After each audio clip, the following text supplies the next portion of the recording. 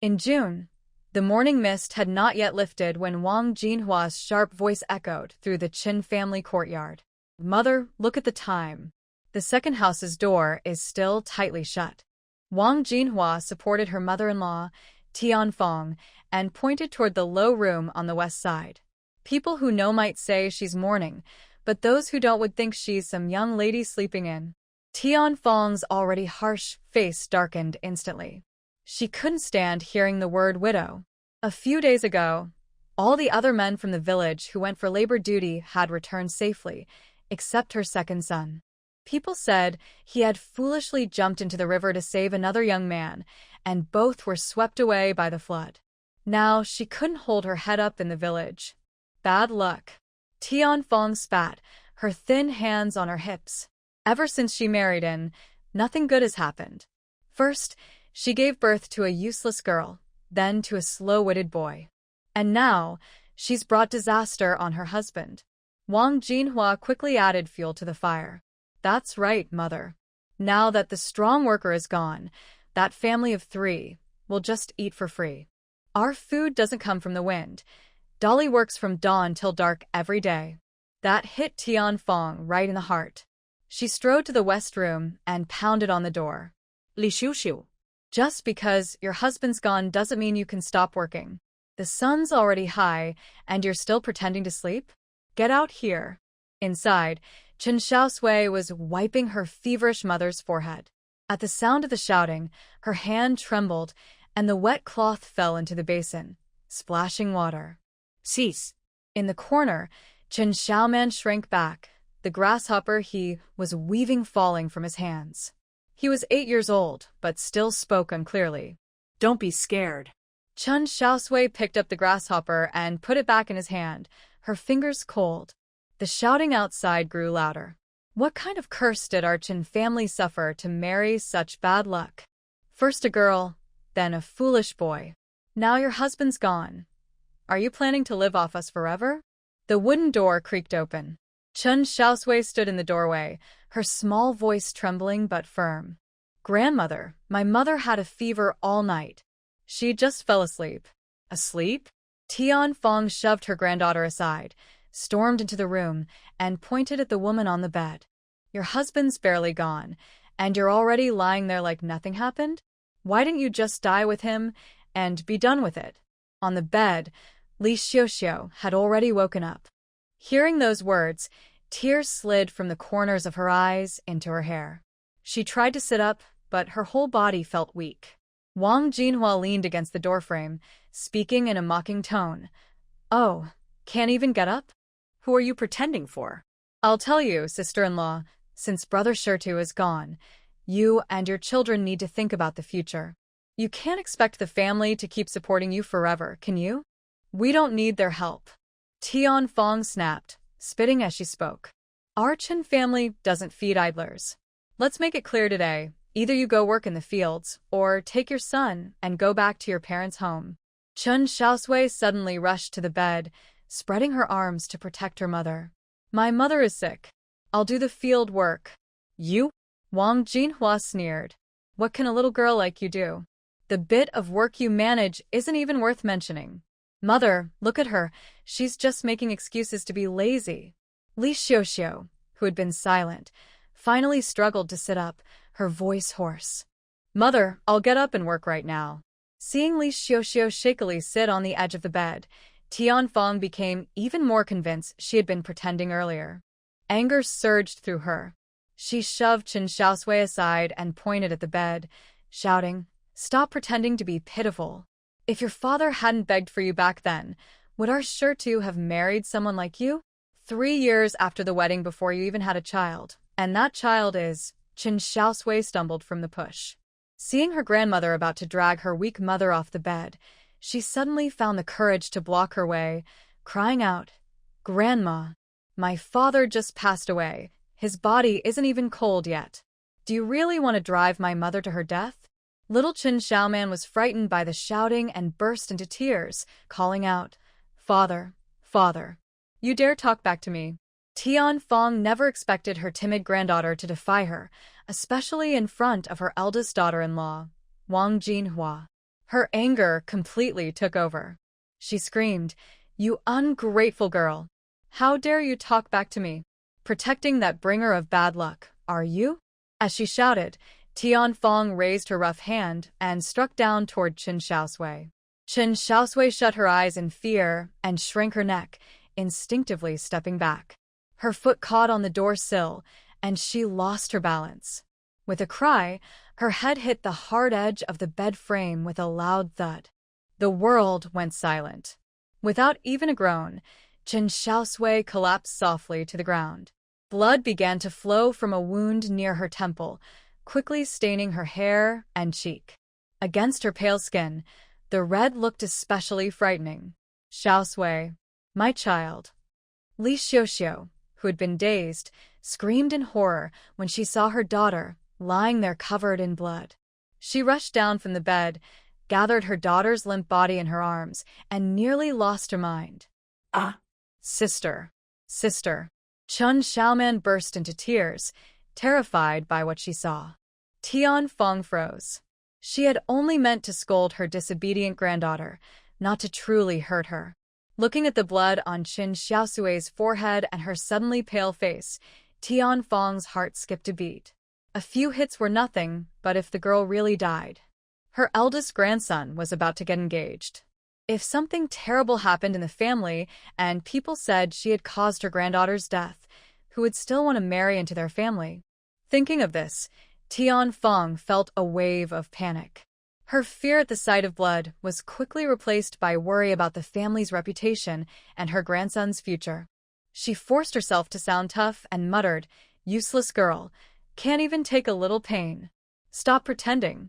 Wang Jinhua, who had been watching from the side, turned pale the moment she saw the blood.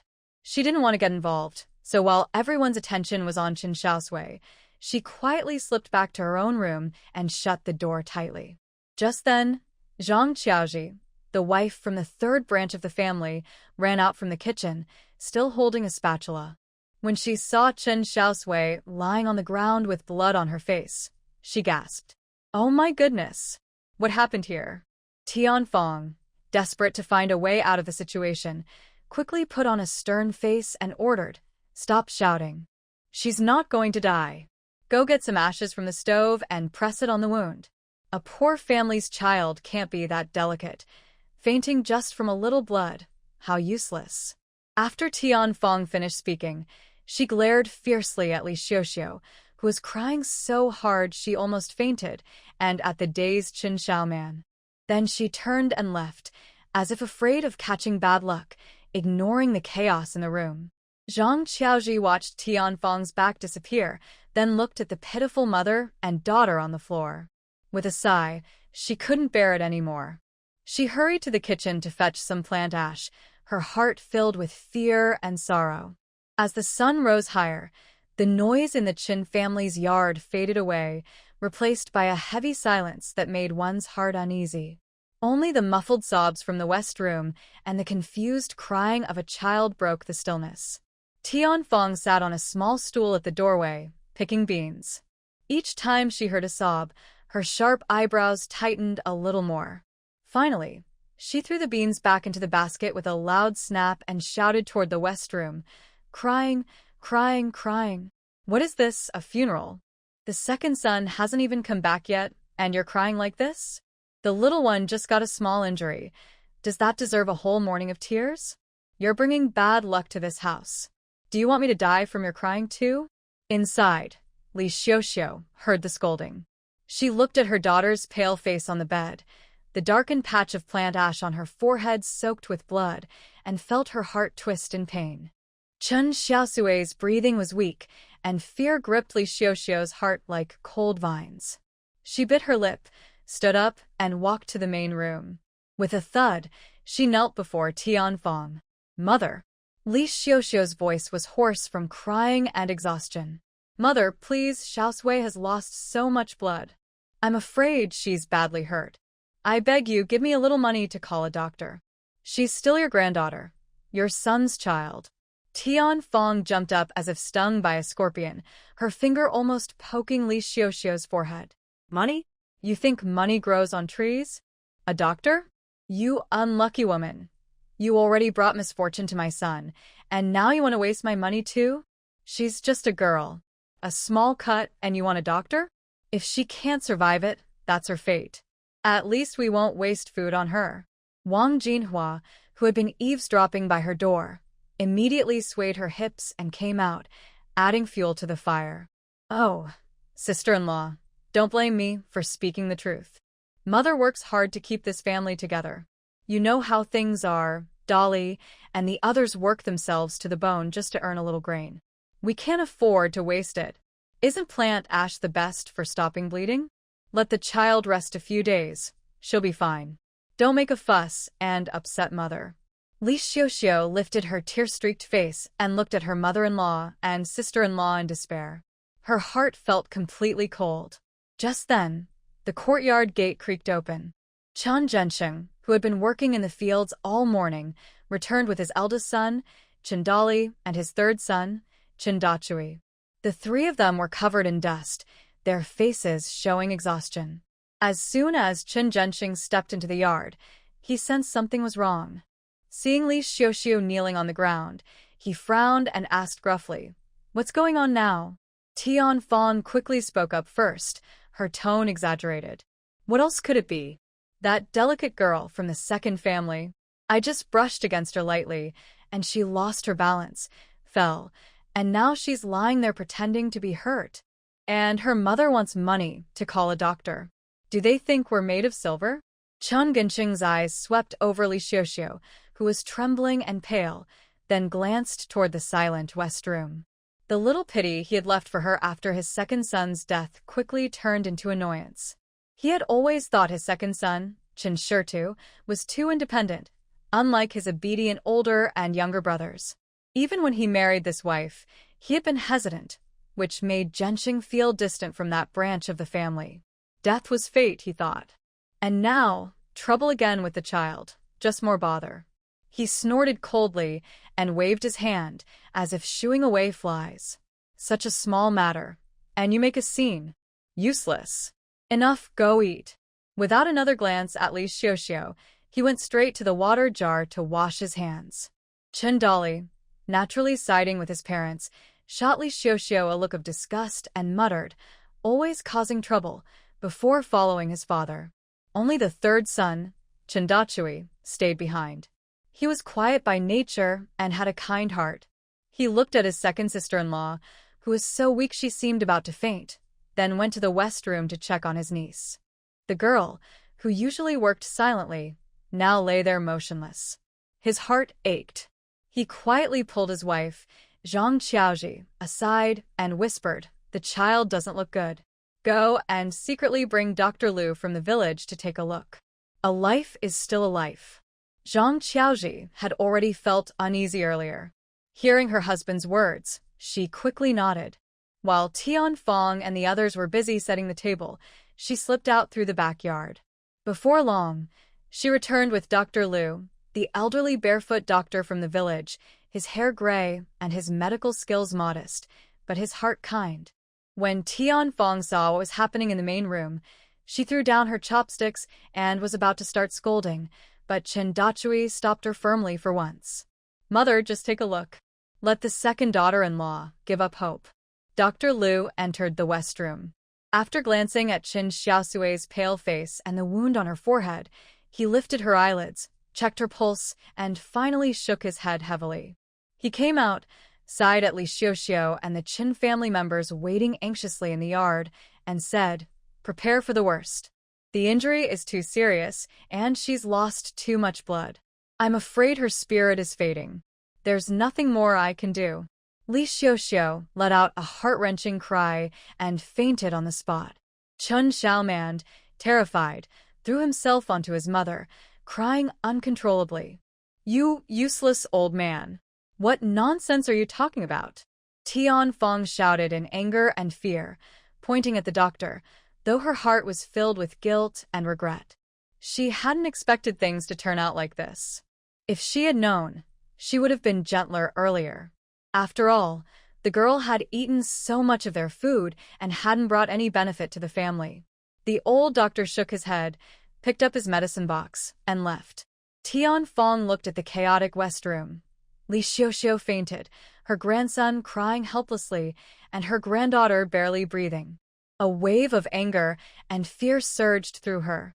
She slapped her thigh and began shouting sharply, as if to drive away all her bad luck and dread.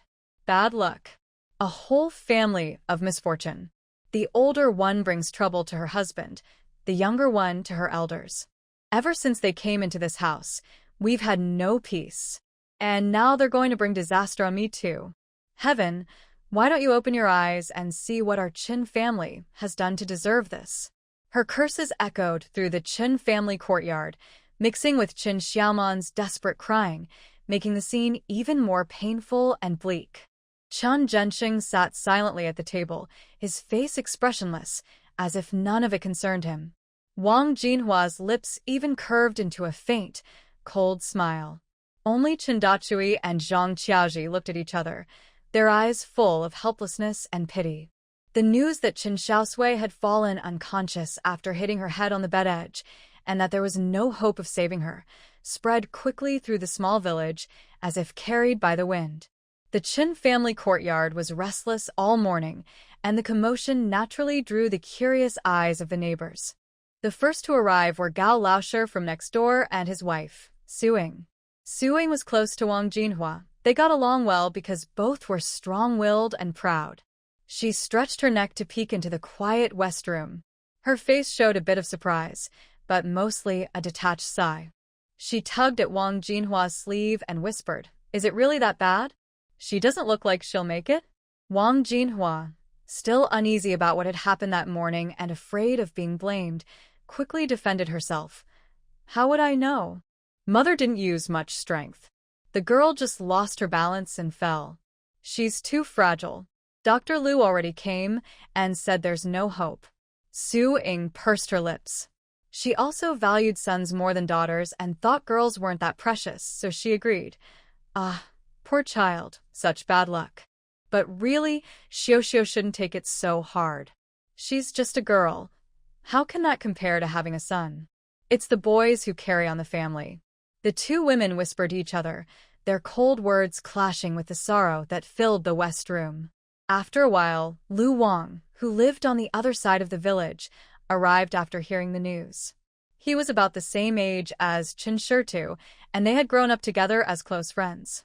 During the last round of labor service, they weren't assigned to the same place. When Lu Wang came back and heard that his friend had drowned while saving someone, leaving no body behind, he had grieved for days. Now, seeing his friend barely gone and the man's daughter suffering again, he felt a heavy weight pressing on his chest. He walked into the yard, ignoring the Chen family eating in the main room, and went straight to the west room. At the door, Chen Xiaosui stood awkwardly and shook his head. Lu Wang leaned in and saw Li Xiaoxiu awake, holding the unconscious, pale-faced Chen Xiaosui in her arms, silently crying with empty eyes. Her little son, Chen Xiaoman, clung to her side, sobbing softly, his face streaked with tears and fear. The rough, strong Lu Wang felt his eyes burn. He clenched his fists and muttered under his breath, "What kind of cruel fate is this?" He wanted to go in and help, to say something, but his feet felt heavy as stone. This was their family matter. What could an outsider say? The doctor had already given up hope. Could he really bring someone back from the hands of death? He watched Chen Zhenxing sit in the main room, eating without any expression, while Tian Fong kept cursing angrily. A chill rose from his feet. "Brother Shirtu, look at this. You've only been gone a few days, and your child has already suffered so much." He had long known how cold and heartless the Chen family could be, but this time, he saw it even more clearly. In the end, he said nothing. He let out a heavy sigh and turned to leave the place that made him feel suffocated. A few groups of neighbors came one after another, mostly women and children. They crowded at the gate or peeked over the low wall. What a pity. Shirtu was such a good man, and now he's gone. And his daughter. Exactly. How will Xiaoxiu live from now on? She lost so much blood. Even the doctor said there's little hope. Tian Granny is really too cruel. That's her own granddaughter. The whispers were soft and heavy, filled with sympathy and fear of what might come. Some wiped their eyes, feeling sorry for this unfortunate family. But that was all. No one offered to find a better doctor, and no one gave even a single coin. It was the hardest time of the year, between harvests. The last season's grain was nearly gone, and the next wouldn't come until autumn. Every household was tightening its belt, worrying whether their small stores of food would last until the harvest. Life was hard for everyone, and compassion seemed weak and costly in the face of survival. Just coming to take a look, sighing, and saying a few kind words was already the most they could do. As dusk deepened, the onlookers slowly left. The Chen family's yard was once again covered in a heavy silence, shadowed by death. Only Tianfeng's occasional curses and the quiet sobs of Li Xiaosui and her child broke the stillness. The night grew thick and dark, like ink that would not fade. At last, the Chen yard fell completely silent. Tianfeng, tired from scolding, went to bed early. Wang Jinhua hid in her own room. Chen Zhensheng and Chen Dali snored loudly, as if the sorrow in the west room had nothing to do with them. Only Zhang Qiaoji from the third branch quietly placed a bowl of thin porridge and a small handful of pickles outside the west room before going to sleep. Li Xiaosui still sat by the bed, holding her daughter's cold hand. Her tears were gone, leaving only numb despair. Chen Xiaoman couldn't stay awake any longer and fell asleep curled up at her mother's feet, occasionally sobbing softly in her dreams. The sounds around her seemed muffled and distant, as if separated by a thick layer of cotton. Chen Xiaosui tried hard to open her eyes, but her eyelids felt as heavy as lead, and a dull pain throbbed at her temple. She didn't know how long she drifted in the haze before a faint light finally reached her eyes. She wasn't dead? With great effort, Chen Xiaosui moved her eyes. Her blurred vision slowly became clear. What she saw was the familiar broken roof above her and the hard earthen bed at home beneath her. Her mother, Li Xiaosui, was leaning against the bed, her shoulders trembling as she tried to hold back her sobs. Her younger brother, Xiaoman, was curled up in the corner, clutching a misshapen straw grasshopper. His small face was streaked with tears, and his sleep was restless. This was exactly the scene from the day her grandmother had pushed her down, and she got hurt. But in her mind surged another set of memories, long, painful, and completely different. It was a cold and hopeless nightmare. In that dream, she had been unconscious. Her grandmother, afraid it would bring bad luck if she died at home, ignored her mother's desperate pleas and forced them to move out. Her mother had no choice but to carry her and take her brother to a shabby hut at the edge of the village, where the wind blew through the cracks. During the day, her mother went out to dig wild vegetables, leaving her brother to watch over her. A few days later, she woke up, but her body was weak, and even sitting up was hard. Then came that heartbreaking afternoon. Her mother went to fetch water by the river and was bullied by a local troublemaker.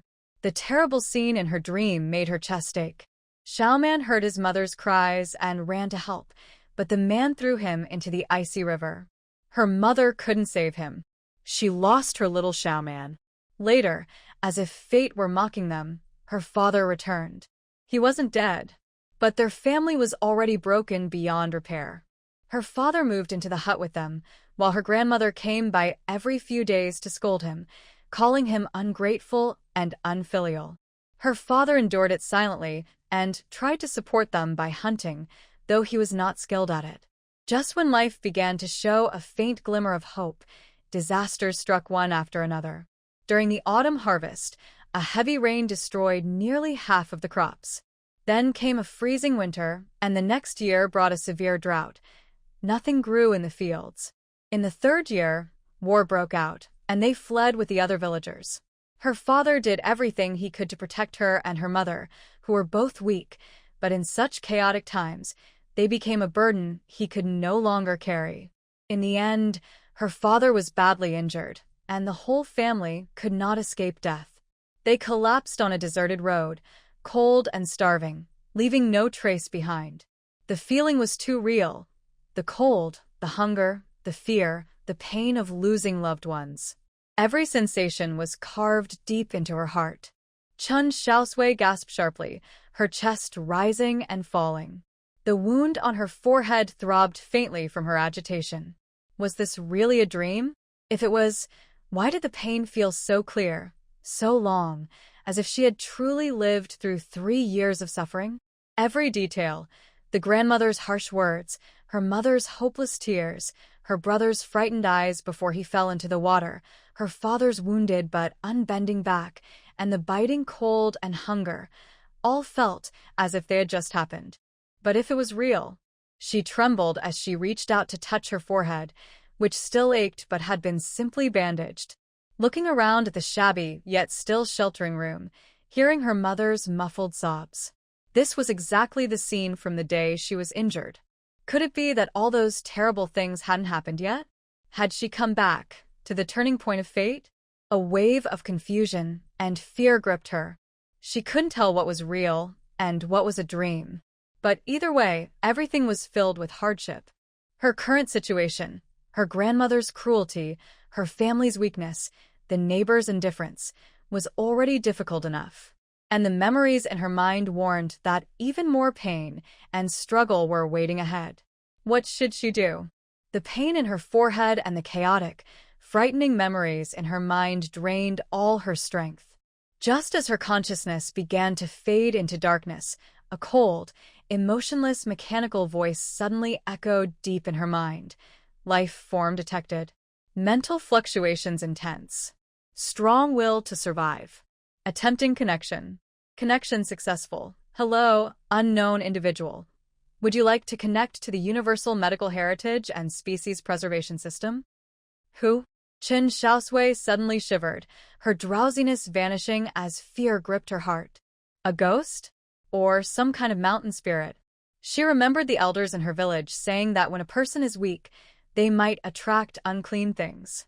She bit her lip hard, not daring to make a sound, her body stiff as stone. Unknown individual, please do not be afraid. This system means no harm. The mechanical voice seemed to sense her fear and calmly explained, I am the Medical Heritage and Species Preservation System from a higher dimensional world, code 739.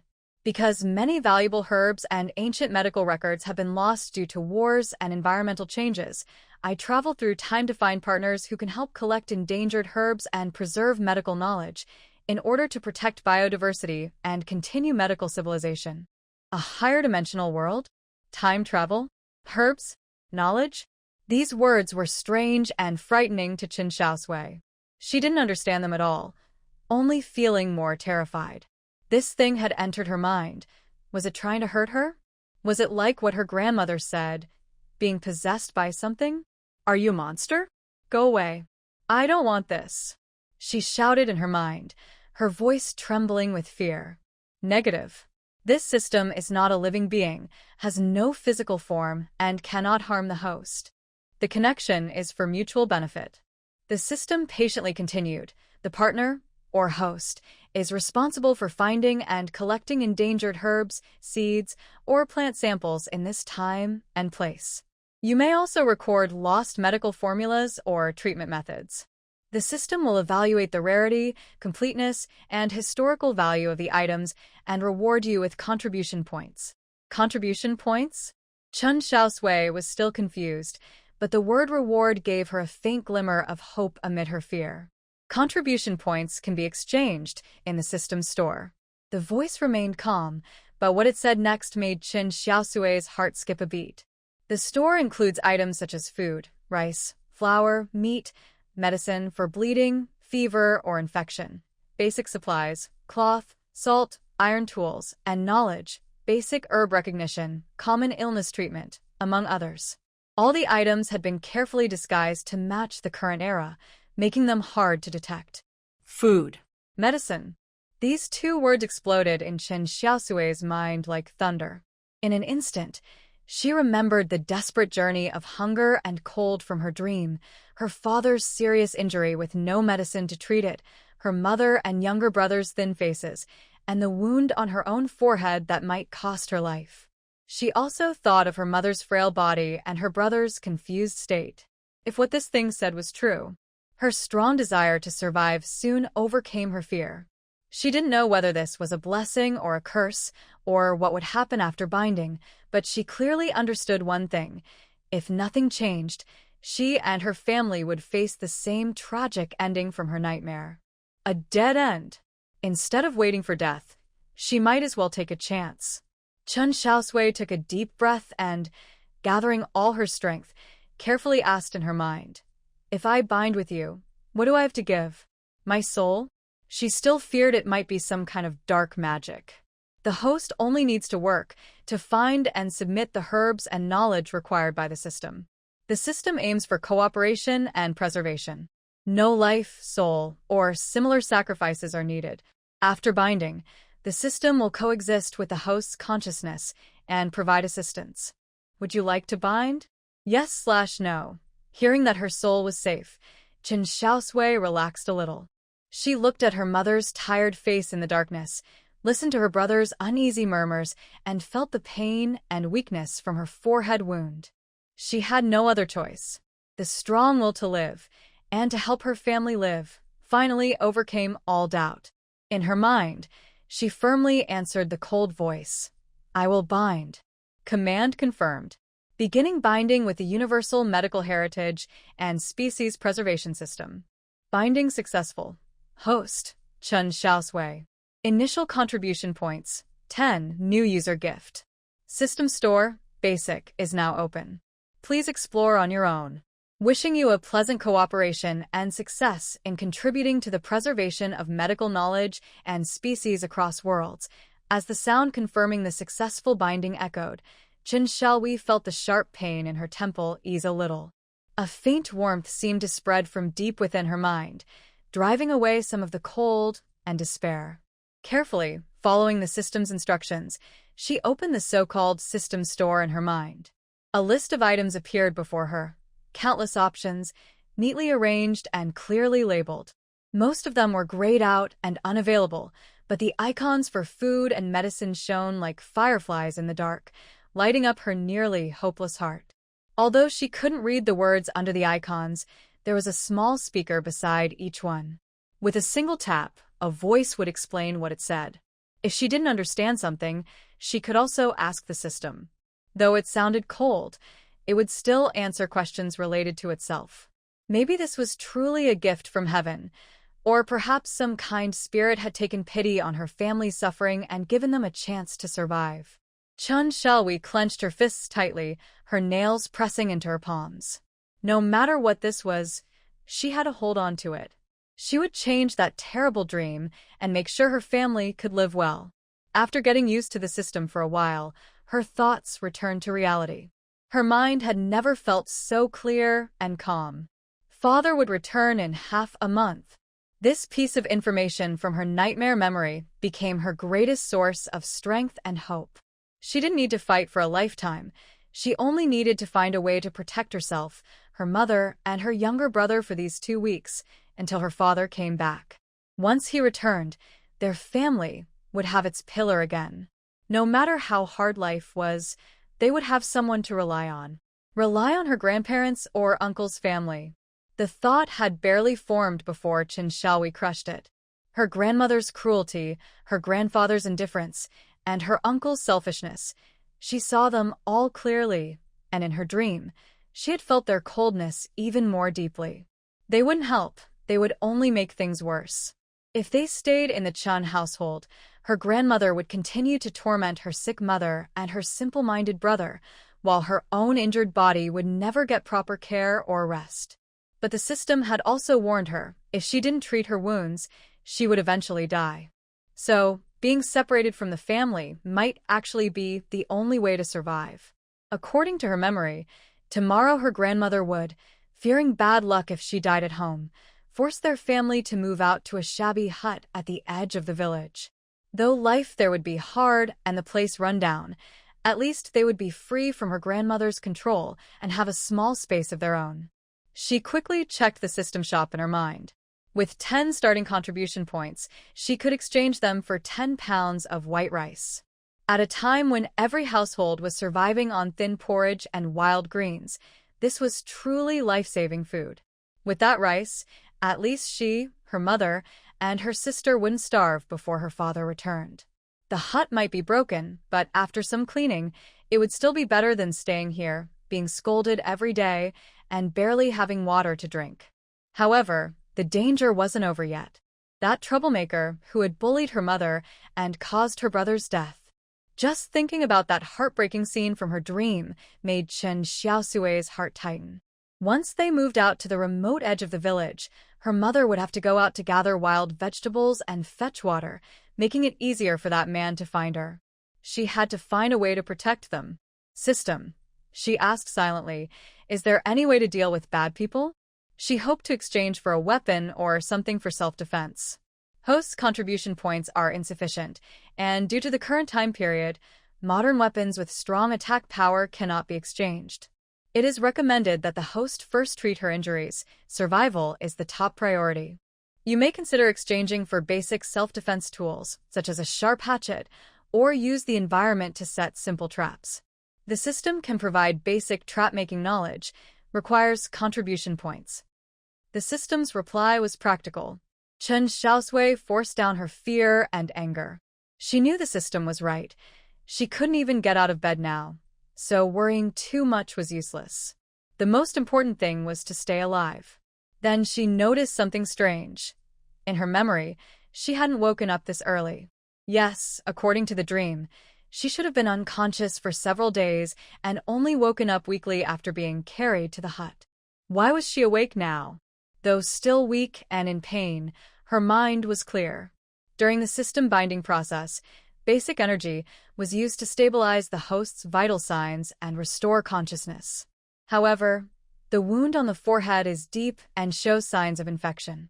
Energy alone will not be enough to heal it. Host, please use the beginner's medical kit right away to treat your wound and prevent it from getting worse. With the system's reminder, Chen Xiaosui noticed something new in the corner of the bed mat. Carefully, using all her strength, she turned her head slightly.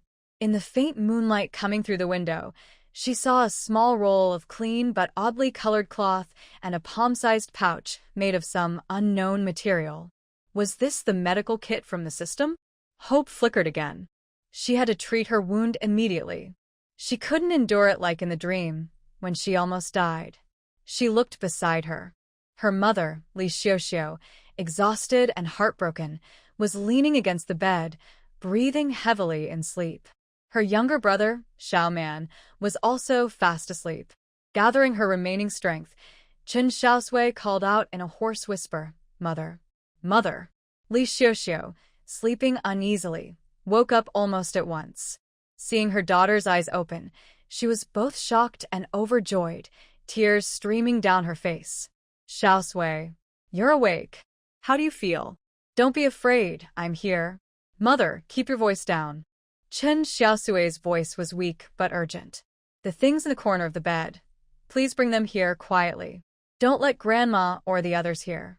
Though confused, Li Xiaoxiu was so relieved to see her daughter awake that she quickly did as told.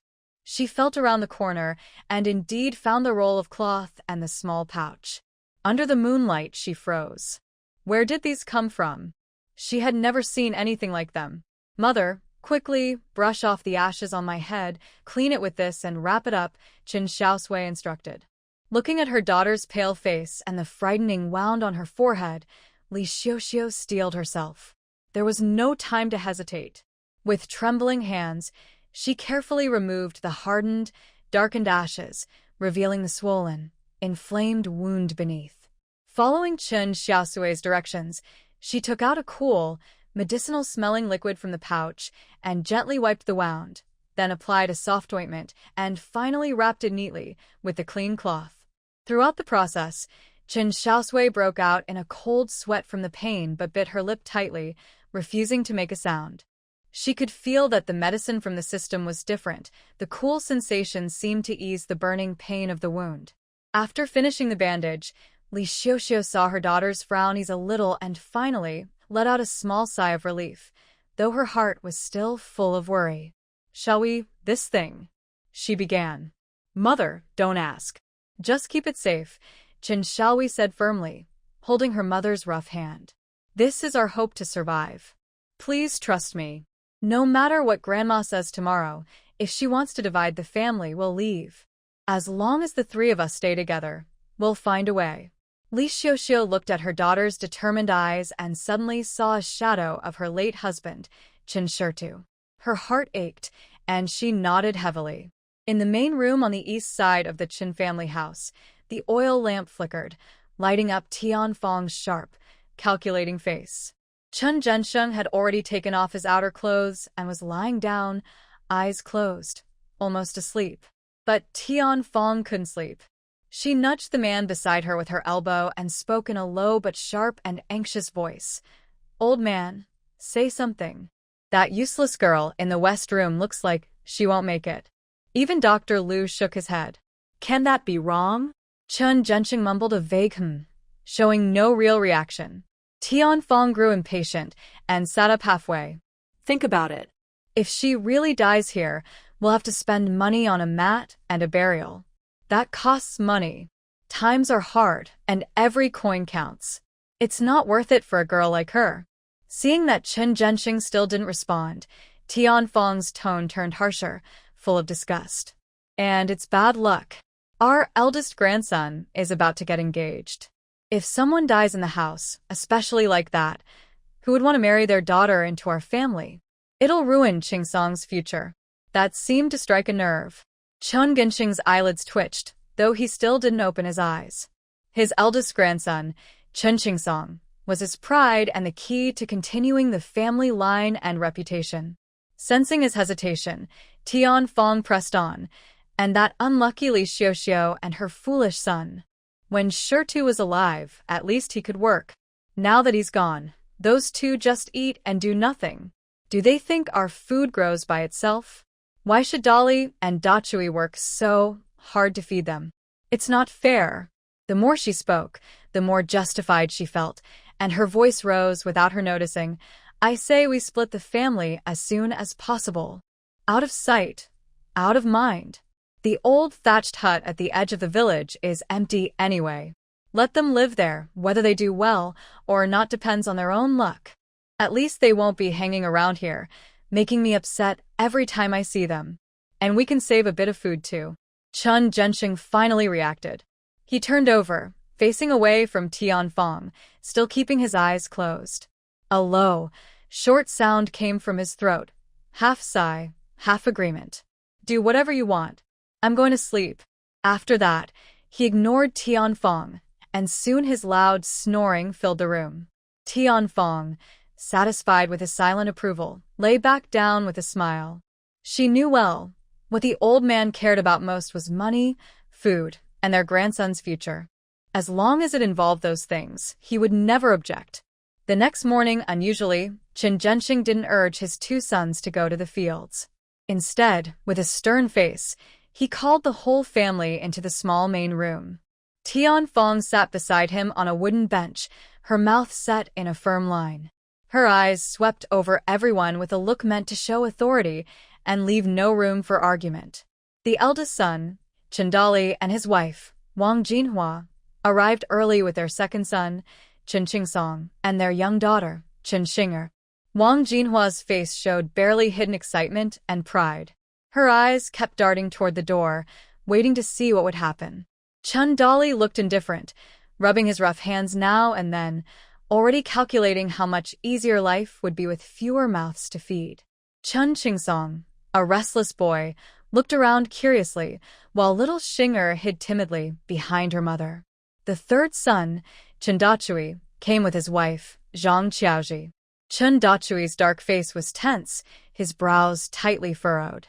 Zhang Qiaoji felt uneasy, sensing that something bad was about to happen. Last to arrive was Li Xiaoxiu. She hadn't wanted to bring Xiaosui, but the girl insisted. Half supporting, half carrying her, Li Xiaoxiu helped Chen Xiaosui into the room. The girl's head was wrapped in a strip of cloth, her face pale as paper, her steps unsteady, most of her weight leaning on her mother. Chen Xiaoman clung tightly to his mother's clothes, his small face full of fear. Seeing the crowded room, he shrank further behind her. When Chen Dachui saw the three of them looking so pitiful, his frown deepened. Chen Zhensheng coughed, breaking the heavy silence. His cloudy eyes swept over Li Xiaoxiao and her children, not a trace of pity in them, only impatience. Everyone's here. I called everyone here today to talk about something. He paused, his eyes falling on Li Xiaoxiao.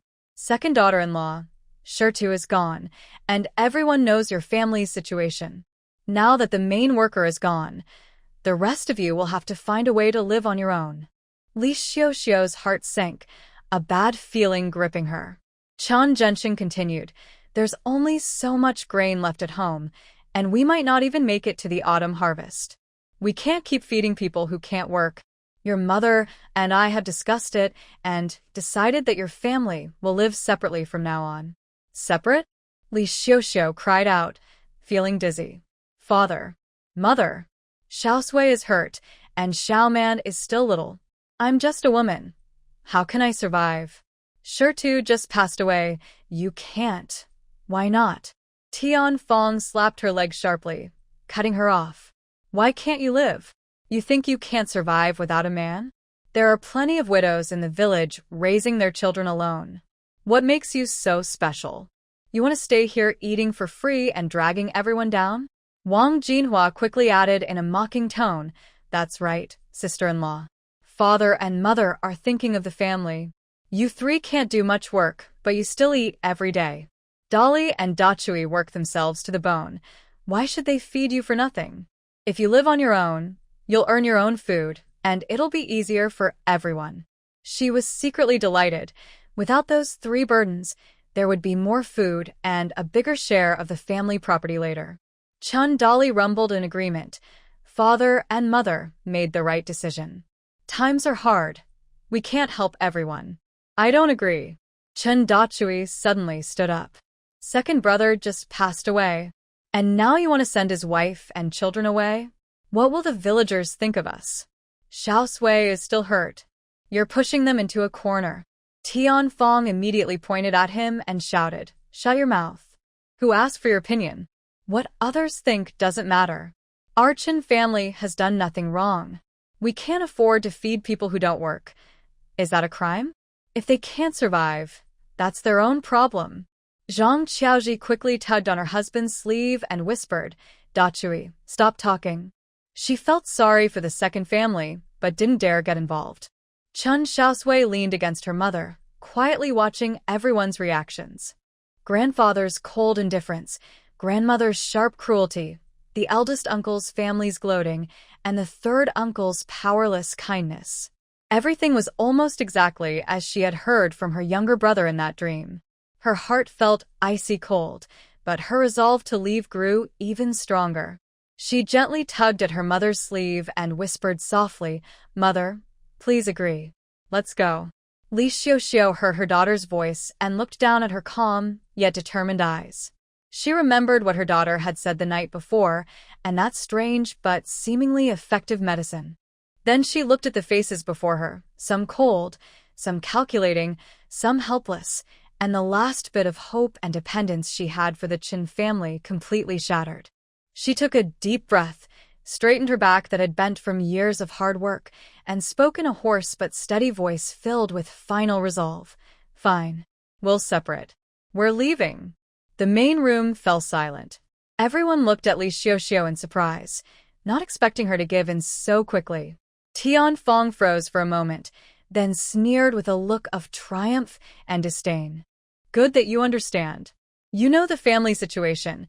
There's no extra money or food for you. You can stay in that old thatched hut at the end of the village. As for kitchenware, you get 1 old pot and 2 cracked bowls. Food. For the children's sake, I'll give you 5 pounds. No, 3 pounds of brown rice. 3 pounds of brown rice? Was that supposed to feed beggars? Chen Dachui clenched his fists, wanting to speak, but under Tianfeng's fierce glare, he stayed silent. Wang Jinhua's smile nearly reached her ears. She thought her mother-in-law's decision was perfectly satisfying.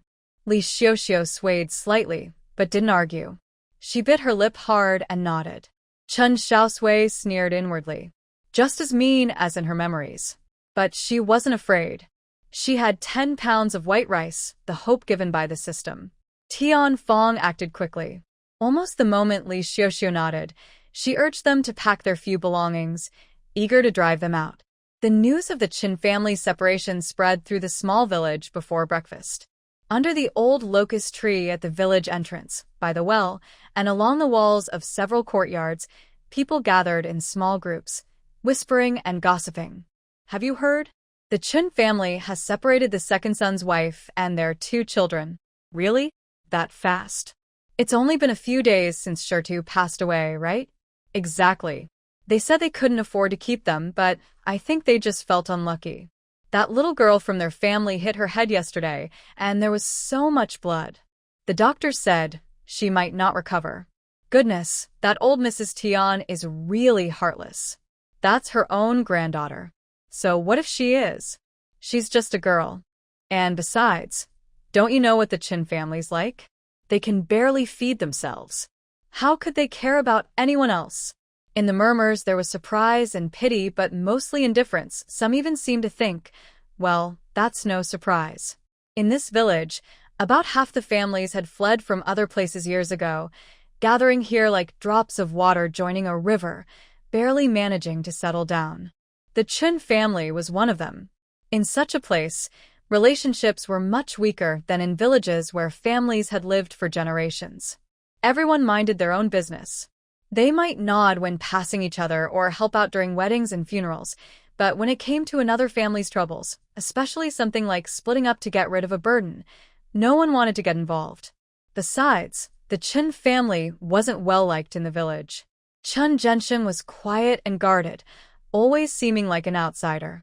His wife, Tian Fong, was known for being sharp-tongued and calculating, never missing a chance to take advantage. Their daughter-in-law, Wang Jinhua, was also outspoken and hard to get along with. Only Chen Xiaosui had been kind and fair, and some people still remembered his good heart. But sadly, he was gone. When Lu Wang heard the news, he was chopping wood in his yard. He stopped mid-swing, sighed heavily, and drove the axe into the chopping block. He felt upset, both for his late friend Xiaosui and for the widow and children left behind. But what could he do? Go to the Chen family and argue? They'd just tell him, it's our family matter, not yours. Help them out? His own family was struggling too. In the end, he could only sigh again, his opinion of the Chen family growing colder.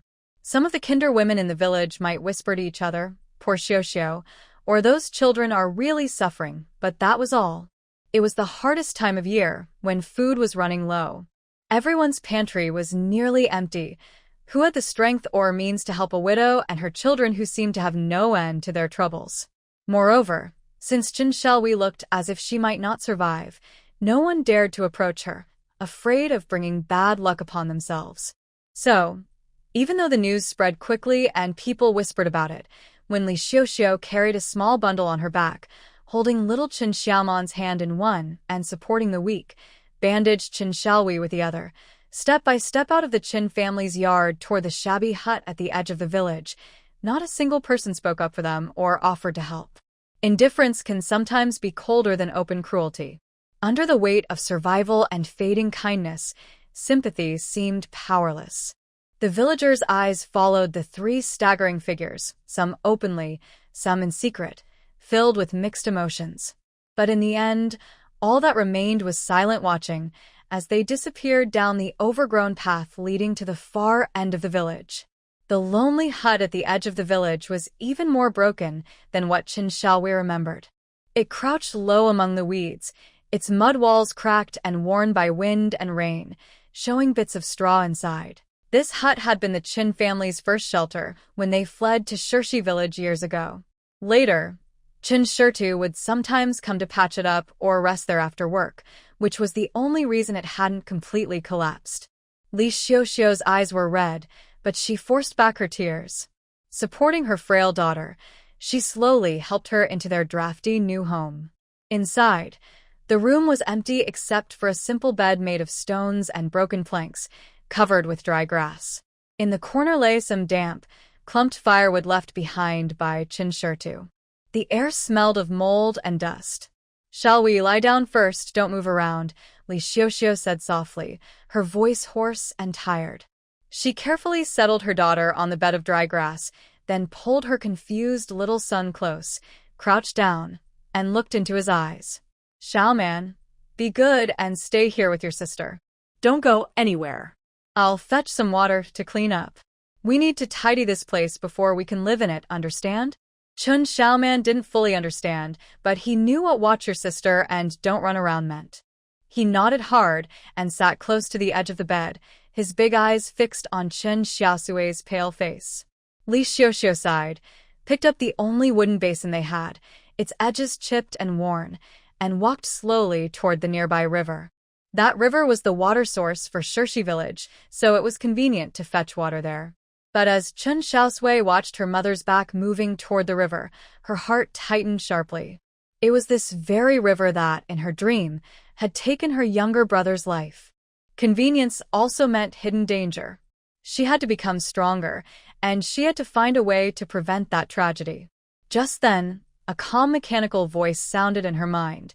Host detected in a new environment. Scan complete. Several basic level endangered medicinal seedlings or plants found nearby. Locations marked. In an instant, a faint, transparent map appeared before Chen Xiaosui's eyes, something only she could see. Around the thatched hut, 7 or 8 tiny glowing dots lit up, each with a short label beside it. The nearest one was just a few steps away, in the grass to the right of the hut's door. Label: 7-star grass, seedling. Cool in nature, clears heat and toxins, can be applied externally to reduce swelling. System recovery value: 1 contribution point per plant. Chen Xiaosui's heart stirred. What she needed most right now were contribution points. But her body was weak, her head throbbing. She couldn't get out of bed to pick it herself. Her eyes fell on her younger brother, who sat quietly by the bed, staring at her in confusion. Xiaoman, she called softly, her voice faint. Chen Xiaoman immediately leaned closer and mumbled, "Sister." Chen Xiaosui tried to make her voice sound calm and gentle. She raised a trembling finger and pointed toward the door. "Do you see that little green plant by the door?" "Yes, that one." "Can you help me pull it out carefully with the roots? Gently, don't break it." She gave her instructions slowly and clearly, afraid her brother might make a mistake or damage the precious seedling. Though simple-minded, Chen Xiaoman always listened to his sister. He tilted his head to look in the direction his sister pointed, confirmed the target, and then ran off on his small legs. He crouched beside an unremarkable 7-star grass, reached out his little hand, and carefully pinched the root just like he had seen adults do when pulling weeds. With a gentle tug, he pulled out the whole plant, a bit of soil still clinging to it. Holding the small plant as if it were a treasure, he ran back into the house and handed it to Chen Xiaosui. "Sister, the grass." "Good job, Xiaoman." Chen Xiaosui took the tender little plant, its leaves faintly marked with purple spots, and felt the rush of mixed emotions. To others, this wild grass was worthless, but in the system, it meant 1 contribution point, a small but real hope for survival. 7-star grass, seedling, detected. Integrity: 85%. Meets recovery standard. Submit? Submit, Chen Xiaosui whispered in her heart. The grass in her hand vanished instantly. Submission successful. Contribution points gained: 1. Current total: 11. It worked. Chen Xiaosui looked at her brother's innocent face, then at the number 11 in her mind, and finally at the shimmering yet dangerous river outside. A mix of urgency and determination filled her heart. She had to make good use of the system, recover quickly, and protect this family. When Li Xiaoxiu came back with water, she cleaned the bed a little, and soon after, Chen Xiaosui couldn't stay awake any longer. Her sleep was restless. The pain in her temple, the weakness in her body, and the fear of the future, along with the heavy memories deep inside, all tangled together like shadows in her dreams. She dreamed of her brother's small hands struggling in the river, her mother's desperate cries, and her father's bloodied figure still shielding them with all his strength. When she opened her eyes again, the thatched hut was dim, with only a faint flicker of firelight in the corner. It was already evening. "Xiaosui, you're awake?" Li Xiaoxiu had been watching her daughter closely. Seeing her wake, she hurried over, her face full of relief and lingering fear. She touched her daughter's forehead. It felt cool, no sign of fever. The worry that had weighed on her all day finally eased. "You must be hungry. I've made some porridge. I'll get you a bowl." During the day, Li Xiaoxiu watched her daughter sleep deeply, her breathing weak, and her heart felt as if it were being fried in hot oil. She had thought countless times about begging her mother-in-law to call another doctor, even if it meant kneeling and pleading. But whenever she remembered Tianfeng's harsh face and their empty home, she could only swallow her tears. Fortunately, her daughter had woken up, and her condition didn't seem to be getting worse. Li Xiaoxiu faintly felt that it must have been the strange, but effective medicine her daughter had asked her to use the night before. Where had that medicine come from? She didn't dare to think about it, nor did she dare to ask. As long as her daughter could recover, she didn't care even if it had come from something mysterious. Even without her husband, she would do everything she could to raise her 2 children. With her mother's help, Chen Xiaosui managed to sit up against the cold earthen wall. Li Xiaoxiu brought over a bowl of thin porridge, so clear it reflected their faces, with only a few pieces of wild greens floating inside. Even so, Chen Xiaosui ate it with great care and gratitude. After all, during their time fleeing from famine, even this kind of food had been rare. As the warm porridge slid down her throat, a gentle heat spread through her body, giving her a bit of strength. She no longer felt as weak as before. That night, the 3 of them squeezed together on a simple bed covered with dry grass. The thatched hut let in the wind from all sides, and the night air was cold. Chen Xiaoman instinctively snuggled closer to his sister. Li Xiaoxiu wrapped the children tightly in their patched clothes and lay on the outer side, trying to shield them from the chill with her own body. Exhaustion soon put Li Xiaoxiu and Chen Xiaoman to sleep, but Chen Xiaosui remained awake. In the darkness, she kept her eyes open, listening to her mother's and brother's steady breathing. She could feel the fragile hut trembling in the wind and the cold seeping in, her thoughts restless. Leaving the Chen family's cruel home was only the first step. The road ahead was still full of hardships. She had to get better as soon as possible. Only when she regained her strength could she gather more herbs to exchange for contribution points, find food, protect her mother and brother from being bullied, and wait for her father's return. Taking a deep breath, she focused her mind and once again called up the system interface in her mind. A soft blue light screen unfolded silently. After browsing for a while, she opened the medicine category. Inside were many names and icons of medicines she had never seen or heard of before: antibiotic injection, strong hemostatic gel, broad-spectrum antidote tablets. Each one looked impressive from the descriptions, but the contribution points required were shockingly high, dozens or even hundreds, far beyond what she could afford. Her eyes quickly scanned downward until, at the very bottom of the list, she found something within her reach: basic recovery potion, diluted, description, extracted using advanced biotechnology, containing mild active ingredients. Usage: take orally, about 10 milliliters per dose. It can gradually restore around 50% of an average adult's physical energy within half an hour, effectively easing mild fatigue and weakness. For non-serious injuries, it helps promote healing and reduce inflammation. Limited effect. Should be used with professional treatment.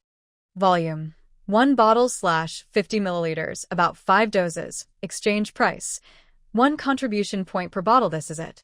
Chen Xiaosui's heart raced. Restore energy. Help wounds heal. Wasn't this exactly what she needed right now?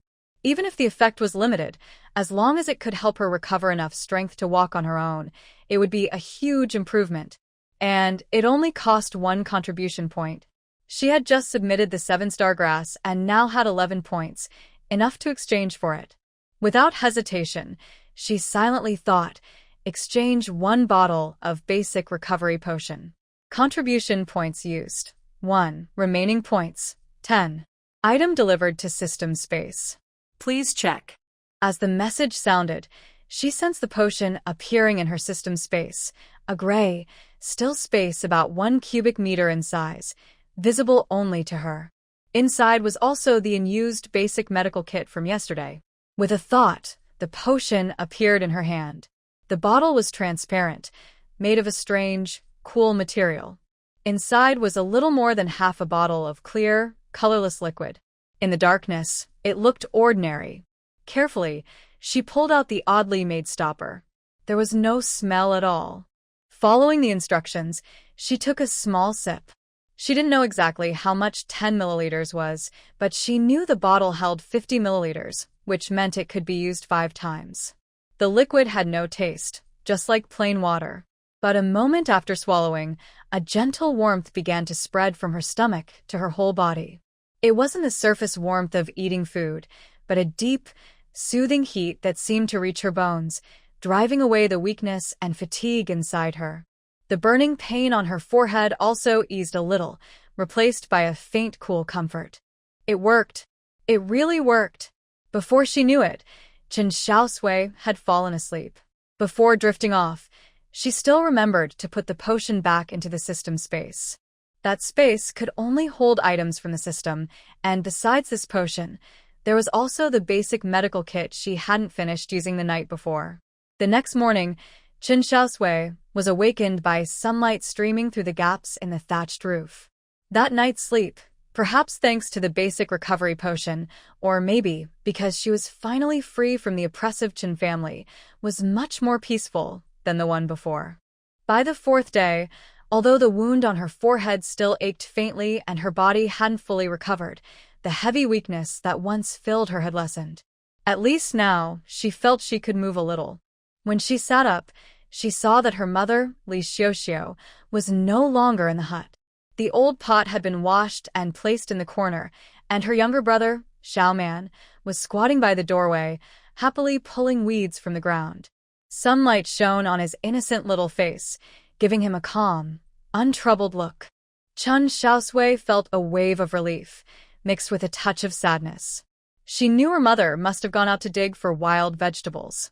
After separating from the family, they no longer had to endure the scolding and harsh treatment from her grandmother and aunt, nor the endless chores. But the harsh reality of survival now weighed heavily on them. Without farmland, they would have no harvest in autumn. When winter came and even wild vegetables disappeared, starvation would be their only fate. Li Xiaoxiu dared not rest for even a moment. She had to gather as much food as she could while there was still something green to find. Chen Xiaosui slowly got out of bed. Her steps were still weak, but she could stand and walk on her own. She ate the thin porridge her mother had left for her in the pot, so watery it reflected her face. The warmth of it gave her a bit of strength back. When she stepped into the yard, the sunlight carried a gentle warmth that drove away the damp chill inside the thatched house. Chen Xiaosui took a deep breath, her eyes falling on the patch of overgrown weeds in front of the door. Almost at the same moment, the glowing screen of the system appeared again in her mind. The light spots marked yesterday were still clearly visible, shining like guiding stars. The 2 closest to the door were easy to spot. One was beside the place where she had collected the 7-star grass yesterday, and now a new one was marked there. The other was a small cluster of weeds with tiny yellow flowers a few steps away, labeled as ground ivy, mature. Neutral nature, clears heat and toxins, reduces dampness and jaundice, stops bleeding. System recovery value. 2 contribution points per plant. A little farther away, there were also plantain, 1 point, and dandelion, 1 point. Looking at these plants that others would see as nothing but weeds, Chen Xiaosui's eyes lit up. These were hope, the means for them to survive. Her strength was still limited, and bending down to dig them up herself was difficult, but she had help. Xiaoman, she called softly. Her younger brother, Chen Xiaoman, who had been playing happily, immediately looked up with a bright, innocent smile and ran over. Sister. Chen Xiaosui took his hand and crouched down. The movement made her forehead throb with pain again, but she endured it. Pointing to the small yellow-flowered plant, she spoke slowly and clearly. Xiaoman, do you see that plant with the little yellow flowers? Yes, that one. Just like yesterday, help sister pull it out gently with the roots, all right? She then pointed out the spots where the plantain and dandelion grew, patiently repeating her instructions. She didn't dare to point out too many at once, afraid her brother would lose patience. Xiaoman was very obedient. Following her directions, he carefully crouched down and, imitating what he had done yesterday, pulled out each marked herb one by one. He shook off the dirt from the roots and proudly held them out to his sister. Sister. Grass. Flowers, he said softly, his eyes shining with the joy of completing his task.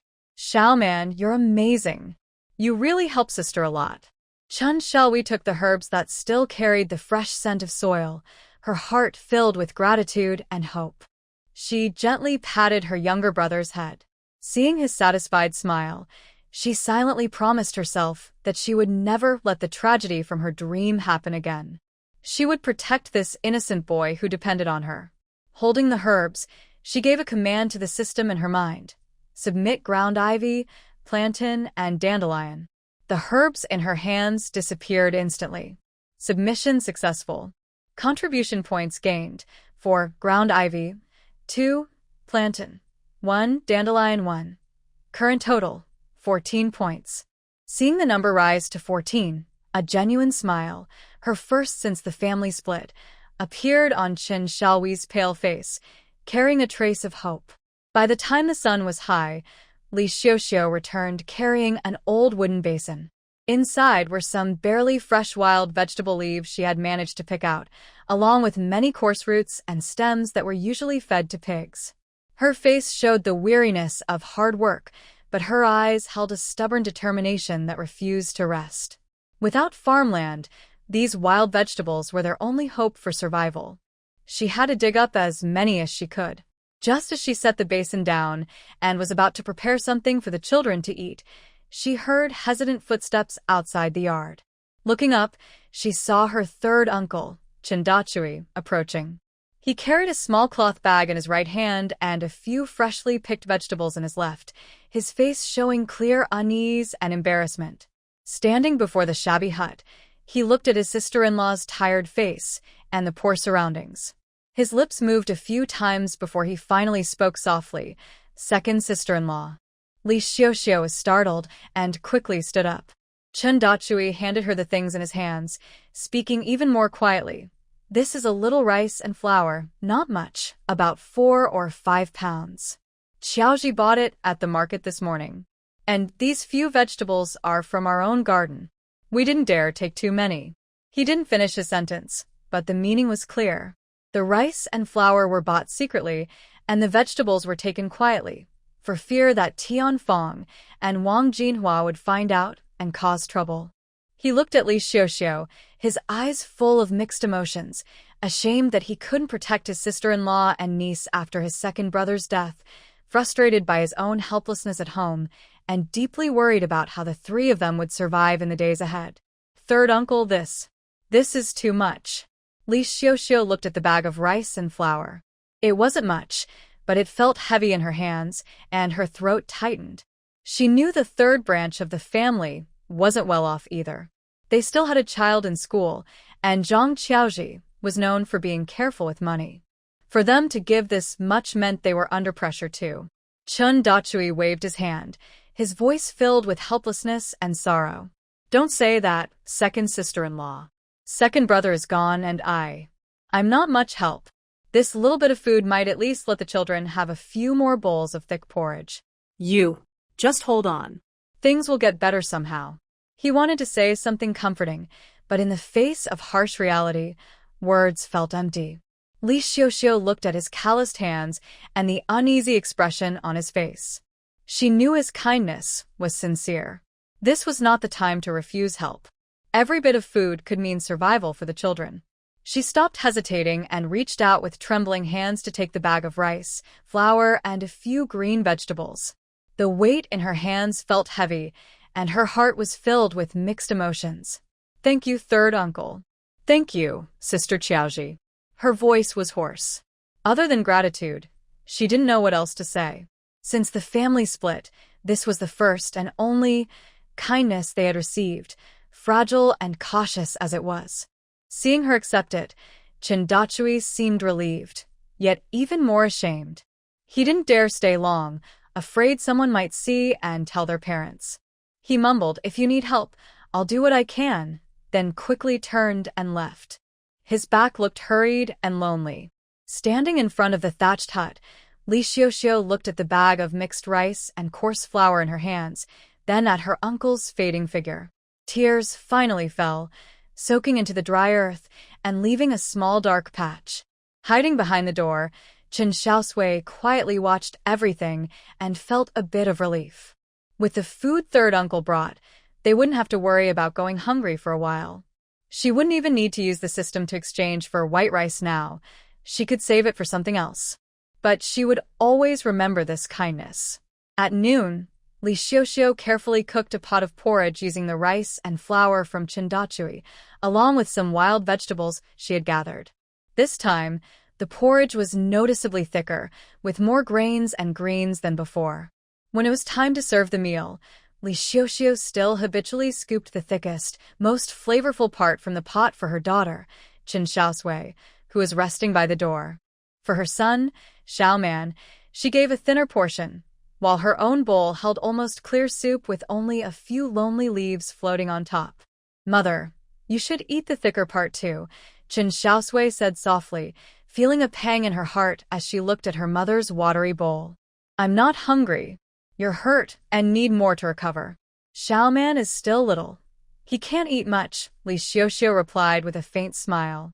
She turned away, holding her bowl, and quickly drank the thin soup that could hardly be called porridge. Life's hardships forced her to make choices.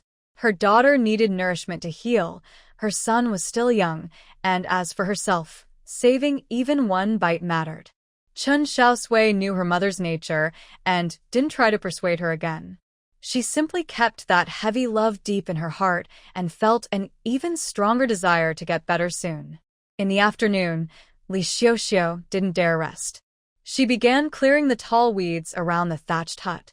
She hadn't had time yesterday, but today she had to finish it, otherwise snakes or insects might crawl inside at night. Without a knife, the work was difficult. Little Xiaoman, being sensible, followed behind his mother, pulling out the smaller weeds with his tiny hands. Taking advantage of the moment when her mother and brother were busy, Chen Xiaosui quietly took out a bottle of basic recovery potion from her system space and carefully took a small sip. The cool liquid slid down her throat, and a gentle warmth spread through her body, soothing her weakness. The pain on her forehead eased a little. She could feel her strength slowly returning. Though the progress was slow, it was steady. Not wanting to just sit idly, she moved to the doorway and sat on the worn, smooth threshold, watching her mother and brother work. At the same time, she kept an eye on the glowing marks of uncollected herbs on the system map in her mind. Just then, two women carrying baskets, on their way to the back hill to gather wild vegetables, passed by the path in front of the hut. They looked curiously at the three people who had been sent to live there, but when their eyes fell on Chen Xiaosui sitting at the door, they suddenly froze, their faces filled with shock and disbelief. One tall, thin woman couldn't help but nudge her neighbor with her elbow and whisper loudly, exaggeratedly, "Hey, look, isn't that Chen Laoer's daughter? Why is she sitting here?" Another shorter, plump woman widened her eyes and looked closely. "Oh my goodness. It really is her." Chen Xiaosui. "Yesterday, they said she hit her head and was bleeding all over. Even old Lu said there was no hope. But she looks just a little pale, not like someone about to die." "Exactly. Yesterday, Granny Tian said her granddaughter was beyond help and that the family was unlucky, so they hurried to split the second household." "Isn't that strange?" The tall, thin woman spoke with doubt and a hint of feeling betrayed. Could she be pretending? Just to split the family, the plump woman guessed, but then quickly dismissed the idea. That can't be. Who would fake their own death? The blood yesterday was real. Many people saw it. Although their voices were lowered, in the quiet village end, their whispers still drifted faintly over. Their eyes scanned Chen Xiaosui like searchlights, as if trying to find a flaw in her pale face. Chen Xiaosui felt those probing, suspicious looks. She lifted her head and looked back calmly, without hiding or speaking. Li Xiaoxiu also heard the noise, straightened up, and looked cautiously at the two women. When they realized they had been noticed, they looked a bit embarrassed and shy, pulling at each other. They kept glancing back with suspicious eyes and hurried toward the back mountain. 2 days later, Li Xiaoxiu looked at the decreasing rice bag and the almost bald wild vegetables near the door, feeling more anxious. She ate sparingly every day and didn't dare go far, but sitting and waiting was not a solution. Since villagers often came to pick wild vegetables nearby, there weren't many left to gather. Today, she decided to go deeper into the mountain, where few people went, hoping to find more edible plants. At dawn, she got up and prepared breakfast. It was still porridge, but she scooped more rice into her daughter's bowl. Recently, with the help of the basic recovery potion, Chen Xiaosui has been healing well. Her face no longer looks frighteningly pale, and the wound on her forehead is starting to scab over. Last night, she even slept peacefully without waking up from a headache. Li Xiaoxiu feels a little relieved as she looks at her daughter's calm, sleeping face.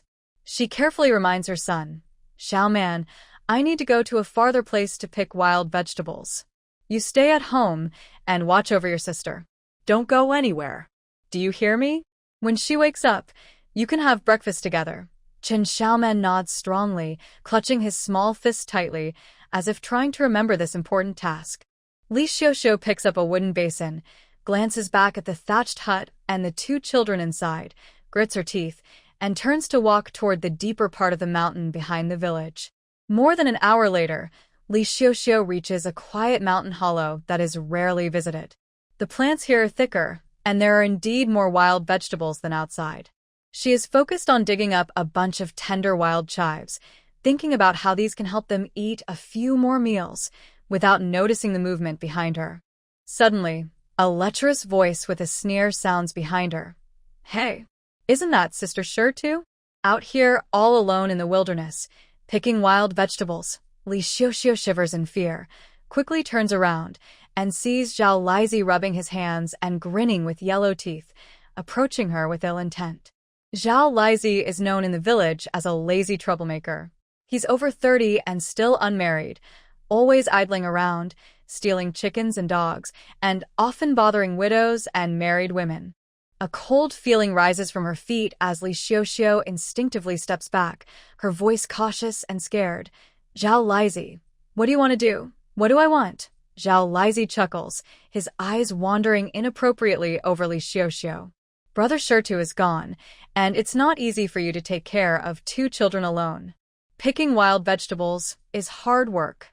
Let me help you, sister." He steps closer, reaching out to grab her arm. "Get away." Li Xiaoxiu's face turns pale. She shouts sharply, waving the small stick she uses for digging wild vegetables, trying to scare him off. Zhao Lizi saw her resist, and became more aggressive. He showed a lewd smile and grabbed Li Xiaoxiu's wrist as she swung her stick, with surprising strength, pretending to be a pure girl. "Being a widow isn't easy, huh? Let your brother show you some care." The foul smell of alcohol and the rough strength of the man made Li Xiaoxiu feel sick. Overwhelmed by fear and shame, she struggled. Suddenly, she broke free from his grip, grabbed a heavy, broken wooden basin, and with all her strength, she smashed it hard onto Zhao Lizi's head. Thud. He was caught off guard, dazed, with stars in his eyes. His forehead swelled up quickly, and it hurt badly. The edge of the basin had a sharp crack that cut his skin, causing bleeding. He covered his head, furious and surprised, glaring at Li Xiaoxiu and cursing. "You little brat! How dare you hit me?" Li Xiaoxiu, taking advantage of his pain and shock, threw away the basin and ran down the mountain as fast as she could. Her heart pounded wildly, almost bursting out of her chest. Fear pushed her to run faster than ever, not noticing the branches scratching her clothes and skin. Zhao Lizi, holding his bleeding forehead, watched her run away and spat blood and saliva with a fierce look. "Damn it. Don't think you can run away. This isn't over." Li Xiaoxiu didn't dare look back and ran all the way back to the thatched hut at the end of the village. When she finally stepped into the yard, her legs gave out, and she collapsed on the ground, gasping for breath. Tears and sweat mixed as she cried uncontrollably. Chen Xiaosui sat with her younger brother Shaman on the doorstep of the thatched hut, teaching him to identify some common, non-toxic wild grasses. Her recovery was faster than expected. The basic recovery potion and her youthful vitality helped her move around near the house. Suddenly, hurried, panicked footsteps with choking sounds approached from afar. Chen Xiaosui's heart tightened. She looked up sharply and saw her mother, Li Xiuxiu, with messy hair, torn clothes from branches, a pale face, crawling back into the yard.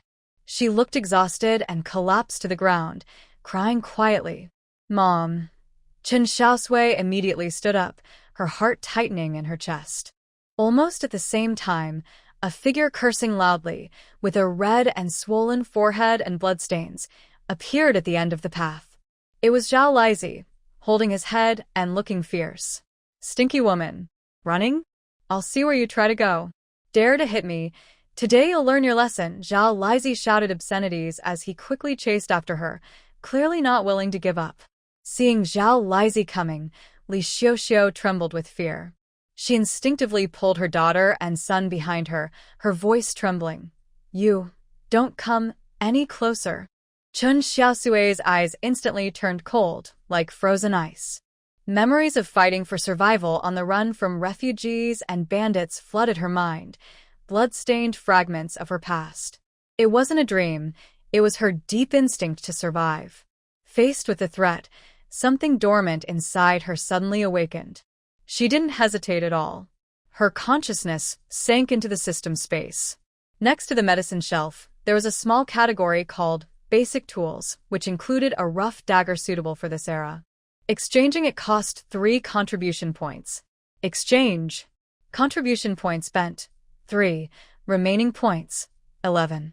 A heavy short dagger with a leather sheath instantly appeared in her hand, hidden in her sleeve. Its cold touch strangely made her feel even calmer. At that moment, Zhao Lizi had already rushed close, his eyes lecherous and fierce.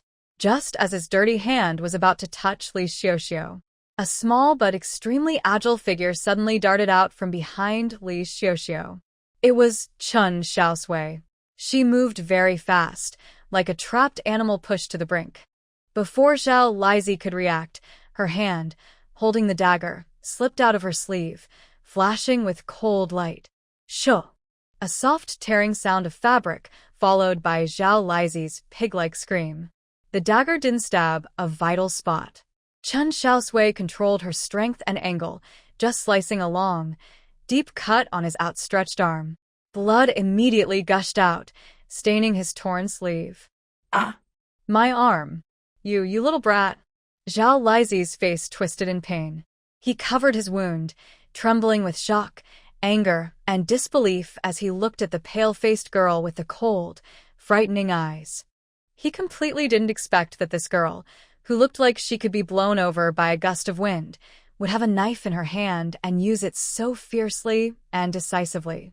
Chen Xiaosui held a blood-stained dagger, standing firm in front of her terrified mother and younger brother.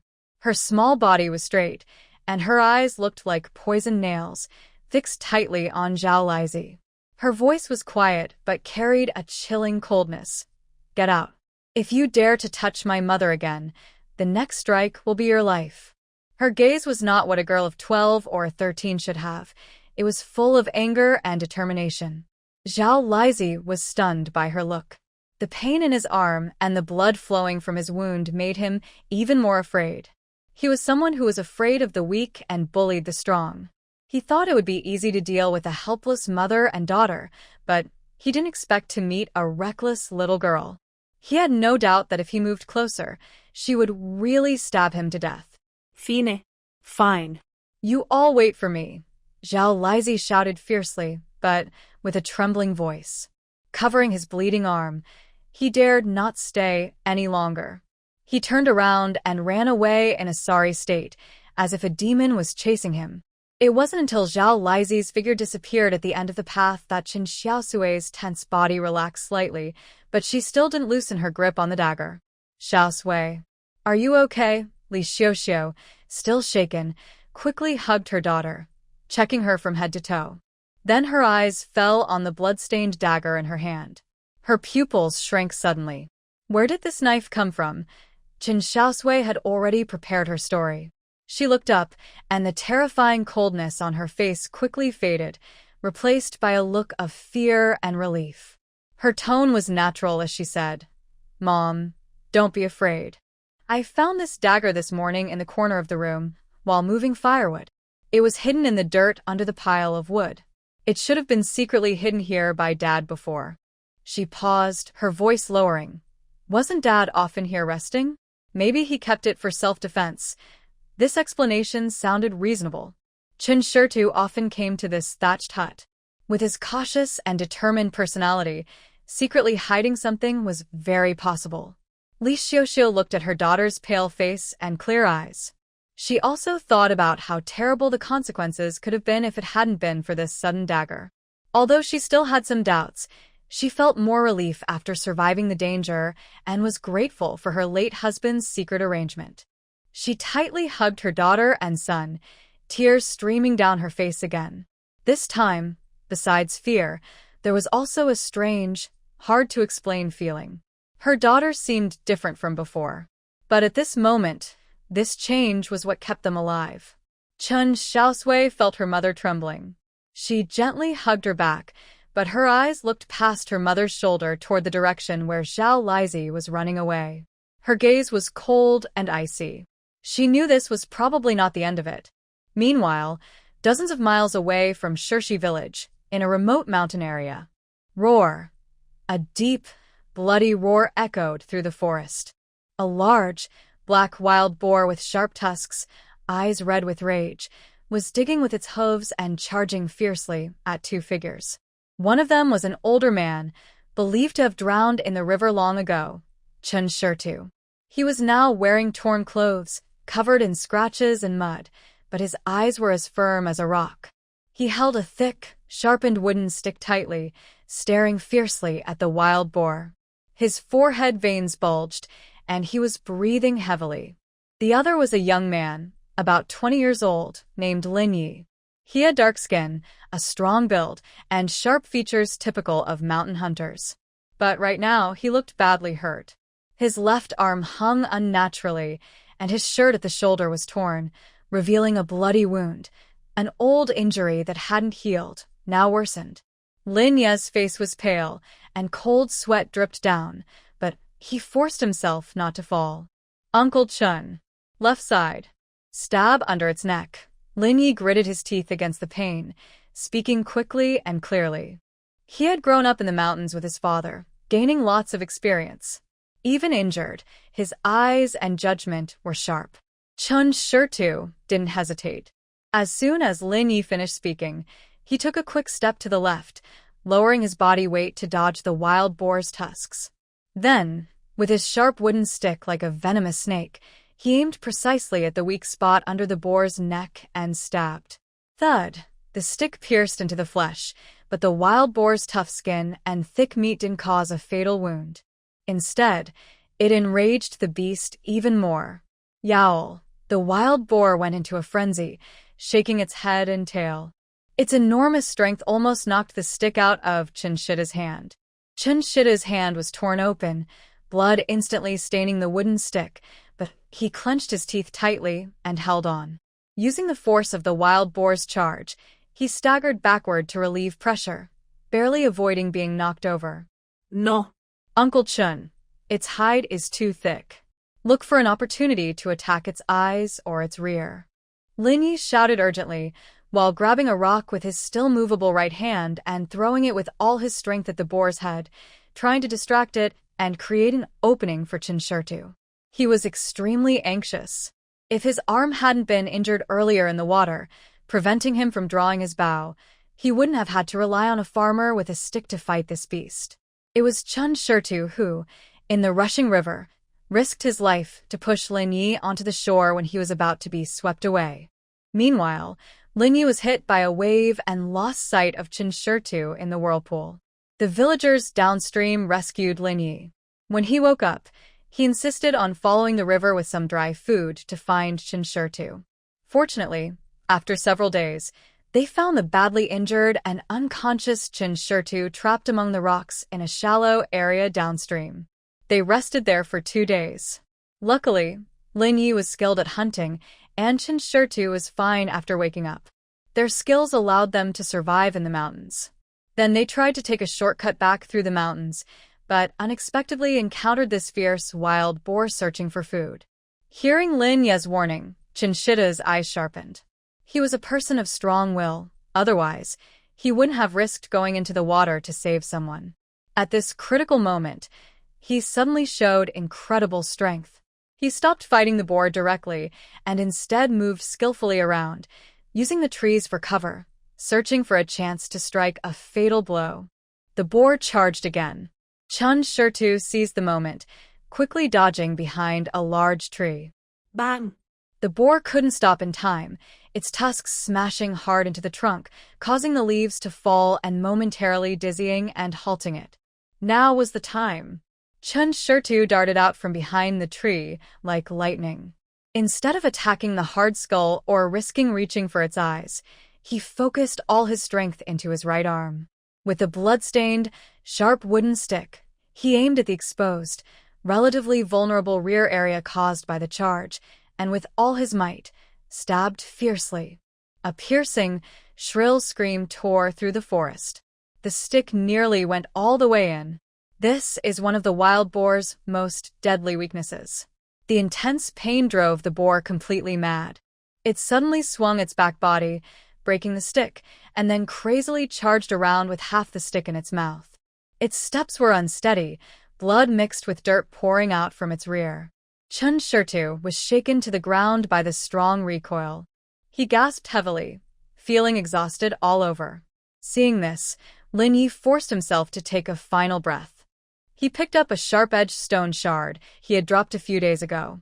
He rushed forward, and, at the moment the boar lost balance and fell to the ground from the pain, he leapt on it and fiercely cut its neck with the stone. Hot boar blood splattered out.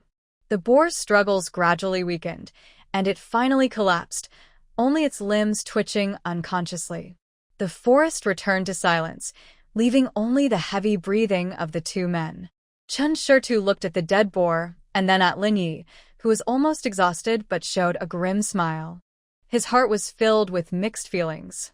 He felt relief for surviving, deep longing and worry for his wife and children at home, and the fear of the life-and-death ordeal they had just endured. He struggled to his tired body, walked over to Lin Yi, helped him up, and said in a hoarse but firm voice, "Lin, hold on. We have meat now. Soon, very soon, we can go home." He looked toward the direction of Shirshi village, eager to return home. But he didn't know that the sky at home had already fallen, and his wife and children were now struggling to survive in a difficult situation. Killing the boar only solved the immediate survival problem. The next important task was to turn this hundreds of pounds of meat into money and food. Chen Xiaosui and Lin Yi rested for a while before regaining some strength. Together, they used vines and branches to make a simple stretcher. It took a lot of effort, but they finally managed to drag the heavy boar out of the deep forest. They were now in a neighboring county, still some distance from Shirshi village and far from the town. Carrying the whole boar on their shoulders was not practical, so they decided to find a nearby village to sell it.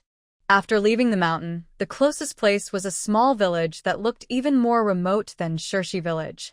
When they appeared at the village entrance with the boar, it immediately caused a stir. Nowadays, ordinary farmers rarely get to eat meat more than a few times a year, let alone such a large wild boar. Chen Xiaosui took the initiative to approach the curious villagers for a talk. He was originally a farmer and knew how to deal with villagers. His tone was simple and sincere. "Dear neighbors, these wild boars were hunted in the mountains. They are fresh. The town sells pork for 15 cents a jean, but we're in a hurry to leave, so we're selling here for 12 cents a jean. Would anyone like to buy some to try? 12 cents a jean. This price is much cheaper than in town." Although it was still a luxury for villagers, some people were willing to spend this money for a treat or if they had elderly or children at home needing nourishment. Going to town takes time and effort, and there's no guarantee of fresh meat every day. Soon, a few better-off villagers gathered around, buying a jean here, 2 jeans there. Chen Xiaosui was responsible for weighing the meat, borrowing the scale from the village chief's house, and exchanged a jean of meat for temporary use. Lin Yi, despite having an arm injury, helped with collecting money and watching over the scene. After working for about half an hour, they had sold nearly half of the wild boar. Fewer people asked about the remaining meat. Seeing that it was still early, the two decided to carry the rest of the meat to nearby villages to try their luck. They walked a few more miles to another village. Following the same method, although it took some effort to persuade, they finally sold the remaining meat in small pieces before sunset. Holding a heavy string of copper coins earned from selling the meat, both of them felt relieved. Having money made them feel much more secure. They found a seemingly honest family and paid for a hot meal. Although it was simple coarse grain pancakes and wild vegetable soup without any oil, after struggling on the brink of life and death and working all day, it was the most delicious meal they had ever had. They ate quickly and cleanly. After finishing, it was already completely dark. The mountain road at night was difficult and unsafe to travel. Chen Xiaosui asked the family if they could stay overnight, offering 3 cents for the stay. Seeing their dusty appearance, with one of them injured, the host hesitated but finally agreed. The so-called accommodation was just clearing a corner of the woodshed, laying some dry grass, and giving them an old, hard, and moldy blanket. Even so, Chen Xiaosui and Lin Yi felt very satisfied. At least they had a shelter from the wind and rain, no longer needing to sleep outside and worry about wild animals. They huddled on a pile of hay, covered with a torn blanket. Although their conditions were simple, it was much better than the days they had struggled to survive in the wild. Their bodies were tired like a rising tide, but Chen Xiaoshui's heart was burning with a strong desire to go home. He clutched a cloth bag containing copper coins and quietly told Lin Yi, who was asleep from pain and exhaustion, "Sleep now, little Lin. Tomorrow, we'll leave early and go home as fast as we can." He closed his eyes and thought of his wife, Li Xiaoxiu's gentle face, his daughter Xiaosui's sensible look, and his clumsy little son Xiaoman's smile. "It's almost time, I will see them soon." At dawn the next day, Chen Xiaosui and Lin Yi thanked the family who had let them stay and hurried on their way. Luckily, they met a village cart heading to the town, and they paid a few copper coins to ride along. The cart jolted along, and Lin Yi endured the sharp pain in his left arm, his face growing paler. Chen Xiaosui saw this and felt worried. When they arrived at Huayuan town, it was a bit smaller than Yunwu town, which belonged to their Shirshi village, but it was still lively. They got off the cart quickly and immediately asked people about the river repair work and forced labor. Forced labor? It's already over. I heard everyone finished a few days ago. An old man selling miscellaneous goods said. Another passerby interrupted. That's right. I also heard 2 people died. Their bodies weren't found, probably taken by the Dragon King. Hearing this, Chen Xiaosui and Lin Yi looked at each other, their hearts sinking. Sure enough, the government believed they were dead. Chen Xiaosui grabbed the man and, with a barely noticeable trembling voice, asked, "Fellow villager, you said 2 died?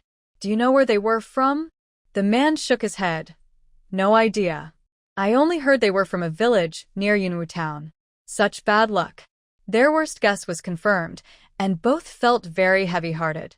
Thinking of how their families would react to the news of their deaths, how sad their wives and children would be, Chen Xiaosui wished he could fly back immediately. Lin Yi was also worried about his parents at home. "Uncle Chen, Lin Yi just started speaking when a sharp pain shot through his left arm, making him break out in cold sweat and unable to speak clearly. Chen Xiaosui quickly helped him up. Seeing his pale face and the obvious swelling and deformity of his shoulder, he decisively said, "No, little Lin, you need to see a doctor first. You can't delay fixing your arm. We made money from selling wild boar, so we must treat your injury first." Lin Yi wanted to argue.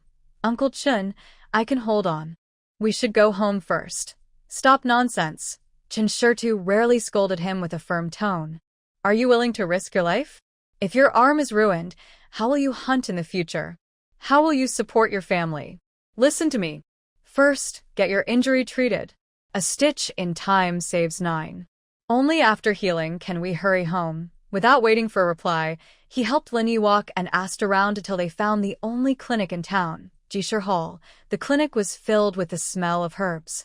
An old doctor with white hair was calmly writing prescriptions for the previous patient. When it was their turn, the old doctor looked up at Lin Ye's disheveled appearance and the deformed left shoulder and signaled him to sit down. "What happened?" the old doctor asked as he examined Lin Ye's swollen, bruised shoulder and arm.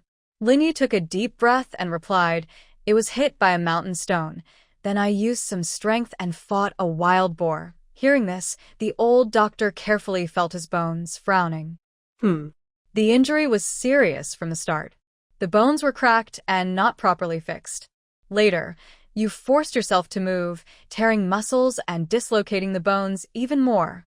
"Young man, do you want to give up your arm?" Chen Xiaosui, standing nearby, was anxious and quickly begged, "Doctor, please think of a way. He's young. He can't lose his arm. We'll pay any price to treat it." The old doctor sighed. "Treatment is possible, but I need to realign the dislocated bones first. It will be very painful. Then I'll use splints to mobilize it, and he won't be able to move that hand for at least a month. I'll also prescribe some medicine to promote blood flow, reduce swelling, and help the bones and muscles heal. The cost. Please, doctor, use whatever medicine you need. We have the money." Chen Xiaosui quickly took out a cloth bag filled with money from selling wild boar, clutching it tightly to show his determination. The old doctor nodded, no longer speaking, and asked his apprentice to bring the tools and splints. He asked Lin Yi to bite down on a piece of softwood, and then used both hands to firmly press on his injury.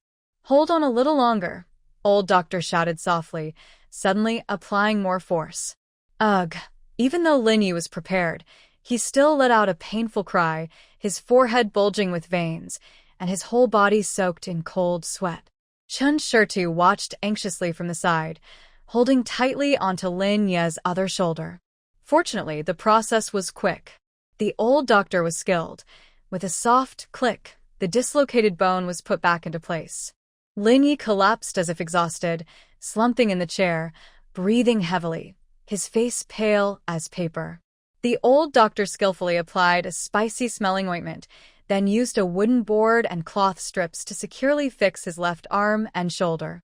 All done. Remember, you must not use this hand forcefully. Change the medicine and take your medicine on time. While writing the prescription, the old doctor reminded him, the consultation fee plus the cost of setting the bone and splint is 500 coins. The medicine costs extra. I'll give you a 7-day supply for about 400 coins. We'll adjust based on your recovery. 900 coins. That almost half of what we earned from selling wild boar. But Chen Xiaosui didn't hesitate at all. He immediately counted out the coins and paid. Compared to Lin Ye's arm and life, this money was worth it. They grabbed the medicine, carried their bags of herbs, and left the clinic. Seeing Chen Xiaosui pay without hesitation, Lin Ye's eyes turned red, and he choked up, saying, "Uncle Chen, when I get better, I'll go hunting and pay you back." Chen Xiaosui patted his uninjured right shoulder and said calmly, "Foolish kid, what are you talking about? You don't have to pay me back. You've got half of this. Plus, money is just a thing. Spend it and earn more. People are the most important. Let's go to the back of the clinic to boil the medicine. You drink it, then we rest for the night and head home tomorrow. Your family must be worried sick." It was already afternoon, and Lin Yi still needed to take his medicine. Staying here for the night was a good idea, even if it cost 30 coins, which was much cheaper than an inn. After drinking the medicine, Lin Yi felt less pain. His face was still pale, but his spirit was finally starting to recover. Next, Chen Xiaosui didn't rest either. He took out a few dozen coins and found a poor family in town that looked honest. He bought 2 rough cloth outfits, slightly old but thoroughly cleaned. The 2 of them went to the medical clinic to wash thoroughly in hot water and changed into clean clothes. Although he still looked tired and Lin Ye's arm was in a splint, he finally looked less like someone fleeing in panic and more like a proper traveler. Shirshi village is in Yunwu town. From Huaiyuan town, it would take at least 5 days to walk there on foot. Lin Yi was injured and couldn't handle such a long journey. Chen Xiaosui was anxious, but knew rushing wouldn't help. He let Lin Yi rest at the clinic while he went around the town's carriage and goods stations to ask about transportation. Luckily, he heard about a merchant caravan heading toward Yunwu town. They would leave early the next morning, mainly carrying cloth and miscellaneous goods, sometimes taking passengers along the way to earn extra money. Chen Xiaosui immediately found the person in charge of the caravan. He was a thin, middle-aged man with a neat beard, surnamed Hu. Manager Hu, I heard your caravan is going to Yunwu town tomorrow? My nephew hurt his arm, so we want to share a ride. Would that be possible? Chen Xiaosui asked politely. Manager Hu looked him over and frowned. We're transporting goods, not a passenger carriage. The road is bumpy. Will his injury hold up? If anything happens, I won't be responsible. It will be fine. Chen Xiaosui quickly assured him. My nephew's arm is hurt, but it doesn't prevent him from walking. It's just that the journey is long, and he's worried about delaying his recovery. We will pay for the seat. Just tell us how much. Manager Hu hesitated and held up 5 fingers. To Yunwu town, 300 coins per person, 600 for 2. It only covers the seat, no meals included. You have to bring your own food, and you'll be sitting next to the cargo, so it might be crowded and less comfortable. 600 coins. He sold the wild boar for a little over 2 taels of silver. The medicine cost 900 coins, staying at the pharmacy for one night was 30 coins, buying clothes cost 60 coins, and meals in the morning and noon cost 10 coins. If he paid 600 coins for the ride, that would leave him with only about 300 coins. In the next few days, he still needed money for food, so the money from selling the wild boar was almost gone. Chen Xiaosui felt a sharp pain in his heart, but thinking about Lin Ye's injury and the urgency to return home, he clenched his teeth. Fine. 600 coins it is. Thanks for your trouble, Hu. After paying and securing their spot, Chen Xiaosui finally felt a weight lift from his chest. Although riding in a merchant's donkey cart was slower, taking 3 days to reach their destination, it was better than walking. It was also faster than walking by 2 days and safer, reducing the risk of accidents on the road. Early the next morning, before dawn, the caravan prepared to leave. Chen Xiaosui helped Lin Yi find the cart assigned to them, filled with packed goods. As Hu had said, only a small space was cleared at the edge of the cargo pile, just enough for them to sit sideways, with their legs slightly bent. Neither of them complained. Compared to the hardships and dangers of walking, this discomfort was nothing. The donkey cart started to sway gently, moving along the dusty official road toward Yunwu town. The wheels squeaked, and the cart jolted constantly. Lin Ye's injured arm throbbed painfully with each bump. He clenched his teeth and endured. Chen Xiaosui helped him lean on his uninjured side to steady him. Watching the fields and villages passing by, Chen Xiaosui softly said, Kid Lin, hold on a little longer. We're almost there. His voice was both comforting Lin Yi and reassuring himself. Lin Yi nodded, gazing into the distance with hopeful eyes, wishing everything at home was fine. Since that frightening day, Li Xiaoxiao had been very scared. She hadn't dared to go far for 2 days, only digging for wild vegetables near the thatched hut, constantly glancing around nervously, afraid that Zhao Lizi, who had been beaten, might suddenly appear. Chen Xiaosui saw her mother's fear and anxiety. She knew that just hiding at home wasn't enough. She had to find a safer, more effective way to get food so her mother could feel at ease. Over the past few days, her body had recovered mostly thanks to the ongoing effects of the basic recovery potion. She focused more on learning the basic herb identification and common illness treatment skills taught by her mental system. These skills seemed to already exist in her mind, just clearly organized now. But she understood that knowing them and being able to use them were 2 different things. She needed to read and understand repeatedly, then think about how to use it. While she was immersed in learning about these herbs, a common plant called drunken fish grass caught her attention. System description: its stem and leaf sap have a slight paralyzing effect on small fish, and fishermen sometimes crush it to attract and catch tiny fish. Drunken fish grass? Chen Xiaosui was struck with an idea. She immediately called up the system's scan map of the area around the thatched hut in her mind. Sure enough, in the wet grass near the riverbank beside the yard, there were several patches marked as drunken fish grass. This plant isn't considered a rare medicine, and the system's trade-in value is very low, but at this moment, its practical use far outweighs those contribution points. A quick thought formed in her mind. Xiaoman, she called her brother, who was playing with mud, and pointed to a plant with oval-shaped leaves and small light purple flowers in the grass patch. Go, help me pull that plant out. Pick a few more. Xiaoman was now very skilled at helping his sister pull weeds. He immediately ran over with short legs and accurately pulled out 4 or 5 patches of drunken fish grass. Chen Xiaosui carried the herbs, still smelling of dirt, to the front of Li Xiuxiu, who was anxiously sorting wild vegetables at the door. Mom, let's take the wooden basin to the river. Li Xiuxiu was surprised. Take the basin to the river for what? Let's see if we can catch some small fish to eat, Chen Xiaosui said calmly, with a convincing confidence. Li Xiuxiu hesitated, but looked into her daughter's calm eyes. She picked up the only broken wooden basin and followed her daughter to the river, carefully watching the surroundings. Chen Xiaosui asked her mother to dip the basin halfway into the shallow water near the shore. She then picked up a rough stone, placed the stems and leaves of the drunken fish grass on a flat stone, and smashed and crushed them forcefully, allowing the green juice to flow out. Next, she put the crushed grass and juice into the basin filled with water. The clear river water slowly seeped into the basin, and the strange smell of the drunken fish grass spread out. At first, nothing happened. Li Xiuxiu looked disappointed, thinking her daughter might still be unwell and imagining things. But soon, a surprising scene unfolded. A few small fish, about the length of a finger, seemed to be attracted by something. They swayed gently as they swam over, circling around the wooden basin cautiously. Soon after, they started to jump into the basin one after another. Although they were just small, insignificant fish, no bigger than a palm, there were more than 10 of them. Wow. Fish. There are really fish, Li Xiuxiu exclaimed happily, hardly believing her eyes. Chen Xiaoman also clapped excitedly and called out vaguely, Fish. Sister. Fish.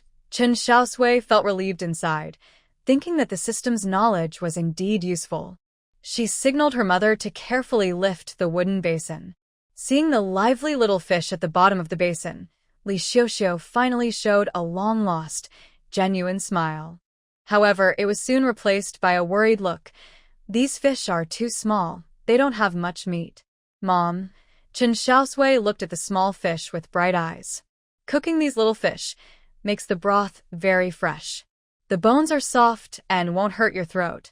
I also remember hearing that you can dry the fish over fire, and they can last a long time without spoiling. We can try that, store some, and eat them in winter when there are no wild vegetables. She couldn't say she saw this during her dream of escaping hardship, only vaguely claimed she heard about it. Li Xiuxiu watched her daughter Chen Xiaosui calmly instruct her brother Xiaoman to pull out some unremarkable wild grasses. She saw her skillfully crush them with a stone, and finally, she really used the wooden basin to lure out more than 10 lively little fish. She carried the heavy basin in her hands, feeling a mix of emotions.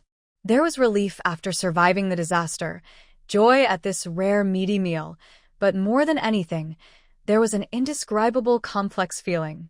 Her daughter Xiaosui had truly changed from before. In the past, her daughter was sensible, quietly helping her with chores and taking care of her brother. She was more like her, a bit timid and obedient, not daring to breathe loudly in front of Grandma and the eldest aunt. But since she had a near-death experience at the gates of hell, her eyes had gained something new, something she only saw in one person, her late husband, Chen Xiaosui. That look was determined, focused, stubborn. When she set her mind on something, she would work on it quietly. Even if the sky fell, she would find a way to hold on. Chen Xiaosui didn't want to marry her at first, thinking their situation was unfair to her. But she was resolute, insisting on marrying him, even if it meant being stubborn.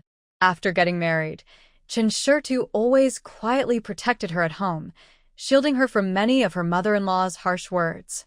He decided to do things like secretly repair the thatched cottage at the end of the village. Even if his parents objected, he would find a way to do it.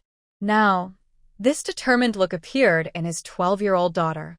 Li Xiaoxiu couldn't tell if it was good or bad. In this small village, a widow with 2 children, her daughter was too weak and would be easily taken advantage of. But her daughter had become so confident and even a little fierce. When she thought of her daughter using a dagger to hurt Zhao Lizi without hesitation, her heart fluttered with worry and tenderness. She felt her daughter had gone through too much hardship, forcing her to grow up overnight. "Mom, let's go back and make some soup," Chen Xiaosui's voice interrupted Li Xiaoxiu's thoughts. "Yes, yes," Li Xiaoxiu quickly responded, withdrew her gaze, and carefully carried a wooden basin toward the thatched house. She looked at her daughter walking ahead, still thin but standing straight, and silently thought, just like her father, only he can help us survive in this cold, indifferent world. She no longer questioned where her daughter's sudden ideas and skills came from, nor was she afraid of her daughter's occasional calmness and decisiveness that didn't match her age. She instinctively began to listen to her daughter's arrangements, just like she used to habitually rely on and trust her to. In this stormy home, there had to be someone making decisions. It used to be Shirtu. Now, it seemed to be their daughter, Xiaosui. This realization made Li Xiaoxiu feel a bit sad, but strangely, it also gave her a little strength to cling to in her helplessness. Okay. Mom will go back now and cook fish soup for you. Xiaoman, tonight we will have fish soup. Li Xiaoxiu's voice was tinged with a choked emotion, but more of it was excitement. Chen Xiaosui followed behind her mother, watching her and her brother happily, and a slight smile appeared on her lips. This was just the beginning. She silently thought that she would make good use of everything the system provided, little by little, to rebuild this broken home. As night fell, inside the dilapidated thatched house, the only small broken pot sat on a few stones, with firewood crackling underneath. The milky white fish soup inside bubbled and boiled, emitting an enticing fresh aroma. This aroma is an irresistible temptation for a rural family that rarely gets to enjoy meat dishes. Li Xiaoxiu carefully divided the cooked fish soup into 3 broken bowls with holes. Although called fish soup, it mostly consisted of broth with a few wild vegetables and a dozen small fish about 10 inches long floating in it. Chen Xiaoman eagerly gathered around the stove, eyes shining as he looked at his bowl. When Li Xiaoxiu handed him his bowl, he immediately reached out with his small hand, ignoring the heat. He carefully blew on it, then took a sip of the hot soup.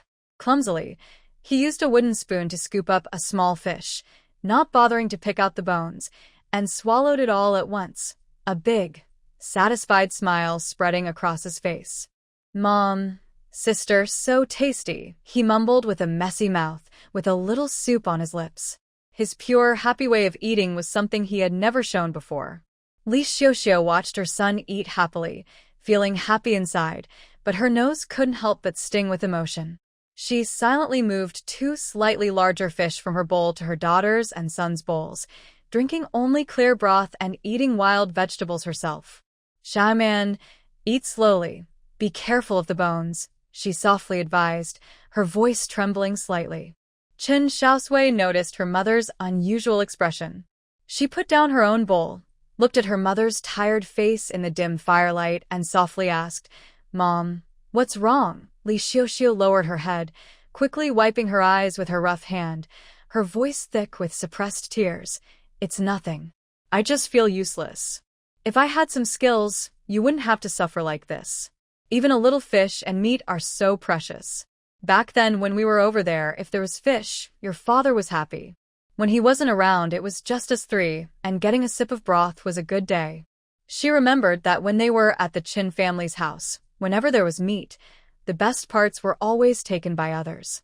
Wang Jinhua would rush to give the good meat to her husband and son, and Tianfang was even more protective of the meat and vegetables. The mother and children were like shadows in the corner, only able to pick at leftovers. Now, even a simple, humble fish soup could make her son so happy. How could she, as a mother, not feel sad? She only felt that her own helplessness had caused her children to live such a hard life. Chen Xiaosui reached out and gently held her mother's hands, which were rough and covered with calluses and frostbite from years of hard work. Her hands were still small and thin, but they carried a strange, comforting strength. "Mom, don't say that." Chen Xiaosui's voice was soft but very firm. "Things were different before, but now they are different. We left that place, and we don't have to look at people's faces or suffer their scolding. That's a good thing. Look, now we can catch fish on our own, right?"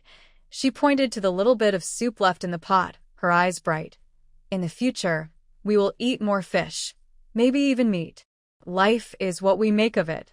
The three of us, working together, with all our strength, there's nothing we can't get through. I believe better days are coming." Her words weren't loud or excited, but like a gentle breeze, they eased the gloom in Li Xiuxiu's heart. Li Xiuxiu looked up at her daughter. Under the firelight, her eyes looked just like her father Chen Xiaosui's, stubborn and full of firm belief, never turning back once she knew her way. Li Xiuxiu nodded heavily, then reached out and held her daughter's hand tightly. Tears finally fell, but this time they weren't just sadness. They were mixed with gratitude, worry, and a flicker of hope. "I believe you, Mom. Better days are coming." Chen Xiaoman didn't fully understand what her mother and sister were talking about, but she felt the warmth in the air. She grinned foolishly and kept eating the few small fish at her bowl. Late at night, in the quiet house, Chen Xiaosui lay on a hard wooden bed, tossing and turning like a pancake. His sighs were loud and clear in the silent night. Next to him, Zhang Qiaoji was already sleepy, but couldn't fall asleep because of him. She gently nudged him with her elbow and whispered, "Turning over all night, are you letting me sleep or not? Are you thinking about those three women over there?" Chen Xiaosui froze for a moment, then sighed heavily, as if he agreed. He opened his eyes in the dark, looking at the blurry ceiling, his voice low. "Sigh, ah. My second brother is gone, and they're left behind. No land, no income. Xiaosui was hurt so badly in Xiaoman. How will they survive in the future? Mom and Dad are too." He didn't dare finish the sentence, but his meaning was clear. Zhang Qiaoji also fell silent. She felt sorry for the second sister-in-law and the two children, but she was more realistic than Chen Xiaosui. She turned to face her husband, speaking softly with a hint of clear-headed helplessness. "What's the use of worrying? You know how capable we are. Can we produce food or money?" She paused and continued. "Yes, our life is a bit better than theirs now. Qinglin can go to town to study for a few days. Do you think we can just rely on farming?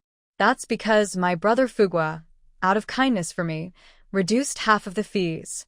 Otherwise, how could we afford it?" When mentioning her family, Zhang Qiaoji's tone unconsciously grew more confident. Her older brother, Zhang Fugua, runs a small shop in town. He's not very rich, but in the countryside, he's quite an important person. Her second brother, Zhang Fushen, is also a capable farmer.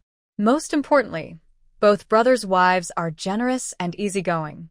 Without that, even if her brothers had the ability, they wouldn't be able to help her raise her child. The key is, her two brothers have only boys, while she, Zhang Qiaoji, has a clever and obedient daughter, Chen Laner. And what about Laner? Why can she sometimes stay at her grandmother's house? It's because of my two brothers and their 5 nephews. They all love Lana, their only niece. The children like her because she's sweet and sensible. My mother and sister-in-law like her too. When she stays a few days, it gives her a break, and it also saves us some food," Zhang Qiaoji explained carefully. "If it weren't for the help from my family, could we live so comfortably? I just cook at home. Why don't my mother and sister-in-law criticize me? It's because of my family's support." Her words were practical, but also a reminder to Chen Xiaosui. Their good days are built on the support of her family. Their ability is limited and can't withstand much trouble.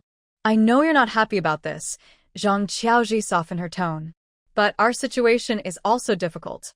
We can't just move all our food supplies over. Will Qing Song still study? What about Laner? Maybe when they really can't manage anymore, we can secretly save a little and help them occasionally. That's the best we can do. Everyone has their own fate. We can't force it." Chen Xiaosui listened to his wife's detailed explanation and knew she was right, but a feeling of heaviness still weighed on his heart. He remembered his second brother, Chen Xiaosui, secretly giving him roasted sweet potatoes before. He thought of his niece, Xiaosui, with her pale face. In the end, he just let out a long sigh, turned over, and faced away from Zhang Qiaoji, saying nothing more. Zhang Qiaoji looked at her husband's broad but weak back and knew he was upset. She didn't say anything else. In the dark, she quietly sighed.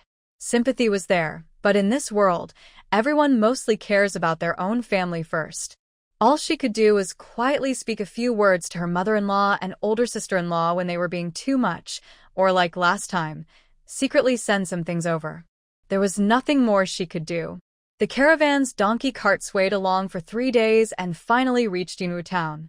Chen Xiaosui and Lin Yi thanked steward who got off the cart and stood at the familiar town entrance. Both of them took a deep breath, happy to be back in their own land. In the morning outside the town, several village carts were waiting to send and pick up people. Shuishi village was poor and didn't have a dedicated cart, but nearby Ku Zhuling had an old broken ox cart. Every day, it would carry villagers from Shuishi, Sangzhuling, Baishihua, Ku Zhuling, and Limingjian to the town at set times, then return at the same times, earning a little money. Yunwu town was shaped like a trumpet. Limingjian was at the innermost part, opposite Baishihua. Outside was Ku Zhuling, then Sangzhuling. The two villages backed onto a protruding mountain ridge. Next to Sangzhuling was Shuishi village, which was still an hour's ox cart ride to the town. Chen Xiaosui immediately saw that familiar, slow-moving ox cart. 2 women were already sitting on it.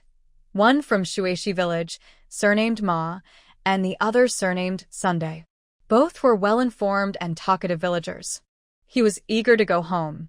Supporting Lin Yi, he hurried toward the ox cart. "Old Lu, give us a ride," Chen Xiaosui called out to Old Lu, who was driving the Ku Zhuling ox cart, his voice full of urgent excitement he couldn't hide. The women on the cart, Ma and Sun, looked up when they heard him. When they saw who was coming, their faces froze instantly, as if they had seen a ghost in broad daylight. Sun was timid. She was so scared, she dropped her bundle. She pointed at Chen Xiaosui, her lips trembling, her voice sharp and distorted. "Ah, Are you a human or a ghost?" Chen Xiaosui? Weren't you Drowned?" Ma Dajiao suddenly took a deep breath, leaned back, turned pale, and stared intently at Chen Xiaosui as if trying to see through him. Chen Xiaosui was startled by their reactions, but quickly understood. The government had announced his death, and everyone in the village thought he was gone. He hurriedly waved his hand, showing a tired but gentle smile, and explained, "Don't worry, aunties. I'm not dead. I'm alive and well. I was swept away by a flood, but luckily I grabbed onto a piece of wood and floated downstream. I was rescued and nursed back to health." He briefly described the dangerous experience and pointed to Lin Yi, who had his arm hanging. "Thanks to Brother Lin from the Lin family for taking care of me all the way." Ma Dajiao and Sun Dajiao looked at Chen Xiaosui and then at Lin Yi, who was injured and unfamiliar to them. Seeing that both were dusty but real people and that they had shadows under their feet, they gradually believed about 70 or 80%. Really not dead? This is truly a miracle.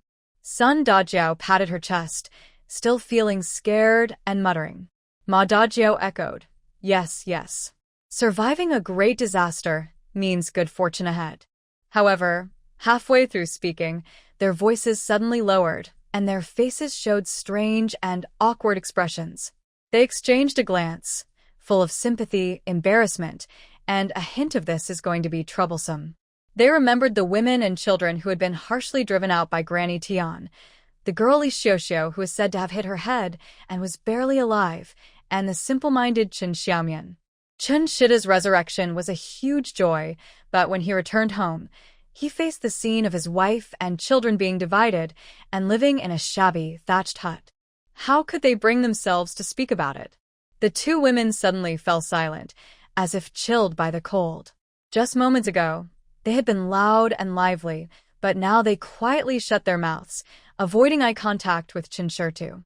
They moved aside to make space next to the ox cart, and the atmosphere became extremely heavy and strange. Chen Xiaosui was filled with joy and excitement about seeing his family again. He didn't notice their sudden silence and strange expressions, thinking they were just frightened earlier. At this moment, 2 more people arrived quickly and sat down on the ox cart. He supported Lin Yi to sit on the ox cart and sat down beside him.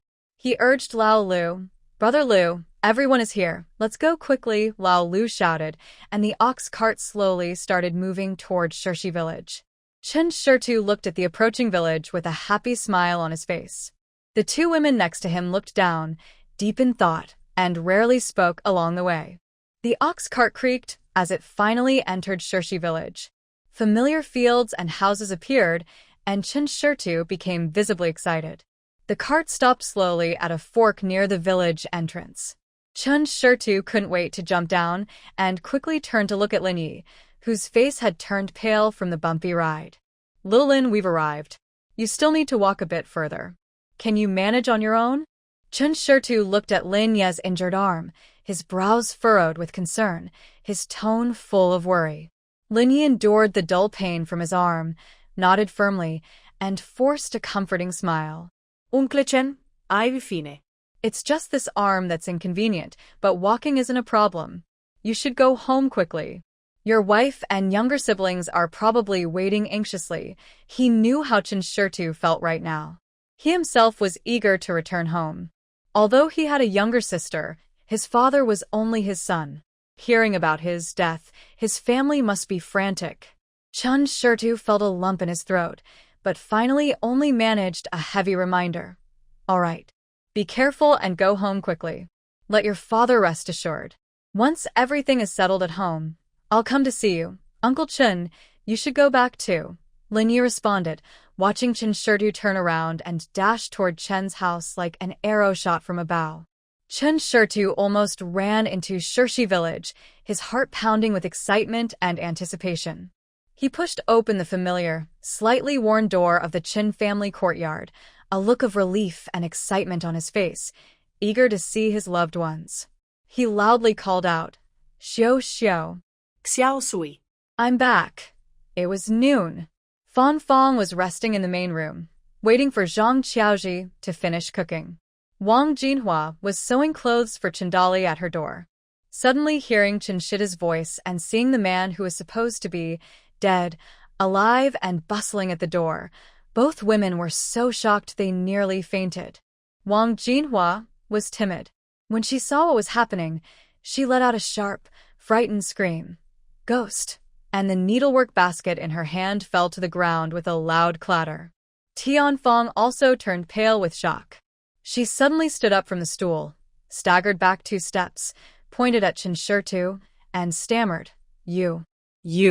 Xiaosui? Are you human or ghost?"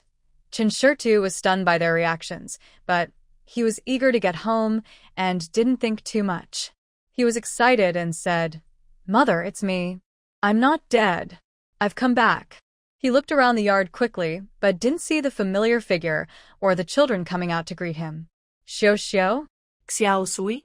Xiaoman?" He called out his wife and children's names and hurried toward the west room. A bad feeling started to grow inside him, like vines. Zhang Qiaoji, who was in the kitchen, heard Wang Jinhua's scream and Chen Shida's voice. She hurried out and only saw Chen Xiaosui rushing into the west room. Her heart sank and she thought, "Oh no." Chen Xiaosui pushed open the door to the west room. It was empty. The bed was bare, with only a thin mattress. In the corner, there were some unused belongings, the few possessions of Xiao and the children. Not a single thing was left. The air smelled dusty, indicating the house had been empty for some time. His heart sank completely. Chen Xiaosui quickly turned around and came out of the west room, his face darkening. The joy he had before was gone, replaced by a tense, cold anger and frustration. He stared at Tianfang, his voice hoarse from holding back his emotions. "Mother, where are Xiao and my children? Where did they go?" Tianfang, now recovering from her initial shock, confirmed that her son was indeed alive. But instead of feeling happy, she felt guilty and nervous, worried that everything was falling apart and the truth would come out. She refused to answer directly and instead shouted sharply, "How dare you ask? How did you come back? The officials clearly said you were dead. Drowned. Are you human or ghost? Or some escaped criminal coming back from nowhere?" She tried to intimidate her son and change the subject. Chen Xiaosui looked at his mother's flickering eyes and clearly anxious expression.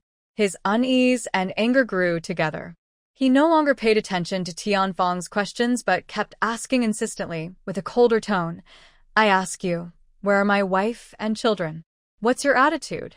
Tianfeng was angered by his attitude, crossed her arms, and habitually scolded, "You come back and shout at your mother.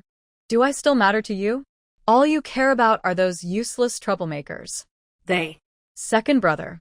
At this moment, a shy voice interrupted. It was Zhang Qiaoji. She looked at Chen Xiaosui's extremely ugly face, felt sorry but also afraid that her mother-in-law would say more harsh words, so she couldn't help but speak.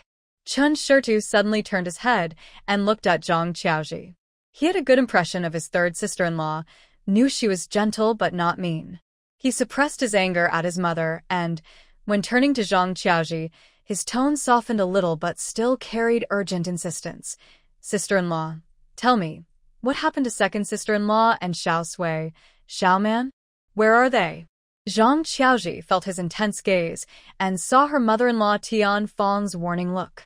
Her lips moved, words rolled in her mouth, but in the end, she just lowered her head, her voice tiny and hesitant, full of difficulty and implication. "Second sister-in-law. They. A few days ago. Left to start their own household." Start their own household? Chen Xiaosui was struck like lightning, his eyes widened in disbelief. He hadn't been home for more than 10 days, and his wife and children had been driven out? He looked at Tianfeng, who avoided his gaze, then at Wang Jinhua, who was nearby, both gleeful and a little scared, and finally at Zhang Qiaoji, who hesitated and looked sympathetic. A cold chill, mixed with raging anger, instantly swept through his body. His eyes quickly filled with bloodshot veins from anger. He stared at Zhang Qiaoji, his voice hoarse and distorted from holding back intense emotions. "Sister-in-law, tell me, where have Xiaoxiu and Xiaosui, Xiaoman been taken to?" Zhang Qiaoji was stunned by the intense fear and pain in his eyes. She instinctively lowered her head, clutching her clothes tightly, her voice faint and almost inaudible.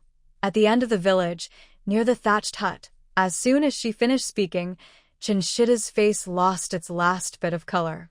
The thatched hut. When Chen Xiaosui heard those words, his mind went blank, and he couldn't hear anything.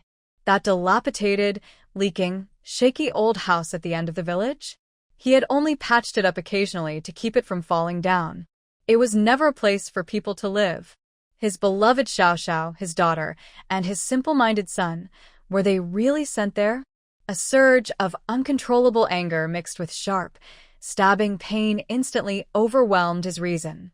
He suddenly turned around, his eyes bloodshot, like a trapped beast pushed to the edge, glaring fiercely at Tianfeng, who was still cursing Xiaoxiu as a bad omen and complaining that he was causing trouble as soon as he returned. The ferocity and despair in his gaze were something Tianfeng had never seen in her second son before. Even when she had been more aggressive with him in the past, she was so frightened that her words caught in her throat, and she instinctively took a half-step back. Chen Xiaosui ignored her completely, not even saying another word. He suddenly turned around and rushed out of the main room like a gust of wind. Just as he reached the courtyard gate, he bumped into Chen Zhensheng, Chen Dali, and Chen Dazue, who had come back from the fields to eat. Chen Zhensheng was stunned to see his son, who was supposed to be dead, suddenly appear. He stammered, "Sure." "Sure to?" Chen Dali was even more shocked and blurted out, "Second brother? You're not dead?" But Chen Xiaosui seemed not to see or hear them at all. In his world, only the dilapidated thatched house at the end of the village existed. He stared fixedly in that direction, his face colder and more determined than ever.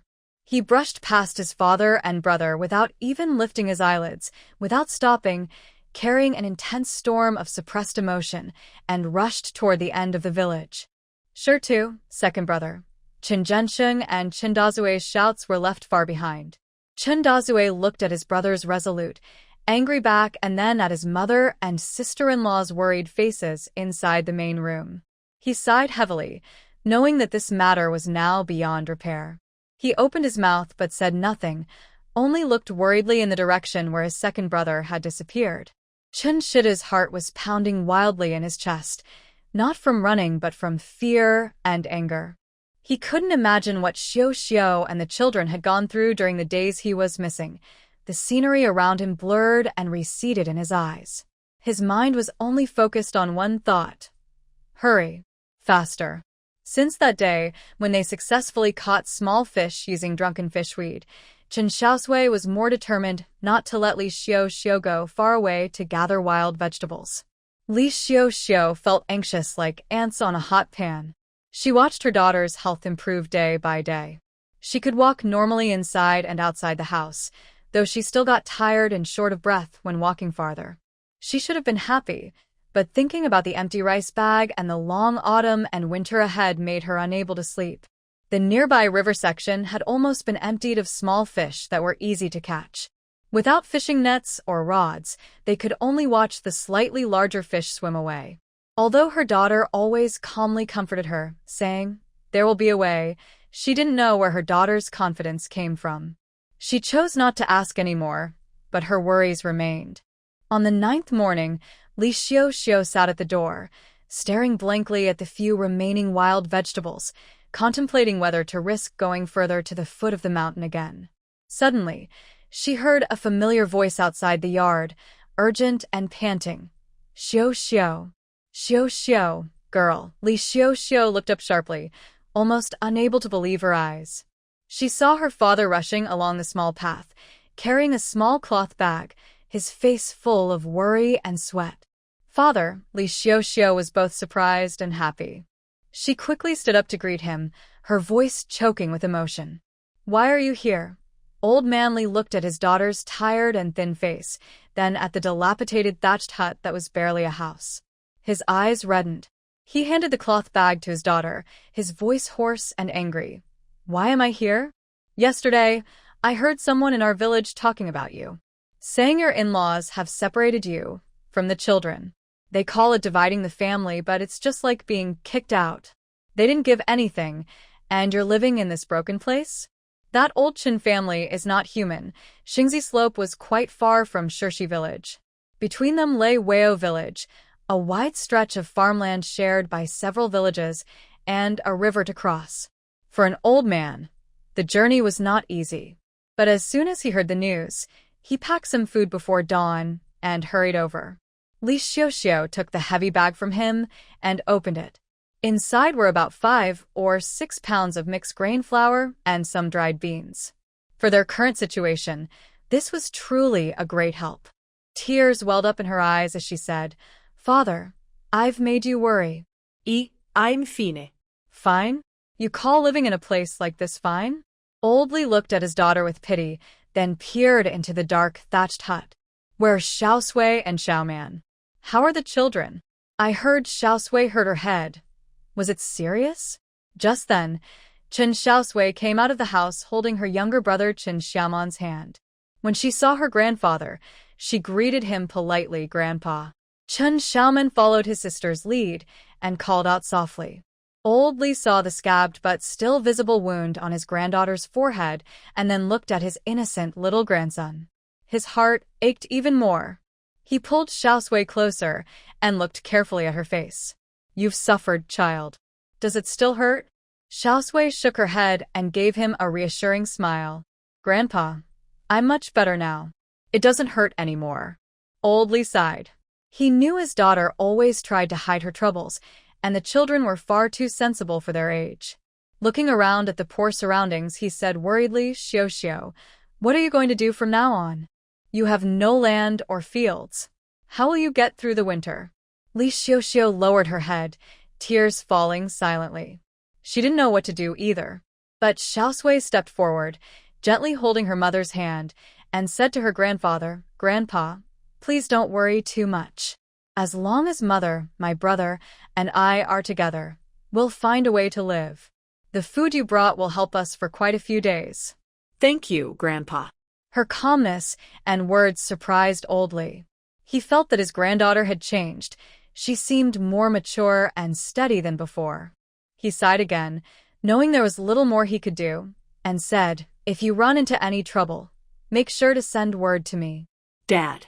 "Dad, think of another way." He said this with little confidence, as their life was quite hard. After sitting for a while, he carefully asked about Li Xiaoxiu's family separation. Li Xiaoxiu vaguely said it was her mother-in-law's idea, without mentioning any specific conflict. Old Mr. Li became more angry, but felt helpless.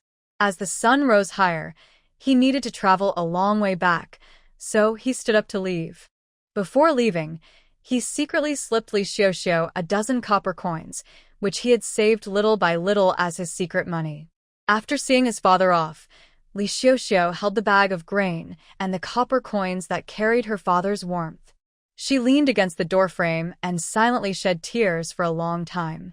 Chen Xiaosui looked at her mother and then at the direction where her grandfather had disappeared, her eyes calm. She was counting the days. Her father should be coming back soon, right? When old Mr. Li returned to the home at Xingzi Slope, the sun was already leaning west. He had just stepped into the yard and hadn't caught his breath when his daughter-in-law, Zhou Wanyang, sharp as a needle, shouted from the kitchen. "Oh, who's back? Our kind-hearted person has returned." Zhou Wanyang, wearing an apron, stood at the kitchen door with her hands on her hips, her eyes half closed with a look of mockery and anger. "Our rice in the pot is almost gone, and you still have time to go out. Did you earn that little bit of grain all by yourself? Huh? Working early and late in the fields, and you're just turning your elbows outward, using it to fill your daughter's belly. Is your Chen family completely finished, or what? Do you need to come and take the lead?" Old Mr. Li, already feeling upset inside, looked more pale after her barrage of accusations. He moved his lips as if to speak, but finally just lowered his head deeply, like a withered sorghum beaten by a heavy rain, silent and ready to walk back to his small room. "Stop right there." Seeing his expression, Zhou Wanyang's anger grew even more. She stepped forward quickly, blocking his way, her finger almost poking his nose. What? "No more words? Feeling guilty? I tell you, that grain was saved little by me and manhwa. It didn't fall from the sky. Did you ask us before giving it to outsiders? Has our family been robbed or what?" She became more and more excited, raising her voice so everyone nearby could hear. "I married into your old Li family and haven't enjoyed a single blessing. Taking care of the elders and the children, managing this household. Do you think that's easy for me? And what do I get in return? There's even a traitor in the house." Zhou kept talking. "Li Xiaoxiu is no longer part of the Li family. She's like water that's been spilled. Whether she's alive or dead, it's none of our business. And you, always sending grain to her. What has she ever done for you? Will she take care of you in old age? In the end, you'll still rely on me and your son." Just then, Li Xiaoxiu's brother, Li Manuan, carried a hoe and returned from the fields. As soon as he entered the yard, he heard his wife crying and shouting, and his brow furrowed. Seeing her husband return, Zhou Wan grew more agitated. She sat down hard on the ground, slapped her thigh, and started crying loudly. "Li Manuan, you're just in time. Look at what your father did. He stole our family's grain to give to your good sister. We can't live like this anymore. I worked so hard for this family, and in the end, I'm worth less than an outsider.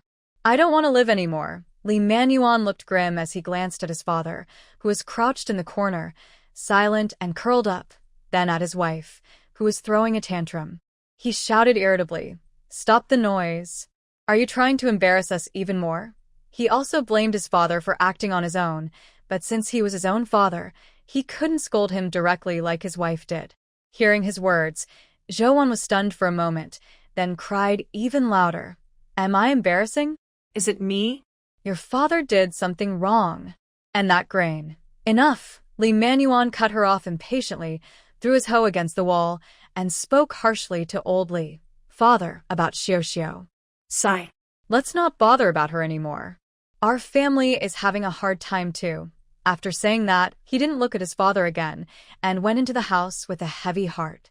Zhou saw that her husband didn't stand on her side to scold her father harshly. She felt resentful, but didn't dare to be as reckless as before. She got up from the ground, still muttering under her breath, "Old fool. Wasteful. Always thinking about that useless girl."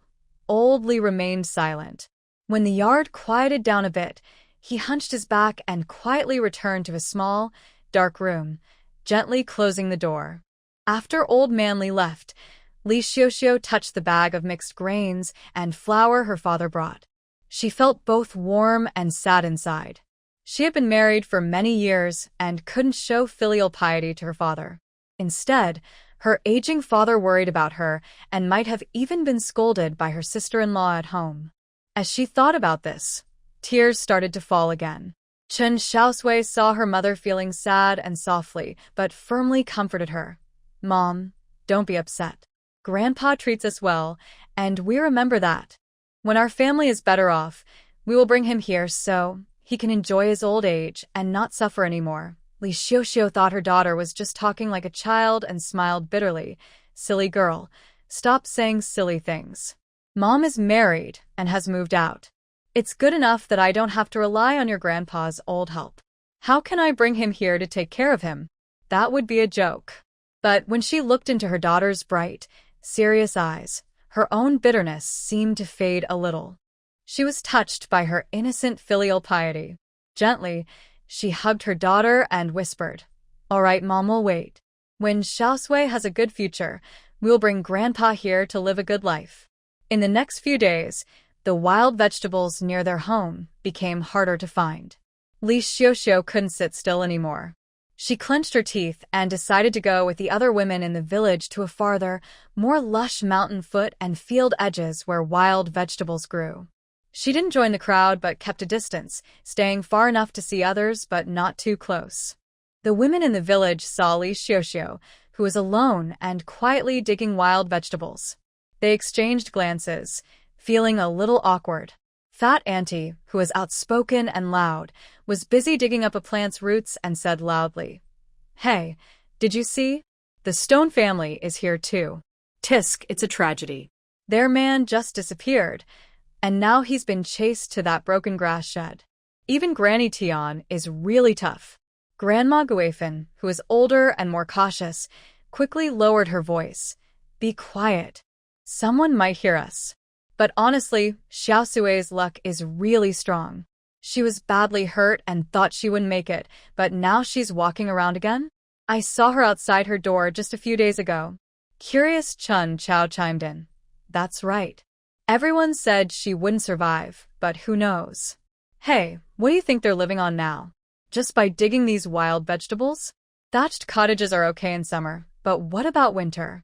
Aunt Pang pursed her lips and said, "What can we do? Just wait and see. Who else cares about others? Honestly, I think we shouldn't have split up. At least in the Chen family, we wouldn't go hungry." Mother Guifan interrupted her. "Stop talking about that. It's their family matter. Hurry up and dig. We're almost done pulling up the plants here. I think there are some gray vegetables on that slope to the west. If we wait too long, someone else might get them." Although they spoke quietly, their voices still drifted over with the wind. Li Xiaosui felt very upset, but could only lower her head more and work faster. It was as if stopping would make her notice the sympathetic, judgmental, or even disdainful looks from others.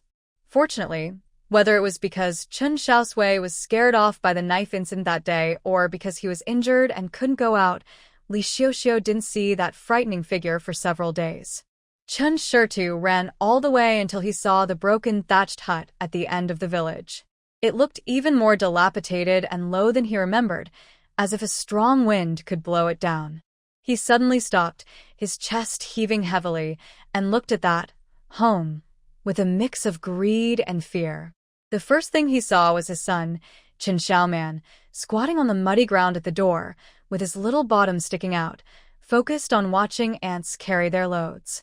The boy was thin, but his face was clean, and his bright eyes were full of concentration. Next, he saw his daughter, Chen Xiaosui, sitting on the old doorstep. She was weak, leaning against the doorframe, pale, with a fierce scar on her forehead. She seemed lost in thought, staring blankly into the distance. "Dad." When Chen Xiaoman heard the voice, he looked up and saw Chen Xiaosui. He froze for a moment, then suddenly burst into joy. Like a small cannonball, he jumped up from the ground, ran over, and hugged Chen Xiao's leg. He looked up with a happy face and shouted excitedly, "Dad.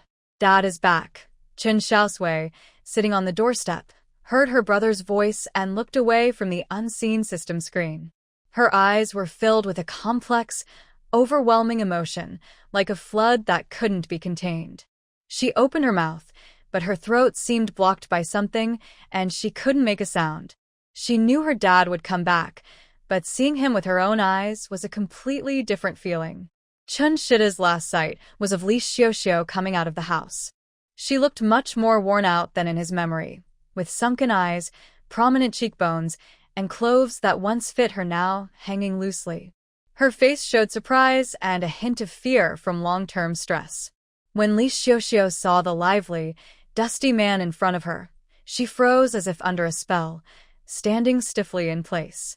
She forgot to breathe, forgot how to react, just staring blankly, as if any movement might make this illusion disappear. Chen Xiaosui looked at this sad scene, a dilapidated home.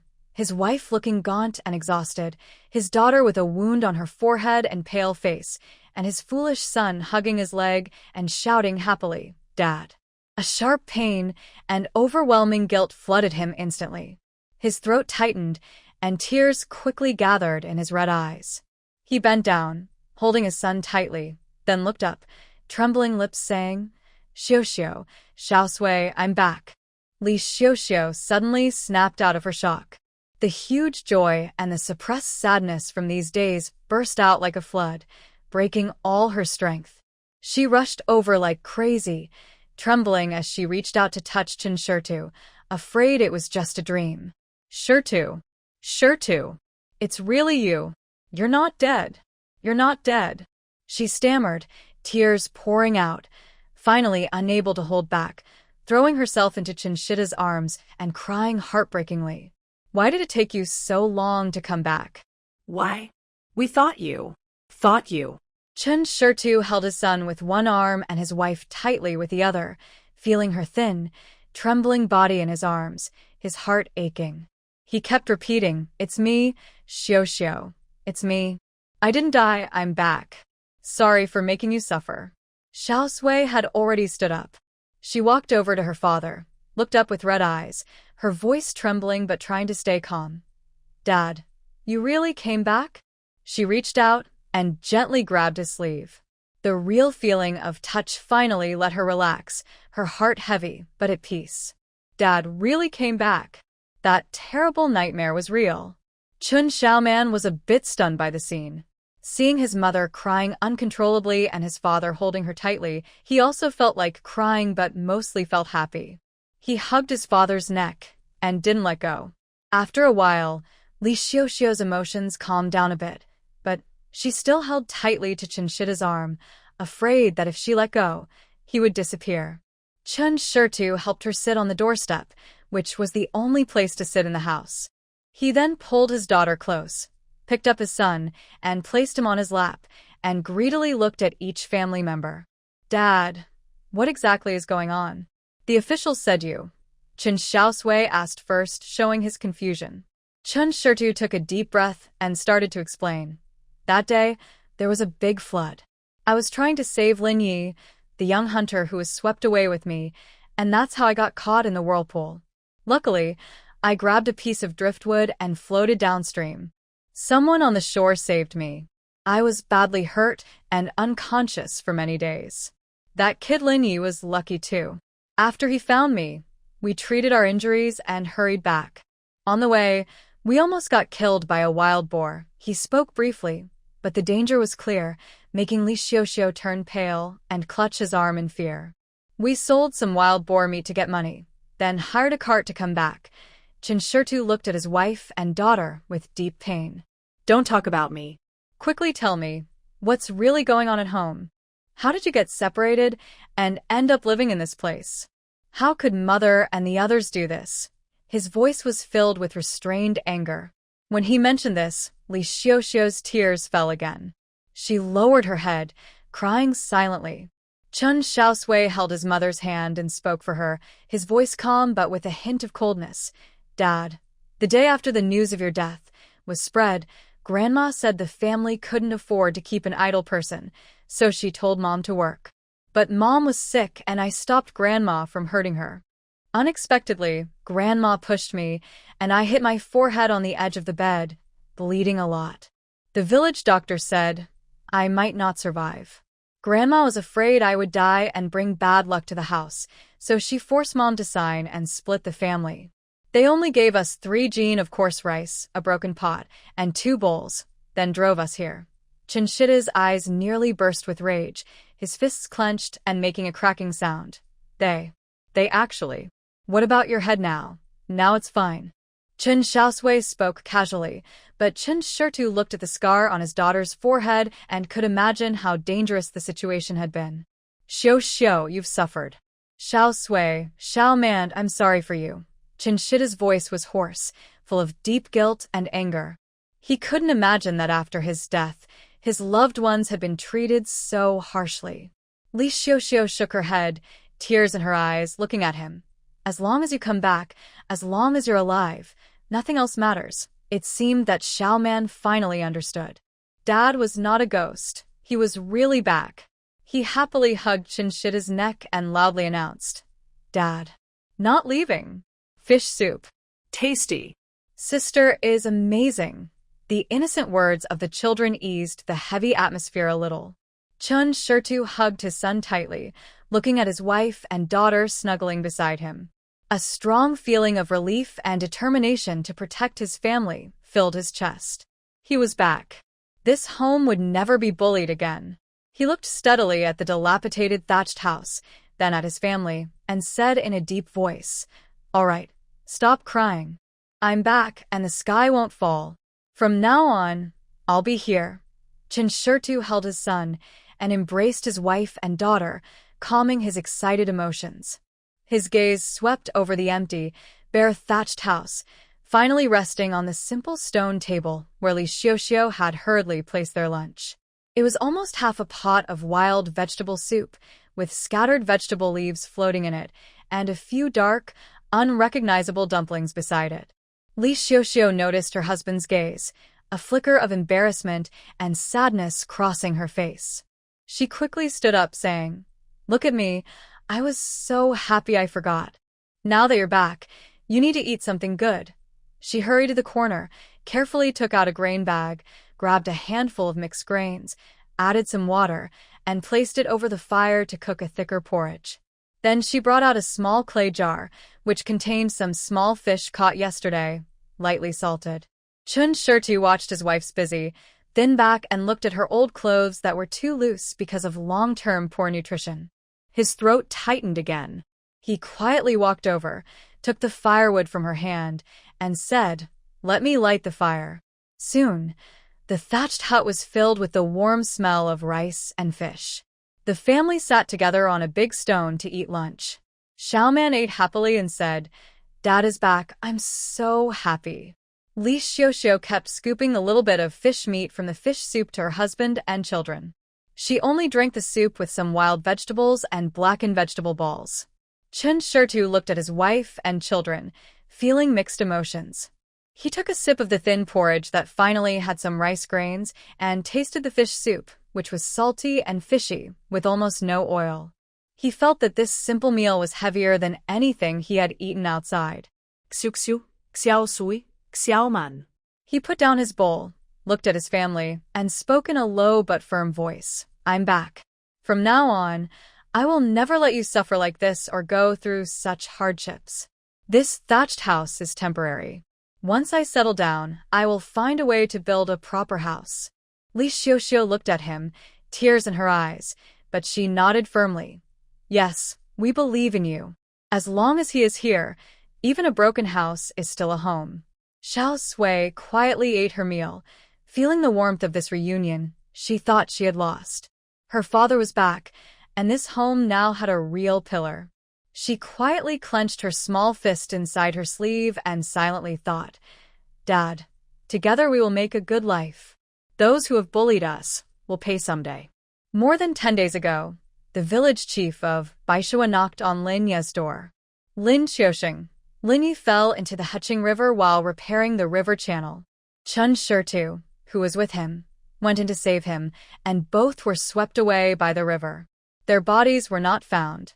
The officials have given a condolence payment of 300 coins. The village chief's voice was full of regret and helplessness. Then he handed a small money bag and a document to the stunned Lin Xiaosui. Lin Xiaosui held the light, heavy-looking money bag and the document. He seemed to have lost his soul. His dark face instantly looked pale. He opened his mouth, making strange ha-ha sounds, but couldn't say a word. The village chief didn't know what to say either. He sighed and left. In the inner room, He was sewing when she heard a noise. She came out and saw her husband's expression, which made her heart tighten.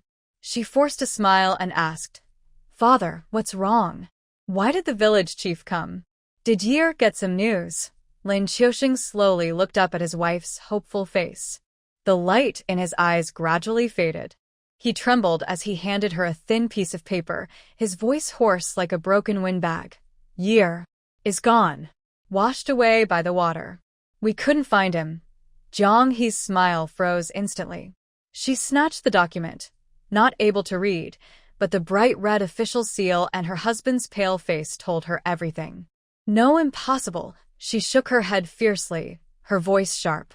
You're lying. My Ye is good at water. Even wild boars in the mountains can't kill him. How could he be washed away? You're lying to me. She grabbed Lin Xiaoshui's arm, her nails digging into his flesh, her eyes wild. Father, speak. Are you mistaken? Is that true? Lin Xiaoshui let her shake him, tears finally rolling down his face and hitting the cold ground. He kept repeating, the document, the official seal. It's gone. My son, He let out a piercing scream, her vision blacking out as she fell backward. Mother, Mom, Lin Xiaoshui and his young daughter Lin Shi, who had just run in from outside, both shouted in alarm. Lin Xiaoshui ignored his injured leg and rushed to hold his fainting wife. She looked like a sheet of gold paper, her breath weak. Mom, what's wrong? Father, where's brother? They said brother. 8-year-old Lin, she cried loudly, unable to finish her words. Hurry, call the doctor, Lin Xiaoshui shouted at his daughter, while desperately pressing on his wife's pressure point. The doctor arrived, gave injections and prescribed medicine. Although He was saved, she looked like her backbone had been pulled out. She lay on the bed all day, her eyes hollow, staring at the ceiling. She refused to eat or drink, only silently crying, sometimes whispering, Ye, my Ye. In just a few days, she grew thin and gaunt, her spirit seemingly drained overnight. Lin Xiaoshui, despite his injured leg, struggled to care for his dying wife, comfort his frightened young daughter, and bear the heavy pain of losing his son. The family's savings, originally gathered from hunting, were quickly spent, barely saving He's life. This once hopeful family, proud of their capable son, suddenly fell apart, overwhelmed by despair and silence. Lin, she dared not cry loudly. She curled up in a corner, watching her aging father and her dying mother, softly asking, Father, is brother really not coming back? She misses him. Lin Xiaoshui looked at his young daughter, heart aching, but could only tear up and soothe her hoarsely. Be good. Brother has gone far away. Even he didn't believe those words. News of Lin Yi, the only son of the Lin family, drowning caused a big stir. A few families who were friendly with Lin Xiaoshui came one after another, bringing eggs or half a bag of coarse grains from their savings. But as soon as they entered the low courtyard of the Lin family, they saw the once vigorous old hunter, Lin Xiaoshui, hunched over, sitting blankly on the doorstep. The kitchen was cold and silent, and inside, little Lin, she suppressed crying, and Jiang He's faint, tearful moans could be heard. All their comforting words stuck in their throats, feeling so powerless. Next door, Wang Shuangchuan put down some eggs, sighed heavily, and patted Lin Xiaoxing's shoulder. Old Lin, my condolences. No one expected this. Lin Xiaoxing seemed not to hear, not lifting his head. Aunt Zhao from the east side peeked inside the curtain of the inner room, her eyes red, then stepped back and whispered to the woman with her. Oh dear. Jiang, he doesn't look good. People, can't handle hardships. The Lin family only has this one child. What will they do in the future? The woman also sighed. That's right. Xiaoxing's legs aren't good, and now the pillar of the family is gone. The rest are old, weak, sick, and disabled. Thinking about the days ahead, it's hard. Some tried to comfort with practical words. Brother Lin, stay positive. There's little Sheer, too. Yeah, Xiaoxing, life must go on. Sheer is still young, you have to hold on. But these words, to Lin Xiaoxing, felt like salt being rubbed into his raw wounds. He suddenly raised his head, his bloodshot eyes glaring at the speaker, and let out a beast-like low growl. Hold on? What can I hold on to? My son is gone. Gone. He grabbed a thick ceramic bowl nearby and smashed it hard on the ground. The shards scattered everywhere. The people nearby were so frightened they fell silent and dared not speak. Everyone looked at each other, their faces clear with grief. In this countryside, a son is everything. Your hope for old age, your support, your legacy. The Lin family didn't just lose a son. It felt like the sky had fallen and their future was gone. No words can comfort this kind of pain. It's like scratching an itch that can't be reached. In the end, they could only leave a few faint gestures of kindness, say empty words like let us know if you need anything, then shake their heads and sigh as they left. All that was left was silence and despair in the Lin family's home. Everyone knew this deep wound might only heal with time, or maybe never at all. It seems the Lin family might never recover. Sometimes, women would whisper privately, lowering their voices even more. Sigh, the Lin family might be doomed to extinction. If Jiang he can't get through this, then Xiaoxing probably won't either. Their words were full of sympathy, but also hinted at acceptance of the harsh reality. Lin Yi got off the ox cart at the fork between the Bitter Bamboo Ridge and Whitestone Marsh, paying the fare. He held his injured arm and looked at the familiar path, feeling a mix of nervousness and excitement about returning home. He didn't stop to rest. He took a step forward, heading toward the village.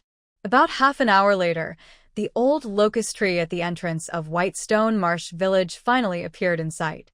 It was afternoon. At the village entrance, some elderly people sat idly, and children played. When Lin Ye's familiar, slightly disheveled figure appeared, the first nearby child to see him widened his eyes suddenly. His wooden stick dropped to the ground, and he pointed at Lin Yi, gasping in shock like he was choked. This startled others nearby. A few elders chatting under the locust tree squinted and looked over. When they saw it was Lin Yi, an old man with white hair suddenly started coughing violently. His hand trembled as he pointed at Lin Yi, his face full of shock. Lin family boy? Are you a person or a ghost? Another old woman was so frightened her shoe fell off. She quickly stepped back, muttering, Amit Ba. May Buddha bless us. Seeing a ghost in broad daylight. Didn't they say you drowned? The playing children were so frightened that they ran away in a crowd, hiding behind the adults. They couldn't help but peek out, looking at this resurrected person with a mix of fear and curiosity. Lin Yi watched the villagers' reactions, which were like seeing a ghost. He felt a bitter feeling inside. He stopped walking and tried to keep his voice steady. Grandpa's son, Grandma Wang, it's me, Lin Yi. I didn't die. I was washed away by the water, but someone saved me. After healing my injuries, I came back. His clear voice spread out, calming the nearby noise a little, but the villagers still looked at him with doubt and suspicion. Is it really Lin Yi? He's alive and jumping around, not like a ghost. Didn't the officials already report him dead? What's going on? People started talking loudly. The news spread quickly through the village like wings on a bird. Lin Yi didn't explain more. He just wanted to go home right now. He nodded slightly to the villagers, then, ignoring the pain in his arm, he quickened his steps. He walked past the surprised, curious, and doubtful gazes toward the foot of the mountain behind the village, heading to his home with a tall stone wall. As soon as his figure disappeared between the houses at the village entrance, the news that Lin Yi is alive and has returned spread like water dropping into hot oil, and the whole Baishua village exploded with excitement. Village chief Zhou Shunliang, who lived near the entrance, was so shocked that he spilled his tea. Less than 100 meters from home, Lin Yi could no longer hold back his excitement and urgency. He ignored the pain in his arm and the surprised looks of the villagers along the way. With all his strength, he shouted loudly toward his home. "Dad. Mom. I'm back. Er. Brother's back." His voice echoed through the quiet village. In the Lin family yard, Lin Xiaosui, hunched over and chopping firewood mechanically, suddenly stopped. He raised his head and looked outside the yard with bloodshot eyes, listening carefully. Yeah? He muttered to himself, then shook his head hard, a bitter and self-mocking smile on his face. Just hearing things again. "I'm old now, no use anymore." In these days, he had heard his son's call countless times, but each time it only brought deeper disappointment. He lowered his head and continued chopping the firewood in a numb way, his hand trembling slightly as he held the axe. In the yard surrounded by tall stone walls, Lin Shi, who was struggling to feed the chickens by standing on tiptoe, suddenly heard a clear shout. The little girl was just 8 years old, a beloved, innocent, and lively child. But ever since her brother's death news arrived, her mother fell seriously ill, and her father became very sad. The family fell apart in an instant. Little Lin, she seemed to grow up overnight. She learned to light fires and cook, tiptoed to clean the yard, carried a basket almost as tall as herself to gather firewood, and carefully took care of her sick mother and silent father. She didn't dare cry or complain about being tired because she knew no one would hold her and comfort her like her brother used to. At this moment, hearing that familiar, longing voice, Lin Shi froze completely. The empty chicken feed scoop in her hand clattered to the ground. She suddenly turned her head and looked at the tightly closed yard gate with disbelief. "Brother, brother," she softly and cautiously called out, afraid it was just her imagination again. "Father, mother." Er. "Open the door. It's me, Lin Yi. I'm not dead." The shouts outside the door became clearer and more urgent. It was not a hallucination. In Lin Shi's eyes, which had become dull from days of exhaustion and sadness, a sudden burst of bright light appeared. Like a startled little deer, she rushed to the gate and pulled open the heavy latch with force. The gate creaked open. Outside stood her longed-for, thought-to-be-lost brother, Lin Yi. He looked tired and pale, with one arm bandaged, but he was definitely her living brother. Brother. All the fear, frustration, hardship, and longing she had held back for so long erupted like a volcano at this moment. Lin Shi burst into loud tears, rushing forward like a small cannonball, clutching Lin Ye's waist tightly. Her tiny body trembled violently from excitement and crying, gasping for breath. "Brother, it's really you." Boo-hoo. "Everyone said you were dead. Mother is sick. Father won't speak. I'm so scared." Boo-hoo. "Why did you come back only now? I miss you so much. I miss you so much." The crying sound was no longer carefree like before, but filled with deep sadness and dependence after surviving a disaster. In the yard, Lin Xiaosui finally realized it was not a hallucination. He dropped the firewood axe with a loud clang, stood up quickly, and looked at his lively son at the door and his almost fainting little daughter. The weathered old hunter's eyes instantly turned red. His lips trembled, but he couldn't say a word. He staggered forward a step. Inside the room, Jiang He, who was lying weakly on the Kong bed, seemed to be awakened by her daughter's shocking cry and the noise at the door. She struggled and weakly but urgently asked, "Yi, is my Yi back?" Lin Yi looked at his crying sister on his lap and listened to his mother's urgent call from inside the house. Then he looked at his father outside, who looked 10 years older and was so excited he couldn't speak. A wave of deep sadness and happiness filled his heart. He couldn't hold back anymore, and tears streamed down his face. Dad. Mom. Er. It's me. I'm back. I didn't die. He choked with emotion, holding his sister tightly with his uninjured hand, and loudly responded toward the house. Lin Yi comforted his sister's emotions. When he heard his mother's faint voice but didn't see her figure, he suddenly felt uneasy. Dad, where's Mom? Why didn't she come out? Lin Xiaosui opened his mouth but seemed to be choked and couldn't speak. Before he could say anything, Lin Shi, who was in his arms, raised her tear-stained face and sobbed, "Brother, Mom is sick. She can't get out of bed. When she heard you were gone, she collapsed." Lin Ye's face changed suddenly. He ignored everything else and gently pushed his sister aside, rushing toward his parents' room. In the dim room, a strong smell of herbs filled the air. Jiang He, just now hearing her son's voice faintly, was overwhelmed with joy and disbelief. She mustered her last strength, struggled to get off the Kong to see what was happening, but her illness and weakness made her unable to move. She only managed to slide to the edge of the bed and then fell heavily onto the cold ground, weakly groaning. Mom. Lin Yi rushed into the room and saw this scene. His heart almost broke. He took a quick step forward. Meanwhile, Lin Xiaosui, who was right behind him, moved even faster. Usually a quiet and reserved old hunter, he suddenly burst into incredible speed. He crossed over his son and almost lunged at his wife, carefully but firmly lifting her into his arms. He gently placed her back on the bed, his voice trembling with fear and relief. "Mother, are you okay? Did you fall? How could you get out of bed alone? You need to stay lying down." Stay lying down. His rough hands hurriedly checked if his wife was hurt, full of concern and blame. Jiang He seemed to feel no pain. Her eyes were fixed on her son Lin Yi, who had just rushed to the bed. Her thin hands clutched his arm tightly, nails almost digging into his skin. Tears flowed uncontrollably, and her voice was weak but stubborn. "Yi, my dear Yi, is that really my son? Am I dreaming? You're not dead. You're not dead." Mom. "It's me. I'm not dead. I really am alive." Lin Yi knelt in front of the bed, holding his mother's hands, repeating over and over, choking with emotion. "Look, I'm fine. My arm is just a little hurt. It will heal soon." Lin Xiaosui looked at his lively son and then at his wife, who was so excited she could hardly breathe. This strong man, who had been tough all his life, couldn't hold back tears.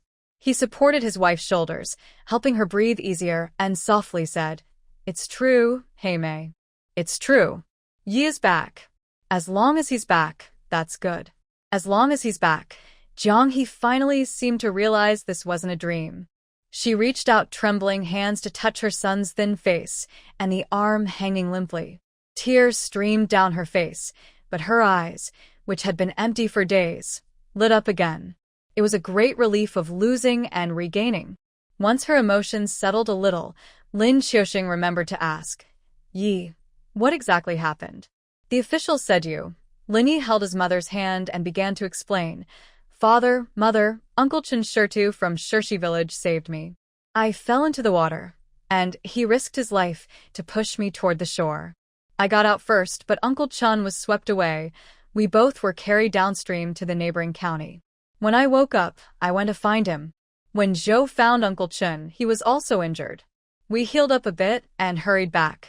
In the mountains, we encountered a wild boar. We finally managed to kill it and sold some meat. My arm was badly hurt. I went to the town clinic for bone setting and medicine, spending quite a bit. Uncle Chen didn't hesitate and used the money from selling wild boar to help me first. He skipped many dangerous details, but the story still made Lin Xiaosui and Jiang He feel scared and nervous. Listening, Lin Xiaosui gently patted his son's shoulder, his voice hoarse but full of gratitude. "Brother Stone saved you twice. He is a great benefactor of our Lin family. Such a big kindness. Tomorrow, I will take you to Shirshi village to thank him properly. We will kowtow to thank him. Jiang He also nodded repeatedly with tears, her voice weak but firm. Yes, we must thank him properly. He is like your second parents. Lin Yi looked at his parents and nodded heavily. Jiang He suddenly struggled to get off the bed. Year must be starving. Mother will go get some food for you. Lin Yi quickly held her back. Mom, don't move. Rest well. I can do it myself. Your arm is hurt. How can you manage? Jiang He was worried. At this moment, Lin Xiaoxing immediately joined in, sounding energetic again. I'll go get it. You stay and talk to your mom.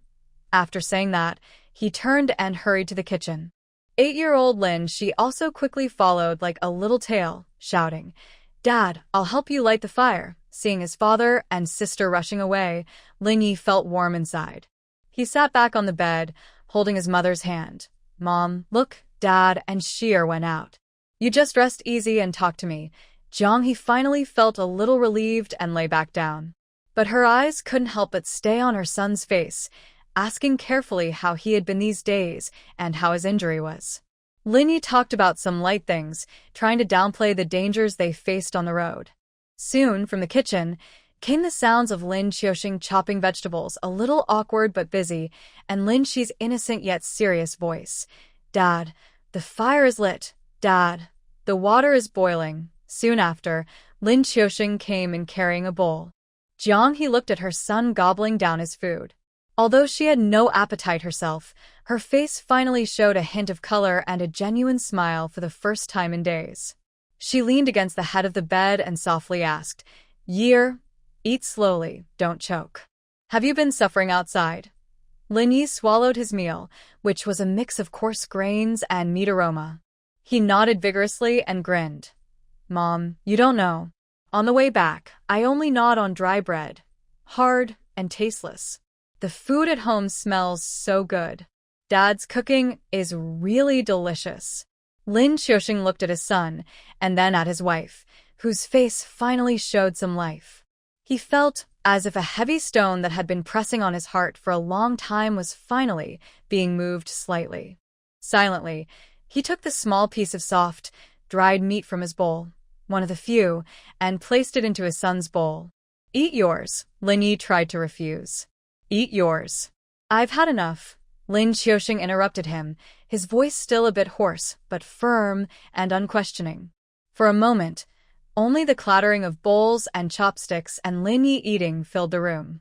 This sound broke the silence that had lasted for days and brought back a long-missed sense of home life. As Lin Yi ate this simple but warm meal, feeling the gazes of his parents and sister, he thought that all the hardships and dangers he had faced were worth it. He knew the family's food supplies couldn't be much left.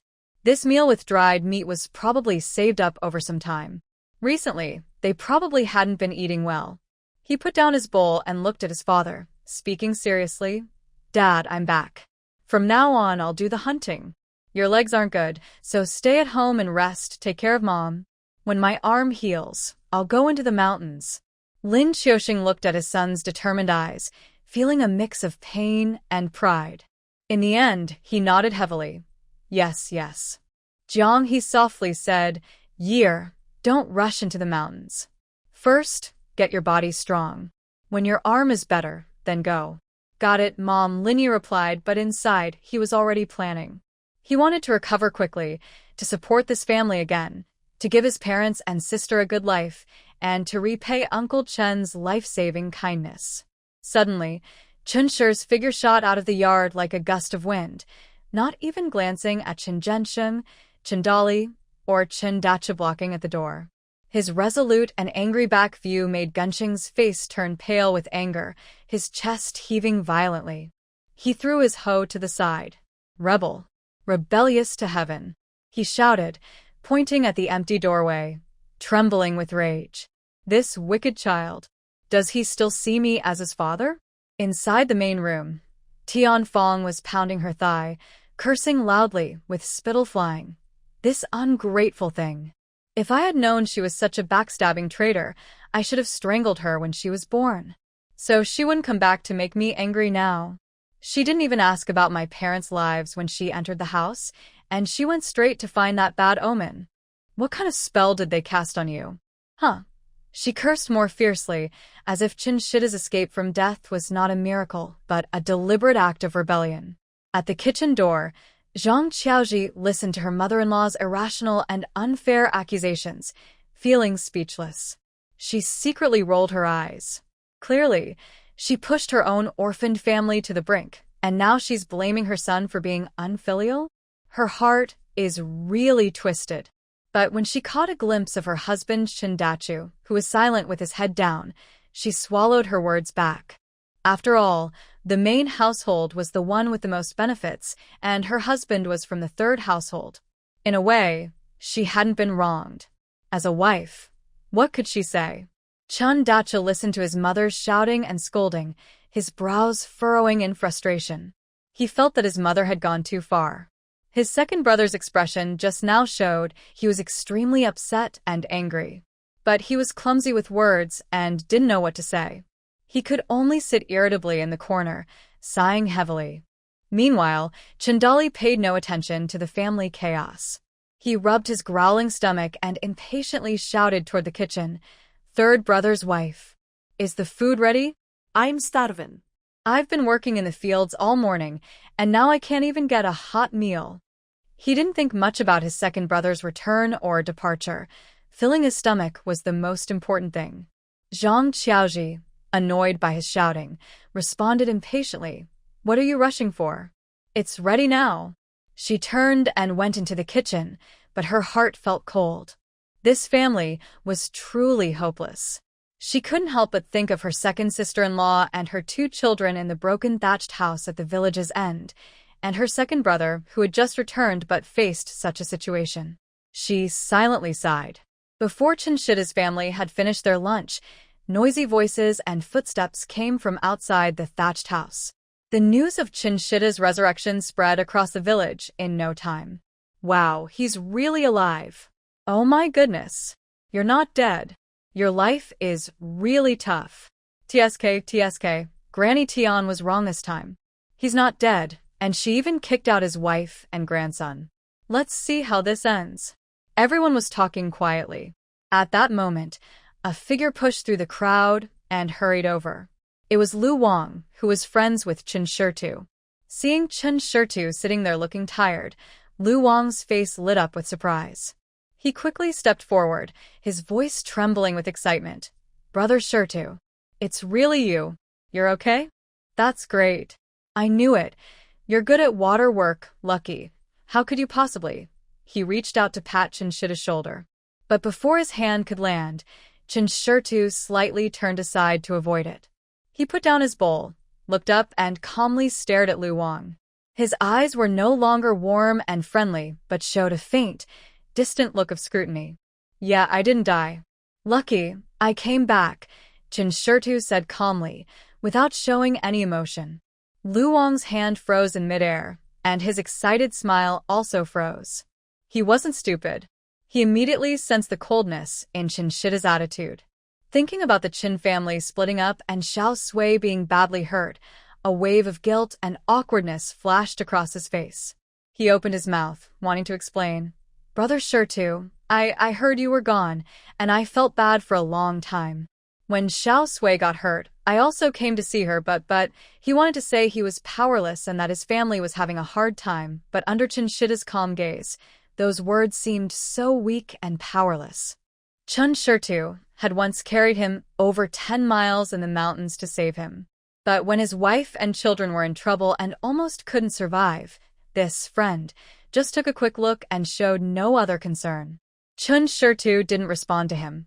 He just picked up his bowl again and slowly drank the fish soup, which was already lukewarm, as if Lu Wang and the villagers watching weren't as important as the soup in his bowl. The atmosphere suddenly became a bit tense and awkward. The surrounding gossip also quieted down. Everyone could see what was going on. Someone whispered, "Look at Shida's attitude. He seems to have an opinion about Lu Wang. Can you blame him? Once, everything seemed fine with the person, but then a big problem happened at home, and Lu Wang didn't even make a sound." Yeah, that's true. Usually, they act like brothers, but when it really matters, they can't be trusted, Lu Wang stood there, unsure whether to leave or stay, his face turning red and then pale. He finally truly felt that some things had already broken when he chose to stay indifferent and watch. Chen Xiaosui no longer looked at him. His gaze swept over the villagers outside the fence, observing their expressions, curious, sympathetic, or indifferent. He felt cold inside. Yes, he understood that the villagers had little connection with their family, since they were outsiders and had a troublesome mother. But even his best friends were like that. Today, he truly experienced how cold and warm human relationships can be. He lowered his head and softly said to Li Xiaoxiu, who looked worried, and Chen Xiaosui, who had a calm expression, "It's okay, let's eat." After lunch, the villagers who had come to watch gradually left. Chen Xiaosui was helping Li Xiaoxiu clear the dishes when his younger brother, Chen Xiaosui, appeared at the fence gate, hands in his pockets, looking a bit awkward. Second brother, Chen Xiaosui, called softly, a little cautious. Chen Xiaosui looked up and saw him. His face was expressionless, and he simply nodded. "Come in." Chen Xiaosui stepped inside, quickly glancing over the dilapidated thatched house, his tired sister-in-law and niece, feeling uncomfortable. He rubbed his hands and sat down on the haystack beside Chen Xiaosui, since there was nowhere else to sit. "Second brother, what exactly happened? Are you really okay?" "We all thought." Chen Xiaosui hesitated before asking. Chen Xiaosui briefly explained the process, being swept away, rescued, injured, and returning, his tone flat, without much emotion. After hearing this, Chen Xiaosui sighed heavily, his dark face full of guilt. "Second brother, I'm sorry. I failed you. I couldn't protect my wife and child. I watched as mother took them." He couldn't go on, lowering his head deeply. Chen Xiaosui looked at him, shook his head, and his tone softened a little. "It's not your fault. We all know what kind of person mother is and what attitude father has. What could you do? Could you stand up to your parents and the main family and make them stay? You couldn't." He paused, looked at Chen Xiaosui, and spoke sincerely. "You secretly sent grain to your sister-in-law and others during their hardest times. I remember your kindness. It's much better than those who only talk brotherhood but disappear when it matters." His words hinted at something deeper. Chen Xiaosui understood and felt a pang in his heart. He looked up, hesitated for a moment, then said, "Dad was very angry earlier at home. He said you should go back." Chen Shida's mouth curled into a cold smile, his eyes steady. "Go back? To where? That home? Haven't we already been separated in black and white? Since we're separated, that's no longer my home." He looked around at the thatched hut that leaked everywhere, his voice quiet but firm. "From now on, my home is here. Wherever Xiaoxiu, Xiaosui, and Xiaoman are, that's where my home is." Seeing his second brother's firm look, Chen Xiaosui moved his lips but didn't say anything. He knew, if he were in his brother's place, he wouldn't go back either. That home no longer felt warm or full of family love for him. "I understand." Chen Xiaosui stood up, brushed off the grass from his clothes. "Second brother, what are your plans now?" "This place. It's broken, but I can fix it up enough to live in," Chen Xiaosui interrupted. "People can still hold their urine, right?" There's always a way. Chen Xiaosui nodded. Before leaving, he looked into Chen Shida's eyes and said seriously, "Second brother, if you ever need help or want to do something, just ask. I'll do my best to help." That was the only promise he could make right now, and the most honest one. Chen Xiaosui looked at him, nodded, and said nothing more. Chen Xiaosui turned around, lowered his head, and left the thatched hut with a heavy heart. Chen Xiaosui watched his younger brother's figure disappear into the distance, his eyes deep. Then he looked at the shaky, leaky hut again. "Xiaoxiu, Xiaosui," he said softly but firmly, "this house won't last through winter. It's going to rain and it'll be cold. We need to build a new house before winter, even if it's small, just one room." Li Xiaoxiu immediately looked worried. "Dad, where will we get the money for that? Building a house is not a small matter." Chen Xiaosui had already made plans. "I'll find ways to get money. A few days ago, I learned some hunting skills from Lin Yi. When I have free time, I go into the mountains to look around. I also plan to walk around town and find some odd jobs. Anyway, there's no land at home now, so I don't need to work in the fields. I have plenty of strength. Chen Xiaosui, who had been quietly listening, looked up at her father. Dad, hunting is dangerous. Dad knows his limits. Chen Xiaosui patted his daughter's shoulder. We can't keep living in this leaky, drafty place. First, we need to build a house, a shelter from wind and rain, and then we can think about other things. Li Xiaoxiu looked at her husband's determined expression, knowing she couldn't persuade him and that this was the only way out. She could only worry and nodded. Please be very careful. Yes, Chen Xiaosui replied, then looked again at the dilapidated house outside. Chen Xiaosui looked at her parents and lowered her voice, her expression more serious than ever. Dad, Mom, there's something I want to tell you. She paused as if organizing her words. Since I fainted and hit my head, I've been having a very long, very real dream. Li Xiaoxiu and Chen Xiaosui both looked at their daughter, drawn in by her serious tone. I dreamed that Dad didn't die, and came back after more than 10 days. Chen Xiaosui's voice was soft but felt like a heavy blow to her parent hearts. In the dream, Mom, you went to pick wild vegetables and were bullied by Zhao Lizi. She omitted the word that made her hate him so much. Little brother pushed Mom into the river to protect her, and he didn't come back. Li Xiaoxiu suddenly covered her mouth, tears rushing to her eyes, trembling slightly. Chen Shida's face turned pale, his fists clenched tightly, and a vein bulged on his forehead. Chen Xiaosui continued, her voice trembling slightly. Since then, Mom's health and spirit have declined. In the dream, this winter we'll have a very heavy snowstorm. Luckily, in the dream, we managed to build a small house that was quite sturdy and held up. But many old houses in the village collapsed and people froze to death. Next year, there will be a drought, and the fields will yield almost nothing. But the government increased taxes, and then the war started. We followed the villagers to escape famine and avoid war, but in the end, we still didn't survive. When Chen Xiaosui said the last sentence, her voice was so soft that almost no one could hear it, but the deep sadness and fear clearly came through. Li Xiaoxiu hugged her daughter tightly, her voice choked with emotion. So, the reason you refused to let me go outside back then was because of this dream? That day, Zhao Lizi. Yes, Chen Xiaosui nodded in her mother's arms.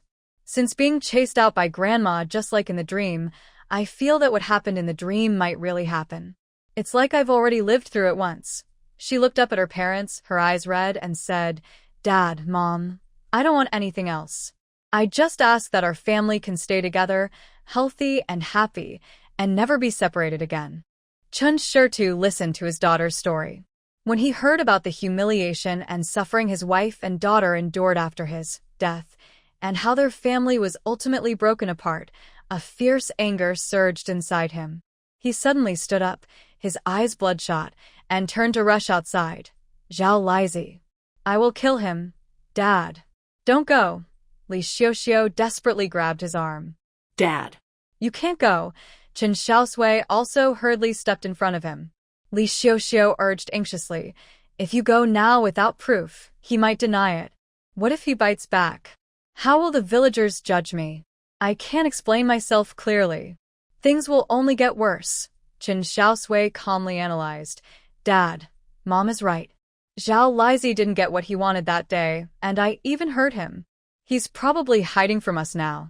You just came back and want to find trouble with him. People will only think he did something to Mom, and rumors can ruin us. The most important thing now is to get through these days. When the time is right, we can deal with him slowly. Chen Xiaosui was held back tightly by his wife and daughter. Listening to their rational words, his fiery anger was like being doused with cold water. Though still burning fiercely, he had to suppress it. He panted heavily, looking at his wife's frightened eyes and his daughter's worried face. Finally, he slammed a fist into the nearby earthen wall, making a dull sound. Beast, he spat out through clenched teeth, full of endless hatred. He sat down again, holding his wife tightly in his arms. His voice was hoarse but carried a determined tone. All right, I'll listen to you. I will not hurt him for now. But I will remember this grudge. Rest assured, with me here, those things in your dreams will never happen again. Our family will be fine. After hearing her daughter's frightening dream, Chen Xiaosui and Li Xiaoxiu felt sad but also more determined to change their situation quickly. Chen Xiaosui saw the serious mood and shared another idea she had thought about for a long time, hoping to find a new way for the family. "Dad, Mom," she said softly but confidently, trying something new. "There's one more thing. In that dream, I followed a barefoot doctor who was escaping hardship, and I learned a little about recognizing and handling herbs.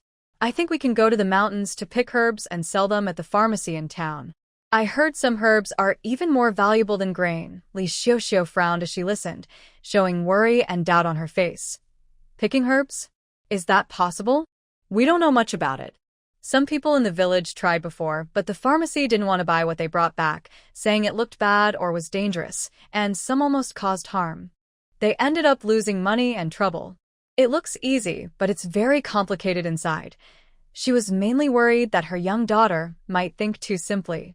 If she picked the wrong herbs or handled things badly, they might not only fail to make money, but also get into trouble. Chen Xiaosui understood her mother's worries. She couldn't explain everything about her system, so she patiently explained, "Mom, I know it's hard. But we won't take too many or try dangerous herbs we don't know.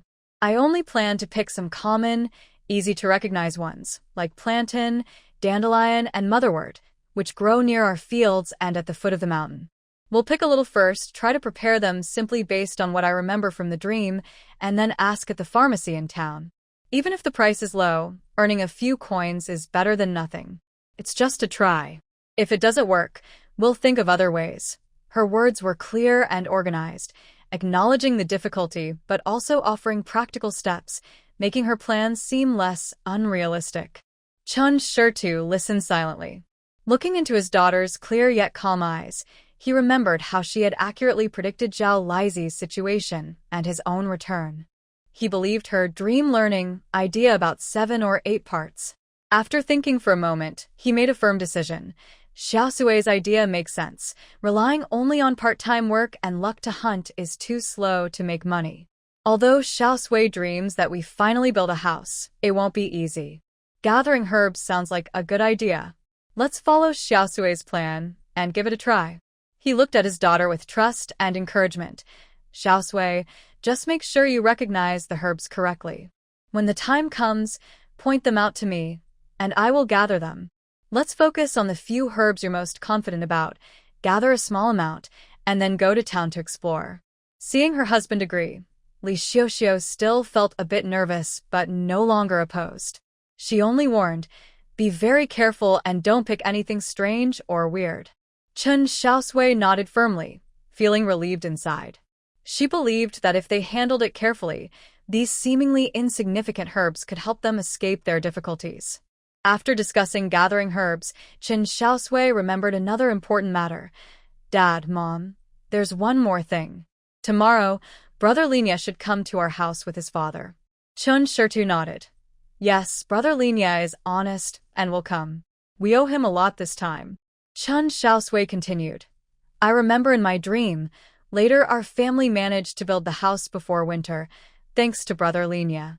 After his arm healed, he took Dad and me into the mountains a few times and caught some valuable game.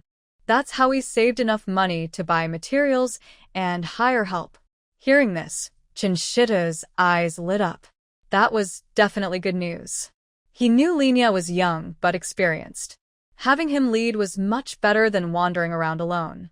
And also, Chen Xiaosui lowered her voice, with a hint of secrecy.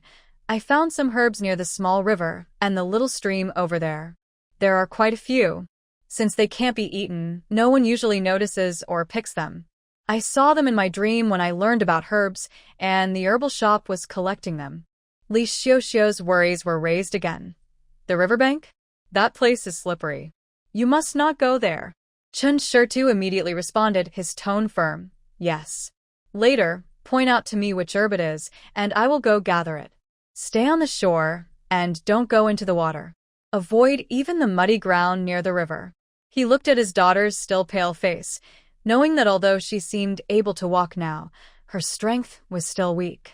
Previously, the family situation was such that their nutrition was still not enough. Chen Xiaosui nodded obediently. Yes, I know, Dad. I will point it out to you. Chen Xiaosui is a man of action. He immediately took his daughter to the riverbank. As they stepped out of the house, Xiaoman also got up and followed.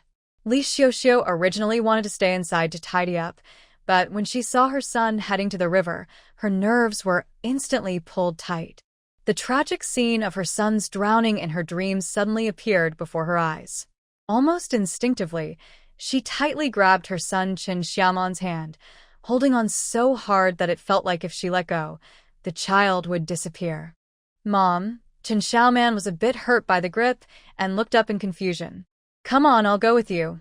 Li Xiaoxiu's voice trembled slightly, though she tried to hide it. She dared not let her son leave her sight, especially in that place she had foreseen as a burial ground. So, the family arrived at a small river not far from the thatched house. The water flowed gently, sparkling in the afternoon sun, seeming calm. Chen Xiaoman saw the water and, naturally excited, wanted to rush forward. Water. Fish. No. Li Xiaoxiu suddenly pulled him back, her face pale. She squatted down, hugged him tightly, pointed at the river, and spoke with unprecedented sternness. Xiaoman, listen. It's dangerous here. Very dangerous. You're not allowed to come here alone in the future, understand? Stay far away from the river. She kept emphasizing this, even if her son might not fully understand. She wanted to ingrain this fear and prohibition into his mind. She held her son's hand and stopped at a safe distance several meters from the riverbank, refusing to move any closer. Chen Xiaosui watched his wife and son's reactions. Looking at the shallow but potentially deadly river, he remembered his daughter's dream and felt a tightening in his chest, a wave of fear. He said in a deep voice, Xiaoxiu is right. This riverbank isn't safe. Tomorrow, I'll cut some bamboo and wood and build a fence around this part of the river near our home, make it sturdy so Xiaoman won't accidentally come over. Li Xiaoxiu, hearing this, seemed to find a lifeline and nodded repeatedly. Yes. Fence it. We must fence it. After comforting his wife, Chen Xiaosui, guided by his daughter, looked at the lush, ordinary green plants along the riverbank and small creek. Dad, it's this kind. Chen Xiaosui pointed to a bunch of grass with spear-shaped leaves and small yellow flowers. This is called water centipede. It can't be eaten, but the pharmacy uses it to clear heat and toxins, promote urination, and reduce swelling. Look, over here and there, it's everywhere. Chen Xiaosui looked in the direction his daughter pointed.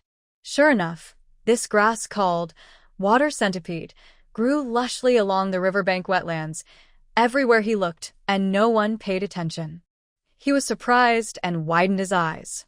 This thing is actually a medicinal herb? And so much of it. He had thought medicinal herbs only grew deep in mountains or at least looked strange and hard to find. He never expected that the common weeds along the river could be worth money. Yes, Chen Xiaosui nodded confidently. The doctor in my dream said that many common herbs are overlooked because they are so common. Let's pick this one first.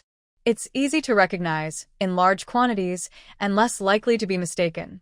Chen Xiaosui no longer hesitated. He immediately started, carefully pulling up the roots as his daughter instructed, shaking off the dirt, trying to keep them intact. Looking at the large patch of water centipede in front of him, a sense of hope rose in his heart. If what his daughter said was true, that these weeds could be exchanged for coins, then the first step to building their house might really start here. Li Xiaoxiu stood at a distance, holding her son tightly, watching her husband and daughter busy by the river. She looked at the river, which once in her dreams had swallowed everything, and felt a mix of emotions. All afternoon, Chen Xiaosui worked with great energy.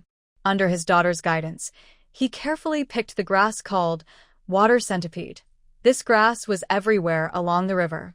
Before long, he had gathered a big pile. He carefully washed the dirt off the roots and then carried them back to the thatched hut, spreading them out on the open ground to dry.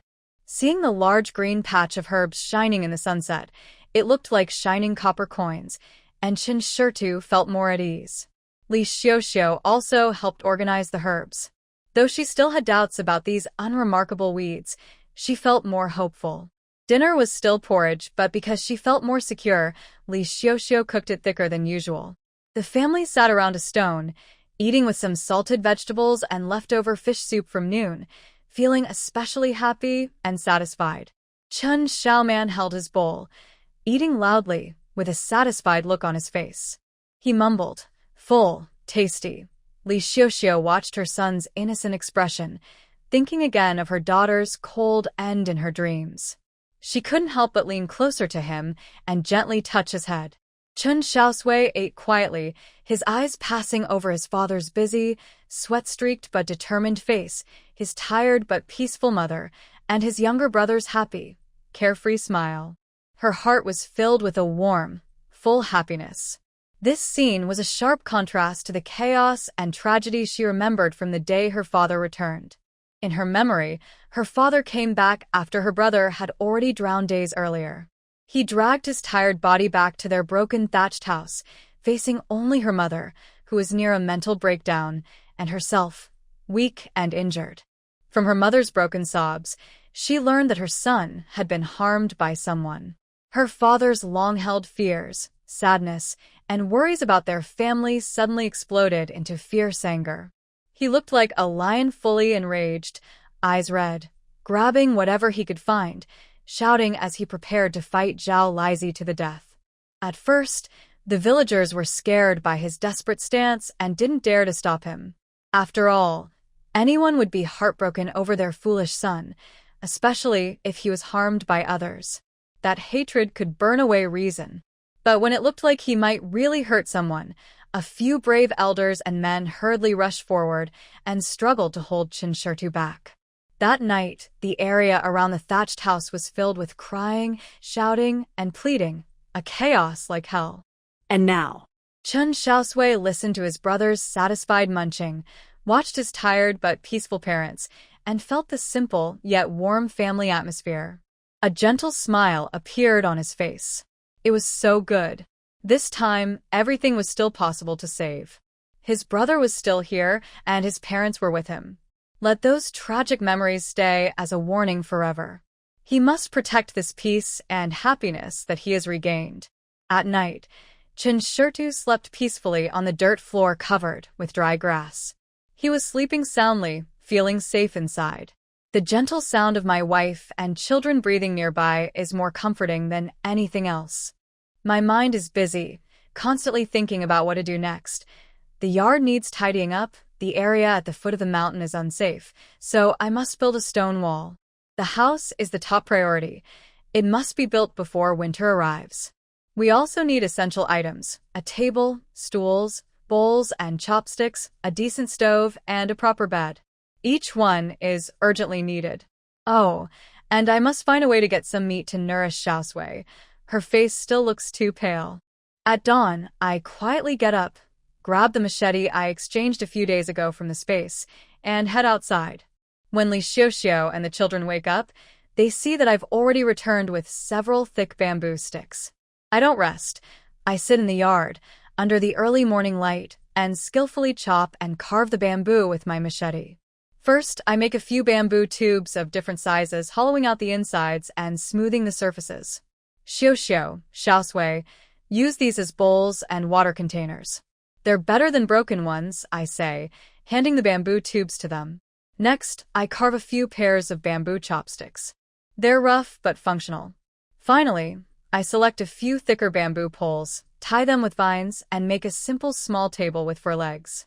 It's a bit wobbly and not perfectly flat, but at least it's a table where we can put things and sit together to eat. Most men in the village can do these skills. They're not fancy, just practical. Seeing my busy morning work, Li Xiaoxiu feels a little warmth. Although the items are simple, they make this empty home feel a bit more like a place to live. She fetches water and carefully cleans the new bamboo table and bowls with a rag. Xiaosui helps her mother set everything up, touching the bamboo-scented bowls, feeling warm inside. Dad is back, and this home is slowly rising from the ruins, step by step. Xiaomian is especially curious about the new table. She circles around it, poking here and there with her little finger, smiling happily. Before dawn, Bai Shiwa and Lin Yi set out into the mountains. Lin Yi, despite his arm injury, leads his father, Lin Xiaosui, into the woods. They're not going deep into danger, but are checking the traps they set near the outskirts earlier. Before he went to repair the river, he checked these traps regularly. Later, Lin Xiaosui came to check every few days until he received the sad news. The old man lost hope and hadn't set foot here for more than 10 days. The condition of the traps was slightly better than expected. 2 of the traps had prey that had died a long time ago, with rotting, foul-smelling corpses, so he had to give up on them. Fortunately, the other 2 traps each caught a fat wild rabbit, and 1 trap had a colorful wild chicken caught in a snare. There was also a small muntjac in another trap, which looked freshly caught last night or early this morning, still fresh. Lin Yi looked at these catches and smiled on his pale face. He carefully took out the struggling wild chicken and said to his father, "Dad, take this chicken home to stew soup for Mom. It will help her get better." Lin Xiaosui looked at his son's skillful movements and the fresh prey, feeling emotional. He nodded and said, "All right, I trust you." Lin Xiaosui gathered the 2 rabbits and the muntjac, tying them together with grass rope. Lin Yi said, "We should take these to Uncle Chen. Without him, I would have already fed the fish. All these things and my life are thanks to him." "That's right," Lin Xiaosui agreed, without hesitation. The kindness of saving a life couldn't be repaid with just a few hunted animals. After tidying up, the father and son were about to leave for the thatched cottage of the Chen family in Shirshi village when suddenly, outside the yard, they heard an urgent, tearful voice of an old woman. "Xiaosui, little Yi, has my little Yi really come back?" As she spoke, a small, thin old woman with white hair hurried in carrying a basket. Inside was a tied-up old hen, clucking loudly. She pushed open the yard gate and rushed in. It was Lin Ye's grandmother, Wang Shi from Looming Stream. As soon as she entered, her eyes fixed on Lin Yi standing there alive. The basket in her hand fell to the ground with a loud clatter. She didn't care about that, rushing forward a few steps. Her thin, trembling hands gently touched her grandson's face and his hanging arm, tears streaming down her face. "My dear child. My little Yi. Grandma thought she'd never see you again in this life. Yesterday evening, Lu Lao from Buzhu Ridge said you weren't dead. I didn't believe it. I didn't sleep all night, and before dawn I caught a chicken and came here. I'm so glad you're safe. I'm so glad. I was so scared." She cried as she spoke, her emotions so intense she almost couldn't stand. Lin Yi quickly used his uninjured hand to support his grandmother, feeling both warm and a little sad inside. "Grandma, don't get so upset. Take it slow. It's me. I'm alive. I'm back." Lin Xiaosui also explained nearby with red eyes. "Mom, it's true. Year is lucky and strong. Someone saved him." Wang looked at her grandson, then at her son-in-law, and finally at the fresh game on the ground. It was as if she finally believed this wasn't a dream. She wiped her tears and kept saying, "Bless the gods. Bless the gods. He's back. He's back." She picked up the basket and the hen on the ground and handed them to Lin Xiaosui. "Give this chicken to my grandson to stew and strengthen him. Look at how thin he is." Seeing Lin Yi and his father carrying the game to leave, Wang hurriedly asked, "Early in the morning, where are you 2 going?" Lin Yi lifted the heavy rabbit and small animals in his hands and explained, "Grandma, we're going to Shirshi village ahead. Uncle Chen Xiaosui from that village risked his life to save me. We're going to thank him for saving my life." Lin Xiaosui carried 10 jin of grain, but because his legs were inconvenient, Lin Yi carried the game. His father wanted to carry it, but Lin Yi refused. Hearing this, Wang immediately became very respectful and nodded repeatedly. "That's right. That's right. It's a great kindness. You 2 go quickly and thank him properly. It's all thanks to this kind person." Only then did Lin Yi and his father leave with the game, heading towards Shirshi village. Wang watched them leave before turning back into the inner room to visit her daughter, Jiang He. Seeing her daughter still weakly resting on the Kong, but with some life back in her eyes instead of complete silence, Wang finally felt relieved. She sat by the Kong, holding her daughter's hand, her voice softening. "Here, look, Year is back, isn't he? The gods have blessed us. Great trouble has passed, and good fortune will follow. You mustn't give up. You need to get better quickly. We'll have good days ahead, she kept comforting her softly. Year only hurt his arm. Rest for a few days and he'll be fine. He's one of the best hunters in 10 miles around. As long as he's here, our family won't fall apart, and life will get better. Just relax and don't worry. At this moment, 8-year-old Lin Shi carefully walks in holding a bowl of warm water and softly says, "Grandma, drink some water." Mrs. Wang takes the bowl, looks at her thin but strong granddaughter, feels both worried and happy, and gently pats her head. "Oh, my little Shi, you're so capable. You know how to take care of Mom. Our Shi has grown up and become sensible. You've worked hard these days." Lin Shi feels a bit shy from the praise, lowers her head, but a faint smile appears on her face. Mrs. Wang looks at her daughter and granddaughter, thinking about sharing good news to lift everyone's spirits. She then changes the topic, with a genuine smile on her face and says, "By the way, I have some happy news. Your eldest brother's wife gave birth to a healthy, chubby grandson a few days ago." "Oh." His crying is loud. Seeing her daughter's expression brighten, she continues, "When our Year's arm heals, I plan to find a good girl for him here in Deer Song Ravine. Year looks good and is talented, so he won't have trouble finding a nice wife. When they marry, I hope they have a big, healthy grandson soon. It will bring more people into the family, lively and bustling. That's real life. It's so different from the past days when it was cold and quiet, and there wasn't even a strong worker around to make us feel at ease." Her words are both hopeful and full of emotion. Earlier, Lin's family faced a big change. As the grandmother, she felt sad but couldn't visit every day since she lived in Deer Song Ravine. She could only come every few days to check on them, bring some food, help with chores, and teach young Lin Shi little by little. Now that her son has returned, the family finally has a backbone and hope again. Jiang He listens to her mother's words, looks at her daughter snuggling beside her, and thinks about her son who has gone to repay kindness. Her heart, which had been cold and heavy, seems to be filled with new life. She finally nods softly and whispers, "Yes, Mom. I understand. Things will get better." Lin Yi and Lin Xiaosui carry heavy game and arrive at Shirshi village. At the village entrance, some idle men and women are chatting. Seeing two strangers, one of whom is injured and carrying what looks like game, they look at them with curiosity. Lin Yi steps forward and politely asks a middle-aged man named Lu Ming, who is about to go to work and looks somewhat familiar. "Big brother, excuse me, can you tell me how to get to Chen Shi's house?"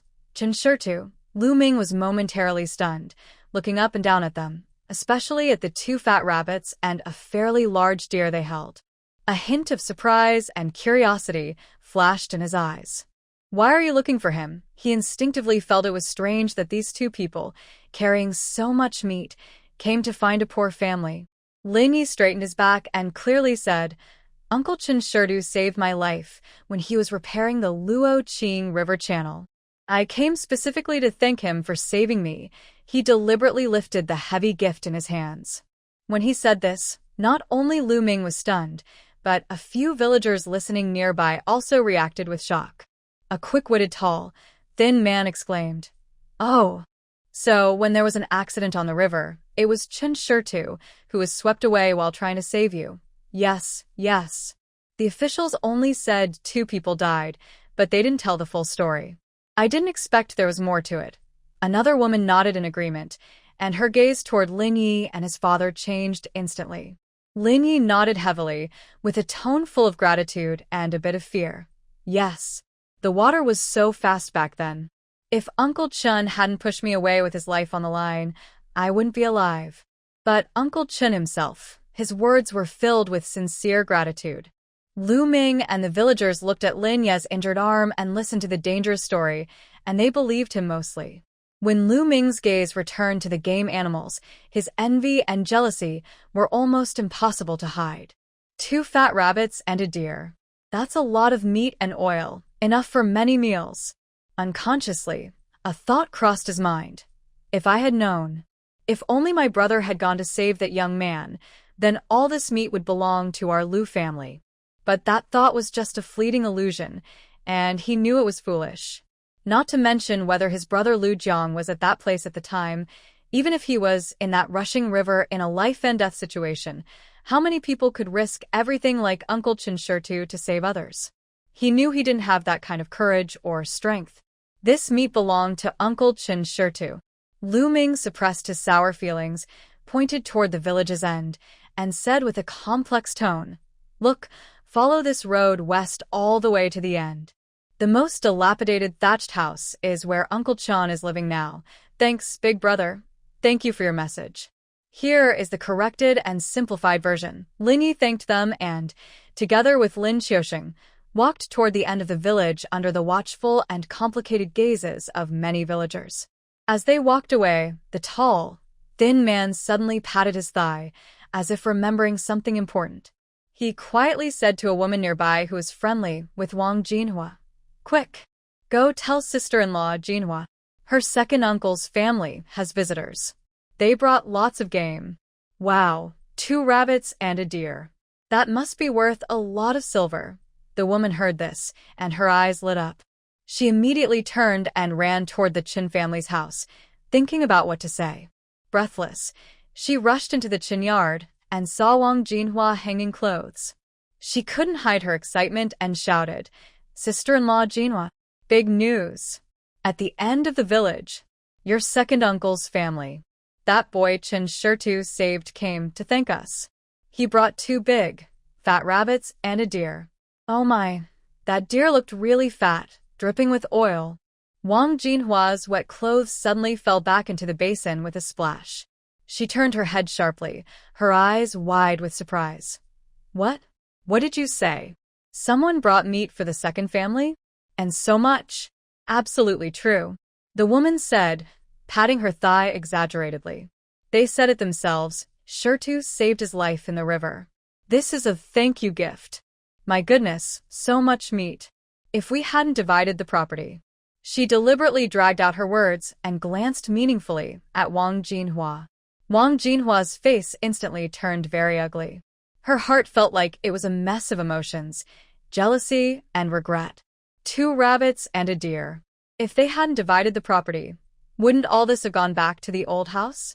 According to her mother-in-law's way, most of it would stay, and Wang Jinhua would get a big share of meat, enough for her, her husband, and their 2 children to eat well for many meals. But now, all these things had gone into that shabby grass hut at the end of the village. They had nothing to do with her anymore. The more she thought about it, the angrier she got. A fiery rage surged in her head. She forgot about hanging clothes and, grinding her teeth, cursed softly. Bad luck. I really got lucky this time. She didn't know whether she was cursing Chen Xiaosui, the man who brought the game, Lin Yi, or herself for missing out on such a big windfall because she had made a bad decision long ago. The woman who brought the news looked at Wang Jinhua's pale face and secretly felt proud. The news had been making her feel upset for several days. After the woman left, Wang Jinhua stood in the yard, looking at the wet clothes soaking in a basin.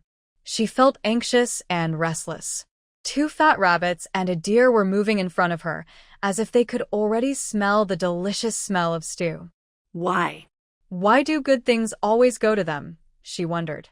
The more she thought about it, the more she felt unfair. She muttered to herself. It's just a simple family division. Her parents are still his Chen Shida's parents. If the son gets so many good things, isn't it right to respect and honor his parents? She kept thinking, feeling her idea was very reasonable. If her parents asked him directly, would Chen Xiaosui refuse? Would he dare to be unfilial? Once she had this thought, it grew wildly like weeds, impossible to suppress. She couldn't wait any longer. She ignored the drying clothes, quickly wiped her hands on her apron, and hurried toward the village's end. She wanted to see if the meat was really as much as the woman said. Lin Yi and Lin Xiaoxing followed the path Lu Ming had just pointed out to reach the village's end. When they saw the dilapidated thatched house almost collapsing to the ground, they were both stunned. They didn't expect the Chen family to be so poor. The low mud walls were full of cracks, and the thatched roof was sparse, as if a strong wind could blow it away. A few crooked branches formed a fence with an open gate. They saw Chen Xiaosui sitting in the yard, chopping bamboo with his head down. Sweat was sliding down his bronze-colored face. He was clearly busy making something. Chen Xiaosui planned to make a simple bamboo bed first. The ground was damp, and adults could carry it, but children and Xiao couldn't sleep on it for long. Uncle Chen, Lin Yi suppressed his shock and called out. Chen Xiaosui looked up when he heard the voice. Seeing them, he immediately showed a sincere smile, put down his machete, and stood up. Little Lin, you're here. Come in quickly. His eyes quickly scanned the heavy game in Lin Ye's hands. His expression flickered, but he didn't ask anything. Instead, he warmly invited them into the yard. At this moment, Li Xiaoxiao heard the noise and came out of the house. Behind her, Chen Xiaoman, curious and a little scared, was tightly clutching her clothes. Chen Xiaosui slowly stepped out from behind the doorframe, quietly watching the visitors. The scene in front of them made Lin Yi and Lin Xiaoxing feel uncomfortable.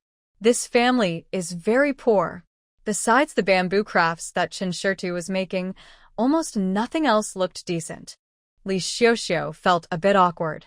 She quickly picked up the few bamboo cups Chen Xiaosui made in the morning, poured water from the water jar, and handed them to Lin Yi and Lin Xiaoxing with an apologetic look.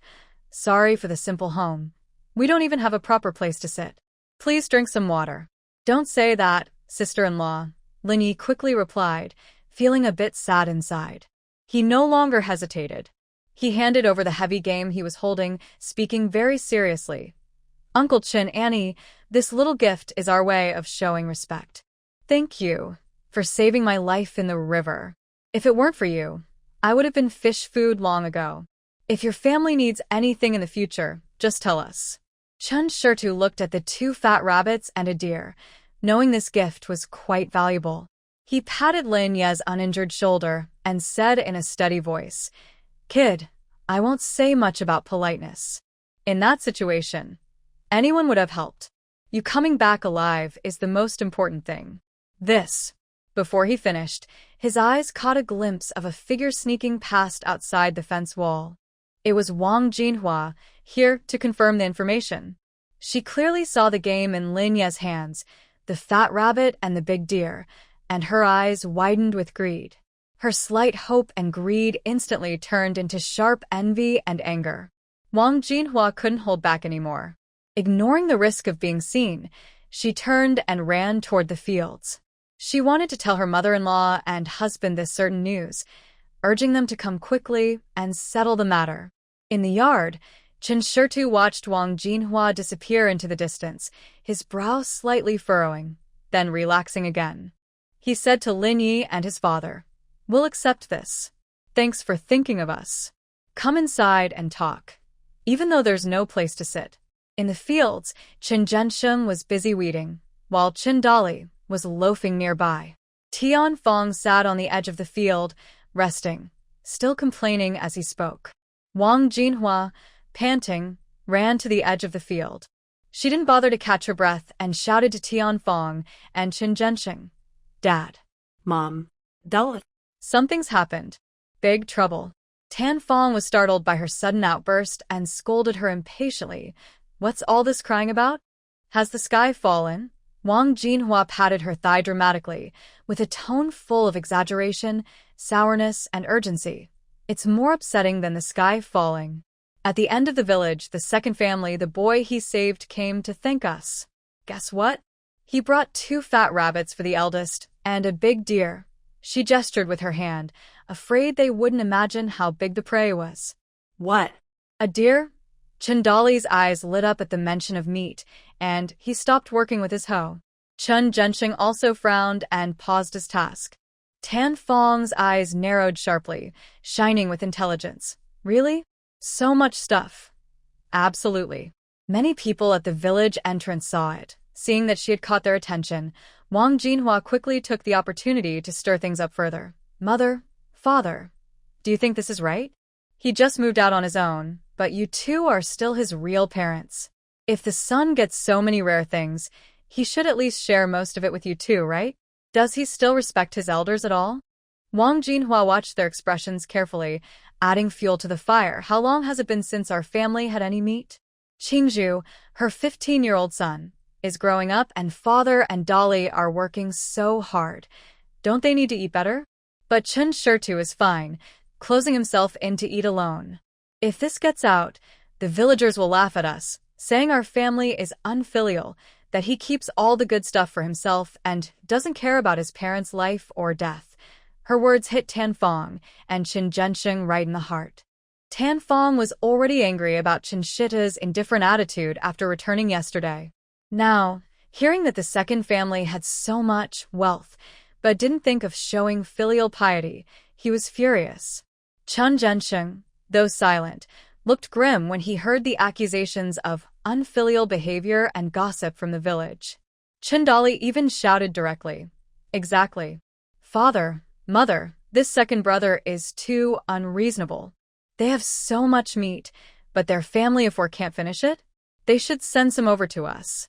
Seeing the situation was heating up, Wang Jinhua lowered her voice, encouragingly. "Mother, I think you and father should go and ask him yourself. Your elders. If you ask him for some meat, he wouldn't refuse, would he? This reasoning makes perfect sense. If he doesn't give anything, then he's just unfilial. Let's have the villagers judge this fairly." Tian Fong suddenly stood up from the ridge, her face covered with a cold expression. She spat and said, "He's gone too far. Come on. Old man, let's go to the end of the village. I want to see if Chen Xiaosui still considers me his mother." Without waiting for Chen Genqing's opinion, she pulled him along toward the village's edge. Wang Jinhua and Chen Dolly exchanged glances, both seeing pride and hope in each other's eyes. They quickly followed. The four of them headed aggressively toward the broken thatched house at the village's end. Lin Xiaoxing sat on a stone, thinking about his family since hearing about his son's death. His eyes welled up with tears as he looked at Chen Xiaosui and spoke with a choked voice. "Brother Xiaosui, I don't need to thank you for your great kindness. But I, old Lin, have to say today, I only have one son. His mother is weak, and when she heard he was gone, she collapsed right away. She almost. If you hadn't risked your life to save him, my family wouldn't just have lost a son, but probably his mother too. You saved our entire family." He shook Chen Shita's hand firmly, speaking very seriously. "I will remember this kindness for my whole life. If your family ever needs help, just ask. We'll do whatever we can. No questions asked." Lin Yi also nodded strongly beside him. "Uncle Chen, my dad is right. And about the money I spent at the town clinic for my arm, I will definitely pay you back." Chen Xiaosui quickly waved his hand, looking serious. "Brother Lin, you're being too modest. At that time, I couldn't just stand by and watch. As for the money, forget it. That wild boar was something we both encountered. It was thanks to your guidance that I had the chance to strike. If you didn't know how to handle that beast, I might not have escaped with my life, let alone kill the pig. So, that wild boar was meant to be yours. Covering your injuries is only right." "Uncle Chen, you shouldn't say that." Lin Yi was a bit anxious. He was young and knew his own mind clearly. "If it weren't for saving me, you wouldn't have been dragged into the river. You would have gone home safely long ago. None of this would have happened. That wild boar was just a complication caused by saving me, so the whole pig should be yours. Give me the money for healing, consider it a loan from me, and I will definitely pay you back." Lin Xiaoxing also frowned and said firmly, "Xiaosui, you have to listen to the child. That's the right thing to do. Without your help in saving him, none of this would happen. We can't take advantage of the wild boar's money anymore. This kid is straightforward. If he says he will pay it back, he will. Just let him feel at ease." Chen Xiaosui looked at the determined father and son, knowing that refusing further would seem petty and would betray their sincere kindness. He smiled helplessly and finally agreed. All right, I can't argue with you two. The money can wait. What's most important now is that you heal your arm. Brother Lin and sister-in-law, take good care of yourselves. Nothing is more important." As the atmosphere in the yard was warm and peaceful, a sharp voice suddenly cut through like a knife, breaking the harmony. "Chen Xiaosui, you heartless person, A group appeared, led by Tianfeng, with Chen Zhenxing walking behind with a serious face and Wang Jinhua and Chen Dali on either side, like fierce warriors. They stormed into the small yard with strong energy. Li Xiuxiu turned pale with fear, instinctively clutching Xiaoman tightly and stepping back. Chen Xiaosui's eyes turned cold. She stepped forward silently, standing beside her mother and brother. Lin Yi and Lin Xiuxing looked at the uninvited guests in shock, their brows furrowed. Chen Shida's smile disappeared instantly, replaced by a cold calmness. He straightened up and looked sternly at Tianfeng. "Mother, what are you doing? What am I doing?" Tianfeng crossed her arms, her triangular eyes scanning the obvious prey on the ground, and she was even more angry, almost spitting saliva onto Chen Shida's face. "What do you mean? What am I doing? Do you still see me as your mother? You got so many good things. Why not take them to old Chen's house? Are you thinking of keeping everything to yourself? Your father and mother are still here. Your older brother works hard in the fields. Does he have no conscience?" She pointed almost at Chen Shida's face, her tone sharp. Wang Jinhua immediately chimed in, sarcastically. "Yeah, second brother, is it easy for our parents to raise you? Now that you have good stuff, why not first share with us? If this gets out, where will our Chen family's face go?" Chendali also responded loudly and clearly. "Second brother, mother's right. There's so much meat, you can't finish it all. You should take some back to dad and mom." Although Chen Zhenxing didn't speak, his cold gaze fixed firmly on the prey on the ground, making his intentions very clear. Lin Yi and Lin Xiuxing looked very uncomfortable. They didn't expect that coming to think someone would lead to such a family quarrel. Hearing these words that twisted the truth and showed greed, Chen Shida's chest rose and fell rapidly. His suppressed anger from yesterday's return flared up again. He suddenly stepped forward. His tall figure carried a strong presence, making Tianfeng instinctively take a half step back. His eyes sharp as knives, he looked at Tianfeng, Chen Zhenxing, Wang Jinhua, and Chen Dali in turn. His voice was not loud but firm and cold. "Mother, you might have forgotten. We have already divided the family property clearly in writing. It was you who personally forced our second family to leave everything behind and come to this shabby hut. Now, everything Chen Shitu earns or gets, every penny, every bite of food, has nothing to do with your old Chen family. These things are thanks to Brother Lin for saving my life. They are mine. I can give them to whoever I want. No one has the right to interfere." Every word Chen Shitu said hit the ground like a stone, strong and decisive. The words, "leave everything behind," and "nothing to do with the old Chen family," were like a loud slap, hitting Tianfeng and others in the face. The air in the yard seemed to freeze. Tianfeng's face turned from red to blue from her son's ruthless words. Wang Jinhua and Chen Dali were also stunned. They didn't expect Chen Shitu to be so firm, openly confronting the division of the family. Lin Yi and Lin Xiuxing exchanged a glance, understanding each other's thoughts, and became even more determined to stand with Chen Shitu. Chen Shitu no longer looked at them. He turned to Lin Yi and his son and said, "Old brother Lin, young Yi, our home is too small. I won't keep you any longer. I accept this kindness." "Thank you." Tianfeng was so angry she trembled all over. She wanted to cause trouble again, but Chen Zhenxing grabbed her roughly and shouted with a dark face, "Are you still not ashamed? Go back." Seeing his wife's shameful behavior in front of outsiders made him feel a bit embarrassed. Tianfeng was pulled by Chen Zhenxing, but she seemed rooted to the ground, refusing to move. Chen Shida's firm words did not wake her up. Instead, they seemed to pour oil on a fire, making her completely lose her mind. "Dividing the family? If we split up, I won't be your mother anymore? You unfilial child cursed by heaven." She suddenly broke free from Chen Zhenxing, like a madwoman, rushing forward again. This time, she wasn't attacking Chen Shitu but directly lunging at the few prey animals on the ground. Her thin, bony hand grabbed the fattest roe deer's leg, trying to pull it into her arms, loudly shouting, "You're rebellious. These things are our son's gifts to us. I don't care who tries to stop me." Suddenly, a change occurred. "What are you doing?" Lin Yi reacted quickly. Although he had hurt his arm, his hunter's agility was still there. Almost at the same time as Tianfeng moved, he took a quick step forward, pressing down hard on the roe deer with his uninjured right hand. His sharp eyes like an eagle, his tone filled with anger that left no room for argument.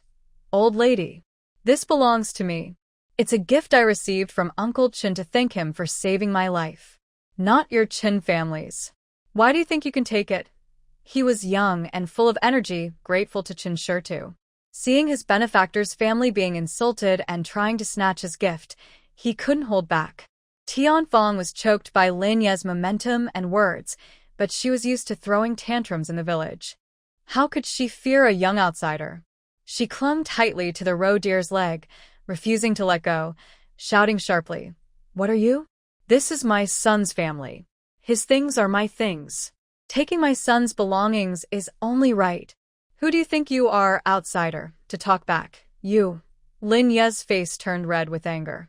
Out of respect for her as an elder, he couldn't really hit her, so they were at a standstill. "Mother, let go," Chen Xiaosui shouted softly, his voice filled with suppressed anger and disappointment. He stepped forward, his large hand like an iron clamp, not to pull Lin Ye's hand away, but to grab Tianfeng's wrist directly. The force was so strong that Tianfeng cried out in pain and instinctively loosened her grip on the roe deer. Chen Xiaosui pulled his mother back 2 steps, using his body to block Lin Yi and the prey. His chest heaved violently. Looking at his stubborn, greedy, and mean-spirited mother, he finally exhausted all his patience. His gaze was as cold as ice, shifting from Tianfeng's pale face to Wang Jinhua's flickering eyes and then to Chen Dali's unhappy face. Finally, it settled on his father, Chen Zhensheng, who had been silent but clearly indulgent. His words were slow and deliberate, his voice icy and without warmth. "I will say this one last time. We have already separated our families. This thatched house is my home, Chinchida's home. Every blade of grass, every tree, every bite of food here has nothing to do with you. Anyone who dares to take my things is stealing from us. Don't blame me if I get angry." His last words were almost forced out, filled with a fierce determination to fight. His expression clearly told everyone he was not joking. To protect this hard-won, hopeful little family, he was willing to do anything. Tianfeng was stunned by his rare, fierce look and held her wrist, afraid to cause trouble again. Wang Jinhua and Chen Dali also fell silent, not daring to speak. Chen Genqing's face darkened like a pot bottom. Finally, he stomped heavily, grabbed Tianfeng's arm, and almost dragged her outside, low growling. "Go. Hurry up and leave. Embarrassing us." This time, Tianfeng didn't resist. She just turned back and glared fiercely at Chen Xiaosui and Li Xiuxiu, her eyes full of venom, like poison needles. In the yard, Lin Yi watched Chen Shida's tense face and trembling fists, feeling a mix of emotions. He quietly tidied up the prey on the ground and whispered, "Uncle Chen, I'm sorry for causing trouble." Chen Xiaosui slowly exhaled, shook his head, his voice tired but firm. "It's none of your business. This family has needed to be like this for a long time." He turned around, looking at his frightened wife, his cold-eyed daughter, and his confused, scared son. He finally cut off all hope of reconciliation with the Chen family. When Tianfeng and her group stormed into Chen Shida's yard, behind them, a few villagers who had heard the noise and come to see what was happening were gathered. They pressed their necks against the fence, peering inside. When they saw Tianfeng ignoring everything and trying to snatch the prey brought by Lin Yi, the crowd couldn't help but whisper and sigh in low voices, feeling helpless and disappointed. Wow. Grandma Tian is really shameless now. A straightforward woman couldn't help but shout out loud, but someone nearby tugged her sleeve to signal her to speak softly. "TSK, TSK, she forced the family to split, and now she's coming to grab things just because she sees something nice. Her manners are terrible." "Exactly. Do they think this is their own yard? Stone already said they've split up. Look at her, acting like a bandit coming into the village. She doesn't look like a mother at all." Most people wore expressions of disdain and helplessness, whispering and pointing at her. They all knew well what kind of person Tianfang was. Seeing her behave like this made them feel even more disgusted. Someone whispered in regret, "Stone's really unlucky to have such a mother." Another person quickly responded, "No kidding. He barely escaped with his life, and now his wife and kids are kicked out to live in this broken place. Instead of helping, she's here fighting over things. She's so cruel." Some who had previously been wronged by Tianfang lowered their voices and told their friends, "Did you see? That's her character. She used to yell at your house over trivial stuff. Who would dare to provoke her? Now she treats her own son like this." Sigh, Stone is tough. Toughness doesn't help. That's his own mother. She wouldn't really hit him, would she? Just wait, there'll be more trouble later. Everyone knew in their hearts that Tianfang was too aggressive and difficult to deal with. They felt sorry for Chen Stone's family, but no one dared to speak out. It wasn't that they didn't want to, but they were afraid and saw no need. Tianfang was famous in the village for being fierce and troublesome. If you helped Chen Stone speak up, she might hold a grudge and start insulting your family every day. Who could stand that? It was better to stay out of trouble, watch quietly, and discuss it privately. So, when Tianfang fought over the prey and Lin Yi and Chen Stone confronted her, there was a tense hum of gossip outside the fence, but no one dared to stop her or speak up for Chen Stone's family. Everyone just watched silently with a mix of sympathy, disdain, and helplessness, observing the heartbreaking scene inside the yard. Until Chen Zhensheng felt ashamed, he forcefully dragged away the scolding Tianfang. Wang Jinhua and Chen Dali sheepishly followed behind. The crowd watching gradually dispersed like a tide, shaking their heads and sighing as they left. They worried about Chen Shida's future and became more determined to stay away from the messy affairs of old Chen's family. In Shirshi village, if someone caught the attention of Granny Tian, it was almost impossible to escape her grasp. After sending off Lin Yi and his son, the yard finally became quiet again, leaving only the family members. Chen Xiaosui looked at the few fresh game on the ground and was silent for a moment. Li Xiaoxiu looked at her husband and hesitated before speaking. "Husband, what should we do with this meat?"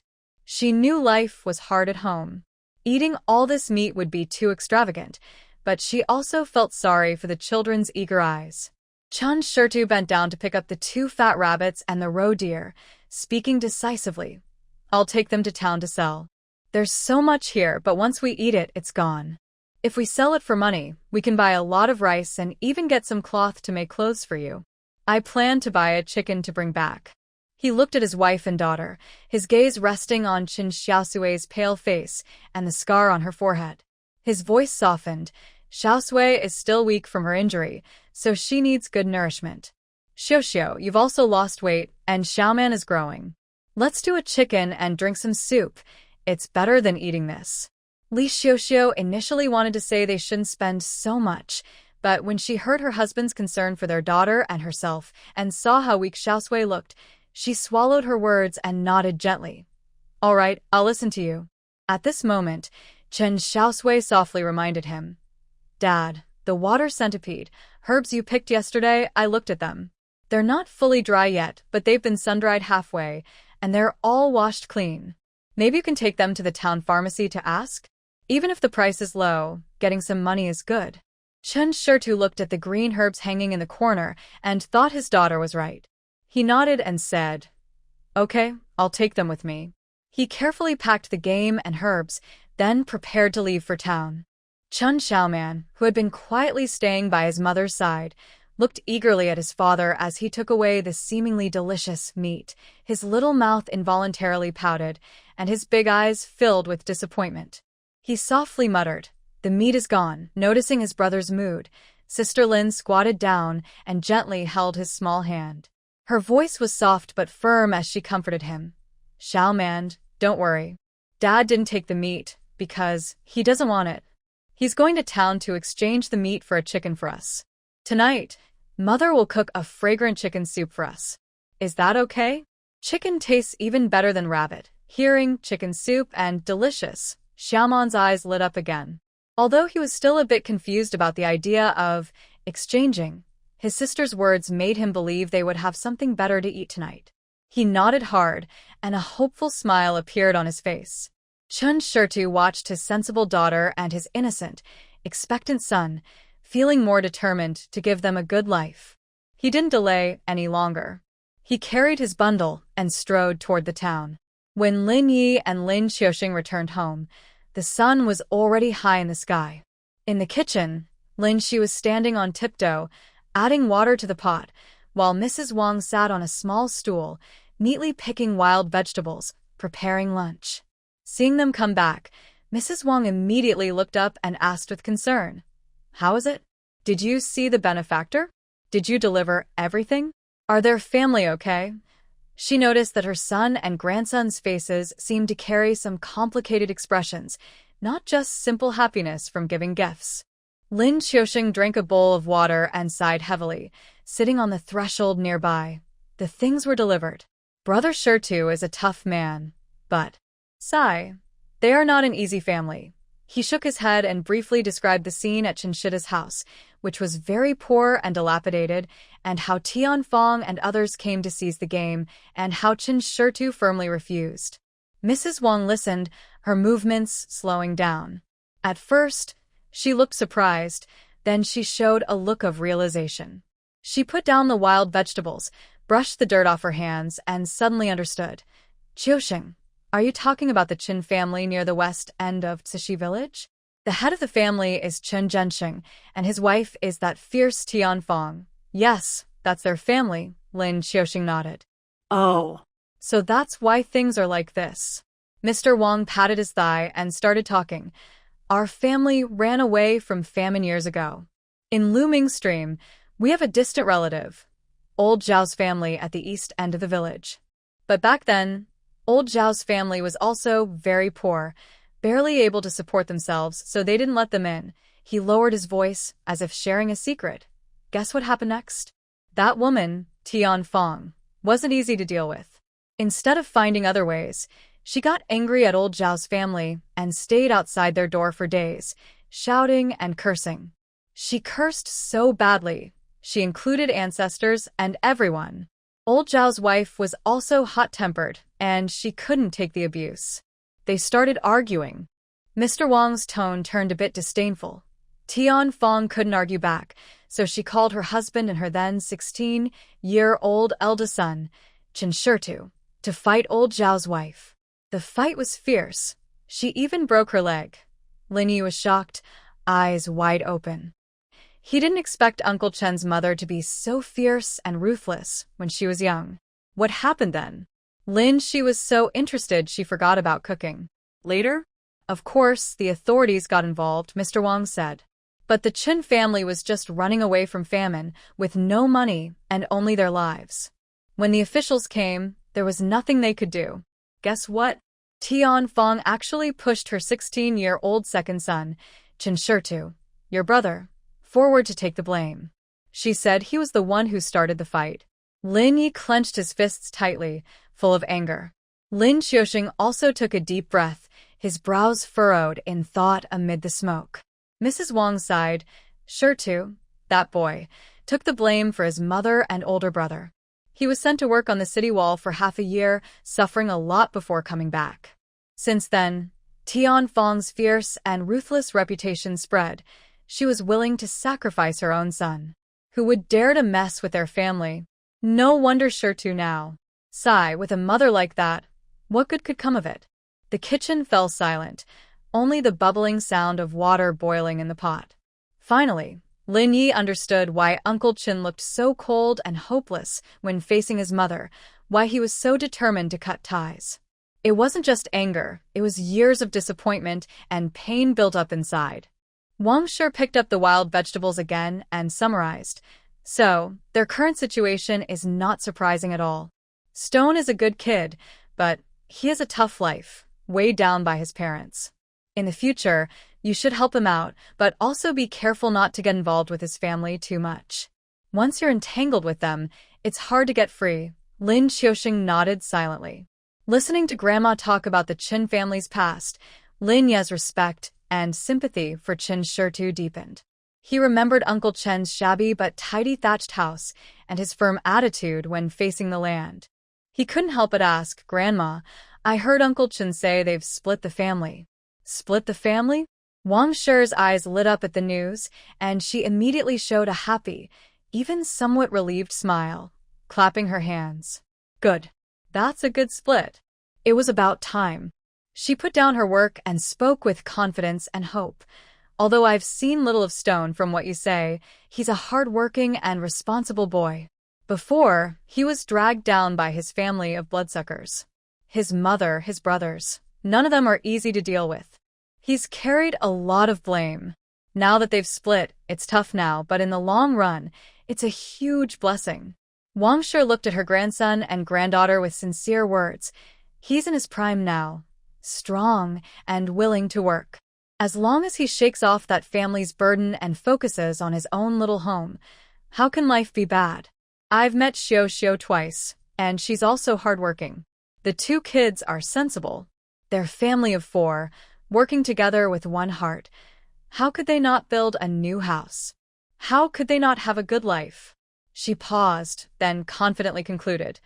So, for Stone, this family split isn't a bad thing. It's a relief. It's a new beginning. From now on, he can finally live for himself, his wife, and children. No more being tied down by his confused parents and clever brothers-in-law. Life is looking up.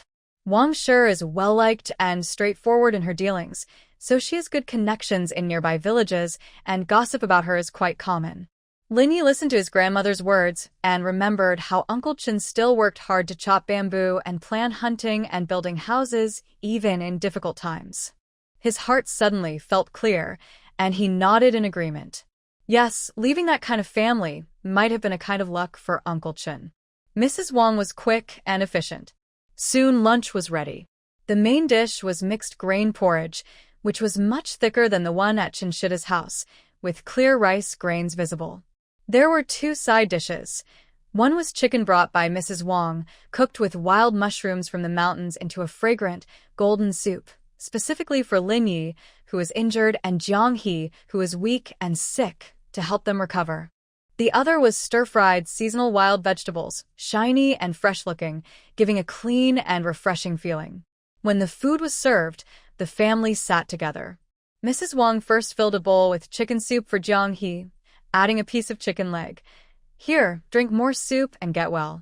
Being healthy is the best thing." Jiang He leaned against the bed, smelling the familiar meat aroma, and looked at her lively son. Her face finally showed some color, and she nodded softly. "Thank you, Mother." Mrs. Wang then scooped a large bowl of chicken meat and broth for Lin Yi, looking at his injured arm and tired face with concern. "Yi, eat more. You've lost your strength, so you need to rest and recover." Lin Yi was indeed hungry. He took the bowl, said thank you, and started eating quickly. He was tall and strong, even sitting down, looking more robust than ordinary people. Because he often wandered in the mountains, his muscles were smooth and firm, lean but powerful, ready to burst with energy. Although injured and weak now, his sturdy frame still looked upright and strong. He ate quickly but politely, with the briskness typical of a hunter. Lin Xiaosui watched his son, feeling reassured. He also picked up his bowl and drank a big sip of porridge. The Lin family was relatively well off in Shirshi village. Lin Xiaosui was an experienced hunter. Although his legs were less able now, he still knew how to set traps and teach his son. In the past, the Lin family relied on hunting, which made them a bit richer than farmers who only farmed. They often ate meat. Since he was young, Lin Yi had been exposed to hunting. By 12 or 13, he could set traps alone. By 14, he could catch decent game in the mountains. By 15 or 16, he dared to explore deeper into the mountains. With enough food at home to meet their nutritional needs, he had already grown into a tall young man of over 1.8 meters. His shoulders were broad, his back strong, with muscular arms and a slim waist. Among the young men in the village, he was one of the strongest. At this moment, he was wearing a rough cloth short jacket. His arm and back muscles were faintly visible as he moved, showing his youthful strength and wild energy. Lin Shi obediently ate his meal, occasionally glancing secretly at his brother, his face showing comfort and trust. Although the meal was simple, it was filled with relief after surviving a hardship and the warmth of family. Chen Xiaosui hurried to Yunwu town. First, he went to the biggest restaurant, Drunken Immortal Building. The shopkeeper examined the 2 fat rabbits and the deer he brought. Seeing they were fresh, he offered a price. The rabbits were priced per jin, a Chinese weight unit, at 30 coins per jin. 2 rabbits totaled 270 coins. The deer was quite large with good meat, valued at 400 coins. Chen Xiaosui quickly calculated in his mind. Adding the over 100 coins from selling a wild boar earlier, he now had nearly 800 coins. This made him feel much more secure. He carefully stored the heavy copper coins and carried the more than 20 jin of semi-dried, water centipede, herbs on his back. He then went to the town's Jixing Hall pharmacy. The old pharmacist examined the herbs carefully, then sniffed them closely, showing a hint of surprise. Wow, these water centipedes are quite clean, the mud washed off, and no weeds mixed in. But they're not fully dried yet. Chen Xiaosui quickly explained, "Old master, these were just picked yesterday and dried for most of the day." "See," the old pharmacist nodded, "they look good and are well handled. But these herbs aren't rare, so the price isn't high. Fully dried, I could pay 5 coins per jin. Since these are semi-dried and have some moisture, I'll give you 3 coins per jin. How does that sound? 3 coins per jin?" Chen Xiaosui was pleased. He quickly agreed, "Deal. Just as you say." They weighed the herbs more than 22 jin. The old pharmacist rounded the weight and calculated 22 jin. That's 66 coins. Seeing he was honest, the pharmacist added 4 more coins as a tip, making a total of 70 coins. "Next time, try to dry the herbs completely. The price will be better," the pharmacist advised. "Thank you very much, old master." Chen Xiaosui repeatedly thanked him and carefully stored the 70 coins. At this moment, he was holding 670 coins from selling wild game, plus the remaining money from before and what he earned from selling herbs, totaling nearly 840 coins. That was a significant amount of money. He didn't delay and went straight to the town market. Remembering his promise to help his family get stronger, he carefully chose a fat, fresh old hen and spent 45 coins. Next, he went to the grocery store and bought some essential salt, a small can of lamp oil, and some needles and thread. He also bought 10 jin of coarse grains from the grain shop, spending 30 coins. These are all necessary for daily life. Looking at the remaining money in his hand, Chen Xiaosui thought, "This money needs careful planning. Buying materials to build a house is important, but he shouldn't spend it all at once. He must keep some as backup." Today's income, plus the money Lin Yi insisted on repaying for the wild boar, made building a simple one-room stone house seem possible. He could see hope. He carried the chicken and groceries, feeling much lighter, and headed toward Shirshi village. By late afternoon, Chen Xiaosui, tired from the journey, returned to his thatched cottage at the end of the village. "I'm back," he said, his voice a little tired but relaxed from completing his task. Li Xiaoxiao hurried over to take the things. Chen Xiaosui also looked up and showed a faint smile. Chen Xiaoman, who had been squatting next to his sister watching ants, immediately ran over like a small cannonball, hugged his father's leg, and curiously glanced at the mother hen tied with grass rope. Chen Xiaosui took out 3 plain steamed buns wrapped in oiled paper from his pocket and handed them to his children and wife. "These are bought from the town. They're still soft. Try them." He only ate one for lunch himself. Chen Xiaosui took the buns, but didn't eat right away. She pulled her brother back to the pile of herbs and continued her work for the afternoon. In the afternoon, she also taught Li Xiaoxiao several common herbs, some of which are edible, so Li Xiaoxiao learned quickly. Now, she was sorting through the herbs her mother had gathered, mixed with wild plants. She was very careful, picking through the herbs while softly saying to Chen Xiaoman, who was watching nearby, "Xiaoman, look, this leaf looks like a small fan, with jagged edges. It's called Chaiqian grass." She picked up a plant and waved it in front of her brother's eyes. "Remember this? Plantain herb." Chen Xiaoman opened his big, shiny eyes, looked at the medicinal herbs, then at his sister, and mumbled, "Plantain." "Yes," Chen Xiaosui encouraged, patting his head gently, then picked up another plant with tiny purple flowers and opposite leaves. "This one is called motherwort. Look at its small purple flowers." "Mother?" Chen Xiaoman tried to repeat. Surprisingly, when Chen Xiaosui deliberately mixed in a plant of plantain among the weeds and asked, "Xiaoman, what is this?" he tilted his head, looked, and pointed accurately with his little finger, saying uncertainly but confidently, "Plantain." Chen Xiaosui was shocked. She then tried the motherwort again, and her brother recognized it too. She looked happily at her parents. "Dad, Mom, look. Xiaoman remembers. I told him once, and he remembers." Li Xiaoxiao was both surprised and happy. She quickly came over, squatting down to look at her son. "Xiaoman, really? Can you recognize this?" She picked up a dandelion. Chen Xiaoman looked at the yellow flowers and unique leaves, blinked, seemed to recall, then softly said, "Dandelion?" Although his pronunciation was unclear, he was indeed saying, "Dandelion." Chen Xiaosui also came over, looking at his son. This child, often thought to be simple-minded, now had a pure, focused look in his eyes as he recognized the plants. His rough hand gently patted his son's head, his throat tightening, and he softly said, "Good boy, my son is not foolish. My son is smart." Chen Xiaosui felt even more excited.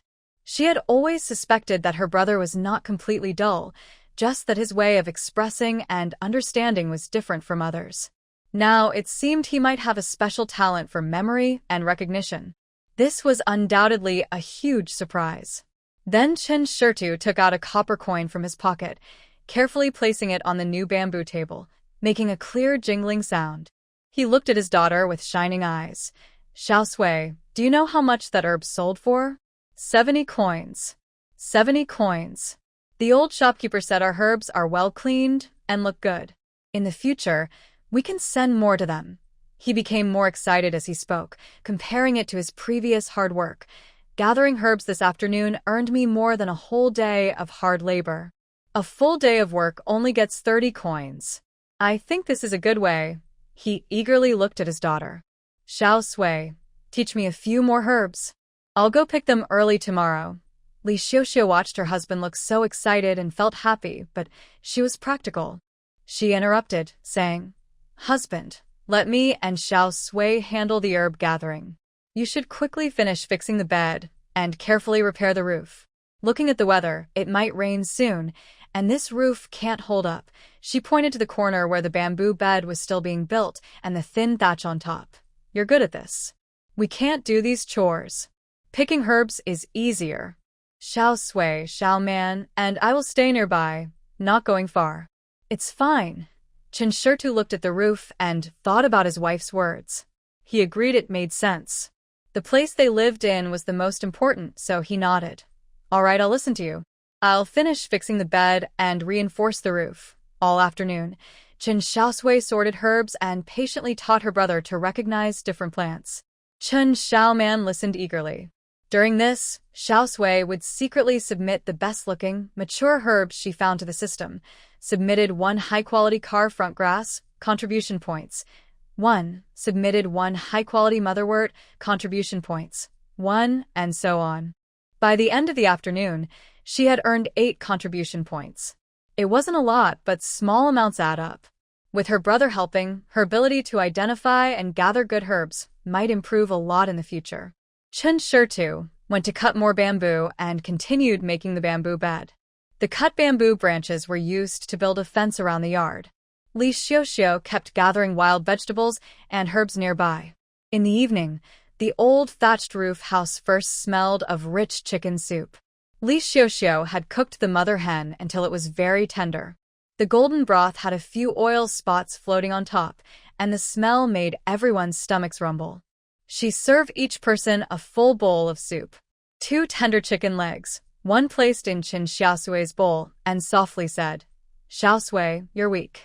Eat more." The other was given to Chen Xiaoman, who was eagerly watching.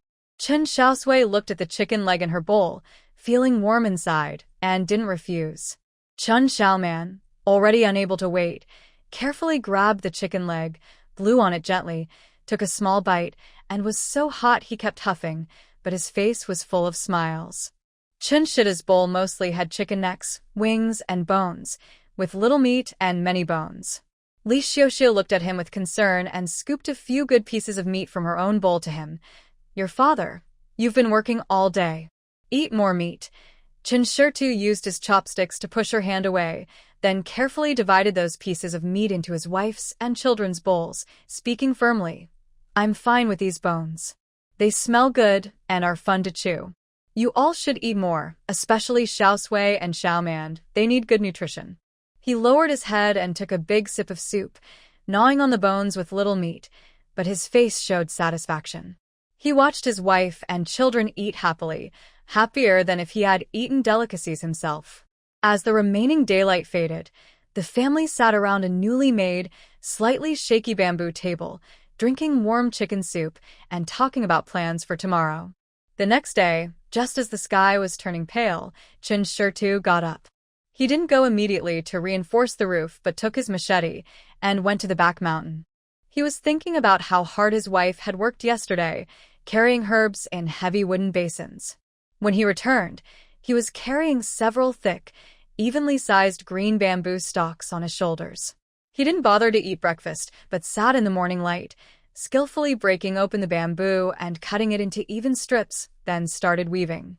He wanted to make a few lightweight, sturdy bamboo baskets. Li Xiaoxiu was boiling porridge at a makeshift stove, watching her husband focus on weaving the baskets, and her lips curved into a gentle smile. Now that her husband was back, the family had income, and there was no longer the deliberate trouble and nagging from her mother-in-law and sister-in-law. She felt much more relaxed, and she even slept better last night. Watching the bubbling porridge pot, she felt more at ease and added a little more rice than usual. Now, she could finally make the porridge thicker for the children and the man. When the porridge was ready, the first bamboo basket in Chen Xiaosui's hands was just finished. Although rough, it is sturdy and durable, with plenty of space. Carrying it on my back is much more convenient than that heavy wooden basin. "Xiaoxiu, here, try this." Chen Xiaosui hands his wife a woven basket still smelling of bamboo. Li Xiaoxiu takes it and tries it on her back, smiling happily. "Wow, this is great. Much lighter. It will make gathering herbs and wild vegetables so much easier in the future." The family sits together at a bamboo table for breakfast. The porridge is much thicker and fragrant with rice aroma. Chen Xiaosui looks healthier than a few days ago. Although her face is still a bit pale, her eyes are bright, and she moves around easily. Even so, Li Xiaoxiu and Chen Xiaosui both agree that she should stay at home today. "Xiaosui, stay inside today and sort out the herbs you collected yesterday," Li Xiaoxiu advises. "When you have time, teach Xiaoman how to recognize the herbs." He's learning quickly. Chen Xiaosui nods too. "Yes, the sun outside is strong. You're feeling better now, so don't overwork. You can do the lighter chores at home, and your mother will handle the herb gathering." Xiaosui knows her parents are worried about her, so she obediently agrees. After breakfast, Li Xiaoxiu puts on her new woven basket and heads out to pick herbs nearby. Chen Xiaosui continues his woodworking, determined to finish making the bed and reinforce the roof before it rains. Xiaosui sits at the door, sorting herbs patiently while gently talking to her younger brother, picking up each plant and repeating its name and features. Li Xiaoxiu walks around near her home with her new bamboo basket, noticing that most of the herbs her daughter pointed out yesterday have already been gathered. She follows a small path toward the village area, where the riverbank is flatter and wild vegetables and weeds grow more abundantly. In the early morning by the river, a few women are washing clothes with wooden pestles, the sound of pounding echoing. The woman from the Wang family, living closest to Li Xiaoxiu's house, looks up and sees her. Noticing her better complexion, she greets warmly. "Xiaoxiu, out working so early." Li Xiaoxiu stops and forces a faint, strained smile, replying, "Good morning, Aunt Wang." No choice. The family needs these. Mrs. Wang saw that her basket was already filled with wild herbs like water centipedes and plantain, and she couldn't help but feel curious. She was rubbing her clothes as she asked, What are you doing collecting these useless plants? Even pigs wouldn't bother with them, Li Xiaosui sighed, sounding helpless and sad. She spoke softly, following the story she had discussed with her daughter last night. Well, yesterday, Stone went to town and bravely asked the old doctor at the clinic for help. The doctor is kind and said that my little Sui's wound might have caught cold and dampness, causing it to rot. He gave us a recipe to clear toxins and reduce heat. But the medicine from the shop is very expensive, and we can't afford it. She paused, pointing to the herbs in her basket, her voice even softer, with a hint of pleading. The doctor looked at us and said that some of these herbs, like this, pointing to the water centipede, and this, pointing to plantain, grow by our river. They might not be as strong as the medicines from the shop, but if we boil them daily, they can help clear heat, reduce dampness, and promote healing. It's better than just suffering through it. Her eyes were starting to tear up, and she wiped her eyes with her sleeve, pretending to wipe away tears. It's all our fault as parents. We can't even get proper medicine for our child. We have to use these simple methods, and it hurts my heart. Mrs. Wang listened, realizing that the herbs were for her daughter's injury. Seeing Li Xiaosui look so tired and sad, her initial doubts turned into sympathy. She quickly comforted her. "Oh, I see now. Don't be too upset. Sometimes these simple remedies work well. Saving money is good, but what's most important is your child's recovery. Keep collecting herbs. There are plenty here." Other women washing clothes nearby also looked at them with sympathy. They no longer found Li Xiaoshui's collection of weeds strange. Instead, they felt sorry for this family, who seemed to be going through hard times. Li Xiaoshui, having achieved her purpose, thanked her and then lowered her head to continue gathering herbs, feeling a bit relieved inside. This story probably helped hide their real reason for collecting herbs, to exchange them for money. And the news that Chen Xiaoshui's family is so poor they can't even afford proper medicine and have to gather herbs to treat their daughter spread quietly through the village, carried by the women. In the morning, Zhang Qiaoji was washing clothes by the river when she heard about Li Xiaoshui gathering herbs. At noon, she took the chance when Chen Dachu came back from the fields to wash his hands and prepare to eat. She lowered her voice and said to him, "Master, this morning by the river, I overheard the villagers talking about second sister-in-law." She nodded toward the end of the village. "They said she was collecting those water centipedes and plantain herbs. They said second brother asked a doctor in town to treat little Sui's wound. They're worried about catching cold and developing sores, but they don't have money for medicine, so she's gathering herbs herself." It looks pretty sad. Chen Dachu rubbed the mud on his hands, slowing down as he listened. His brow furrowed, and his dark face showed mixed feelings. He was silent for a moment before quietly saying, "Second brother's family is really having a hard time. After I eat, I'll go over and ask." Zhang Qiaoji sighed and didn't say anything more. Inside, she felt more sympathy for the second family. But the same news, when heard by different people, caused very different reactions. In the main hall, Wang Jinhua was setting the bowls and chopsticks. She couldn't wait to speak, with a bit of glee in her tone, to Tianfeng, who had just sat down. "Mother, did you hear?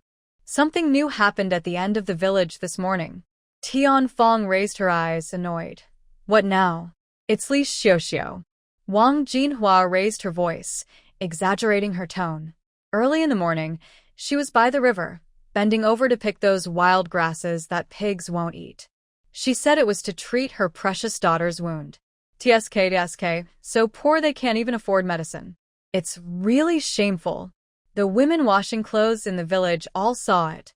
Hearing this, Tianfeng not only showed no sympathy, but also looked relieved. She slammed her chopsticks on the table and spat out, "Serves her right. That's what she gets. Who told them to be so greedy for meat and not respect their parents? No regard for elders, so they deserve to be poor. That girl's got tough luck. She's not going to die from a little bump. Wasting food. We've fed her and her family for years, and now she's risking her life gathering wild herbs for a tiny wound. Who is she doing it for? If she dies, it's her own fault." Her words were very harsh, as if Chen Xiaosui wasn't her granddaughter, but some hated enemy. Wang Jinhua listened with a satisfied smile. That was exactly the effect she wanted. At this moment, Chen Xiaosui, who was about to leave for his second brother's house to check on things, happened to overhear his mother and sister-in-law having a harsh, unkind conversation in the main room. His steps froze instantly, his face lost all color, and his fists clenched tightly. In the end, he could only let out a heavy, sorrowful sigh and silently turned back to his own room. This family was truly rotten to the core. What could he say, or do, if he went to see them? It would only add to his second brother's worries and make him feel helpless. After noon, Chen Xiaosui couldn't shake the feeling and took some time to visit the village's end. Second brother, Chen Xiaosui, called out from outside the yard gate. Chen Xiaosui looked up and saw him, put down his work, and came over. His face showed no extra expression, only asking, "Did Chue? Is something wrong?" Chen Xiaosui rubbed his hands nervously and spoke hesitantly, "It's nothing serious. Just came to check." How is Xiaosui? Is everything okay at home? He glanced at the yard, which now looked much fuller than before. He knew his second brother's skills, but he couldn't help asking. He added, "Once the busy season in the fields is over, I'll help you fix the roof." Chen Xiaosui shook his head calmly but firmly. "No need. Xiaosui is much better now. I can handle the household chores myself. I'll finish it in a few days."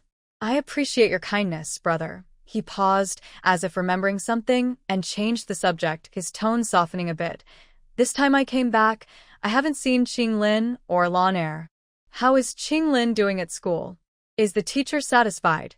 Seeing his second brother ask about his children, Chen Xiaosui's tense expression eased a little, and he replied, "Qinglin is doing okay.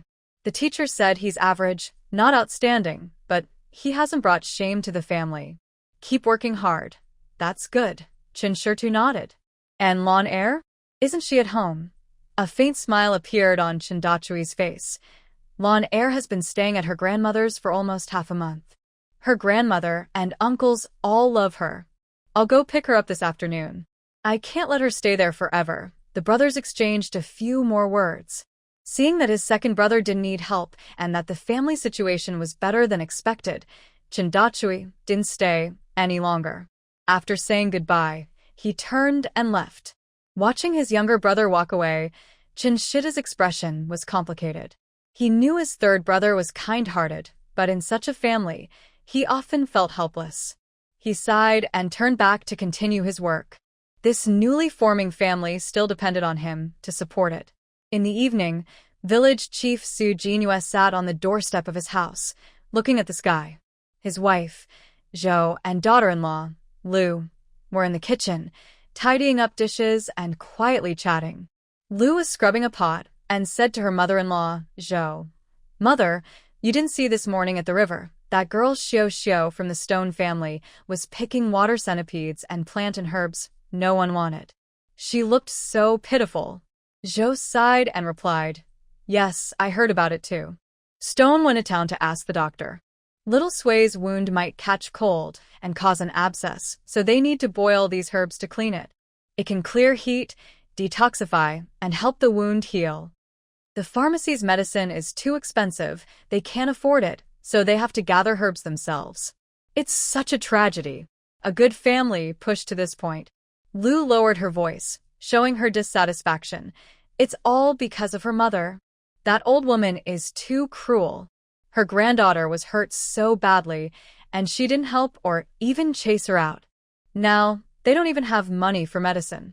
Seeing Xiao like that this morning, she was crying so much. It's really—" Zhou quickly shushed her, signaling her to speak softly, then lowered her voice. "Stop talking about it. That family is unlucky if they get involved.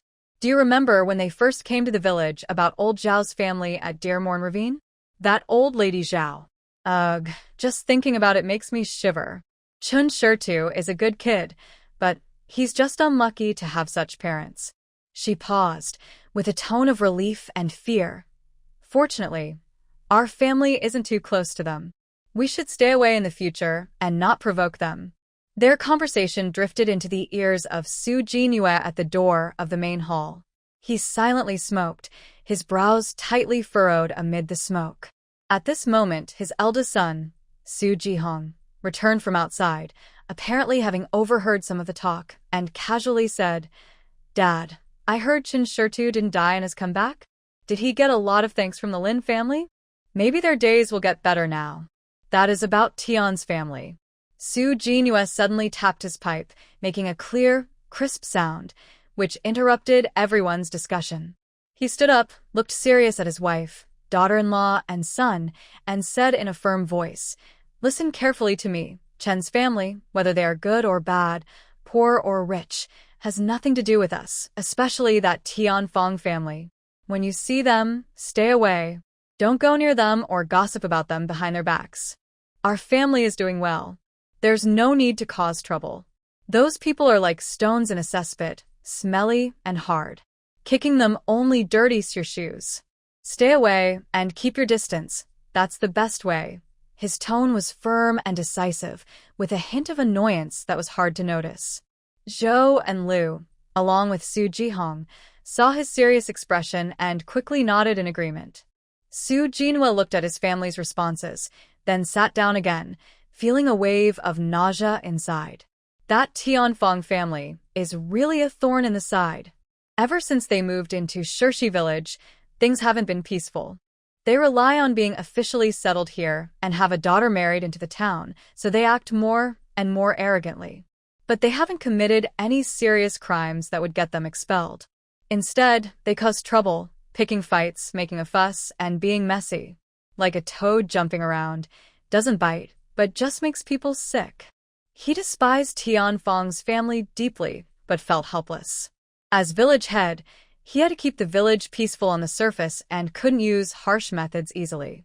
He felt sympathy for Chen Xiaoshui's family, but only to a point. He couldn't openly oppose Tianfang just for Chen Xiaoshui. That would only bring endless trouble to himself and the village. Xiaoshui is a good kid. It's a pity, but now that they've split up, it might be for the best. I just hope they can live peacefully and not cause any more trouble.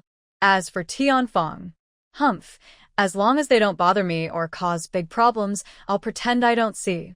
He sighed at the end, hoping this mess wouldn't splash onto his own family. In the following days, Chen Xiaoshui quickly took care of the most urgent matters at home. A rough but sturdy bamboo bed finally replaced the straw mat on the ground. He carefully patched the leaky part of the roof with newly cut thatch. Even the crooked fence was reinforced with wooden stakes, bamboo strips, and thorns, making the yard look more complete. That night, the moonlight was bright and silver, filling the tidy yard and easing the summer heat. The family rarely had free time, so they sat outside to enjoy the cool evening. Chen Xiaosui looked at the bundles of dried herbs in the corner and said to her father, "Dad, these herbs are dry now. If we leave them, they might get damp again. You should go to the town tomorrow to sell them. Our yard is almost full." Chen Xiaoshui looked at the neatly packed herbs in the moonlight and nodded. "Okay, I'll go early tomorrow. There's a lot this time, so we should get a good price." Li Xiaoxiao sat on the new bamboo bed, listening to her father and sister's talk. She hesitated for a moment, but then spoke. "Dad, after you sell the herbs tomorrow, if the price is good, could you stop by my dad's place?" Her voice carried a faint worry. "Last time, when Dad brought food, my sister-in-law probably didn't give him a good look." I've been worried about that. She paused and shared her plan. "If the herbs sell well, you can buy 10 jin of coarse grain and give some to my brother and sister-in-law. Return the favor to Dad, so my sister-in-law won't keep bringing it up and make things difficult for Dad." Chen Xiaoshui immediately understood his wife's intention. She didn't want her father-in-law to be upset because he was helping his daughter. He agreed without hesitation. "Of course, I'll remember. Don't worry." He thought for a moment and added, "Maybe I can also cut half a jin of meat to send over, so my father-in-law can enjoy some meat too." Li Xiaoxiao shook her head, her tone tinged with a bit of bitterness and clarity. "No, if we cut meat, Dad probably won't get much. It will end up in my brother and sister-in-law's family, maybe even less than they want. It's better if you quietly give Dad some money so he can hide it himself. He might want to buy some snacks or use it in an emergency." She looked at her husband with a pleading and hopeful expression. When our family is better off, we'll bring Dad to live with us for a few days. Then we can cook some nice food and let him enjoy a few peaceful meals. Chen Xiaosui looked at his wife's gentle side profile under the moonlight, feeling soft inside. He reached out and gently patted her hand, speaking in a calm and steady voice. "All right, I'll do as you say. I'll handle it tomorrow. Don't worry too much about your father-in-law. Things will get better over time." The next morning, Chen Xiaosui carried the bundled herbs on his back and walked to Yunwu town. When he arrived at the Jixingtang pharmacy, the old doctor was still sitting inside. He looked at the herbs Chen Xiaosui brought. This time, besides water centipedes and plantain, there were also dandelions and motherwort among the common herbs. The old doctor examined the herbs carefully, then nodded with satisfaction and stroked his beard. "Good, not bad. There are more types now, and they are well kept and thoroughly dried. It's clear you put effort into this." He looked up at Chen Xiaosui and spoke more kindly than before. "My name is Han, and I am the head doctor here at Jixingtang. From now on, if you gather herbs, regardless of the type, as long as they look good like these, you can bring them directly to me. I won't shortchange you on the price." Chen Xiaosui was surprised that this serious-looking old man took the initiative to introduce himself. He quickly clasped his hands respectfully and said, "Thank you, Mr. My name is Chen Xiaosui, from Shirshi village. I will definitely bring you herbs in the future." Because he had gathered more types of herbs and they looked better, Mr. Han offered a fair price. Altogether, he sold the herbs for 330 coins. He left the pharmacy, without delay, and headed straight to the grain shop. Following his wife's instructions, he bought 10 jin of coarse grain. Carrying the grain, Chen Xiaosui didn't stay long in town. He turned toward Xingzi Slope. He needed to reach his father-in-law's house before dark, return the grain, and check on his father-in-law's condition. Following his memory, Chen Xiaosui found his father-in-law, Lao Li, at Xingzi Slope.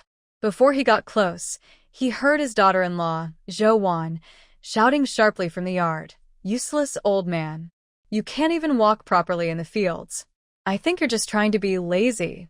You've worked the fields all your life, and now you're tripping on flat ground? That's just ridiculous. The rice is about to head and fill out, and this is the critical time. If you lie down now, are you trying to tire out my husband and Wang?" Chen Xiaosui felt his anger rise. Zhou's family was treating the elderly so harshly. He quickened his steps and reached the gate.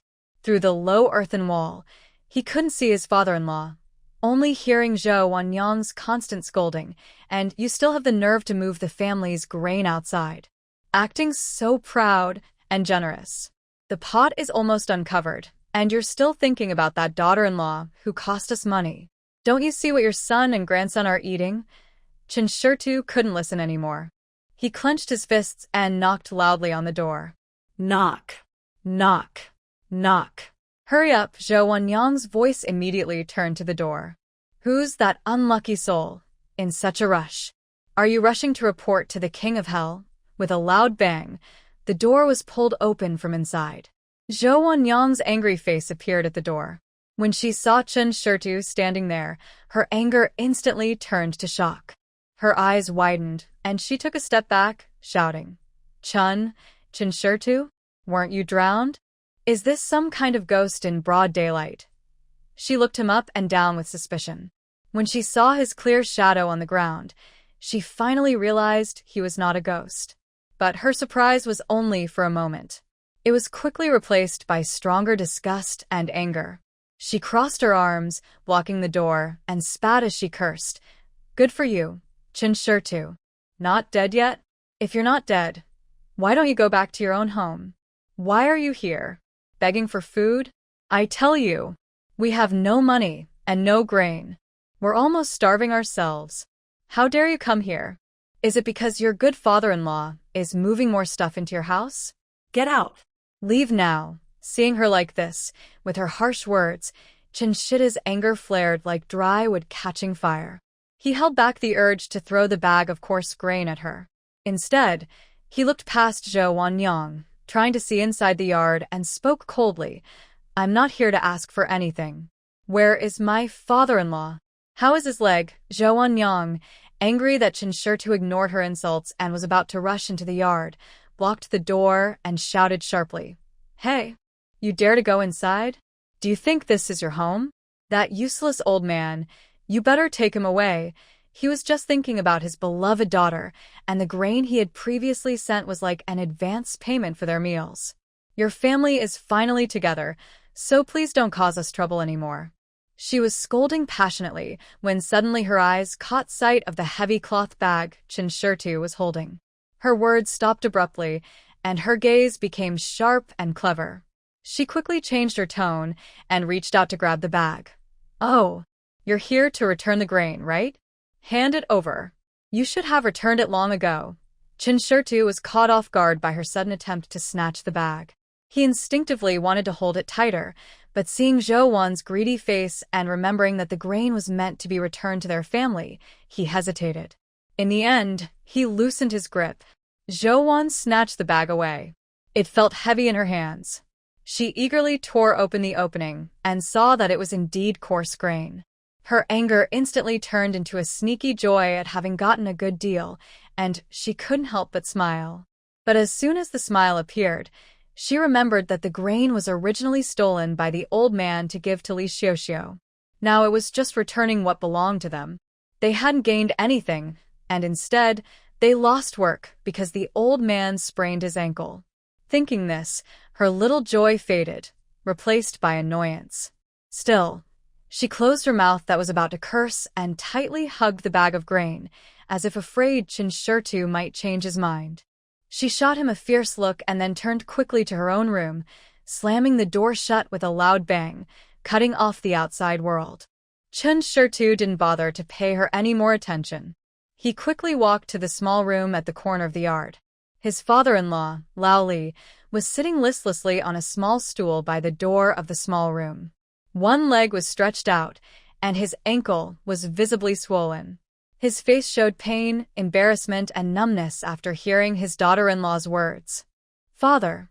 Chen Xiaosui felt a pang in his heart and hurried to kneel beside him. "How is your foot?" Lao Li saw his son-in-law.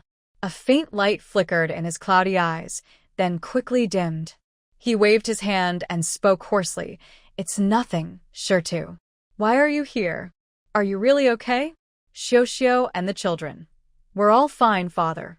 Don't worry." Chen Xiaosui quickly comforted him. He looked at his father-in-law's swollen ankle and then at Zhou Wan's closed door. He lowered his voice and said, "I return the grain. 10 jin, no more, no less." Additionally, he quickly took a small cloth bag from his chest and carefully handed it to old Li's rough hand, speaking softly. "This is 20 coins. Keep it secretly and don't let anyone know. If you want to buy something or need something urgent, it can help you out." Old Li held the heavy 20 coins, which still carried his son-in-law's warmth. His hand trembled slightly, and his eyes suddenly turned red. He wanted to refuse, but Chen Xiaosui pressed his hand firmly and shook his head, showing strong determination. "Dad, take care of yourself. Once everything is settled at home, Xiaoxiu and I will bring you to live with us." After saying this, Chen Xiaosui didn't stay any longer, worried that Zhou Wan might cause trouble again. He firmly shook his father-in-law's hand and then stood up and walked away quickly. Old Li watched his son-in-law's hurried figure leave, then looked down at the 20 coins in his hand, which felt like a lifeline. Tears finally fell, dropping onto the cold ground. The sun was blazing, and the soil on the field ridges was so dry it looked white. Stepping on it felt a bit hot. Chen Xiaosui carried an empty cloth bag, sweat streaming down his forehead and neck like small streams. His coarse cloth clothes were soaked through and clung tightly to his back. He dared not stop for a moment. Walking along the narrow dirt path between the fields, he almost jogged toward Shirshi village. His mind was full of worry for his wife and children at home alone, and also concerned about his father-in-law's injury. His steps grew faster and faster. Finally, when he saw the familiar thatched cottage at the end of the village, though it had been repaired, he let out a long breath of relief. He pushed open the fence gate. The yard was quiet, only the cicadas singing tirelessly. Inside, Li Xiaoxiu was resting with the two children. The thatched house, after repairs, was much cooler than before. Hearing the gate open, Li Xiaoxiu immediately woke up. She looked out and saw her husband returning. She quickly got up to greet him. "You're back? Are you hungry?" Sit down and rest.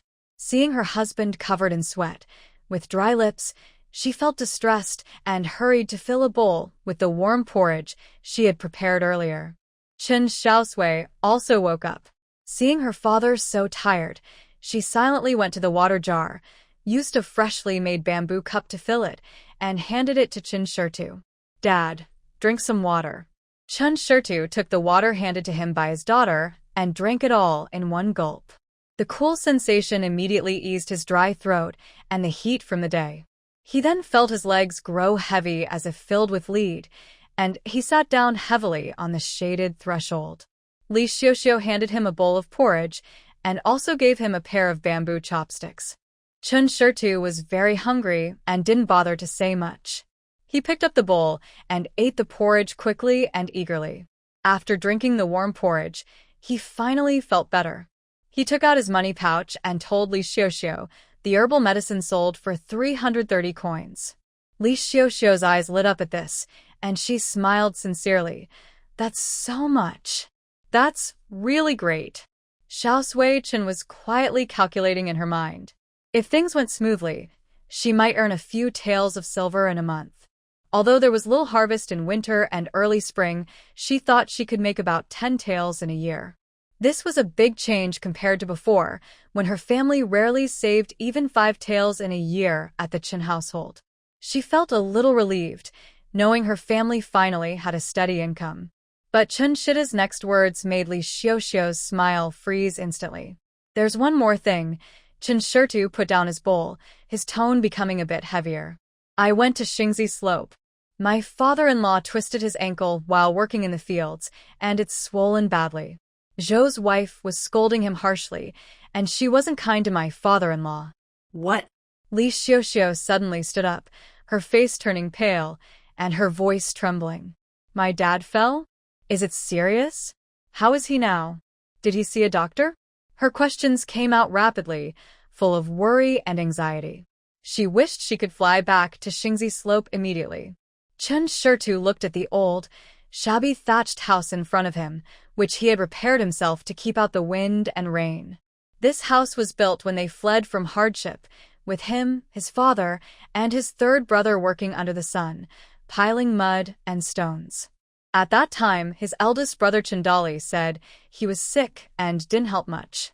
The house wasn't small, as they had to shelter 3 generations and nearly 10 people. Now, it was divided into 2 rooms, inside and outside. Though crowded, it was still barely enough. He remembered his father-in-law, Mr. Li, sitting sadly on the doorstep of the yard, his ankle swollen but still enduring his daughter-in-law's harsh words. Comparing that to their simple but warm little house, the idea of bringing his father-in-law over became clearer and clearer. He turned to Li Xiaoxiu, whose face was full of worry and her eyes were red, and spoke calmly. "Xiaoxiu, don't worry yet.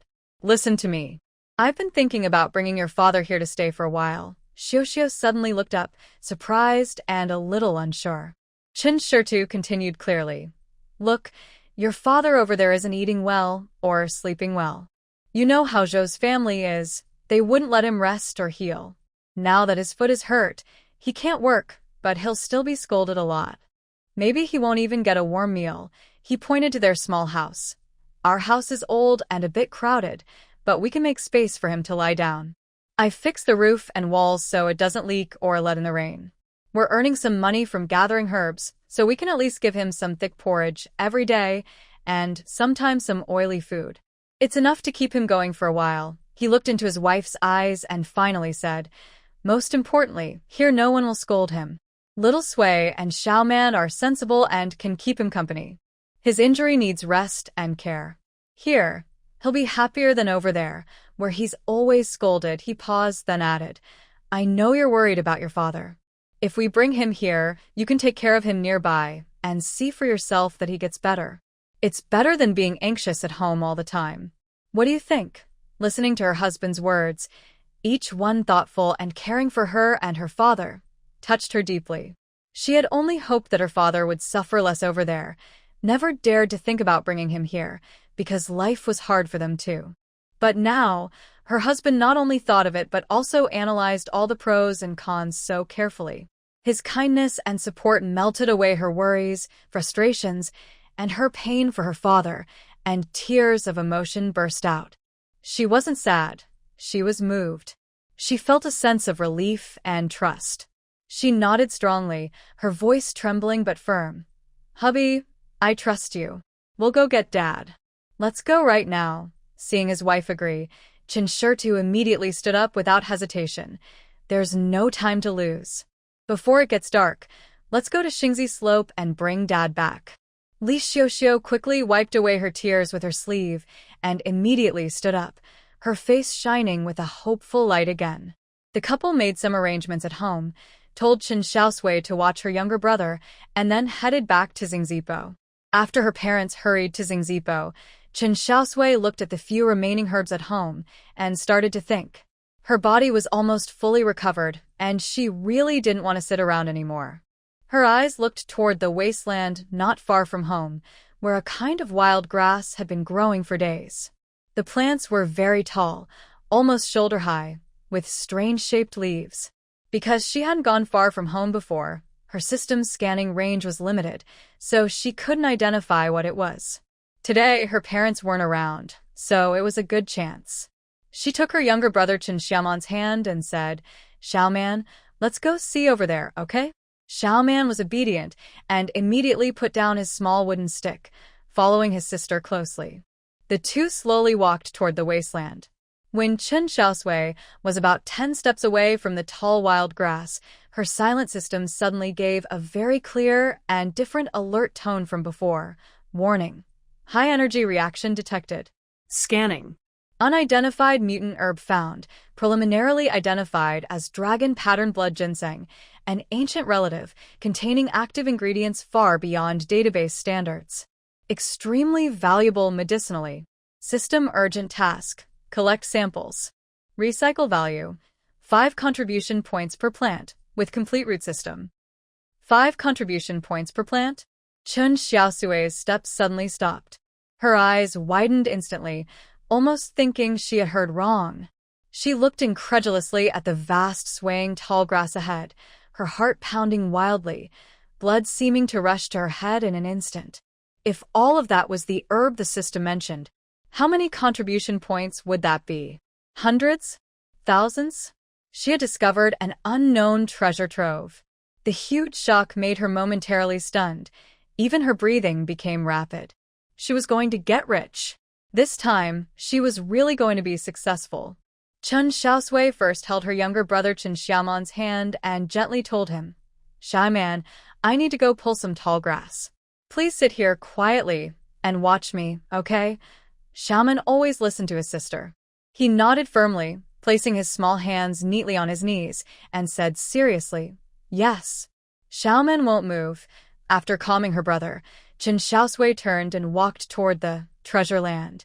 She chose a tall plant, grabbed it near the roots with both hands, and pulled hard. Surprisingly, it came out easily. This seemingly tall plant had shallow roots, and the loose, sandy soil in this wasteland made it hard for plants to hold water and nutrients. No wonder the villagers ignored it and let it grow wild. She was happy because gathering the plants this way was much easier. She moved quickly, keeping an eye on her brother. Seeing that he was sitting obediently and watching the distant birds curiously, she took the opportunity to pull out a large batch of herbs. With a thought, she directly stored half of them into her system space. Ding. Successfully collected 23 dragon pattern blood ginseng, ancient variant, earning 115 contribution points. Current total contribution points, 129. The cold system notification sounded in her mind, but it made Chen Xiaosui feel warm all over. 115 points. Just like that in such a short time. She looked at the number on the system panel, feeling like she was dreaming. She gathered the remaining herbs together. They were quite heavy, so she decided to take them home first. She carried the herbs on her shoulder, supporting them with her right hand, then walked back to her brother and took his hand with her left. Xiaoman is so good. We're going home now, Chen Xiaosui quickly thought. This wasteland is just perfect for our family. Poor soil, no one wants it, but it grows such precious herbs. The system's resale price is so high, the herbal shops probably pay even more. When Chen Xiaosui and Li Xiaoxiao hurriedly arrived at the Li family's house in Xingzipo, the sunset was almost gone, and the sky was turning yellow. Before they reached the door, the sharp, familiar scolding of Zhou Juanyang pierced through the dusk, clearly heard. Old coffin dweller. Useless trash no one wants. Your good son-in-law would rather return the grain than help you. Don't you understand? You're just a burden. Why didn't you die earlier and be done with it? It would save food. Who knows better than anyone how selfish you are? Instead of pitying your own grandson, you go and pity that money-losing daughter-in-law. You deserve to lie here ignored. Every word felt like a poisoned needle stabbing into Li Xiaoxiao's heart. She trembled all over, tears suddenly flooding out. She thought her father was just being cold and harsh, but she didn't realize that behind her back, he endured such cruel curses and insults every day. And her brother just let his wife treat their own father like that. Chen Xiaosui was also furious. Without hesitation, he stepped forward and knocked loudly on the door, interrupting Zhou Wan's harsh curses. Who's there? Coming to bother us? Zhou Wan angrily pulled open the door. When she saw Chen Xiaosui and Li Xiaoxiao outside, she froze for a moment. Then her face filled with obvious disgust and suspicion. She crossed her arms and said irritably, "Again? You just won't go away. Li Xiaoxiao, what are you coming back for? I told you, that grain belongs to us now. No way are you getting it back." Not a single grain. Li Xiaoxiao quickly wiped her tears with the back of her hand. For the first time, she straightened her back in front of Zhou Wan. Her voice trembled with excitement and anger, but was clear and firm. "I don't want a grain. Zhou Wan, I heard what you just said about my father. My father is the head of the Li family, and you, an outsider, have no right to insult him here." She looked past Zhou Wan and directly at old Li, who was curled up in the corner on a small stool, looking pale and with swollen ankles. Tears welled up again, but her voice was even more determined. "Father, Xiaotu and I are here to take you home. Let's go. We won't stay in this place anymore." Zhou Wan was stunned by Li Xiaoxiao's sudden toughness. Then she seemed to hear a big joke and sneered sharply. "Take him away? Ha ha ha. That's hilarious. Can that broken shed even hold people? Don't let that old coffin of yours freeze or starve outside, and then blame us. Shut up." Chen Xiaosui growled softly, his cold gaze sweeping over Zhou Wan. The sharpness in his eyes made her instinctively shrink her neck. Chen Xiaosui no longer paid attention to her. He strode directly into the yard, approached old man Li, squatted down, and spoke in a much softer voice. "Dad, what Xiaoxiao said is true. We will take you to live with us for a while, and when your foot heals, we'll talk about it. As for here..." Chen Xiaosui paused, not continuing, but his meaning was clear. Old man Li lifted his cloudy eyes, looked at his tear-streaked but determined daughter, then at his steady and reliable son-in-law. His lips trembled, tears streamed down his face, and he choked with emotion, unable to speak. He simply nodded heavily. "Are you really going to take him away? Will you keep your word? Don't regret it later, and send him back." Zhou Wanyang shouted from behind, her tone eager, as if eager to shed her burdens. Xiaoxiao glared at her angrily, said nothing more, and together with Chen Xiaosui, carefully helped the disabled old man Li to stand. Old man Li had almost no luggage, just a few worn clothes. Chen Xiaosui easily carried them. The three of them no longer looked at Zhou Wanyang's disgusting face. Supporting old man Li, they stepped into the last bit of dusk, determined to leave behind the so-called home that had caused the old man so much humiliation. Zhou Wanyang stood at the door, watching them disappear at the end of the darkening path. She spat and muttered unclean words, but couldn't hide the relief after shedding her troubles. With a loud bang, she closed the courtyard gate. Beyond Xingzi Slope, the sky quickly darkened. Chen Xiaosui didn't say a word. He squatted down, securely carried his father-in-law on his back. Xiao carried a light bundle and found a sturdy stick, walking ahead, constantly tapping and checking the roadside bushes to prevent snakes or insects from crawling out. The moonlight poured down like silver, illuminating the rural dirt road with a faint glow, barely enough to see the path beneath their feet. But carrying someone made the journey heavy. After walking about halfway, sweat covered Chen Xiaosui's forehead, and his breathing grew heavy. He had to carefully put Old Man Li down, leaning against a dirt mound by the roadside to rest. The silence and bumps along the way pushed Old Man Li's anxiety and guilt to the limit. He looked at his son-in-law's tired face and his daughter's worried expression. Finally, he couldn't hold back, tears flowing freely, his voice hoarse as he spoke. Sure to. Xiao, maybe. Maybe we should take Dad back. Dad is getting old and no longer useful. His legs are weak, and he worries he might hold you back. Life is already hard for you, and now I am adding to your burdens. How can we manage this way? He feels more and more sad and thinks about the reality, and your mother, referring to Tianfang, she will surely talk about it. The villagers might gossip too. I don't want you to be criticized because of me. Chen Xiaosui wipes his sweat with his sleeve, hears this, and shakes his head. His eyes shine with firm resolve under the moonlight. He interrupts his father-in-law. Dad, don't think so much. Chen Xiaosui, have lived most of my life and never cared what others say. Our Chen family has a bad reputation here, and one more thing doesn't matter much, and one less thing doesn't matter either. He looks at Li Xiaosui, who is cuddling close, then at his father-in-law. His tone is calm but strong. As long as our family is together, healthy and happy, and we can keep going forward, all those gossiping words are nothing. I don't care. Li Xiaosui immediately holds her father's thin hand, her voice trembling but firm as she comforts him. Dad, don't say that. It doesn't matter if we're a burden or not. The most important thing now is for you to get your legs better. Don't worry, we can earn money now. She wants her father to feel at ease and doesn't go into details, just shares what she can. Xiaosui went to town a few days ago to see the doctor. He learned some herbal remedies. We've been gathering and selling them these days, and it's earning more than he makes doing hard labor in town. We can definitely support you. Just stay at home and rest. Don't think about those things anymore. We have enough to eat, and we won't let you go hungry. Hearing his daughter and son-in-law speak so sincerely, feeling their unconditional support and care, old Li's heart is overwhelmed.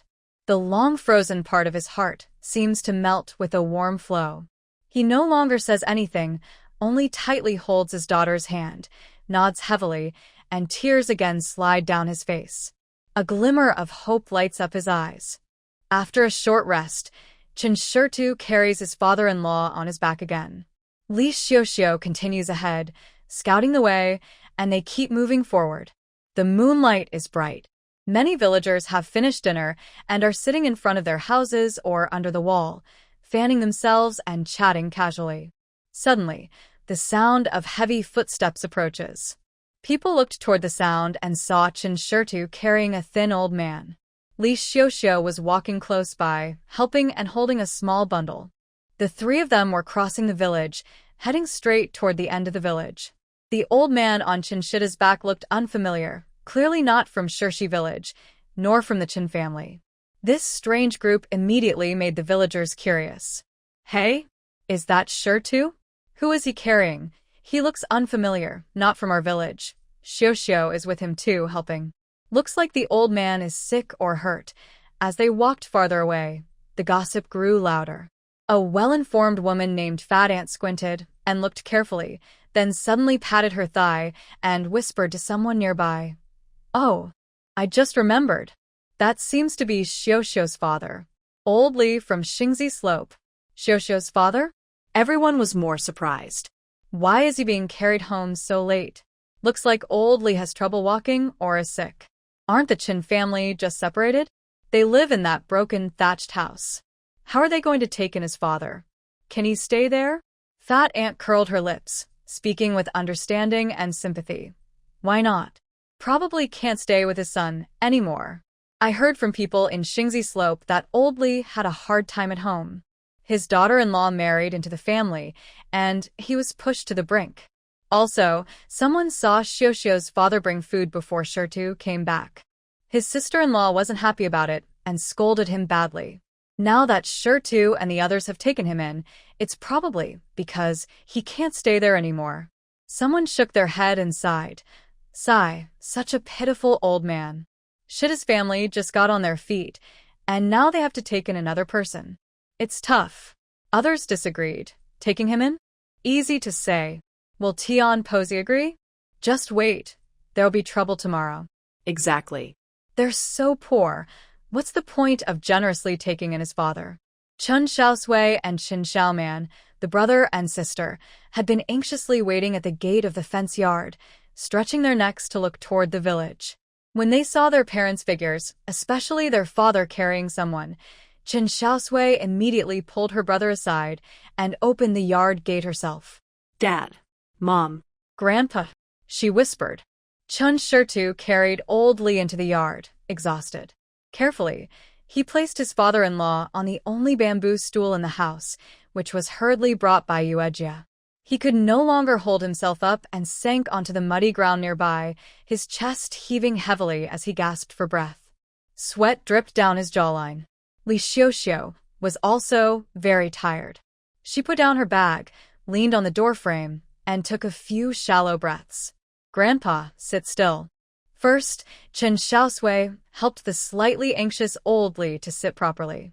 Then she turned around quickly, scooped water from the water jar into a bamboo cup, and handed the first cup to her father, who was gasping the hardest. Dad, drink some water. Chen Shitu took the cup, tilted his head, and drank it all in one gulp. The cold water went down his throat, and he finally felt some relief. Chen Xiaosui quickly poured a second cup and handed it to her mother. Mom, you should have some too. Li Xiaoxiu took the cup, looking at her daughter and husband with concern.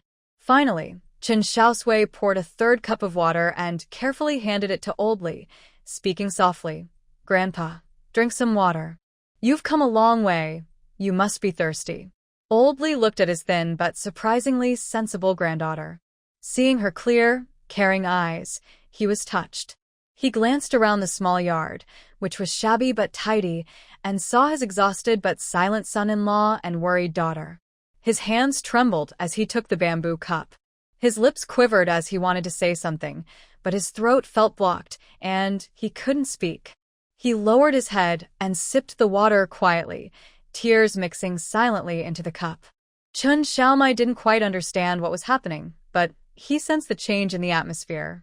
He moved closer to his sister, gently tugged on their grandfather's worn clothes, and looked up shyly but curiously at the somewhat unfamiliar old man.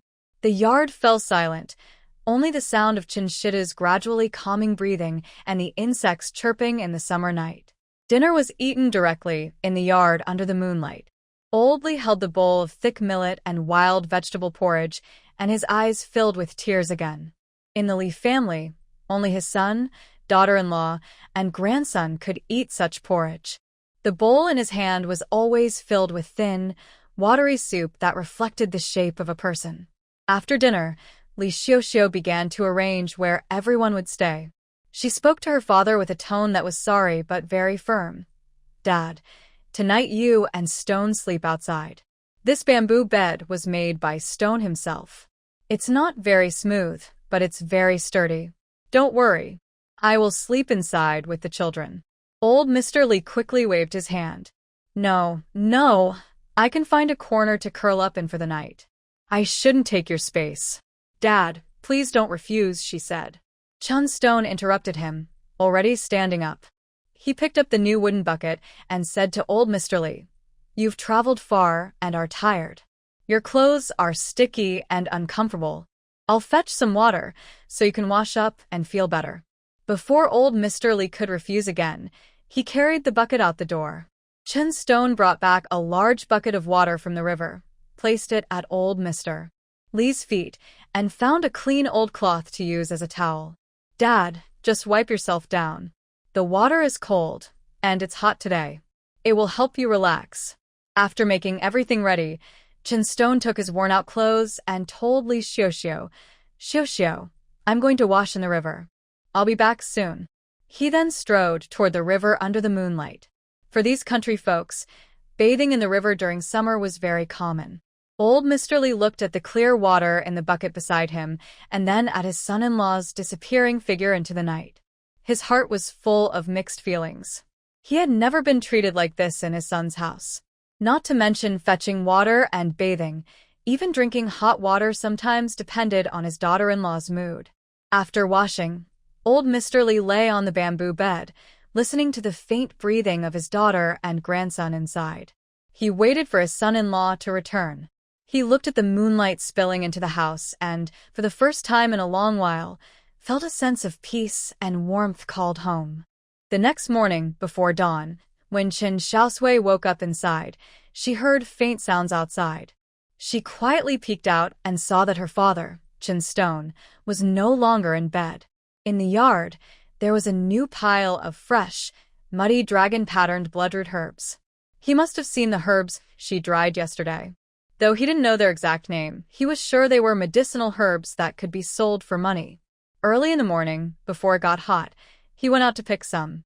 Li Xiaoxiu had already gotten up, packed the family's dirty clothes into a basin, and went to wash them by the river.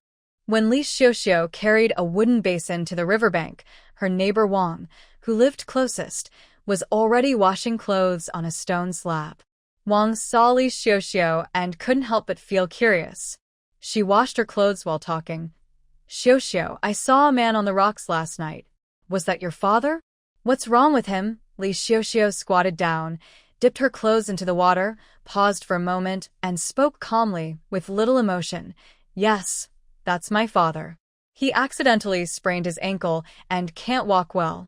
We brought him here to stay for a few days so I can take care of him and help him heal." Hearing this, Wang's movements slowed, and a very complicated look appeared on her face. She thought to herself, "Oh my goodness.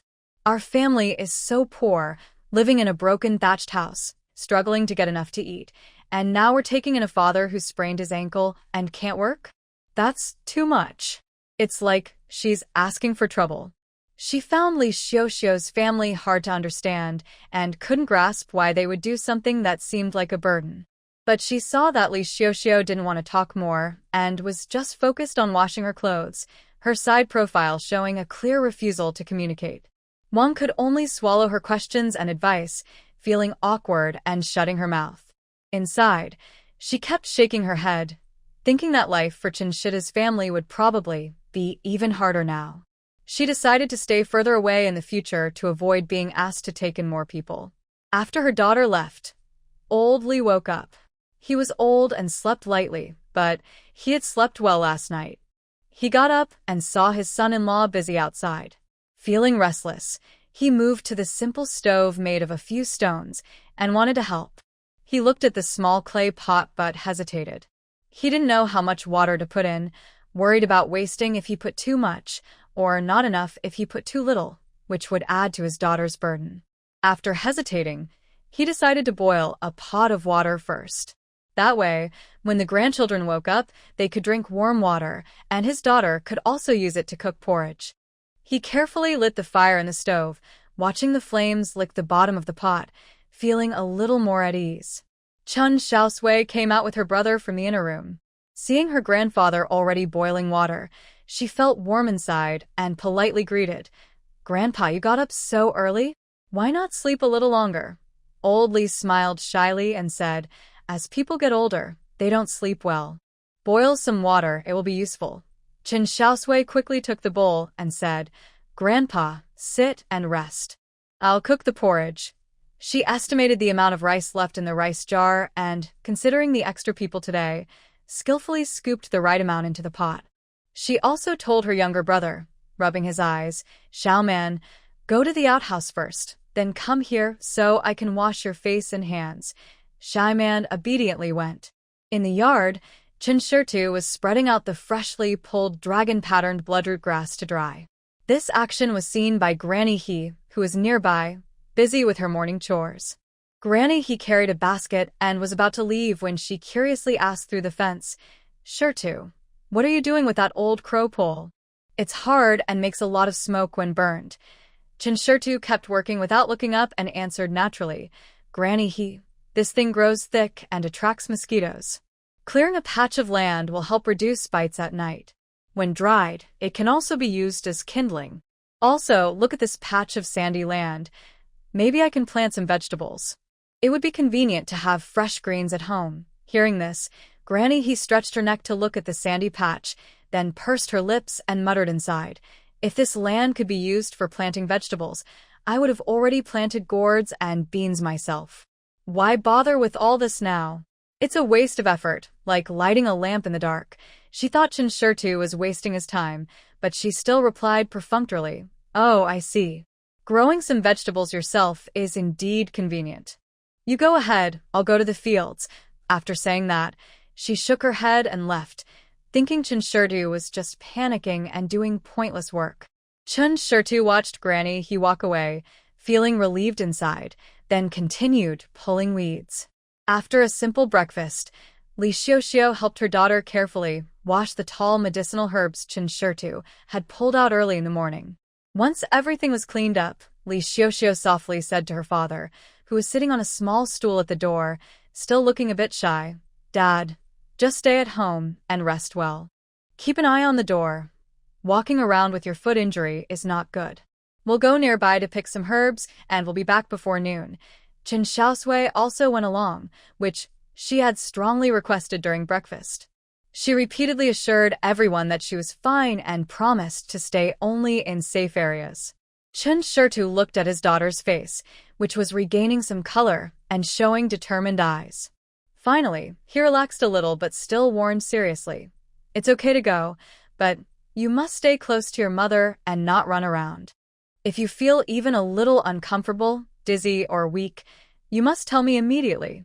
I'll take you back to rest right away. No pushing yourself. Xiaosui quickly nodded in agreement. The family then took their tools and baskets and headed out. Their goal was mainly the small hill next to the village. Shirshi village, along with the nearby Sangju Ridge and Baishua on the other side of the mountain, are 3 villages surrounding this small hill like stars around the moon. The south slope of the hill faces the sun and is gentle with lush plants. Villagers usually gather firewood and dig wild vegetables here, so it's a safe area with few large wild animals. But this seemingly gentle hilltop is not the end. It stretches and rises like a silent giant's arm, hiding a deeper, larger body behind it.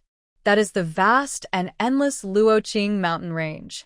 This mountain range is tall and mighty, as big as the entire Longchuan Prefecture.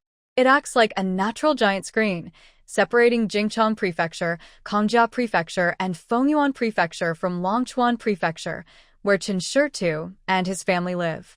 Shirshi village is located on the eastern edge of Longchuan Prefecture, separated from the other 3 prefectures by the endless, mysterious, and dangerous Luoqing mountain range. Because Luoqing mountain is so vast and deep, with ancient trees, miasma, and countless fierce beasts and poisonous insects, many terrifying stories have been passed down through history. Even the most experienced hunters wouldn't dare venture deep into it. For Chen Xiaoshui's family and everyone in Shirshi village, this gentle little hill is the furthest boundary they can reach. At the foot of the hill, on the gentle slope, many women and girls from the village were scattered, digging wild vegetables. They usually worked in groups of 3 or 5, chatting quietly as they worked. When they saw Chen Xiaoshui's family arrive, especially Chen Xiaosui carrying his child behind his wife and daughter, some curious and surprised glances were cast their way. A few familiar women gathered and whispered, "Did you see? Chen Xiaoshui's family is here too. He doesn't have land to farm, so it's understandable that he comes to dig wild vegetables. But a grown man not to look for work in town, just wandering the hills with his wife and daughter all day. What's going on? Could it be that the whole family will be left to fend for themselves in winter? Yes. I heard he even brought his crippled father-in-law here yesterday. The family is so poor they can't even afford food, yet they still bring more burdens home. I really don't understand what he's thinking. Maybe he's too ashamed to go to town? After coming back from the dead and arguing with his parents, who would want to see him? He probably can only gather some roots and bark here in the mountains to fill his stomach. TSK, I think he's just lazy. He has the strength to clear that useless land no one wants, but not to carry a load? He's just fooling around. Although the gossip was quieter now, the feelings of confusion, disdain, and even amusement still subtly spread. Chen Xiaosuy's family just ignored it and walked straight to a less crowded place. Chen Xiaosui lowered her head, trying to suppress her excitement. The system's alert sounds kept ringing in her mind, highlighting many bright spots, but she dared not show any expression on her face. She led her family to a shady hillside. The trees above formed a dense canopy, blocking most of the sunlight. The ground was damp and covered with a plant that had broad, oval-shaped leaves and small, pale green flowers strung in clusters. The system clearly prompted, discovered medicinal herb, huangjing, a perennial herb. Its rhizome is used medicinally, sweet and neutral in nature, affecting the spleen, lungs, and kidneys. It helps boost qi and nourishing, strengthen the spleen, moisten the lungs, and benefit the kidneys. It can be used for spleen and stomach qi deficiency, fatigue, dry cough from lung deficiency, blood and essence deficiency, internal heat, and thirst. Note: its underground rhizome is cylindrical, swollen with nodes, rich in starch and nutrients. After proper processing, peeling, steaming, or boiling, it can remove its slight toxicity and astringency, making it a good food for emergencies or health therapy. It tastes sweet, thick, slightly fragrant, and sticky when chewed. System trade-in value: fresh muddy rhizomes, 2 contribution points per gene. Chen Xiaosui stopped and pointed at the plant with a happy expression, saying, "Dad, Mom, we won't pick anything else today, just dig this." Li Xiaoxiu leaned in to look and immediately frowned, her face full of doubt and worry. "Xiaosui, isn't this mountain ginger? You can't just eat this stuff randomly." A few years ago, old Qian from the village was very hungry. He dug up this root to cook and eat, but he ended up vomiting and having diarrhea, almost losing his life. Later, the doctor said this thing is poisonous. You see, so many of these plants grow here, but no one touches them because everyone is afraid. Chen Xiaosui also looked hesitant, watching his daughter. Chen Xiaosui had already prepared her words. She spoke confidently and calmly, convincing. "Mom, Dad, don't be afraid. This isn't an ordinary mountain ginger. It's called huangjing. The old doctor in my dreams said this is a treasure. It can be eaten as food and also help strengthen the body. But it must be prepared properly before eating." She squatted down and gestured as she explained. "You see, we need to eat the root underground. After digging it out, carefully scrape off the yellow-brown outer skin, then slice it. Put the slices in a pot with water, bring it to a boil, then change the water and cook for another half-hour until a chopstick can easily pierce through and it no longer feels numb on the tongue." Old Qian probably didn't peel it or didn't cook it long enough, which is why he got poisoned. She looked up and earnestly told her parents, "Dad, Mom, trust me. If we handle this right, it's soft and sticky and can fill us up. We can dig all of these out, prepare them well, and we won't be hungry anymore. Once dried, they can be stored for a long time." Chen Xiaosui and Li Xiaoxiu exchanged glances, recalling the real benefits of her knowledge of herbs and selling medicine. Their doubts gradually turned into trust. Chen Xiaosui made the decision. "All right. We'll follow Xiaosui's advice. Xiaoxiu, you and Xiaosui dig. I'll watch Xiaoman and help clean up." Seeing her husband agree, Li Xiaoxiu no longer hesitated, but added, "Xiaosui, you must be very careful. Follow every step exactly as you said. Don't make any mistakes." "Okay, Mom. Don't worry." Chen Xiaosui nodded firmly, feeling relieved. The family immediately started working. The Chen family worked eagerly on the hillside. Xiaoman also pouted his little bottom, trying hard to dig the soil with a small stick. Though he couldn't do much, his earnest effort was touching. Chen Xiaosui carefully dug out the huangjing root, all the while teaching her little brother. She picked up a thick, muddy root and said to Xiaoman, "Xiaoman, look, this is huangjing. Remember what it looks like. The leaves are oval-shaped, and the flowers are small, light green clusters. Its root can be used as medicine or eaten, but it must be peeled and cooked for a very long time. Understand? Chen Xiaoman opened his big, shiny eyes, looked at the yellow essence, then at his sister. He nodded his small head hard, repeating vaguely but seriously, "Yellow, essence, peel, cook long." Although he couldn't fully understand, his focused imitation clearly showed he remembered his sister's words. Li Xiaoxiu and Chen Xiaosui watched the scene, their eyes showing happiness they couldn't hide. Their son might be different in some ways, but his focus and memory gave them hope. They worked until the sun was high. Chen Xiaosui looked at the pile of yellow essence tubers, weighed them, and said, "All right, let's dig these up today. There are probably over 100 gene. We can dig here for 2 more days. We should cover some common wild vegetables on top so no one notices." Then, they moved to a sunnier spot and quickly gathered wild vegetables like shepherd's purse and pigweed, which the villagers often ate. They spread them thickly on the top of Li Xiaoxiu and Chen Shida's baskets, covering the yellow essence tightly. Chen Xiaosui held his brother's hand, and the family headed down the mountain. They pushed open the fence gate, and a faint smell of rice came over. Old Li was sitting nervously by the door. When he saw them return, he hurried forward a few steps, looking uneasy, rubbing his hands, and whispered, "You're back." I checked the time and guessed it was about time. I cooked some porridge based on what Xiaosui had in the morning. His eyes involuntarily glanced at the noticeably deflated rice bag in the corner, his brows furrowed, and his voice full of worry. "This rice doesn't look like much." "I'm worried." Chen Xiaosui put down his heavy basket with a dull sound, interrupting his father-in-law. He wiped his sweat, but his face was relaxed, and he said loudly, "Don't worry, Dad. If we run out of rice, we'll buy more. Look what good things we found today." Li Xiaoxiu also put down her basket, moved aside the wild vegetables on top, revealing the plump, golden yellow essence tubers underneath. She smiled and said to her father, "Yes, Dad. Xiaosui recognizes these as yellow essence. It's a medicinal herb. If we process it well, we can also eat it as food. From now on, we won't go hungry." Chen Xiaosui pulled her brother to wash his hands and then turned back to give her grandfather a sweet smile.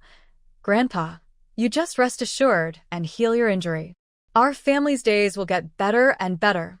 Old Mr. Li looked at the basket full of mountain produce, then at his daughter, son-in-law, and granddaughter's relaxed and confident faces.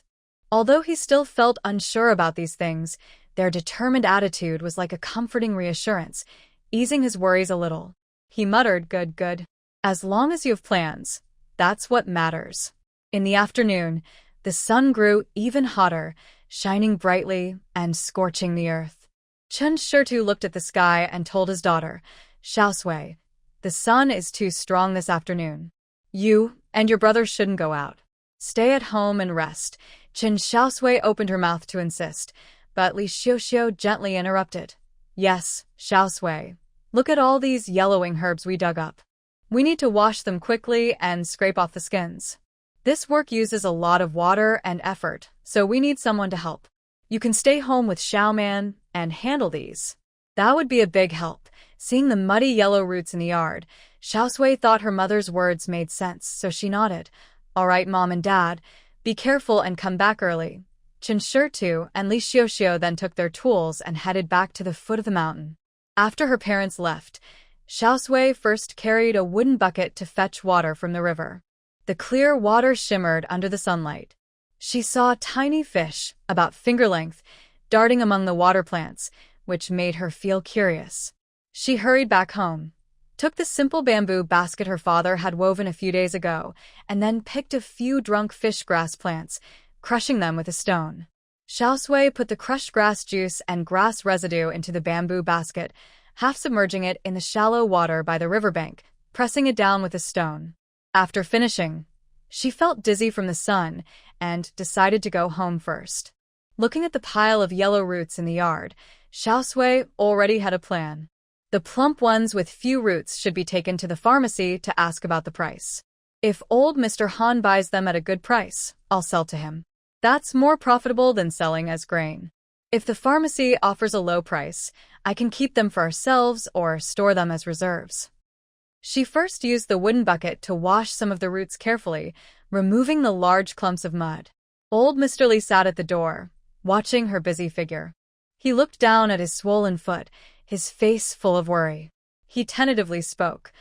"Little Sua, this washing and cleaning work, why don't I do it? I can sit and do it without moving my injured foot. It's good to stretch a bit, and it's better than just sitting around." Chen Xiaosui looked up. Seeing the concern and eagerness to help in her grandfather's eyes, she happily agreed. "Okay, Grandpa. Then I'll leave the mud washing task to you. Take your time, no rush. Just relax and enjoy it."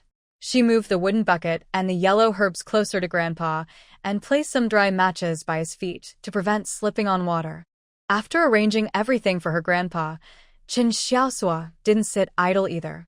She guessed it had been about half an hour, so she went back to the river. Gently lifting the basket, she found a dozen small fish swimming inside. They weren't big, but lively and jumping around, which made her happy. Carefully, she scooped the fish into a wooden basin and carried it home. Grandpa Lee saw her carrying the basin of small fish and opened his eyes wide in surprise. "Little Sua, did you catch these from the river? How did you get them?" River fish are slippery and hard to catch by hand, and fishing nets aren't common for ordinary families. Chen Xiaosui set down the basin, wiped the sweat from her forehead, and smiled as she told her grandpa. "Grandpa, I used this." She pointed to the 2 bunches of fish-scented grass still in the water. "Crush this grass and put it in the water. The fish will swim right in. But you can only catch small fish this way." Grandpa Lee picked up the ordinary-looking wild grass, examined it carefully, and exclaimed in wonder, "Really? I've never heard of this method before. Little Sua, you're amazing, you know so much." His eyes were full of admiration and pride as he looked at his granddaughter. Chen Xiaomao had already squatted by the basin, reaching out her small finger carefully to touch the swimming fish. Her eyes sparkled, and she blinked without stopping, mumbling, "Fish, sister, fish." Grandma Chen Xiaosui felt happy when her grandpa praised her. She kept the fish in the porridge pot, mainly because there was no space at home to keep them. There was only a bucket and a basin, both needed for washing the yellow herbs, and it seemed her father would have to buy another basin. She picked up the wooden basin again and brought back a basin of clean water from the river. Then she carefully rinsed the previously washed yellow root, taking each piece and cleaning it again. She used her fingers to carefully remove dirt and impurities from every crack, making sure it was completely clean. Instead of drying the yellow root outside in the sun, she gently laid them on the cool, ventilated floor inside the house to air dry naturally. This method helps keep the quality of the herbs, prevents them from losing too much water or changing their properties due to direct sunlight, and makes storage or sale easier. An old man and a young girl worked together. One sat calmly at the door washing the herbs for the first time, while the other squatted inside carefully cleaning and drying them again. They worked smoothly and quietly. Chen Xiaoman stayed nearby, watching her little fish and occasionally glancing at her sister and her grandfather. Old Mr. Lee, busy with work, gradually felt calmer and less anxious. His face showed a look of focus and satisfaction. After about an hour, all the yellow root and wild vegetables were cleaned. Chen Xiaosui kept some of the wild vegetables for dinner, while the rest were spread out on a rough grass mat her father had made to dry in the sun. Seeing the 2 bags of dried wild vegetables growing in the house made her feel more at ease. They were all prepared for winter. After taking a short nap with her brother, she woke up to find the sun already setting in the west.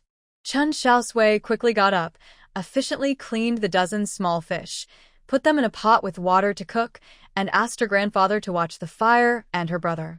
She then took her father's machete and rope, bought in town, and went to gather firewood at the foot of the nearby mountain. Just as she gathered a small bundle of firewood, she faintly heard a sharp, familiar voice coming from her home, along with crying and shouting. It was Grandma Tianfeng. Chen Xiaosui's heart sank. She knew something was wrong, so she didn't bother to gather more firewood. She quickly carried her small bundle and ran home. Before she reached the yard, she heard Tianfeng's piercing voice shouting loudly, You good-for-nothing Chen Xiaosui. RICHEST. You two ungrateful wolves with no heart. You have money to hire some outsider to come eat for free, but you don't have enough to respect your own mother and father. The wild game from Lin's family was sold for so much money, but I haven't seen a single coin sent to the old house. Do you still have elders in your eyes? Do you still care about this family?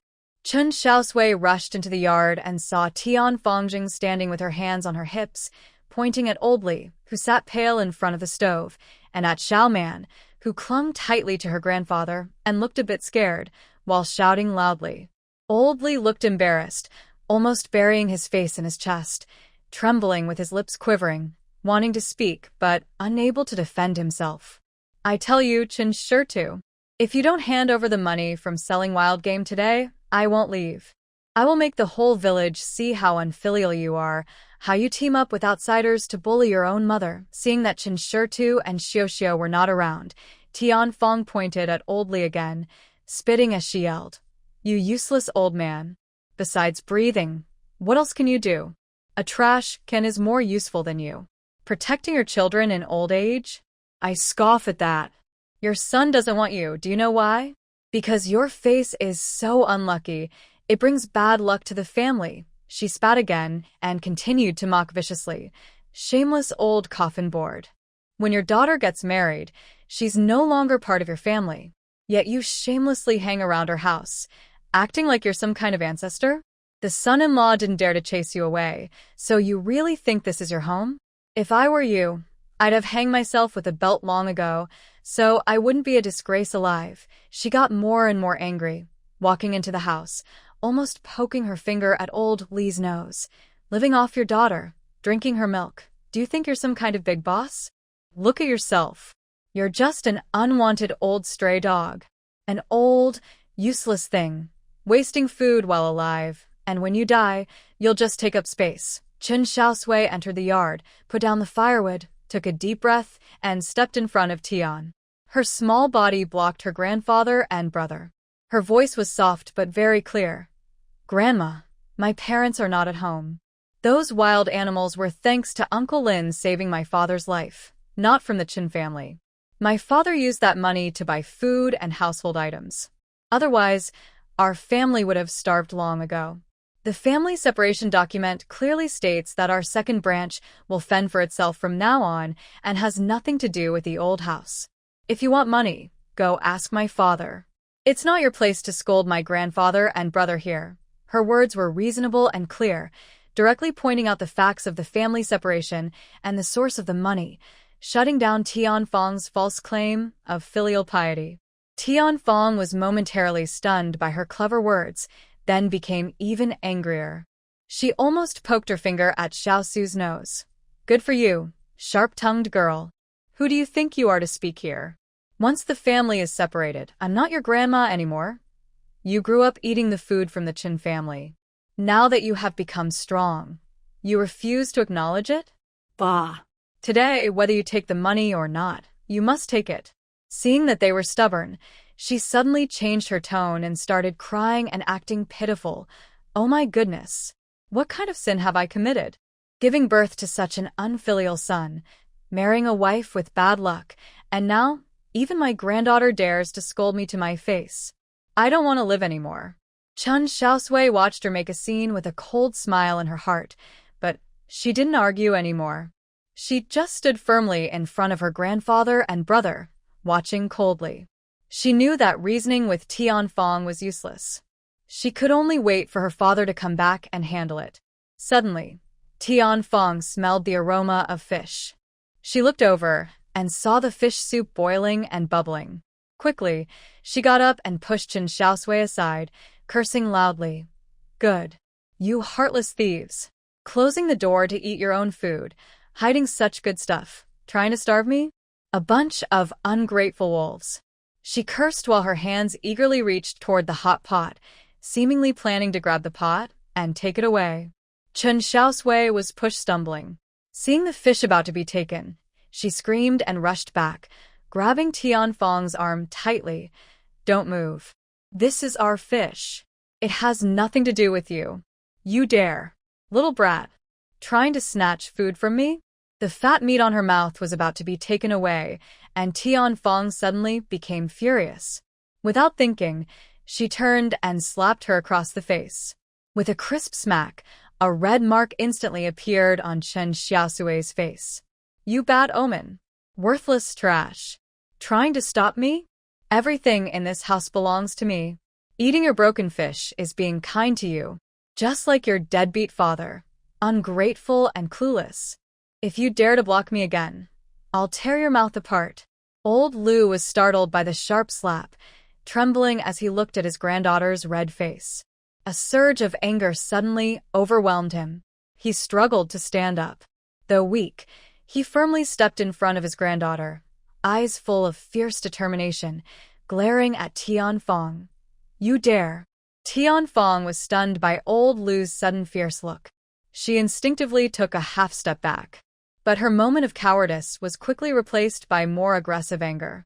She crossed her arms, her voice sharp and piercing, as if she wanted to tear the roof off. Oh, my goodness. You old, unkind widower. How dare you glare at me? What's the matter? Want to hit me? Come on. Try to move me and see what happens. I'll make sure you lie right outside your door, and your old coffin-like body will pay the price. She spat and cursed loudly, her words flowing like a flood. Look at you. No one wants you after your parents died. Your son thinks you're unlucky and doesn't recognize you, and you're just an old, scabby dog begging for food at your daughter's house. How dare you act tough with me? If I were you, I'd have hung myself with a belt long ago, saving everyone from wasting food on you. Dead, you take up less space. Good for nothing. Besides breathing, what else can you do? Even a stone in a cesspit smells better than you. Do you really think you're someone important? Still dare to protect that little troublemaker. I see you and your grandson are just the same, shameless, sneaky, and low down. She got more and more excited, glancing at the crowd outside the fence, and suddenly clapped her hands loudly, raising her voice so everyone could hear. Everyone, come see. Look at this old widower, so shameless. Bringing along a little troublemaker, clinging to my son, making my son's family your own. And you still dare to challenge me. Is there any reason in this world? Are you trying to bully our old Chen family? Chen Xiaosui and Li Xiuxiu, who were at the foot of the hill, heard the unusual noise from home. They hurried over, panting as they rushed into the yard. Seeing her son, Tianfang didn't hold back. Instead, she seemed to find her confidence or a better target to vent her anger. She suddenly sat on the ground, pounding her fists and crying loudly. Sure to. My son, you're back. If you don't come back soon, your mother and I will be bullied to death by that outsider and that little troublemaker. They shut the door and enjoy good food, trying to starve your mother. I can't live like this anymore. Wang Shi and He Posey, watching from outside the fence, exchanged a here we go again look.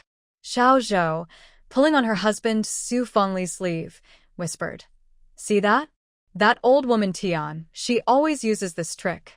Men like Jiang Yushu and Wu Ping frowned, clearly tired and helpless about the scene, but they didn't leave, still watching the chaos inside the yard through the fence. Chen Xiaosui stared fixedly at Tianfang, his words firm and strong.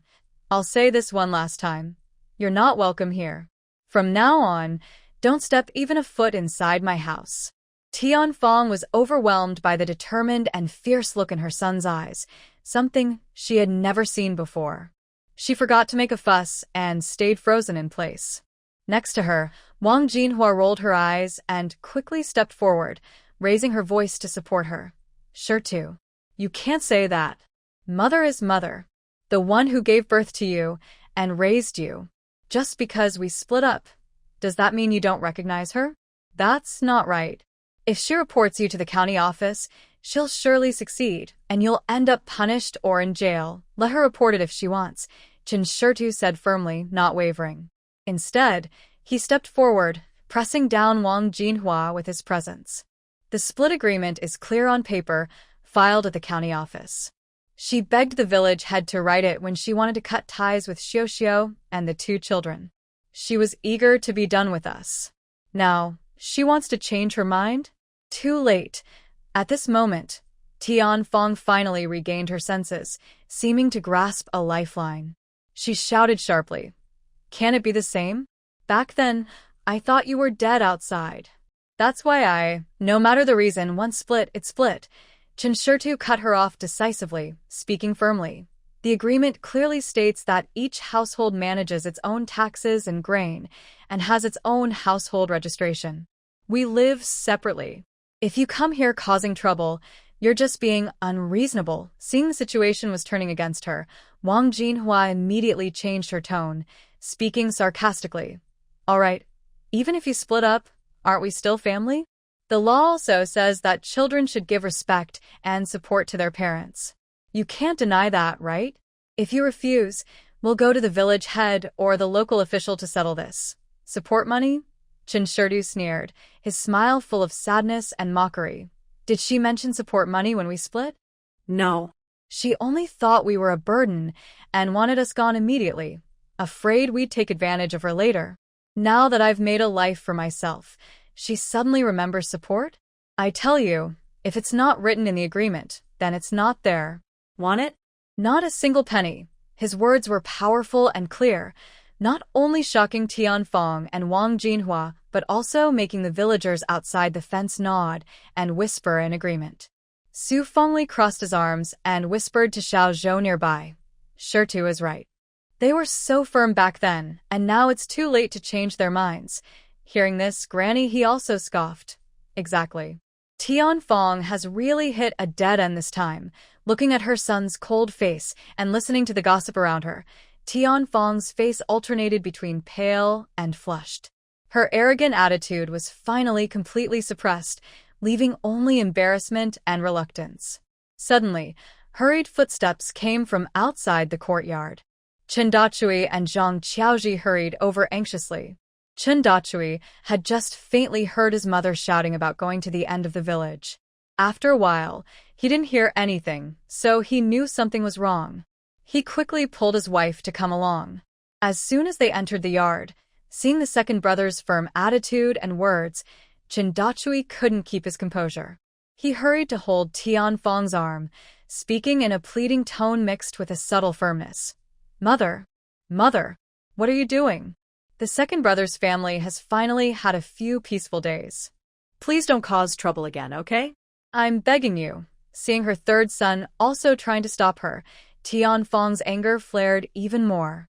She forcefully shook off Chen Xiaosui's hand, pointing at him and scolding. "Good for you, Chen Xiaosui. Who do you think you are? Ha! Always trying to side with outsiders against your own mother?" Chen Xiaosui's face turned red from the scolding, but this time he didn't back down like usual. He held his head high, his voice lowering. "Mother, please be reasonable. You yourself said that once the second brother moved out, he was no longer part of the family. Now you see he has some things, and you say he's still family and should be respected? How can that be? A person should have some dignity." He paused, looking at his mother's flickering eyes, and brought up the most practical and concerning reason for Tianfeng. "Don't forget, Qingzhu will be looking for a match next year. Qingsong will be engaged the year after. Qinglin is still studying at school, hoping for a good future. If you keep causing chaos here, forcing the second brother's family to struggle, who would dare marry their daughter to us? Who would still teach Qinglin diligently? Are you really willing to risk your grandchildren's future and reputation just for a little bit of money you can't even be sure of?" These words were like a cold splash of water, pouring over Tianfeng's heart, which had been burning with greed. She didn't care about her second son's life or death, nor about the gossip in the village, but her grandchildren's marriage prospects and future were her greatest weakness and hope. Her confidence instantly dropped by half. But she still refused to admit defeat. She forced herself to pretend to be calm and retorted, though her voice was noticeably weaker. You try to scare me less. Our family's green bamboo is made by a skilled carpenter. Many girls want to marry into our family." Although she said this, her voice became softer, and she started to look away. Chen Xiaosui saw her attitude soften and quickly helped her step outside. Yes. Once Green Bamboo finishes learning his craft, he'll marry a good wife. Then we should be more careful, right? Mother, let's go home first. We'll talk there. Zhang Xiaoji also hurried forward, trying to pull Wang Jinhua, who was still standing nearby with a look of dissatisfaction for not gaining any benefit. Sister-in-law, let's go. We're leaving now. Wang Jinhua, angry and holding back her frustration, saw she didn't get any advantage and that her mother-in-law had already backed down.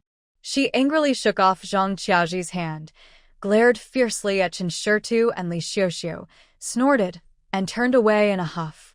Zhang Qiaoji was pushed back and nearly stumbled. Looking at her sister-in-law's back, she sighed helplessly. She looked back at Chen Xiaosui and others in the yard, her eyes full of apology, but deeper down, there was a flash of envy that even she might not have fully realized. If only our third family could also be distributed like this. Even if life is a bit harder, it would be so good to make our own decisions and not have to constantly watch others' faces. She didn't dare to look any longer and hurried to follow her husband and mother-in-law. The crowd outside the yard, seeing Tianfeng being persuaded to leave, lost interest in watching and started to discuss quietly and disperse. Until Zhang Qiaoji gently closed the gate from outside, Chen Shida's tense back suddenly relaxed, revealing a deep exhaustion. Li Xiuxiu immediately noticed her husband's mood. She quickly stepped forward, holding his large, white-knuckled hand tightly with her rough hand, and softly but firmly comforted him. Xiutu, it's over now. Don't take it to heart. Our family being together is the most important thing. Chen Xiutu looked up, meeting his wife's caring and firm gaze. He also looked at his daughter and father-in-law, and the anger and frustration in his heart seemed to be eased by this warmth. He squeezed his wife's hand tightly, forced a stiff but genuine smile, and nodded. Yeah, I understand. Let's go eat. I'm starving. Chen Xiaosui quickly ran to the stove, lifted the lid, and exclaimed, "Oh no, the fish soup is almost dried out." She quickly scooped some water to add, making the soup boil again. She efficiently used a bowl to divide the remaining milky fish soup and the dozen small fish into portions, giving each person some. Dad, Mom, Grandpa, little man, have some fish soup to settle your stomach. I'll cook porridge right away. She said this as she handed the warm bowls of soup to her family. The family sat around the bamboo table, holding their bowls and sipping the rich, fragrant fish soup. The hot soup, with its fresh sweetness and a hint of toasted aroma, warmed their upset stomachs and eased their tense nerves. Chen Xiaosui quickly rinsed rice and started cooking porridge again. Tianfeng was half supported and half pulled home by Chen Xiaosui. His anger didn't fade. Instead, it grew stronger because he felt he hadn't gained anything. As soon as they entered the yard, he suddenly jerked his hand away from Chen Xiaosui and pointed at him, shouting, "You traitor! Just now, in front of that broken grass shed, who are you really defending?" Huh? I'm your mother. Chen Xiutu is now an outsider. And you, turning your back on your own mother to help outsiders bully us. I raised you all these years for nothing. Chen Xiaosui kept his head down, lips moving as if to explain that he was thinking of the other children in the family, but seeing his mother's furious face, he said nothing. He just sighed heavily and squatted in the corner of the wall. Wang Jinhua watched nearby, her eyes flickering, and immediately added fuel to the fire. Exactly, Mom. Third brother is a bit confused this time. If he had just asked for that money earlier, even half of it, our Qingzhu and Qingsong could have better prospects for marriage. We might even find someone better, right? She deliberately mentioned the bride price, trying to stir Tianfeng's desire for money and his dissatisfaction with the second household again. Just as Tianfeng's anger was about to flare up again, the yard door creaked open, and a slightly tired but clear voice came. Bride price? What bride price? Mom, Grandma, what are you talking about? At the sound, two young men entered one after the other. A young man with a tall, slender build and a neat face was dressed in an old-fashioned blue short shirt, with some wood shavings on his pant cuffs. His calm expression and a hint of tiredness showed he had been doing delicate work for many years. This was Wang Jinhua's eldest son, Chen Qingzhu, who was learning carpentry with a master in town. He was almost 16. Behind him was Chen Xiaosui, who had caused trouble earlier and ran away to hide from the wind. He was a year younger than Chen Xiaosui but sturdier in build. His facial features resembled Wang Jinhua, but his eyes were restless, showing a bit of slyness and guilt. "Qingzhu, Qingsong, you're back." When Wang Jinhua saw her two sons, especially her eldest, her harsh, calculating expression instantly changed to one of surprise and warmth. She hurried forward, first taking the small bundle from Chen Qingzhu and asking repeatedly, "Are you hungry? Tired? Why did it take so long? Almost 2 months since you left. How is it with your master? Was the work hard? Did you suffer any unfair treatment?" Her concern for Chen Qingzhu was obvious. Chen Qingzhu smiled at his mother gently and said calmly, "It's okay, Mom, not tired. My master took on a big job, so he was busy, which caused the delay." His gaze briefly flicked over his angry grandmother and his uncle squatting in the corner, a faint frown appearing on his face. Seeing this, Chen Xiaosui, who had been ignored, pouted and said sourly, "Mom, you only care about Big Brother. Haven't you noticed that your little son is also back? I've been hiding outside for so long, sometimes going hungry, and you don't ask me how I am." Wang Jinhua finally turned her attention to her younger son. Her smile faded, and she poked his forehead irritably. "Ask you? Ask you what? Why you don't come home? Why you're out there like a wild kid? Why you almost got killed with a pig slaughtering knife? If your brother hadn't sent a message back, your father, and I would have thought you were dead out there. Do you still have the nerve to talk? You're useless, always causing trouble for the family." She got angry just thinking about it. It turned out that last time, Chen Xiaosui had been hanging out with some troublemakers in town, flirting with a girl. Unexpectedly, that girl was the only daughter of Lu Tuhu, a pig butcher from West Street. Lu Tuhu was quick-tempered and chased him with a pig-slaughtering knife for 3 streets, threatening to castrate him. Chen Xiaosui was so frightened that he lost his soul. He ran away from Cloud Mist Town overnight, hiding along the way. Eventually, he reached Shichiao village further east and sought refuge with his older brother Chen Qingzhu, who was learning carpentry there. He stayed hidden for nearly a month until the danger passed, then dared to return home with his brother after the work was finished. Chen Xiaosui shrank back when his mother scolded him, muttering, "I didn't mean to." Who knew a girl selling meat would be so precious? Tianfeng watched his 2 grandsons return, especially the successful eldest grandson Chen Qingzhu. His anger eased a little, but hearing Wang Jinhua mention Chen Xiaosung's trouble and the pig butcher and thinking about the bad day he had at the second house, he felt everything was going wrong. His face remained gloomy. Chen Qingzhu saw his mother, grandmother, the silence of his third uncle, and his younger brother's guilty look, all clear in his mind. This family was always like this, scheming, arguing, favoritism. He put down his bag and said to Tianfeng, "Grandma, I'll go put my things down and wash my face first." His tone was calm, without any emotion. He just wanted to leave this suffocating main hall quickly. As for the bride price and his grandmother's anger just now, he could guess mostly it was related to his second uncle's family. He felt some sympathy for his second uncle's family, but knew he couldn't change anything, so he tried to avoid them. After washing his face and carefully brushing off the wood shavings, he tidied his clothes, something he had developed the habit of doing carefully. He went to the yard but still didn't see anyone from his second uncle's family. Neither the girl Xiaosui, who usually helped in the kitchen, nor Xiaoman, who played with ants in the corner of the yard, were there. His curiosity deepened. Just then, Aunt Zhang Qiaoji came out of the kitchen carrying bowls and chopsticks, heading toward the main hall. Chen Qingzhu stepped forward and asked softly, "Aunt, I haven't seen second uncle and second aunt. What about Xiaosui and Xiaoman? Are they still not back?" He thought they were still outside working. Usually, Xiaosui would go gather firewood or pick wild vegetables, often bringing her brother along, so it was normal for Xiaosui and Xiaoman to be absent at the same time. Zhang Qiaoji paused, quickly glanced toward the lit main hall, and lowered her voice, speaking very fast. "They've split from us." After saying this, she seemed afraid of being overheard inside and quickly added, "You go to the main hall first. Dinner will be ready soon." He hurriedly carried his bowl and chopsticks inside. Dividing the family? Chen Xiaosui was stunned in place, his brows tightly furrowed. Dividing the family? When did that happen? Why was the family divided? He had no idea at all. Such a big matter, and no one in the family told him.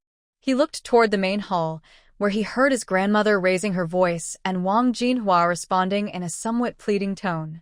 Thinking about how Third Aunt had been so secretive and only dared to hint with her eyes earlier, he began to understand faintly. His guess was that Grandma had pushed too hard. He had a good impression of Uncle Air's family. Uncle Air was honest and hardworking, Aunt Air was gentle, Xiaosui was sensible, and Xiao Man, though a bit slow, was also obedient. Now that they had been separated, he worried life would be hard for them. He silently walked into the main hall. Chen Zhensheng was already sitting in the main seat. Chen Qingzhu called out, "Grandpa." Seeing him come in, Zhensheng raised his eyelids slightly, gave a soft and asked, "You're back. How many days off this time?" Chen Qingzhu sat respectfully in the position below Grandpa and replied, 3 days off. Zhensheng nodded, his cloudy eyes looking at his grandson, and asked, "Now, has the master said you're officially finished? What are the rules from now on? Are you getting paid?" Chen Qingzhu answered calmly, "Yes, I've officially finished my apprenticeship. But when I first became a disciple, I signed a contract. After finishing, I still have to work for my master for 3 more years to repay his kindness. During this time, I can't take on my own jobs. But my master's kind. He said that during these 3 years, he'll give me 200 coins each month, and he'll provide food and accommodation." As soon as he finished speaking, Fang Tian, who had been listening with her ears perked up, suddenly shouted sharply like a cat that had been stepped on. "What? 200 coins? Only 200 coins a month? He's just giving you handouts." Now, at the dock in town, carrying big loads earns 30 or 40 coins. You're a carpenter. That's skilled work. How can it be so little? No. Your master must pay you more. Chen Qingzhu's brow furrowed slightly, but he didn't reply. He knew that explaining the rules and social customs after becoming a disciple to Grandma wouldn't be easy. It was Chen Zhensheng who, rarely, scolded Fang Tian. What does a woman know? He turned to Chen Qingzhu, speaking more gently, with a simple respect for craftsmanship. "Qingzhu, don't listen to your mother's fussing. Skilled work can be a lifelong job, better than relying on luck or just hard work. Your master still keeps you and pays you because he values you. Work hard these 3 years. Learn all the skills your master has kept hidden, and practice your craft well. When you're skilled, you can stand on your own and earn your own money." Chen Gensheng's words made sense, and even Chen Dechue, who was quietly eating porridge nearby, nodded in agreement. At that moment, Wang Jinhua brought a big bowl of egg drop soup into the kitchen, steaming hot, and placed it in front of Chen Qingzhu with a big smile. "Qingzhu, try this egg drop soup your mother specially made for you. You've worked hard outside, so this will help you recover." The bowl had more egg drops than soup because Wang Jinhua had carefully beaten 2 eggs approved by Tianfang. Chen Qingsong, sitting opposite, looked at the bowl of egg drop soup meant just for his older brother, then at his own plain water and sparse porridge with little oil, and muttered quietly, "Only big brother is truly my brother." Wang Jinhua, with sharp ears, immediately shot him a stern look. "Eat your food. Don't talk so much." She then turned back to her eldest son with a smile.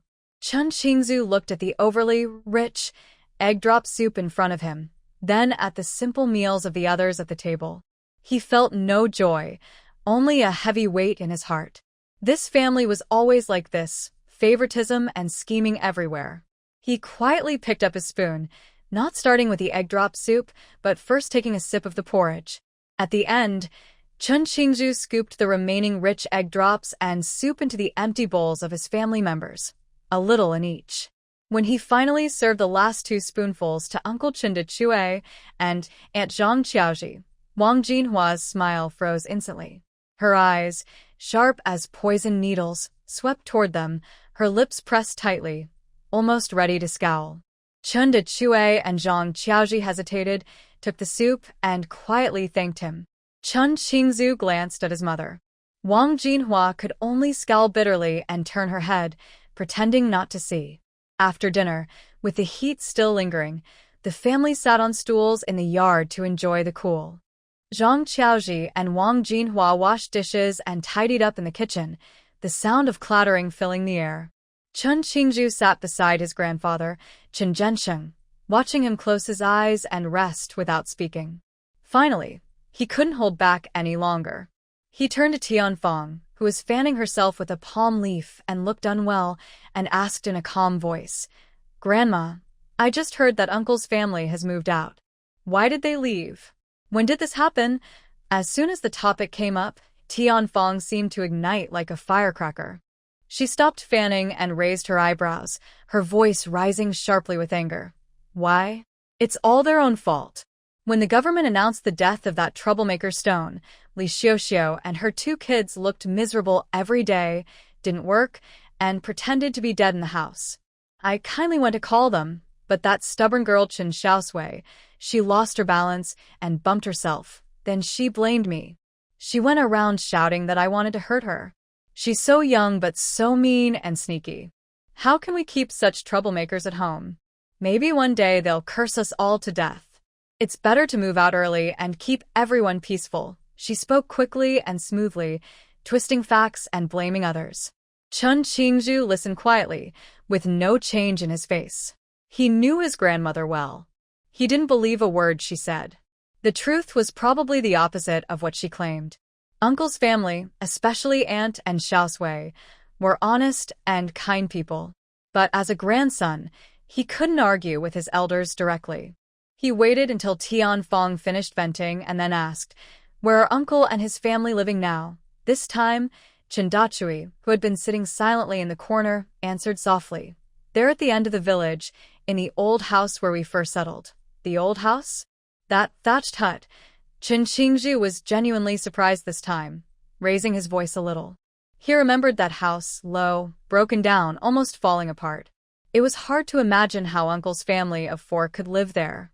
His tone, full of clear surprise and doubt, instantly hurt Tianfang's sensitive and bossy nerves. She suddenly stood up, pointing her palm leaf toward the village end, almost spitting out saliva onto Chen Qingzhu's face. "What about the thatched house?" Huh? "That house was built by me and your grandpa. With mud and grass we carefully laid ourselves. Without us, they wouldn't even have a roof over their heads. If it weren't for the fact that Chen Xiaosui crawled out of my belly, and Xiaosui and Xiaoman are blood of my Chen family, I would have already driven them out and made them sleep in the wild. How could they still have a house to live in? And now you're still complaining?" She grew angrier as she spoke, her frustration from the past days and today's unfairness boiling over, making her words sharper. "So what? How did that ungrateful person repay me? He came back alive, but didn't first thank his parents for raising him. Instead, he's thinking about his wife and child. Now, he even brought that useless old father-in-law to live with us. Does he still consider himself part of the Chen family? Those who know that I, old Chen, married a wife. Those who don't might think I married a son out. He's been pushing his way out of the family boundaries." This harsh, tearful, and scolding complaint from Tianfang left Chen Qingzhu speechless. He knew that if he kept asking, it would only bring more anger from his grandmother and baseless insults, with no real meaning. He looked at his grandmother's flushed face from excitement, then at Grandpa, who still closed his eyes as if he hadn't heard anything, and at Uncle San, sitting silently in the shadows. A deep sense of helplessness and weariness with this family welled up inside him. He stopped speaking and quietly sat back down. At the small thatched cottage at the village's end, Chen Xiaosui looked at the pile of yellow ginseng and dragon-patterned blood saffron herbs in the corner of the house. She told her parents her plan. "Dad, tomorrow borrow a cart. We'll take these yellow ginseng and the dried dragon-patterned herbs we sun-dried before to sell in town."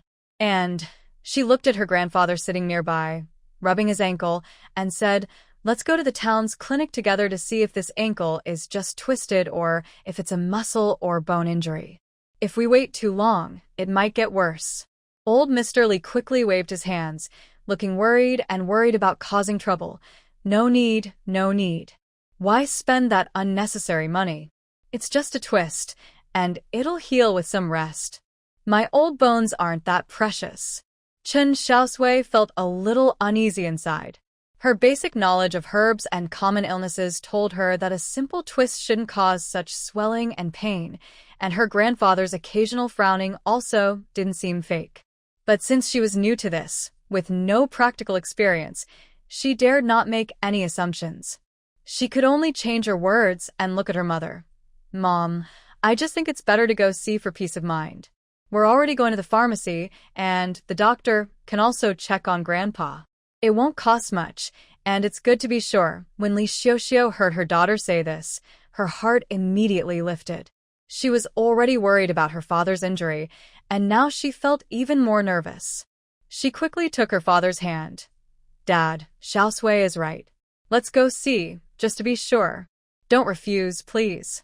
Looking at her father's old and thin face, Li Xiaoxiu felt a deep sadness she couldn't put into words. Her father had treated her like a treasure since she was young, but after she married, she couldn't show her filial piety. Instead, her father suffered hardships with her brother and sister-in-law. Now that her father was finally nearby, her desire to care for him in his old age grew stronger. She knew her brother Li Manuan couldn't be trusted, and Zhouwan was even more mean. She could only rely on herself to take care of her father in his later years. But she hadn't dared to discuss this idea deeply with her husband, Chen Xiaosui, not knowing if he would agree to support her father long-term. Seeing his wife worried and their daughter insisting, Chen Xiaosui made a firm decision. "All right, that's settled. I'll borrow a cart early tomorrow. Xiaosui, you come too." He looked at his daughter, his gaze resting on her forehead, partly hidden by her messy hair. "Let the doctor check your head injury too, to see if it's fully healed, so it doesn't leave a scar or cause problems later." Chen Xiaosui instinctively brushed her messy hair away from her forehead. The scar there made her reluctant to show it easily, so she usually covered it with her hair. She nodded. "Yes, I'll go too." Li Xiaoxiu was touched to see her husband not only agree but also care about their daughter. She nodded repeatedly. "Good, good. We'll all go together tomorrow." Finally, Chen Xiaosui added an important point. "These herbs need to be covered well. Tomorrow morning, I'll cut some firewood and pile it on top of the cart, claiming we're going to sell firewood in town and check on the illness. The sooner people find out about selling herbs, the better. It'll prevent jealousy and trouble in the village." Everyone in the family agreed with this plan. The next day, as dawn broke, the Chen family's small yard was already awake. Li Xiaoxiu carried a wooden basin to the river to wash clothes early. Chen Xiaosui started a fire in the kitchen to cook porridge. Chen Xiaosui took his axe and went to the back mountain to chop a pile of firewood, tying it up tightly. After breakfast, Chen Xiaosui tidied up and went to visit Su Fongjin's house nearby. Because of Su Fongjin's personality and way of dealing with others, he usually didn't like to have close ties with the Chen family. Even though Chen Xiaosui had moved in almost a month ago, they mostly just nodded to each other. However, Su Fongjin didn't dislike Chen Xiaosui himself. He thought he was honest and hardworking, just held back by his family. When he saw Chen Xiaosui come to borrow a cart, Su Fongjin paused for a moment and then told his son Su Chong, who was chopping wood in the yard, "Chong, go bring out the cart and lend it to Uncle Xiaosui." Su Chong responded and put down his axe to push the cart out. Chen Xiaosui quickly thanked him, saying, "Thanks a lot, Brother Su, and thanks to your son. I'll return it this afternoon." After Chen Xiaosui pulled the cart away, Su Fongjin's wife, Xiao Zhou, came out of the house and quietly complained, "Husband, why did you lend him the cart? His mother and family are always trouble, bringing bad luck." Su Fongjin picked up his hoe and said slowly, "The cart is lent to Xiaosui, not to Mrs. Tian. Xiaosui is a good person. We're neighbors, just asking for a favor. It's better not to offend him and lose face. In the future, if he comes to the boundary without crossing the line, it's okay to visit occasionally." But, he emphasized, absolutely no involving ourselves with the old Chen family's place, and try to keep a distance from Shida's family too, to avoid trouble. Xiao Zhou made a face but said nothing more. Meanwhile, Chen Xiaosui pulled the cart back home, stacking thick firewood in the front half to block the way, and carefully placed medicinal herbs covered with old burlap bags in the back. Old Mr. Li was helped to sit at the back of the cart, and Chen Xiaoman sat beside him. Chen Xiaosui pulled the cart from the front, with Li Xiaoxiu helping to push from the side. Chen Xiaosui also wanted to help but was refused by his parents, who told him to take care of himself since he was still a bit weak. The family set off together, walking along the main road by the river in the village, heading toward Yunwu town. On the right side of the road was a babbling stone creek, and across the river stretched endless, lush rice fields. The morning breeze carried the fresh scent of earth and young plants. On the left was the village. This large family's departure naturally caught the attention of the early risers, or those relaxing in the village. They watched as Chen Xiaosui pulled the cart, Li Xiaoxiu pushed it, and Chen Xiaosui walked beside them. On the cart sat old Li and a child. The firewood pile was very tall, and people whispered and discussed quietly. "Did you see that? Chen Xiaosui and his family are really going all out. Taking so much firewood to sell? How much is firewood worth? Is it necessary for the whole family to go? I think they're probably sending old Li back home." Xingsu is in that direction, right? It's easy to pick up someone, but hard to see them off. Maybe Xiaoxiu's sister-in-law is upset, sending the father-in-law back and bringing little Sui along? That's strange. Who knows? This family has no land or fields. They're always up to something mysterious. Maybe old Li isn't feeling well and needs to see a doctor in town? Their family is so poor. Do they even have money for a doctor? Dream on. They're just wasting time. A chubby auntie, loud and clear from afar, said to others nearby. "Did you see? Little Sui is with them too. That injury on her head. Hope it's healed. If they're going to town, maybe her injury got worse." Someone replied, "Even if it did, they can't afford treatment. Didn't they just dig up some grassroots by the river to treat themselves?" "SK, poor girl, having such a grandma." Various guesses, sympathies, confusions, and even some gloating floated like faint mist along the morning breeze. Chen Shida's family paid no attention and kept walking quickly. The cart creaked as it slowly left Shirshi village, leaving those noisy thoughts behind. When they reached the town, the family entered from the west street. Chen Xiaosui didn't stop. He pushed the cart through the street to the entrance of Jixing Tang Pharmacy on North Street. The cart stopped, and Li Xiaoxiu and Chen Xiaosui carefully helped old Li down from the cart. They also called Chen Xiaoman to follow closely. The three slowly entered the pharmacy. The clerk inside looked up when they arrived. Seeing old Li being helped, with his ankles swollen clearly, he quickly put down his scale and hurried over to help, asking with concern, "Old sir, what happened to you?" Li Xiaoxiu quickly answered, "He accidentally fell. His ankle has been swollen for 2 days. We want a doctor to take a look." The man nodded, helped old Mr. Li to a bench where patients wait, and then said, "Please wait a moment. I will go inside and ask Dr. Han to come out." After speaking, he turned and walked into the inner room. Meanwhile, outside the pharmacy, Chen Xiaosui was quickly unloading firewood from the cart, revealing herbs covered with burlap sacks underneath. He carefully lifted each burlap bag containing herbs, preparing to bring them into the pharmacy. At this time, the chief doctor of Jixing Hall, Mr. Han, had come out from the inner room. Seeing old Mr. Li sitting on the bench, looking in pain, he walked over and carefully examined his swollen leg. The pharmacy assistant saw Chen Xiaosui bringing in the burlap sacks and quickly said to Dr. Han, "Dr. Han, this brother Chen Xiaosui has brought more herbs." Hearing this, Dr. Han looked up and kindly said, "Wait a moment, my young friend. I will first treat this elderly gentleman." Chen Xiaosui quickly put down the burlap sacks and respectfully explained, "Dr. Han, this is my father-in-law. These two are my wife and daughter. Please examine them first." Dr. Han suddenly understood and nodded with a smile. "I see. A family. Then I will do my best." He lowered his head and continued to carefully examine Mr. Li's leg. After a thorough look, smell, question, and touch, Dr. Han's expression grew serious. He said to Miss Li and Chen Xiaosui, "This old man's leg is not just a simple sprain. The muscles and bones are slightly fractured but not broken. He must not walk or put pressure on it. Rest is essential. Use a wooden board or hardwood strips to immobilize it, at least for a month. It must not be moved or used. If he forces himself to move, the injury could worsen, blood stasis may not clear, swelling will be hard to reduce, and over time, he might become lame.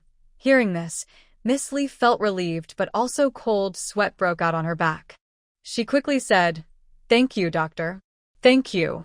We are so grateful we listened to my daughter and came to see you, or we might have delayed his recovery." Dr. Han no longer spoke much. He called the assistant to bring clean, flat wooden pieces and cloth strips. With skilled hands, he carefully fixed Mr. Lee's injured leg and repeatedly emphasized the importance of rest. After finishing with the leg, Dr. Han cleaned his hands and turned to look at the herbs Chen Xiaosui had brought. He first examined the yellow ginseng, saw that the tuber was thick and full, and was satisfied. He nodded and said, "This batch of yellow ginseng looks very good. I will buy it at 20 coins per gene. How about that?" Chen Xiaosui naturally had no objections and was even quite happy. That price was very high, enough to buy 6 or 7 gene of coarse rice. If he dug up the entire patch of yellow ginseng, he probably wouldn't have to worry about his house. After weighing, the total weight of the yellow ginseng was 122 gene. Next, they weighed the dragon-patterned blood moss, which weighed 36 gene. Dr. Han set the price at 5 coins per gene. After settling the bill, Dr. Han stroked his beard and said, "This yellow ginseng is a common ingredient, but good quality ones are not easy to find. If you find more of such quality in the future, feel free to bring them here. Jisheng Hall will buy them." The shop assistant quickly calculated the total, which was 2,560 coins for both the yellow ginseng and the dragon-patterned blood moss. Dr. Han then deducted 200 coins for the treatment and fixing of old Lee's leg earlier. The remaining 2,360 coins were given to Chen Xiaosui in 2 small silver pieces, and the other 360 coins were strung together with a thin cord and handed to Chen Xiaosui. Next, Dr. Han briefly checked the wound on Chen Xiaosui's forehead, which was covered by scattered hair. He listened to Li Xiaoxiu's lingering fears about the dangerous incident that day. Seeing that the wound was healing well, he stroked his beard and nodded, speaking kindly. It was indeed dangerous. "It's fortunate that you are recovering so well now. Little girl, you are lucky and have a good fate. You survived a great danger and will have blessings to come." The Chen family members repeatedly thanked Dr. Han before taking their leave. Dr. Han politely saw them to the door of the pharmacy. His eyes caught the neatly bundled firewood beside the cart. He understood immediately and said, "Xiaosui, you're also selling this firewood, right? The shop often needs firewood for boiling medicine and cooking. I'll buy this firewood from you for 5 coins. It will save you the trouble of going elsewhere." Chen Xiaosui quickly waved his hands to refuse. No, Dr. Han, you didn't charge us for the treatment for the little girl earlier. We are very grateful. Please take this firewood as a small token of our thanks. We really can't accept money." Dr. Han smiled and said, "One thing at a time. The treatment was free because the girl has recovered and no longer needs medicine. This firewood is a material needed in the shop, so it should be bought at the proper price. If you insist on not accepting, I can't just give it away for nothing." His tone was gentle but firm, with a persistence that left no room for refusal. Chen Xiaosui saw that Dr. Han was sincere and honest, and he realized that refusing again would seem rude. He gratefully accepted the 5 coins, feeling even more respect for this kind and caring old doctor who also understood poverty. The family left Jisheng Hall and walked on the increasingly busy street. Chen Xiaomian sat on the cart, staring intently at the bright, shiny candied hawthorn sticks on the roadside vendor's grass mat. He couldn't help but swallow hard. Li Xiaoxiu noticed her son's longing and felt soft-hearted. She said to Chen Xiaosui, "Dad, buy 1 for each of the 2 children." Now that they had some money, seeing the eager look on the children's faces, she also wanted to let them enjoy something sweet. Chen Xiaosui didn't hesitate. He immediately took out 2 coins and bought 2 candied hawthorn sticks. Chen Xiaosui took one, smiled, and first handed one to her brother. She carefully licked a bit, then finished her piece and handed it to her grandfather. Old Mr. Li initially refused, but eventually took a piece. Chen Xiaosui then offered some to Li Xiuxiu and Chen Xiaosui. Both took a piece, leaving 2 remaining, which she then kept. Everyone looked happier. The sweet and sour flavors melted in their mouths. For them, it was a rare treat. Next, they went to the rice shop. Chen Xiaosui bought 20 jin of brown rice, which was heavy, and placed it on the cart. Then they went to the meat stall, carefully choosing a piece of pork that was about half fat and half lean, weighing about half a jin. The price was 14 coins per jin, so half a jin cost 7 coins. Chen Xiaosui paid happily. Chen Xiaosui then said to her father, "Dad, buy a bone too, for making soup. Dr. Han said that Grandpa needs nourishing, and drinking bone soup is good. Xiumian is growing taller, and bone soup will help him grow." Chen Xiaosui agreed, and spent 3 coins to buy a large bone with some meat tendons. Everything was ready and placed on the cart. The family felt much lighter and happier. Chen Xiaosui continued pulling the cart, with Li Xiuxiu helping beside him. Chen Xiaosui held her brother, who was licking his candied hawthorn, as they slowly headed out of town. On the cart sat old Mr. Li, with his legs fixed and a relaxed expression, along with 20 jin of grain. When they reached home, it was just noon. The cart's wheels creaked as they rolled over the dirt road. From afar, Chen Xiaosui saw a figure standing in front of his broken thatched house.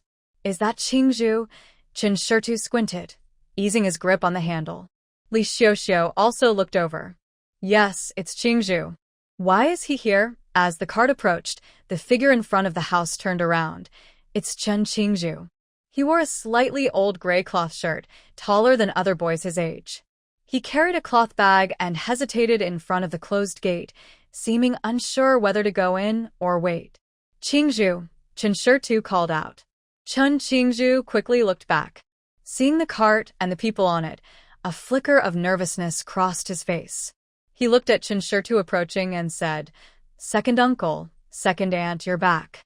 Chen Xiaosui stopped the cart at the yard gate.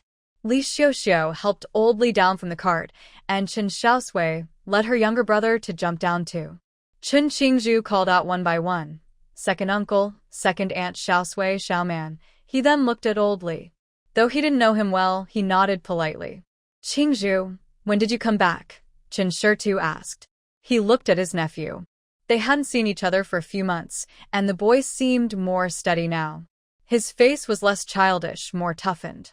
"Yesterday afternoon," Chen Qingzhu replied, glancing at the piled-up things on the cart. A few bulging cloth bags, a bundle of bones tied with grass rope, and a small piece of meat wrapped in lotus leaves. He pursed his lips and pushed the cloth bag forward. "Second uncle, this is for you." Chen Xiaosui didn't take it. "What is this?" 5 jin of coarse grain, Chen Qingzhu said clearly, though softly. "I bought it in town this morning. I just found out about the family split yesterday. This is a little gift from me." "Congratulations on your housewarming." Chen Xiaosui was stunned. Li Xiuxiu also looked at the cloth bag in surprise, then turned her eyes to Chen Qingzhu. The boy was only 15, standing straight with a clean look in his eyes, but with a hint of apology. "You're such a good kid." Chen Xiaosui felt warm inside, but also a bit emotional. His nose tingled. "It's not easy for you to save money, and learning a skill costs money too. Take this rice back." "I can't accept it. If your mother and grandmother find out, they'll cause trouble." Chen Qingzhu shook his head and insisted on pushing the cloth bag into Chen Shida's hand. "They don't know I have money. I told my grandmother that I've finished my training. From now on, I will receive 200 coins each month, but my master actually gives me 300, and this started last month. I live and eat at my master's house, so my expenses are low. I saved this money myself." He paused, speaking more softly. "Regarding the family division, I know my mother definitely got involved. I apologize on her behalf. Grandma probably didn't give you anything, but you must need this rice." Chen Xiaosui looked at his serious face, then at the heavy bag of grain, and finally took it gratefully. "Qingzhu, thank you. Second uncle, don't mention it," Chen Qingzhu said, feeling relieved as Chen Xiaosui accepted the gift.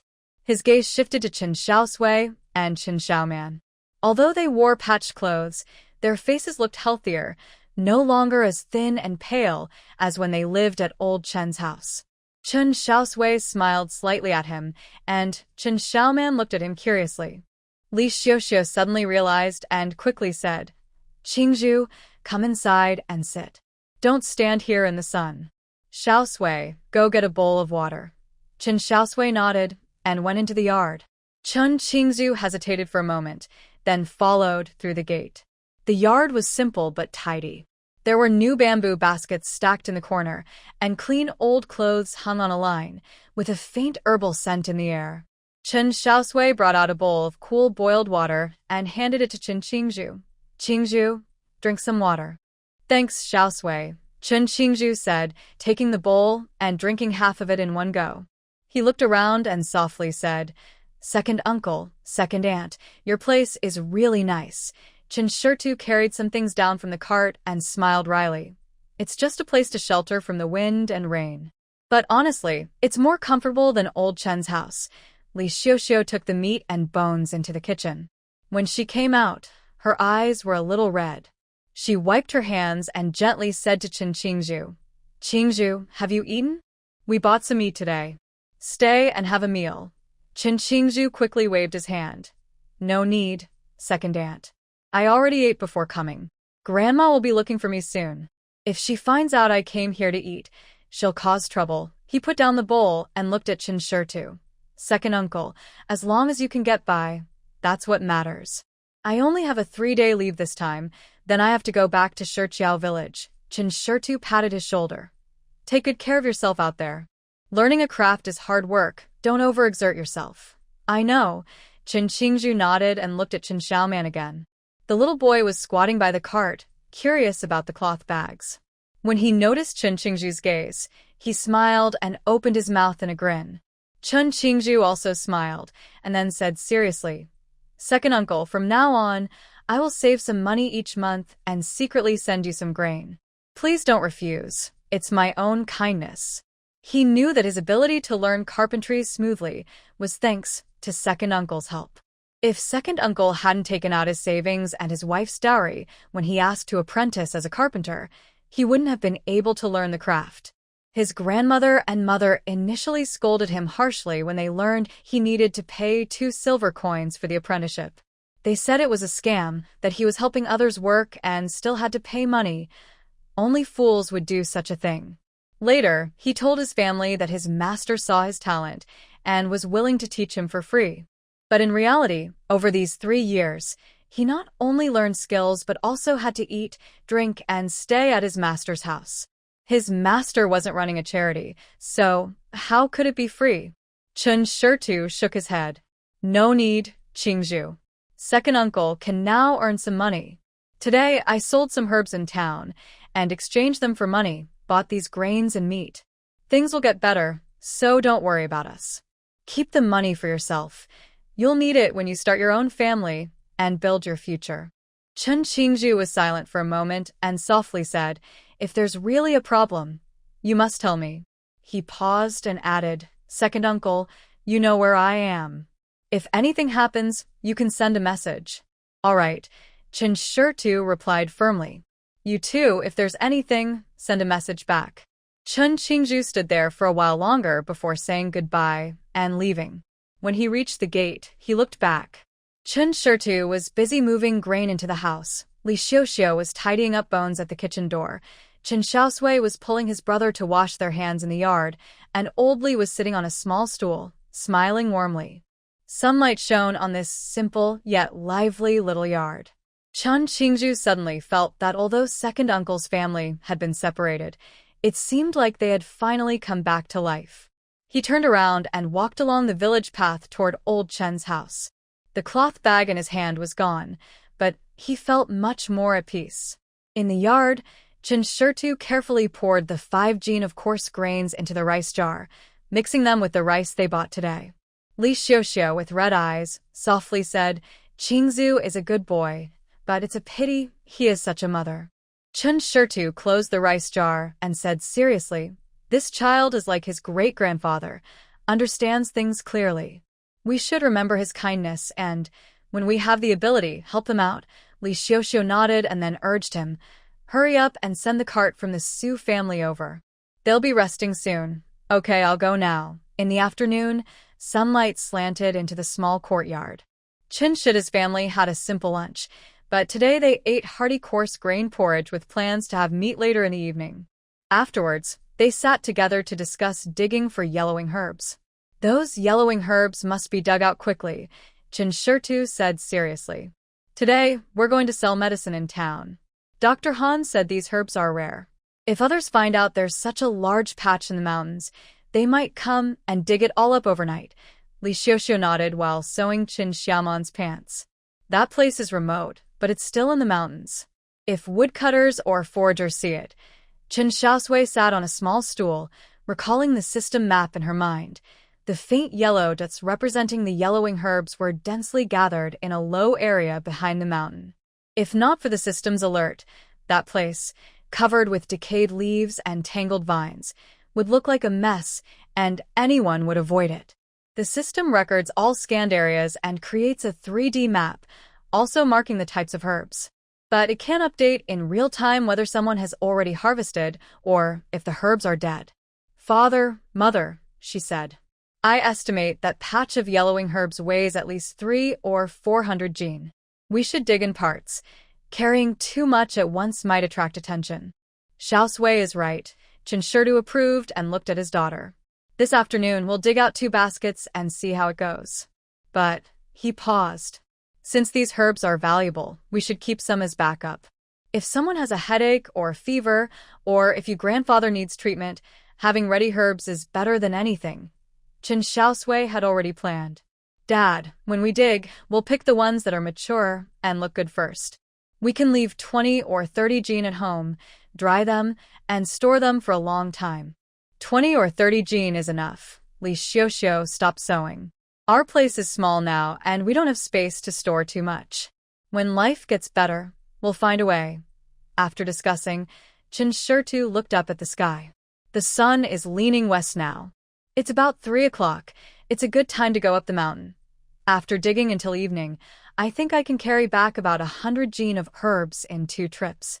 He turned to Chen Xiaoman, who was squatting in the corner of the yard watching ants move their nest. Xiaoman, this afternoon my parents and sister went up the mountain. You stay at home and keep Grandpa company, okay? Chen Xiaoman looked up, his face full of seriousness. Okay, I will listen. Li Xiaoshui felt warm inside and reached out to pat her son's head. Xiaoman is very sensible. Grandpa has trouble walking, so you need to listen at home and not run far. Got it, Chen Xiaoman replied clearly. Wait for you and Dad to come back. At 3 in the afternoon, the sun became gentler. Chen Xiaosui, Li Xiaoshui, and Chen Xiaosui each carried a bamboo basket, took small hose and cloth bags, and headed towards Luoqing Mountain. Old Mr. Li supported his cane at the door, while Chen Xiaoman held his sleeve, watching their figures disappear down the village path. Grandpa, go inside, Chen Xiaoman said, looking up. Rest. Old Mr. Li looked down at his grandson's young but sensible face, his cloudy eyes warming. Good, good. Listen to Xiaoman. As they went further up, the trees grew denser. When they arrived, it looked the same as yesterday, probably unnoticed by others. Chen Xiaoshui dug steadily and accurately, soon pulling out 7 or 8 fat yellow herbs. Chen Xiaosui, though not as strong as his father, was quick and carefully chose the easiest ones to dig. Li Xiaoshui sat nearby, carefully wiping dirt off the roots with an old cloth, then neatly packed them into the cloth bag. The forest was quiet, only the muffled sound of hose hitting the soil and occasional bird calls. Dad, Chen Xiaosui said softly while digging. These yellow herbs can sell for at least 3 or 5 taels of silver. Plus the money from selling herbs and game before, we should have enough to build a sturdy house. Chen Xiaoshui kept working, sweat beading on his forehead. This money is only enough for one house, but as you said before, just enough to get through this winter. We should save as much as we can since next year might be tough too, Li Xiaoshui added. We also need to make winter clothes for Xiaosui and Xiaoman. Last year's are too short now. All will be made, Chen Xiaoshui said firmly. We have plenty of time. Our family will work hard, and when the time comes, Each of us will have a new outfit. This winter, we'll stay warm and cozy. Hearing her parents talk, Chen Xiaosui felt a warm feeling inside. At this moment, the painful memories of the past seem truly distant. Instead, I feel the weight of the harvest in my hands and a real hope for the future. 2 hours have passed and 3 baskets and 2 cloth sacks are all full. Chen Xiaosui estimated the weight. This trip is at least 100 jin. We'll come back tomorrow for the rest. Li Xiaoxiao wiped her sweat. Come early tomorrow, dig more. I'm worried about the long night and bad dreams. The 3 of them packed up their tools, carrying the heavy baskets. Chen Xiaosui led at the front, Li Xiaoxiao in the middle, and Chen Xiaosui at the back. They carefully descended the mountain along the same path they came. At the foot of the mountain, smoke rose from the village. Chen Xiaoman was standing on tiptoe, looking toward the back mountain. Old Li sat at the courtyard gate, weaving a bamboo basket, occasionally looking up at the sky. As dusk fell, Chen Xiao's family returned to the small yard at the end of the village, carrying heavy baskets. Soon, the familiar smell of meat wafted from the kitchen. Fat meat sizzled in the pot, releasing bright oil, which was poured into a rough ceramic jar. Lean meat was chopped into small pieces and cooked with coarse rice into thick porridge. A little salt was sprinkled on the oil residue, making a tasty snack. Dinner was served on a small wooden table in the yard. The remaining daylight reflected 5 faces, each with a big bowl of steaming meat porridge and a small dish of oil residue in the middle. Eat up, Chen Xiaosui said first, picking up his chopsticks. Chen Xiaoman held his bowl, eyes shining. He blew on the porridge, took a careful sip, and squinted happily. Smells so good, Dad. The meat smells so nice. Li Xiaoxiao scooped a piece of oil residue for him. Eat slowly, don't burn your mouth. Chen Xiaoman nodded vigorously, speaking more smoothly than before. Mom, eat too, sister, Grandpa. Old Li trembled as he took a sip of porridge. Tears flickered in his cloudy eyes, but his face was full of smiles. Good, good, eating meat, eating meat. Chen Xiaosui ate quietly, glancing over her family. Her father's forehead was still damp from sweat, her mother's fine lines around her eyes relaxed, her brother chewed his cheeks full, and Grandpa lowered his head to wipe his eyes. This was completely different from the ruined scene in her dream. She took a piece of oil residue and put it in her mouth. The crispy, salty flavor melted on her tongue. At this moment, she truly felt that her fate had really changed. Over the next 3 days, just before dawn, Chen Xiao's family carried empty baskets up the mountain, returning in the evening fully loaded. They carefully dug out the yellow ginseng on the north slope of Luoqing Mountain, working in small batches. Following his daughter's advice to take only what is needed, Chen Xiaosui left some thick roots behind at each spot, covered them with soil, hoping to harvest again in a few years. The first 2 days went smoothly. The village is quite remote, and they deliberately avoided busy mountain paths. In the early mornings, most villagers hadn't woken up, and by evening, the smoke from cooking fires was thick, so they didn't encounter many people asking questions. However, on the 3rd day, something went wrong. They dug a little later that day.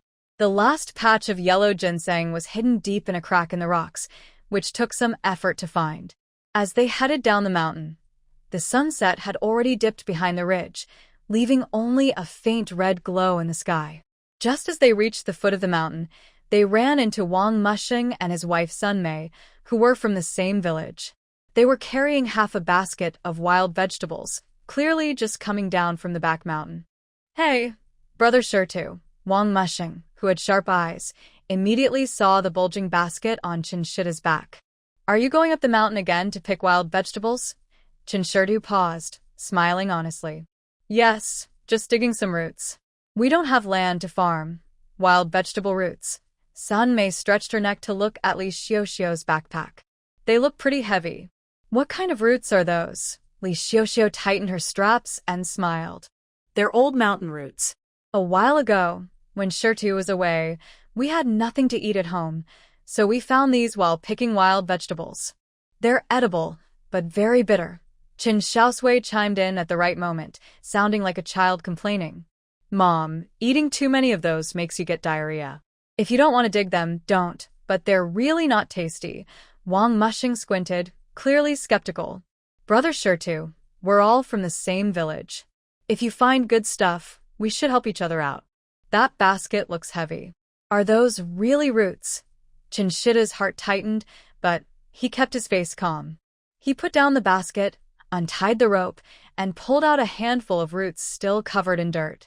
Believe it or not, this is all I have. We don't have land, and I'm worried about running out of food in winter, so I'm storing some of these.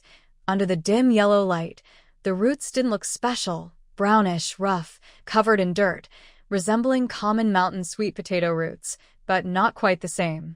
Wang Mushing picked up the root, weighed it, then broke off a small piece to smell. It had a faint earthy smell and a slightly bitter medicinal scent. His wife, Sun, also leaned in to look. Can this really be eaten? Cooked thoroughly, it can barely be swallowed, Li Xiaosui sighed. If there was no other way, who would eat this? It's bitter and astringent. Xiaoman took one bite and spat it out. Chen Xiaoman cooperatively frowned. Bitter, not tasty. Wang Mushing handed the root back. His doubt in his eyes lessened but didn't disappear. Brother Shirtu, if this is really good stuff, don't hide it from everyone.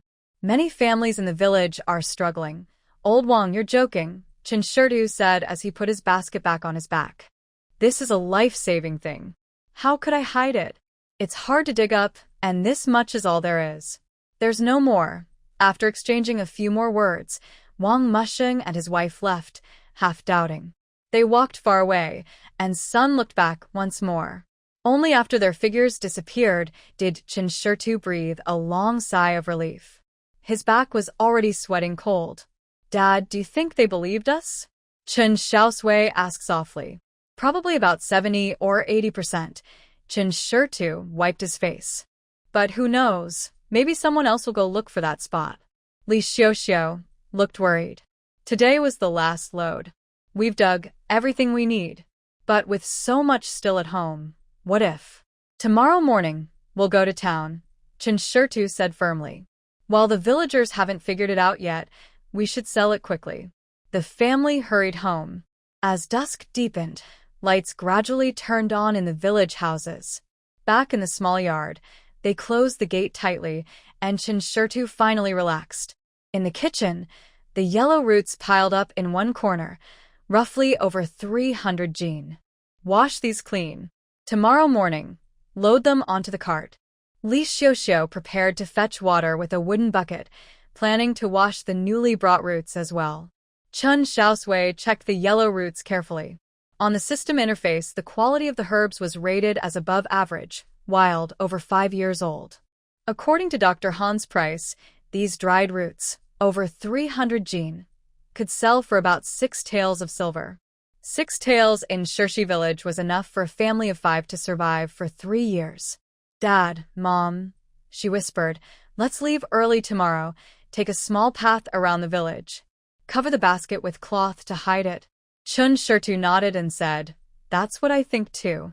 We'll sell the stuff first and save the money. When autumn comes and the farming season is slow, we'll build a house. Building now would attract too much attention, and everyone would know we don't have much money. If we suddenly build a house, people might think we have money coming in. He looked at his wife and children. Once the house is built, we can have a good winter. The next morning, just before dawn, the yard was already busy. In the kitchen, a small oil lamp was lit. Under its warm glow, the 3 of them packed the prepared yellow roots into a basket, covered tightly with an old cloth. Li Xiaosui wrapped the coarse grain pancakes she baked last night and tucked them into her pocket. Xiaoman, Grandpa. Chen Xiaosui crouched down and softly told her brother, who was rubbing his eyes and coming out of the inner room, and old Li, who was standing at the door with a cane, will be back before noon. Keep the door closed and don't open it for anyone. Chen Xiaoman, sleepy but determined, nodded. Yes, I know. I'll stay with Grandpa. Old Li's cloudy eyes were full of worry. Be careful on the road, avoid the main road. Dad, don't worry, Chen Xiaosui whispered.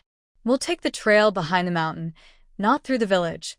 By the time the sky was beginning to lighten with the first hints of dawn, the 3 of them, carrying heavy baskets, quietly left the yard and slipped into the woods along the small path behind the house. The trail on the back mountain was narrow and rugged, but it avoided the main area of Shirshi village. Dew soaked their pants as bird songs started to rise.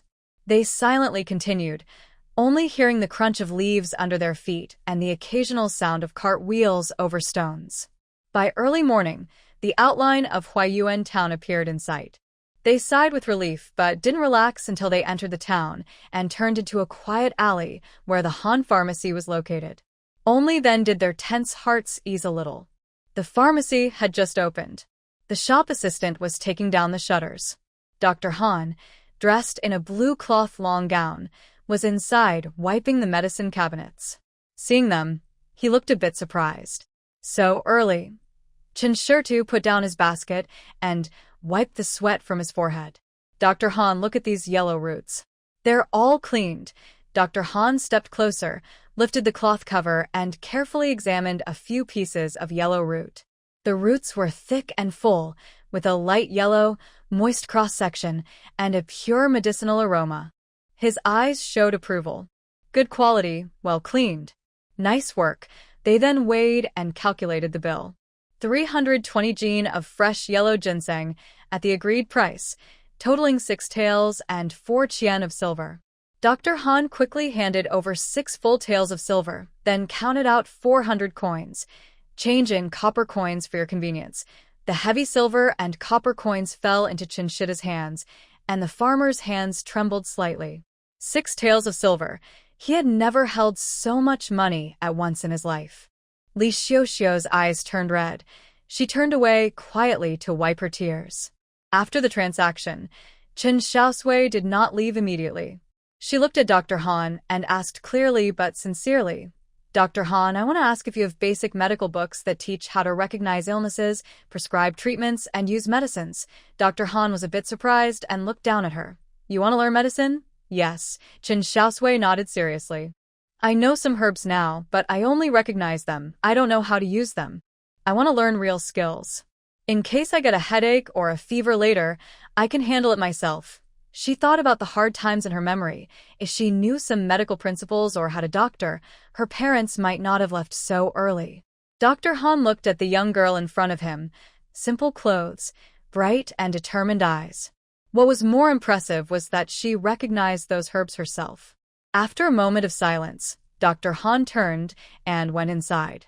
Soon after, he came out holding an old book with a blue cloth cover, edges worn, and handed it to Chen Xiaosui.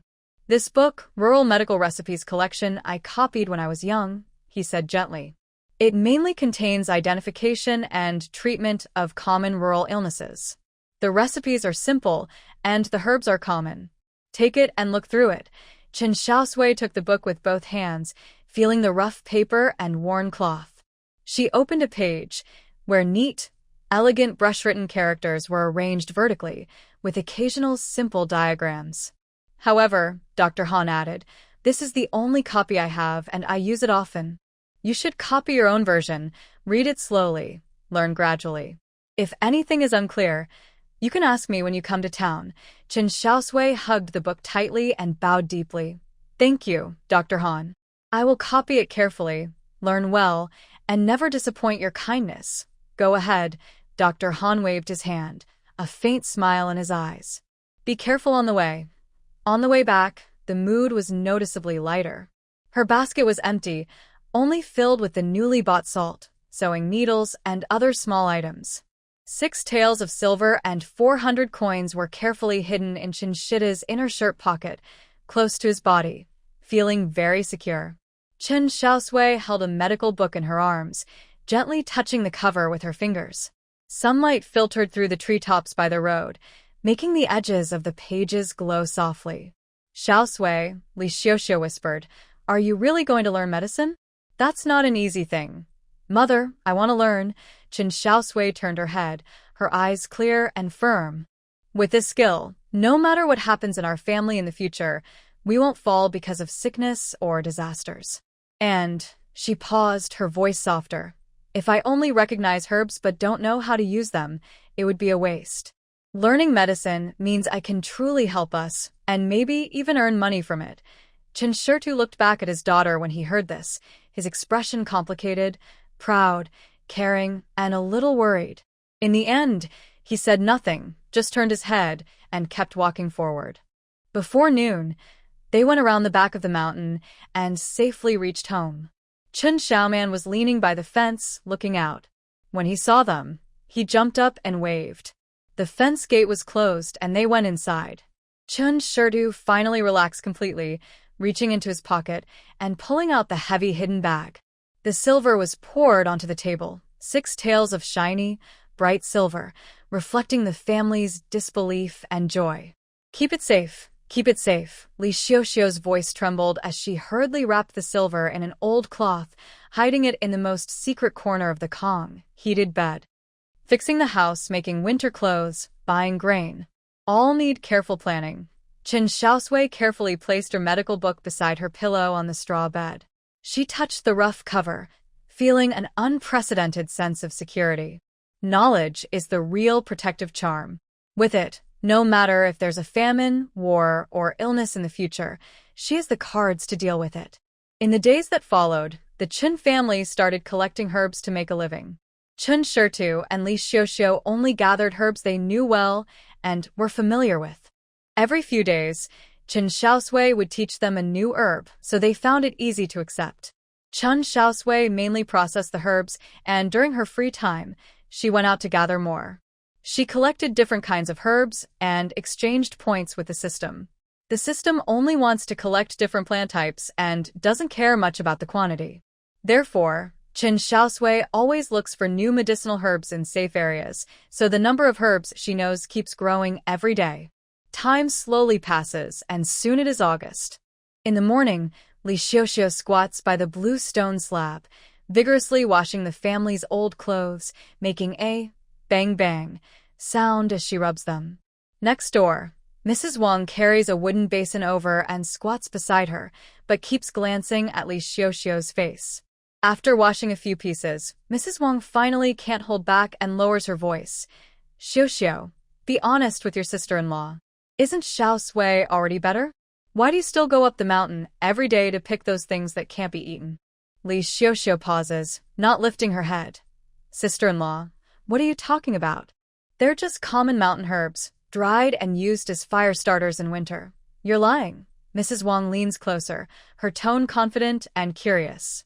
Do you need to pick herbs every day for fire starters?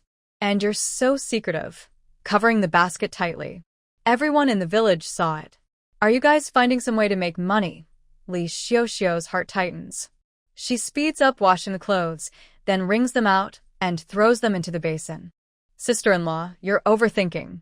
There's no special way. I'm done with the clothes, I'll go now. She picks up the basin and hurriedly turns toward the village end, water droplets falling along the way. Mrs. Wang watches her almost running figure, pouting her lips. There's definitely something fishy. In the afternoon, under the old camphor tree in the village center, a few women gather to sew and do needlework. Mrs. Wang carries a basket over and sits heavily on a stone stool. Listen, I tell you. She raises her voice. Chen Xiaoshui's family must be hiding something. Today I asked Li Xiaoxiu, and she looked so panicked she ran away. Gillen, who is sewing shawls, lifts her eyes but keeps sewing quietly. I also saw what was in Xiaoxiu's basket, like herbs. 2 years ago, my son had bleeding gums, and the town doctor said to pick some common herbs from the fields and boil them for tea. Herbs, Granny's son, chewing sunflower seeds, widens her eyes. Do they dare to pick herbs to sell? Forget what happened with the Wu family a few years ago. When she says this, the women fall silent. Fat Auntie puts down her embroidery and, still worried, responds, Exactly. Wu's young son once secretly gathered some herbs to sell in town. However, he didn't clean them properly and some poisonous plants mixed in. The chief pharmacist at the pharmacy was so angry that his beard nearly stood on end, saying that if anyone got hurt or died, his whole family would go to jail. Since then, no one in our village dares to pick herbs carelessly. Who would risk sending unknown plants to the pharmacy? If Chen's family really dares. TSK, their courage is too bold. Gillen's mother hesitated and said, "But I saw that Xiao from Chen's yard cleaned up those plants very carefully, bundled in bunches. No matter how carefully they are cleaned, if you don't know the properties of the herbs, it's useless." Grandma's son spat out her sunflower seed shells. Moreover, the pharmacy's doctor is very skilled. If someone isn't a trusted herb picker, they wouldn't dare to bring herbs there. After what happened with Wu's family, the town's pharmacies now chase away anyone from our village carrying herbs. The women talked among themselves, full of curiosity, doubt, and worry. The shadow of the old camphor trees stretched longer as the gossip grew more lively. Li Xiaoxiu carried a wooden basin and pushed open the gate, frowning. In the yard, Chen Xiaosui was squatting on the ground, fixing the wheel of a cart. Old Li sat on a small stool under the eaves, carefully moving his stiff ankle. Chen Xiaosui was drying the newly picked herbs in the sun. "You're back." Chen Xiaosui looked up, noticing his wife's worried face. He put down his tools. "What happened? Did you meet anyone while doing laundry?" Li Xiaoxiu set the basin on the ground, wiped her hands, and spoke with some anger. "Who else?" "Mrs. Wang from next door, and a few others nearby. They keep asking about our herb gathering, probing so closely." She sat on a small stool beside Chen Xiaosui, lowering her voice but unable to hide her feelings of hurt. "They say, we're all from the same village, and if there's a way to make money, we should help each other. When we were separated, Xiaosui was hurt so badly. Did anyone help? Now, it seems our situation is improving, and suddenly everyone comes around." Chen Xiaosui silently picked up his file and continued polishing a burr on the cart, which shavings fell softly. After a while, he spoke again. "Don't mind them. We do our own thing. Let them say what they want." "I know," Li Xiaoxiu sighed. "But it's just so annoying to hear." Gillen's mother said last time she recognized the herbs we picked and mentioned Wu's family. "I think everyone in the village is listening now." Chen Xiaosui, who was drying medicine nearby, straightened up, brushed off some grass from her hands, and softly said, "Mother, this can't be kept secret. I dry medicine in the yard every day, and anyone passing by or visiting can see. But our house is now at the end of the village, and we don't know many people. They just won't come directly to ask." She paused and looked at her father. "Dad, I was thinking while drying the medicine just now. Maybe we don't need to rush to build this house." Chen Xiaosui stopped what he was doing and looked up at her. "What do you mean? We have more than 10 taels of silver now. Building a house, repairing the wall, and buying some furniture, probably all the money we have." Chen Xiaosui spoke calmly and clearly. "And Dad, Mom, Grandpa, do you remember my dream? This year has been bad, and the winter was extremely cold. Next year, there will be a big drought. If we survive next year, the year after that, we might have to leave and find food elsewhere." Li Xiaoxiu's face turned pale, clearly recalling the snowy blizzard and her family suffering and fleeing during the harsh winter in her daughter's story. Now, they no longer doubted their daughter's dream. Maybe it was a warning from heaven, seeing how hard life was for their family. Chen Xiaosui frowned deeply, unconsciously running his file knife over the wood. Chen Xiaosui continued, "I thought maybe before winter, we could rent a small house in town. The houses there are sturdy, made of bricks and tiles, and warm. It's also close to the medicine shop, so if there's an emergency, seeing a doctor would be easier. And," she looked at Li Xiaoxiu, "in town the neighbors are strangers from other places. No one is watching what we carry in our baskets or what we cook in our pots. We can live quietly and peacefully." Old Li listened carefully under the eaves and then slowly spoke. "Xiaosui is right. The village of Jinxi is so small that any movement or change is known by everyone. Going to town, where everything is new and unfamiliar, might actually be more comfortable." But Chen Xiaosui remained silent. He looked around this simple but tidy small yard, his gaze passing over the newly built bamboo fence, the repaired kitchen, and the pile of firewood in the corner. All of this was built slowly by him, nail by nail, hammer by hammer. Farmers' deep attachment to the land and their obsession with their own roof were like strong vines, rooted deep in his heart. "Renting a house in town probably costs a lot, right?" he asked in a dry voice. "I've asked Dr. Han." Chen Xiaosui replied, clearly prepared. He said there are some old houses at the western end of the town, a bit away from the main street, but clean and sturdy. Renting one would cost about 300 or 400 coins a month. We could rent it for the winter, get through the new year, and then see how things go in spring. It would cost around 500 or 600 coins. Chen Xiaosui thought to himself. Renting for 4 months would cost about 1 or 2 silver coins. It's really cheaper than fixing the house, and we'd have some money left to prepare for next year's hardships. Li Xiaoxiu looked at her husband's furrowed brow and then at her daughter's calm face. She softly said, "Dad, Xiaosui's idea isn't bad. In the village, even if we fix the house, people like Tianfeng and Wang Jinhua can still come knocking. Moving to the town, at least we can have some peace for now." Chen Xiaosui didn't speak for a long time. Finally, he let out a long breath and put his carving knife on the ground. "I need to think about this some more." He stood up, brushed the sawdust off his pants, and said, "This isn't a small matter.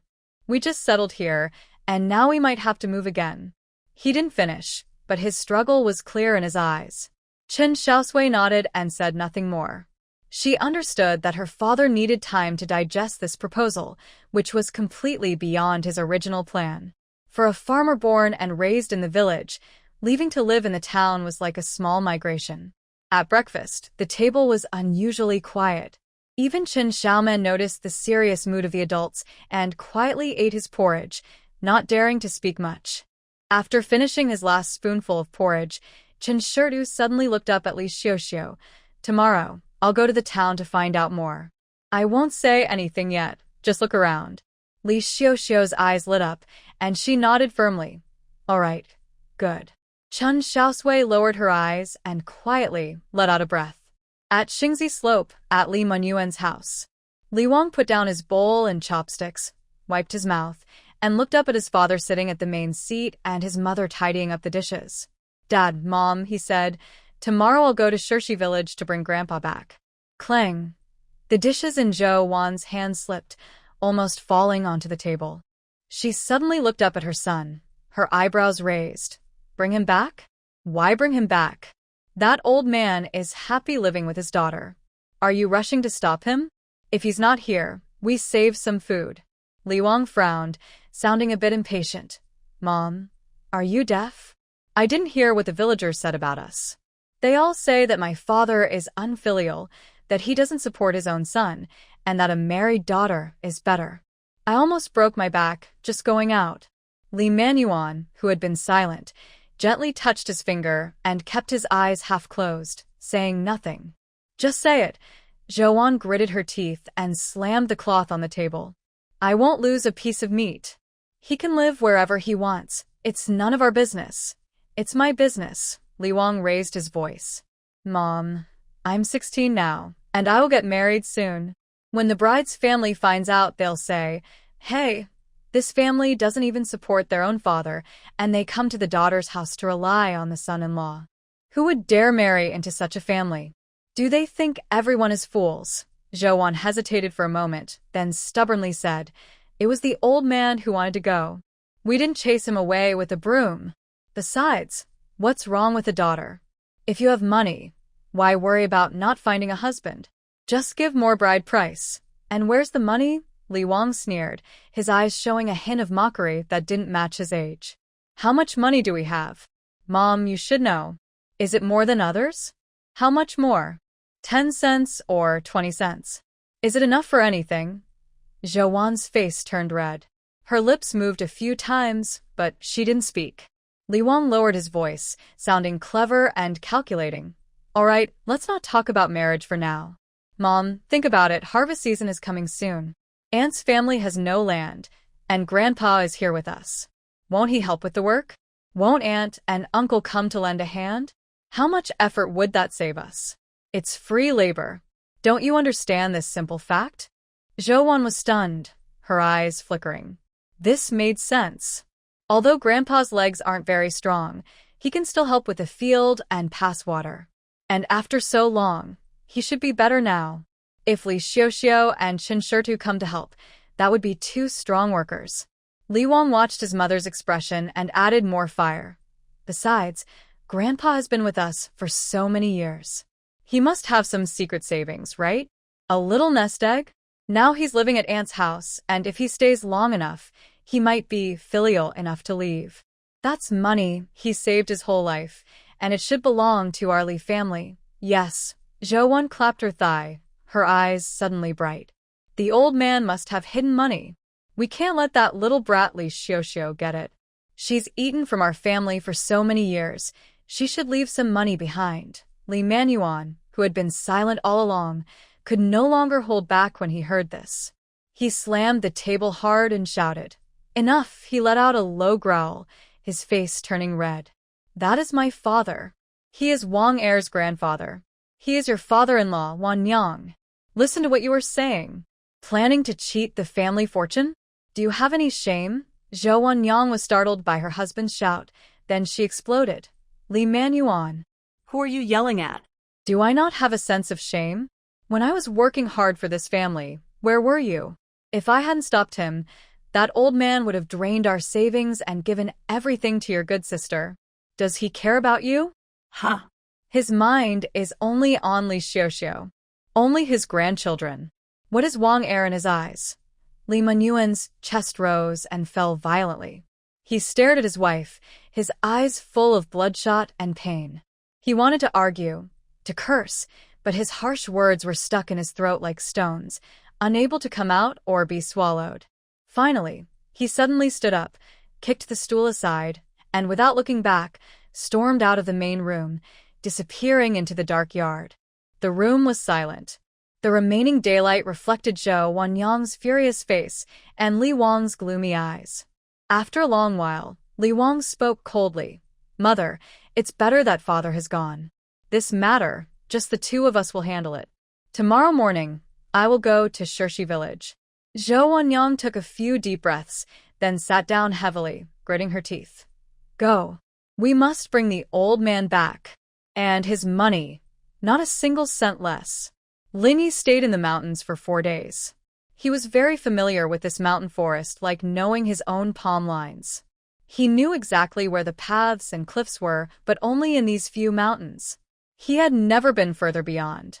He had heard tigers roaring from that direction. Usually when hunting, if he had a good catch, he would go straight through Luoqing Mountain to reach the mountain pass, north of Huaiyuan town.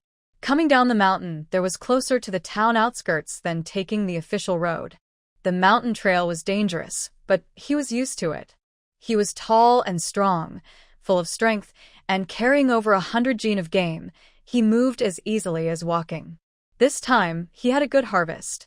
A small wild boar about 100 jin, 3 fat rabbits, 4 mountain chickens, 2 of which were still alive, tied with grass ropes and struggling in the basket.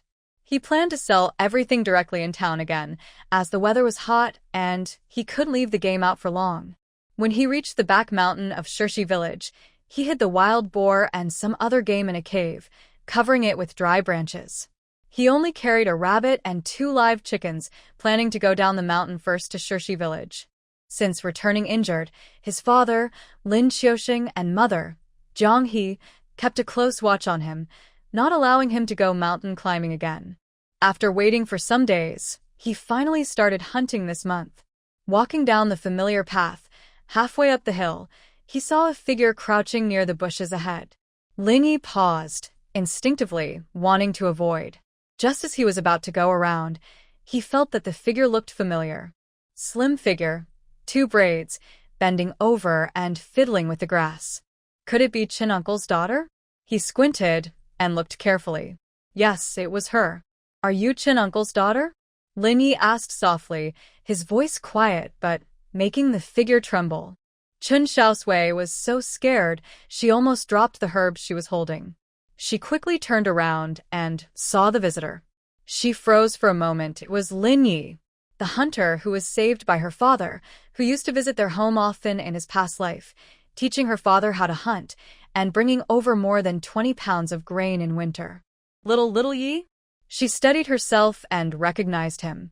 Lin Yi stepped closer and looked at the herbs in her basket, frowning slightly. "Why are you here alone? Even if it's just the outskirts, it's not safe for a girl to go into the mountain alone."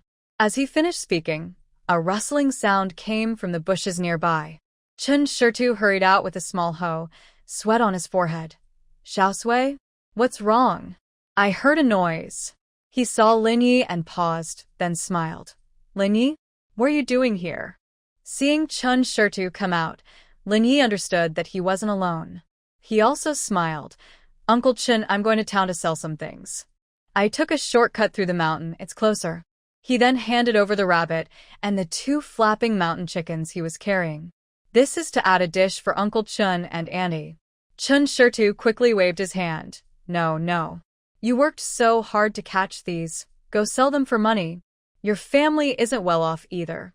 They're kept at home. Lin Yi insisted on giving them forward. I always leave some for ourselves. These are for Uncle Chen, just a small token of my thanks. He spoke sincerely, but his grip was firm, leaving no room for refusal. Chen Xiaosui looked at the fat rabbit and the lively wild chickens, his throat moving slightly. It had been a long time since there was any meat at home. Little Sui and Little Man were growing up, and his father-in-law's leg injury needed healing too.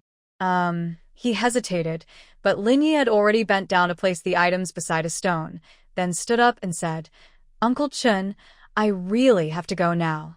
If I'm late, the market in town will be closed.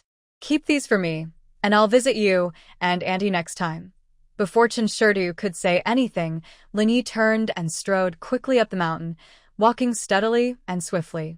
In a few blinks, he disappeared into the woods. Hey! Lin Yi. You kid!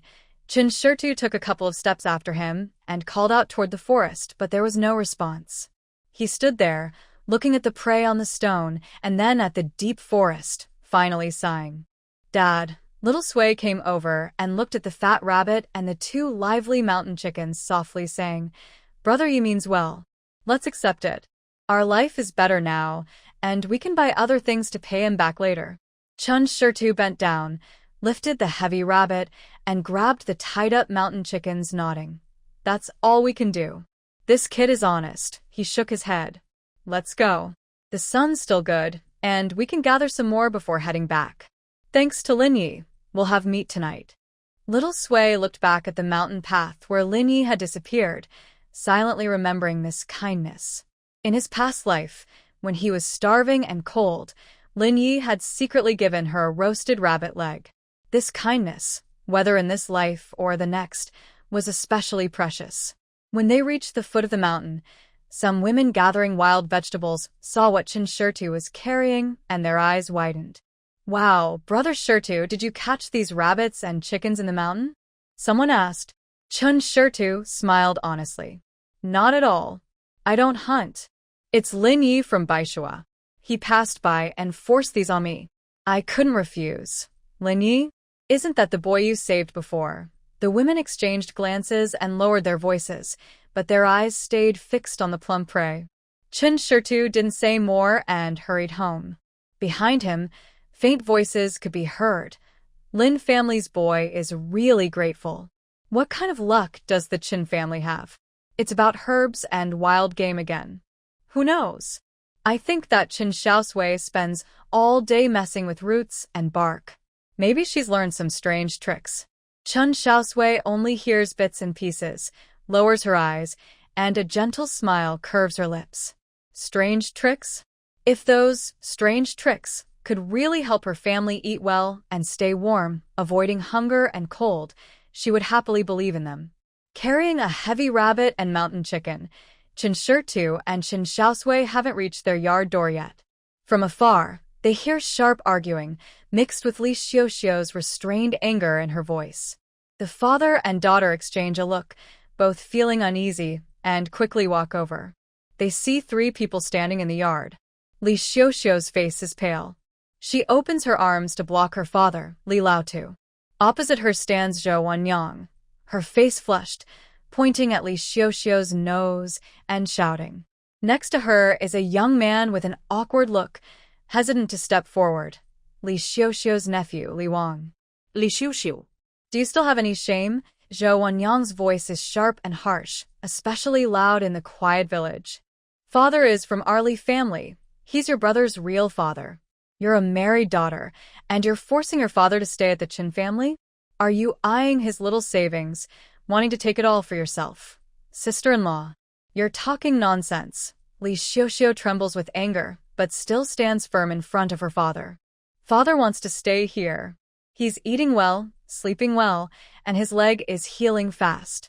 How did you treat him before? Not letting him eat enough, not calling a doctor when he was hurt. Now that he looks better, you want to take him back? Take him back to do what? Let him starve and hurt again. Today, she wasn't feeling well, so she stayed home to wash and dry herbs instead of gathering more. She didn't expect her brother and sister-in-law to suddenly come to take her father away. At first, Zhou Wanyang pretended to say, "Take father back to enjoy life," but Li Xiaoxiu didn't believe her. She knew her sister-in-law's mean tricks too well. After refusing several times, Zhou Wanyang finally lost her temper. "Get lost, you old hag," Zhou Wanyang spat. "Our family isn't perfect, but he's still our Li family's son. You're just a married daughter. Who do you think you are to speak? Your father's money, your father's grain, they all belong to the Li family. If you want to steal them, forget it." Li Laotu sat on a small stool behind his daughter, clutching his knees tightly, his lips trembling. He looked at his daughter-in-law's twisted face caused by greed, and then at his daughter's thin but straight back. His heart felt both sour and painful. He wanted to speak, to say, "I am willing to stay here with Xiaoxiu," but over the years, his timidness from being suppressed by his daughter-in-law made him open his mouth but unable to speak. "Mother-in-law, don't get upset." Li Wang took a half step forward, trying to smooth things over, but his tone was not very pleasant. "Grandpa is still part of the Li family. Living at Uncle's house all the time, people in the village talk about us, and it's not good for my father's and my reputation. Besides, the harvest season is coming soon, and Grandpa can help out when he goes back. Mother-in-law, let's ask Grandpa himself if he wants to go back." This speech sounded gentle, but it pushed all the pressure onto Grandpa Li. Wangzi, Chen Xiaosui stepped into the yard with big strides, his face serious. He placed the hunted game on the ground with a dull thud. "Your grandpa's leg injury isn't fully healed. Dr. Han said he needs to rest and avoid putting weight on it. The harvest is heavy work. Do you want him to be crippled for life?" He walked over to Xiaoxiu and stood beside her. His tall figure immediately overshadowed Zhou Wanyang's arrogance. Seeing Chen Xiaosui, Zhou Wanyang instinctively shrank her neck, but her eyes caught sight of the fat rabbit and live chicken on the ground. Her eyes lit up again, and her jealousy grew. Wow, the Chen family is really doing well. They're eating wild game. They must have used the old man's money. Chen Xiaosui, don't pretend to be a good person here, she shouted sharply. This is a family matter of my Li family. It's not your place to interfere. Father, today you must come back with us. Otherwise, I'll let the villagers judge. See whose daughter is so bossy, keeping her own father from returning to her son's house. Chen Shida's face turned pale. Just as he was about to reply, his sleeve was gently pulled. Chen Xiaosui stepped out from behind her father, looking calmly at Zhou Wanyang and Wang. Her voice was clear but straightforward, with the innocence of a child. "Auntie, cousin, are you really here to take Grandpa back to enjoy happiness?" She didn't wait for their answer and continued. Grandpa's leg was hurt when he fell at Uncle's house.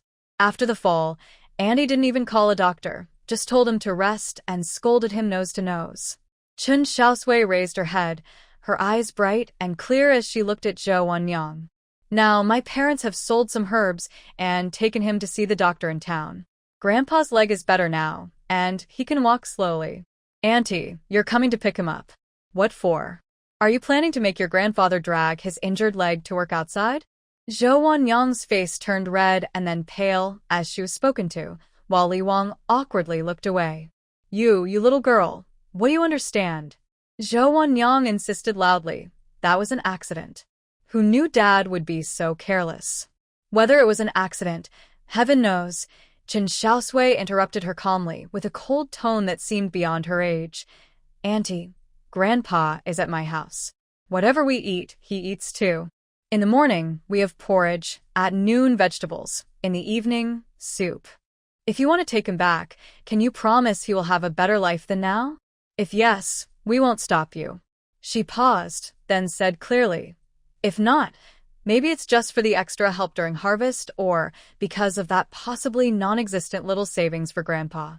Today, you and your cousin probably won't be able to take him away. The yard fell silent. Even the neighbors outside the fence, who had been watching quietly, held their breath. Zhou Wanyang's mouth opened, but she couldn't say a word, her face burning as if she had been exposed publicly. Li Wang felt so embarrassed he wished he could disappear into the ground. Old Mr. Li sat there, watching his granddaughter's slender but straight back, tears welling up in his cloudy eyes. He trembled as he reached out and grabbed Chen Xiaosui's sleeve, finally speaking in a hoarse voice. I won't go back. I'd rather stay here with Xiaoxiao. His voice was soft but firm, like a final decision. Roi Nyang's face twitched painfully. She wanted to argue, but Li Wang quickly held her back. Mom? Stop. Isn't enough shame already? He turned pale and, with a stern face, quickly bowed to Chen Xiaosui and Li Xiaoxiao. Auntie, uncle, sorry. Today we were too impulsive. Grandpa wants to stay here, so let him. We'll leave now. After saying this, he almost dragged the protesting Zhou Wanyang out of the small yard. The gate creaked shut, blocking the curious eyes outside. Inside the yard, only the 5 family members remained, along with the silent fat rabbit on the ground and 2 confused mountain chickens flapping around. Li Xiaoxiao's legs went weak, almost falling, but Chen Xiaosui caught her. It's okay now, Xiaoxiao, Chen Xiaosui whispered softly. It's okay. Old Mr. Li was crying uncontrollably, holding his daughter and granddaughter's hands, unable to speak through his sobs. Chen Xiaosui gently patted her grandfather's back, watching the 2 leave in the distance, knowing they would come back again. Although the argument in the yard was separated by a bamboo fence, it couldn't stop the ears of the curious villagers. When Chen Xiaosui clearly said, "It was my parents who sold the herbs to take him to see the doctor in town," a few village women eavesdropping outside the fence looked surprised and excited. Mrs. Wang and Granny he exchanged glances, their faces showing restrained excitement and a proud sense of, I knew it. They no longer paid attention to the lively scene at the Li family and quickly turned to walk into the village, like 2 birds eager to share good news. Hey, you won't believe this. Mrs. Wang grabbed Granny's son, who was washing clothes by the well, lowering her voice but unable to hide her excitement. We guessed it right. The Chen family makes money from collecting herbs. I heard Chen Xiaosui herself say that selling herbs paid for old Mr. Li's leg treatment. Granny he also moved closer to another group of women sewing, spitting out her words. I told you. She's always bringing back roots and bark, drying them all over the yard. Wu's family back then didn't have the skills to handle it properly, but Chen Shida's family is different. They really sold the herbs. How much would it cost to treat old Mr. Li's leg at the town doctor? Without selling herbs, what would they use to pay? The news spread like cold water splashed into hot oil, instantly causing a commotion. Really herbs? Does Chen Xiaosui recognize them? Wow, this is real skill. How much could they earn in a year? No wonder old Mr. Li refuses to go back to his son's house. His daughter probably has enough to eat now. When the family divided, Aunt Tian only got 3 jean of coarse rice. The villagers' gossip buzzed with suspicion, envy, and jealousy, quickly spreading through the village. Some more enthusiastic people slipped away quietly, heading straight to Chen's old house at the back of the village. Wang Jinhua was feeding chickens in the yard, scattering some broken grains, and habitually cursing the useless birds that eat but don't lay eggs. Suddenly, the yard gate was pushed open with a loud bang, and a villager, Aunt Zhao, rushed in with a mix of sympathy and excitement, her face showing a strange expression. Jinhua, sister-in-law, you're still here feeding chickens? Something big has happened. Wang Jinhua rolled her eyes. Did the sky fall or the ground cave in? Why are you so panicked? Aunt Zhao patted her thigh and leaned in, saying, everyone in the village is talking about it. Your second son, Chen Xiaosui. He knows how to pick herbs, recognizes medicinal plants, and can sell them to pharmacies to make money. Old man Li's leg was healed with the money from selling herbs. This is a good way to earn money, but unfortunately, your family split him up. Wang Jinhua was stunned for a moment, seeming to not understand. What? What do you mean by picking herbs? Oh. It's just the skill of earning money by gathering herbs. Aunt Zhao gestured with her hands. That's real money. In the village, Barefoot Lu relies on recognizing a few herbs, and his life is better than those who own land. Why did the Wu family try so hard to do this? Just to make money. At least a few taels of silver a year. Wang Jinhua's face slowly changed. First she looked confused, then suddenly realized, and finally her face sank like a layer of soot. She remembered the rumors in the village lately, and how she had been waiting to see Chen Xiaosui make a mistake while gathering herbs. It turns out it wasn't a joke, it was real. Chen Xiaosui had been hiding this skill from his family, secretly making money with it. This ungrateful traitor, her throat rasped as she spoke, a fiery anger rushing to her head. Since the family split, she could eat a little more at each meal, but just thinking about Chen Xiaosui using his hidden skill to earn a lot outside, supporting outsiders, old manly, and living comfortably, made her feel like a piece of her heart was being torn out. Aunt Zhao saw her face turn pale, pretended to advise her a few words, then happily left, leaving Wang Jinhua alone in the chaotic yard, her chest heaving violently. She suddenly turned around and stormed into the main room. Tian Fangzheng was dozing on the kong, a traditional bed, and she pushed him awake. Sleep. All you do is sleep. The family's gold and silver have been taken away, and you don't even know. Wang Jinhua raised her voice, her tone trembling with excitement. Tian Fangzheng was awakened and looked annoyed. What are you yelling about again? Yelling? It's because your good son is about to turn into something strange. Wang Jinhua spoke quickly, exaggerating the news she had heard. Chen Xiaosui. He knows how to pick herbs, recognizes medicinal plants, sells them to pharmacies, and makes a lot of money. Otherwise, how could old man Li's lame leg be healed? Why does the Li family come to pick him up? That old man refuses to leave. He must have been eating meat and drinking soup every meal, living a good life. She watched Tian Fang's eyes gradually widen, then continued to stir up trouble. Yes, that's right. They have money to support outsiders, but no money to honor their own parents. When they split the family, they said nothing, acting like a wooden dummy. Once they get some money, their true abilities show. Who are they trying to hide from? Their own parents? Their brothers? Tian Fang was completely awake now, sitting upright with a red face. Are you serious? The second son really does this. Everyone in the village knows. Only the two of us are kept in the dark. Wang Jinhua patted the edge of the kong bed. Think about it. If he knew earlier, why didn't he say anything when he was at home? Why didn't he teach Dali or Dachui? The whole family would know. He's selfish. His heart isn't with this family at all. After eating here for so many years, he keeps his skills hidden, and all the benefits go to outsiders. Her eyes twitched, and she switched to a tone that sounded like she was thinking of the family. But now that we know, it's not too late. After all, he's your son, and you're his mother. You should go find him and make him honestly teach Dali and Dachui how to gather and sell herbs. They're all family. If he knows how to do it, the brothers should learn too. When they make money, Dali will be honest and give everything to you. Our old Chen family will prosper. Teach Dali? Dachui?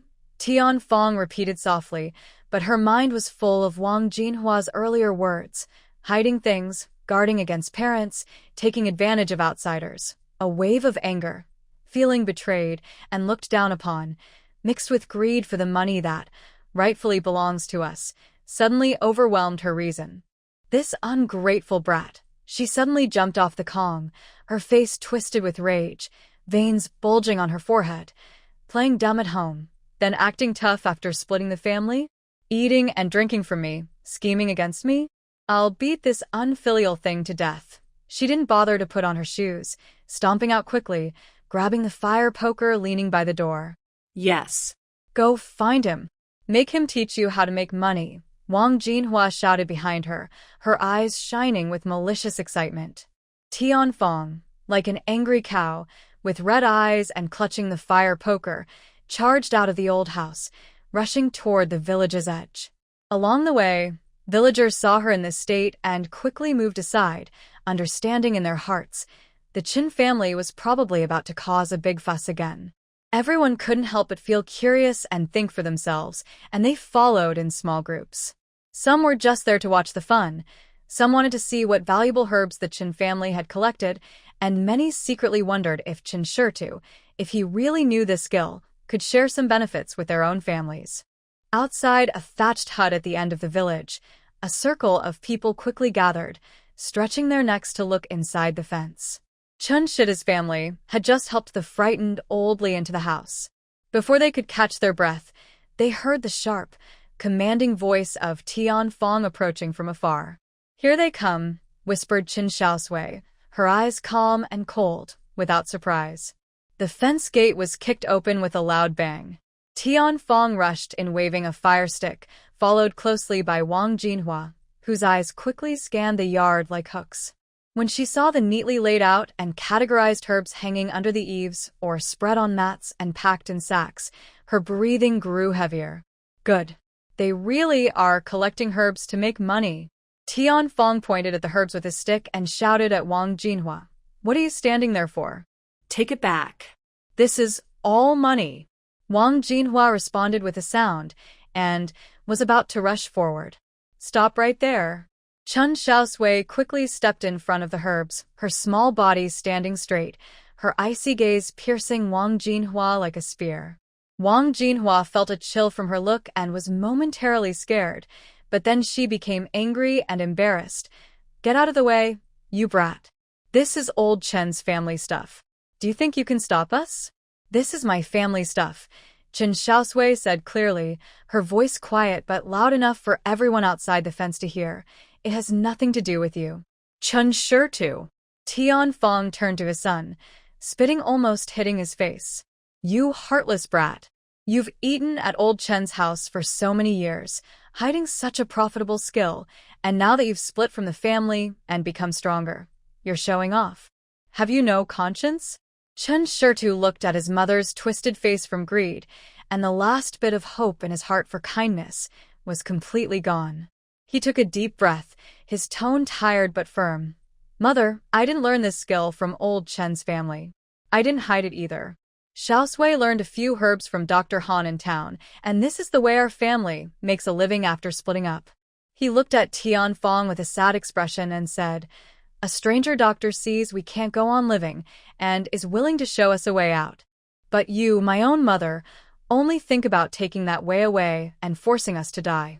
"Mother, are you really my mother? Stop talking nonsense." Tian Fong didn't believe him and didn't bother to check if it was true. She just wanted the result. "Whether it's you or that foolish girl, you are all part of the old Chen family. You carry the blood of the old Chen family. The way to make money must belong to the old Chen family. Today, you must teach your older brother and your third brother. Otherwise, I won't give up." Chen Xiaosui sneered. "Grandmother, I have already given my life back to you when I was pushed and hit the edge of the bed in the old Chen house. Now, I have nothing to do with the Chen family. The things I recognize and the money I earn are all for my father, mother, and younger brother. You've gone too far." Tian Fong was so angry she nearly exploded. Just as she was about to curse loudly, footsteps came from outside the yard. Chen Zhensheng and Chen Dali hurried over. Chen Dali looked at the confrontation and the herbs on the ground with a complicated expression. Chen Zhensheng looked anxious and pained. "What are you causing trouble for? Still not enough shame." Chen Zhensheng first scolded Tian Fong, then turned to Chen Xiaosui with a sincere tone. "Xiaosui, I know it's hard for you, but breaking bones and tearing tendons, we are still one family. If you have a way to make money, help your older brother and third brother. If we all work together, life will be better, right? Why make things so tense and let outsiders laugh at us?" He sighed deeply and said earnestly, "Your family is doing well, but your parents and brothers are still suffering. When outsiders see this, it's embarrassing for us. Listen to your father. Teach your brothers how to recognize herbs, okay?" The villagers watching outside the fence, who initially thought Chen Zhensheng was reasonable for scolding Tian Fong, now looked surprised and disdainful. I thought Chen Zhensheng was a good person, but it turns out he was just waiting here, speaking so nicely, but he just wants to take their money-making skills for himself. Really, one is the good cop, the other the bad cop, all calculated deep down. No wonder Chen Xiaosui was willing to risk everything to separate. This place isn't a home. It's a den of wolves. Whispering voices drifted into the yard. Chen Ginqing's face stiffened slightly, but he quickly returned to his usual look of helplessness for everyone's sake. Chen Xiaosui looked at his father's fake expression, then at his older brother Chen Dali's evasive eyes, and finally at his mother Tian Feng's unhidden greed. A deep chill ran from his feet to his heart. Suddenly, he remembered his daughter's dream, where during a famine, the old Chen family didn't hesitate to take their last bit of food. Some things he realized never change. He straightened his back and slowly looked over his so-called family. His voice was calm, without any emotion. Father, mother, older brother. The family separation document has been signed. We are now two separate families. We earn our own living, and no one can take it away. If you touch these herbs, I will report your forced actions to the village official. This skill belongs to Xiaosui. She is free to teach anyone she wants, but you have no right to pressure her. He paused, then looked at the villagers outside the fence and raised his voice. Everyone, be a witness. Today, I, Chen Xiaosui, make this clear. From now on, anyone who dares to harm a single plant in my yard or force my daughter to do something she doesn't want to do, I will fight for justice, even if it costs me my life. The yard fell into complete silence. Tian Feng trembled with anger. Wang Jinhua's eyes were full of hatred, and Chen Ginqing's face was grim. Chen Dali lowered his head, afraid to meet his brother's gaze. Outside the fence, villagers showed different expressions. Some sighed, some felt sympathy, some were disappointed because their plans failed, and some admired Chen Xiaoshui's firm stance. Finally, Tian Feng and Chen Ginqing were driven away by Chen Xiaoshui's resolute attitude and the villagers' varied looks. As they left, Wang Jinhua kept looking back, staring at the herbs drying in the sun, her greed almost tangible in her eyes. Chen Dali kept his head down, never daring to look at his brother. The gate was closed again, cutting off the curiosity and gossip outside. The yard was a mess, but strangely quiet. Chen Xiaosui didn't rush to clean up the stool Tian Feng had knocked over. He just stood in the middle of the yard, with his back to his family, looking up at the dull gray sky over Shirshi village. The autumn sunlight should have been clear, but in his eyes, it only reflected a heavy, gloomy gray. After a long moment, he turned around, his face showing no emotion, only deep exhaustion in his eyes. He looked at Chen Xiaosui, who was silently helping up a stool, and his voice was a bit dry. Xiaosui, in that dream you mentioned before, when the famine came, where did everyone try to escape to? Chen Xiaosui paused, straightened up, and looked into her father's eyes.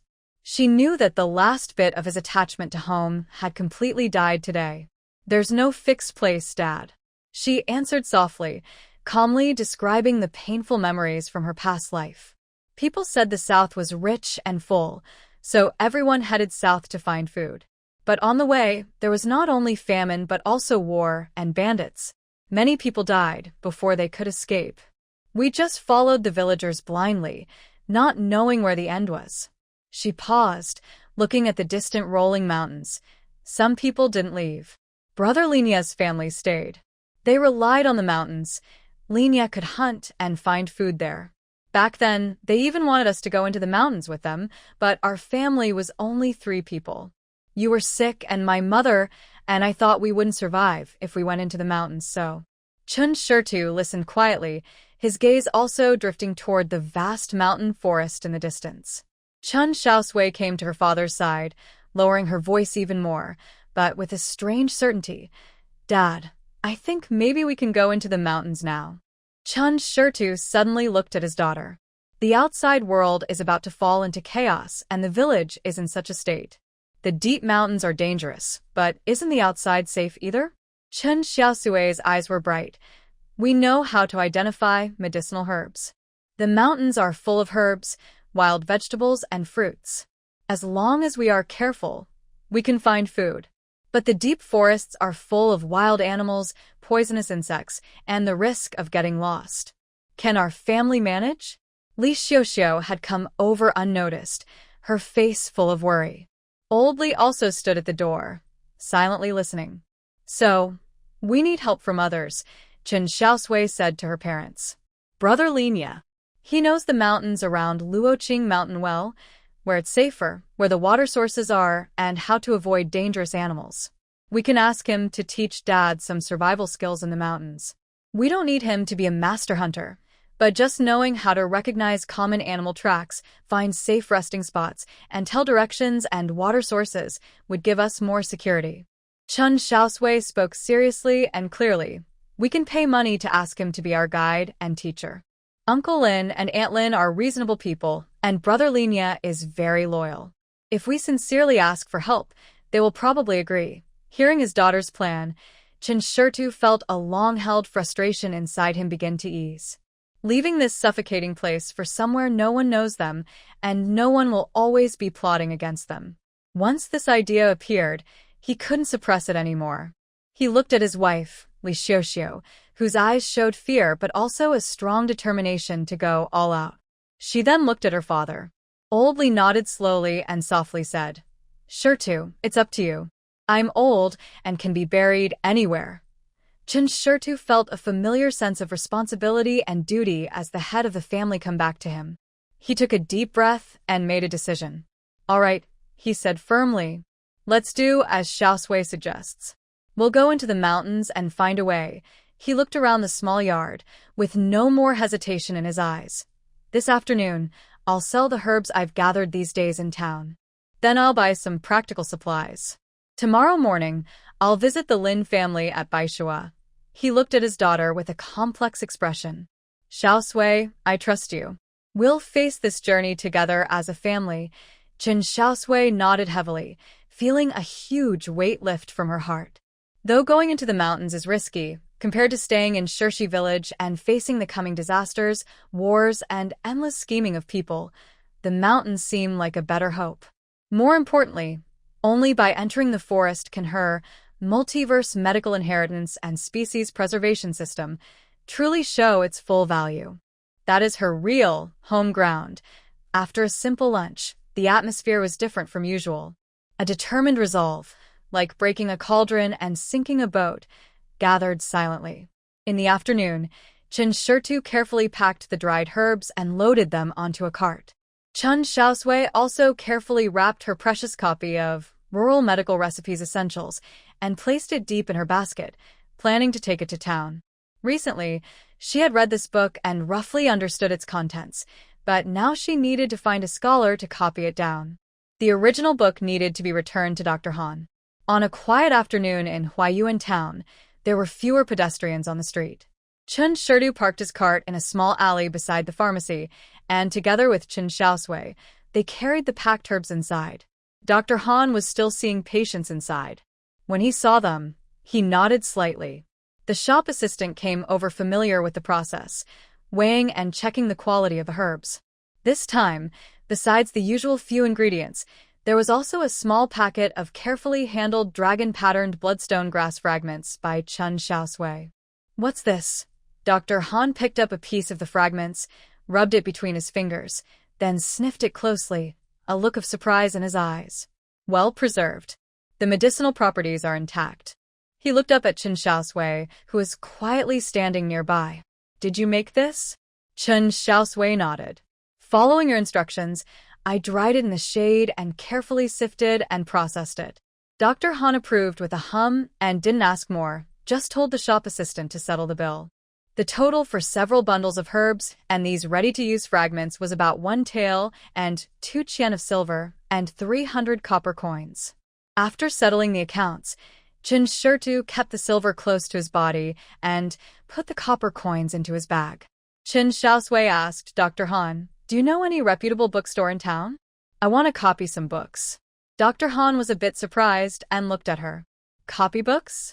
The one you mentioned, Rural Medical Recipes Collection? Yes. The book you lent me is too precious. I want to keep a copy for myself to study slowly, and also to return the original to you soon. Dr. Han thought for a moment and said, go east when you leave. After 2 intersections, there's a place called Hanmo Studio. The shopkeeper's surname is Zhou. a kind-hearted person. Just tell him I sent you. Thank you, Dr. Han. The father and daughter left and followed the directions to find Hanmo's studio. The shop wasn't big but was tidy, filled with a faint smell and the scent of old paper. Behind the counter sat a thin middle-aged man repairing an old book. Chen Xiaosui stepped forward, explained her purpose, and mentioned Dr. Han. Shopkeeper Zhou adjusted his glasses, looked at the modestly dressed father and daughter, and responded kindly. Copying books? Did you bring the book? How thick is it? Chen Xiaosui carefully took out the book wrapped in blue cloth from her basket. Shopkeeper Zhou took it, flipped through the pages roughly. Not very thick. For this kind of medical compilation, the handwriting must be neat and clear, with no mistakes or omissions. I happen to know some students who can do this work, and it will take about 5 days. The payment is 500 coins. 500 coins. Chen Xiaosui quietly took a deep breath. That amount could buy over 100 pounds of coarse grain. Chen Xiaosui's face remained calm, and she asked, "What about paper, brushes, and ink? If you bring your own, you only pay for the work. If you use the shop supplies, you'll need good bamboo paper and pine soot ink, which will cost an extra 100 coins." Shopkeeper Zhou spoke casually, showing that this was common knowledge for many people. Chen Xiaosui also secretly marveled. She knew books were expensive, but she didn't expect that copying a not-thick book, plus materials, would cost 600 coins, almost what a regular farmer earns in 1 or 2 months. But since this book might save her life in the future, she couldn't save money on it. She looked at her father. Chen Xiaosui, with his brows furrowed, nodded slightly at her. Most of the family's money was earned by her. She had the right to decide how to use it, especially since it was for learning a skill. Then, please, shopkeeper, use the shop's paper and ink. We will come back in 5 days to pick it up. Chen Xiaosui handed the book to shopkeeper Zhou and counted out 600 coins, giving them to him. The shopkeeper took the money, wrote a simple receipt listing the book, the deadline, and the price, and stamped it with a personal seal. Seeing the stationery in the shop, Chen Xiaosui paused. There were all kinds of paper, different sizes of brushes, and black ink cakes. She really wanted to buy some. After learning to read, she had always wanted to practice writing properly, not just rely on system input and memorization. But when she looked at the prices, even the worst brushes cost dozens of coins, and the cheapest paper was over 100 coins. She quietly looked away. Want to buy paper and brushes? Chen Xiaosui noticed. Yes, but it's too expensive. Chen Xiaosui shook her head. No rules. Later. I can practice on the ground with a branch. Chen Xiaosui opened his mouth, wanting to say, Dad will buy it for you. But seeing her worn-out bag and thinking about the unknown life in the mountains tomorrow, he couldn't say it. He just clenched his fists tightly. Shopkeeper Zhou didn't say much. Things like brushes, ink, and paper are needed, and they will buy them when necessary. If not, there's no point in pushing. As they left the bookstore, Chen Xiaosui couldn't help but whisper, "This book really costs a lot." Chen Xiaosui softly said, "Dad, the book has recipes for treating illnesses and methods for recognizing medicines. As we go further into the mountains, if we happen to have a headache, fever, or minor injuries, this book might be a lifesaver. Spending money on it is worth it." Chen Xiaosui nodded. He understood the reasoning, but after many years of poverty, he naturally felt reluctant to spend such a large amount of money. Next, the two went to the general store. Chen Xiaosui chose 2 neatly wrapped, decent-looking cakes, 1 green bean cake and 1 sesame cake. They also bought a small jar of local homemade rice wine, about 2 jin in weight. Finally, they hesitated in front of a sugar stall.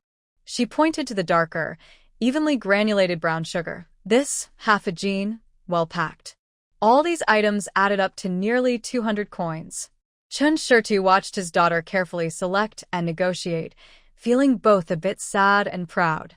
This child is thoughtful, preparing gifts for her visit to the Lin family tomorrow. The gift isn't very big, but for this time of year, it's quite decent and shows sincerity. They then headed back to Shirshi village. The next morning, father and daughter set out for Baishua village. They asked for directions at the village entrance and followed a well-worn, shiny path down the mountain. The Lin family's house was easy to find. It was a single house, sitting on a gentle slope, with lush forest behind. A sturdy stone wall, about chest height, surrounded the yard. Inside, the ground was packed dirt, swept clean. The three-room stone house looked a bit old, but was well maintained. Through the wall, they could see Lin Ye's tall figure squatting by the water trough in the corner of the yard. He had a wooden basin in front of him and was skillfully chopping a featherless mountain chicken with a broad-backed knife, his movements quick and strong. The chicken pieces fell into the basin with muffled thuds. Jiang He sat on a small bamboo chair under the eaves, mending a gray cloth garment. The needle and thread sparkled in the sunlight. She occasionally looked up at her son, her brows slightly furrowed. "Be careful. That cut is really deep." She shook the torn garment in her hand, clearly still worried. "Tell me honestly, did you really get hurt? That blood." "Mom." Lin Yi stopped cutting, turning his head helplessly. The morning light fell on his sharp, defined face. I'm fine. "I just got scratched by a branch, a little skin broken, and it's already healing." "You are asking the third time." He spoke with a tone typical of young people, impatient with their mother's concern, yet also affectionate. Yesterday, he came back late and simply took off his clothes, tossing them aside. When Jiang He washed them this morning, she saw the big tear and the dark bloodstains, which frightened her quite a bit. Jiang He carefully examined her son's face. Seeing that he looked energetic and his eyes bright, not weak or injured, she finally relaxed and smiled. "That's good. That's good. As long as you're not hurt, that's all that matters." She lowered her head to continue sewing, but her words kept going. "You're already 18. It's time to think about marriage. Do you have a girl you like? If not, I can ask Aunt Wang at the village entrance to keep an eye out. Our family is doing better now, and you have skills." "Mom," Lin Yi interrupted her, his voice a bit sharper, and his ears seemed to turn red. "Why bring this up? I'm not in a hurry." He lowered his head again, forcefully chopping chicken pieces.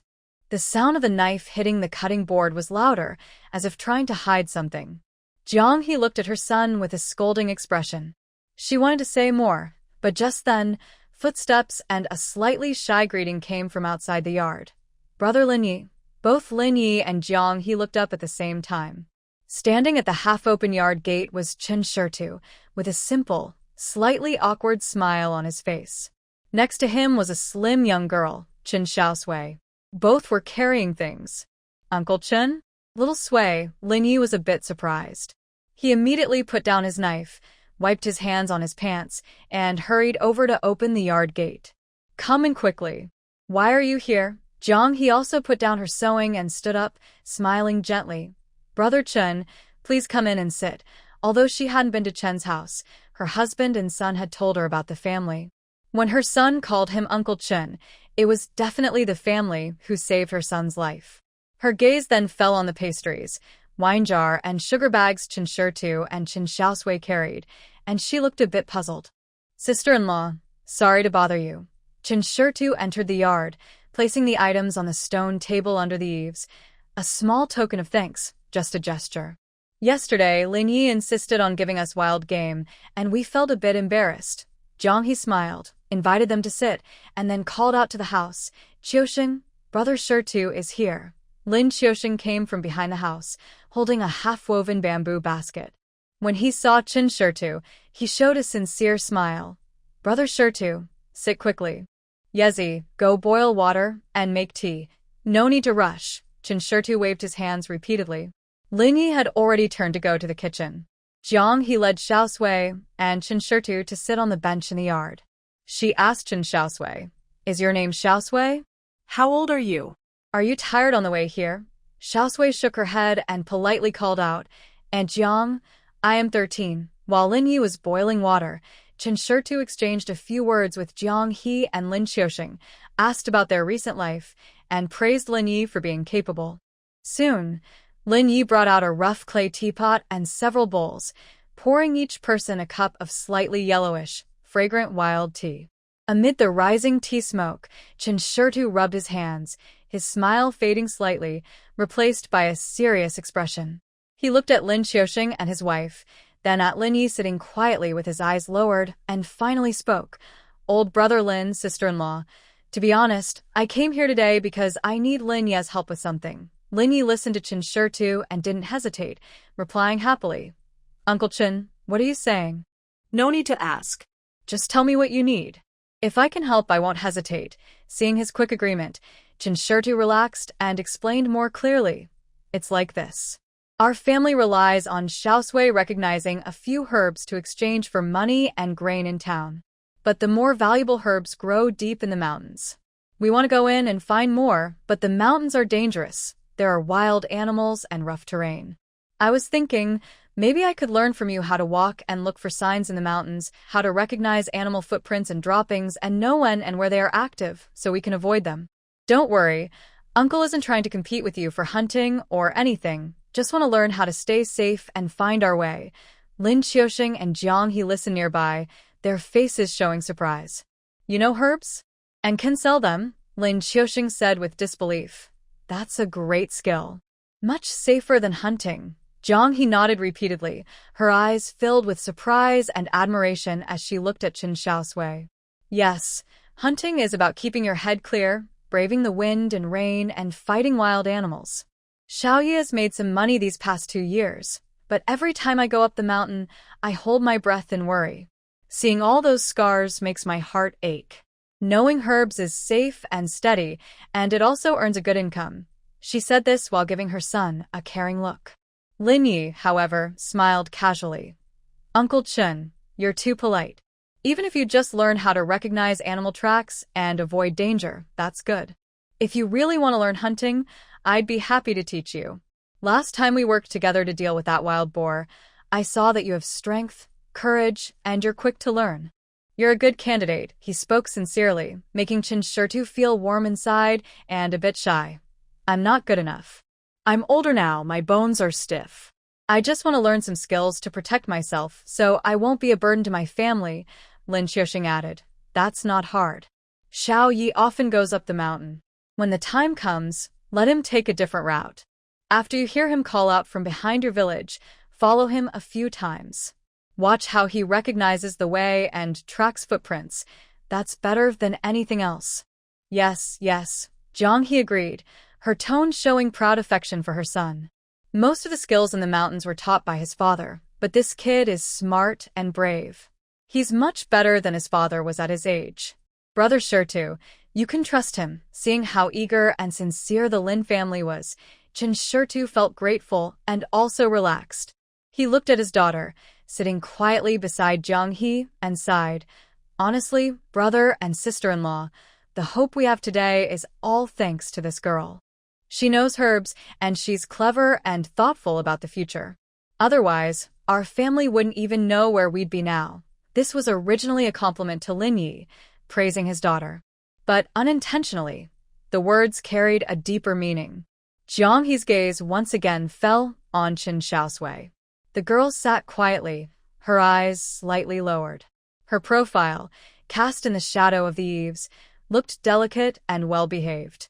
Although she was still small and thin, with a pale yellow face from years of poor nutrition, her eyes already showed a hint of brightness and intelligence. Especially her eyes, which looked clear and shiny when she looked at people, revealing a rare calmness for her age. Jiang He suddenly felt a little moved inside. She remembered earlier at the gate, her usually inattentive young man, who rarely paid attention to girls, had called out this girl's name. This girl really seems quite good. She is sensible, quiet, capable, and already supporting half a family at such a young age. But she is still a bit too young. Her own wild son is already 18, but this girl is only 13. That thought about her son was just beginning to form, but the age gap made her hesitate and push it away. She shook her head quietly, suppressing that idea for now. Her smile grew kinder as she reached out and gently patted Chen Xiaosui's hand. Xiaosui is a talented and filial child. Brother Xiaosui, you're lucky. Chen Xiaosui looked up and shyly and politely smiled at Jiang He but didn't speak. Lin Yi seemed to notice that his mother's gaze on Chen Xiaosui was a bit too focused, and he cleared his throat to change the subject. Uncle Chen, let's set a date. When are you free? I usually go into the mountains at dawn. Tomorrow morning, I'll come to the end of Shirshi village to find you, and we can go together. All right. Chen Xiaosui quickly agreed. With the plan settled, the atmosphere relaxed. They chatted for a while longer. Chen Xiaosui politely declined the Lin family's invitation to stay for a meal and stood up to leave. When they reached the gate, Jiang He still held Chen Xiaosui's hand and repeatedly reminded him, "Xiaosui, come play with your dad when you're free. Auntie will make you something tasty." "Thank you, Aunt Jiang," Chen Xiaosui replied politely. Lin Yi stood behind his parents, watching the girl and her father walk down the slope. His gaze lingered on her small but straight back for a moment. Seeing his son's expression, Jiang He's suppressed thoughts quietly resurfaced again. She touched her husband's arm and, in a low voice only they could hear, half joking, half testing, said, "Dad, what do you think of Chen's daughter? Isn't she quite nice?" Lin Xiaoxing was momentarily stunned.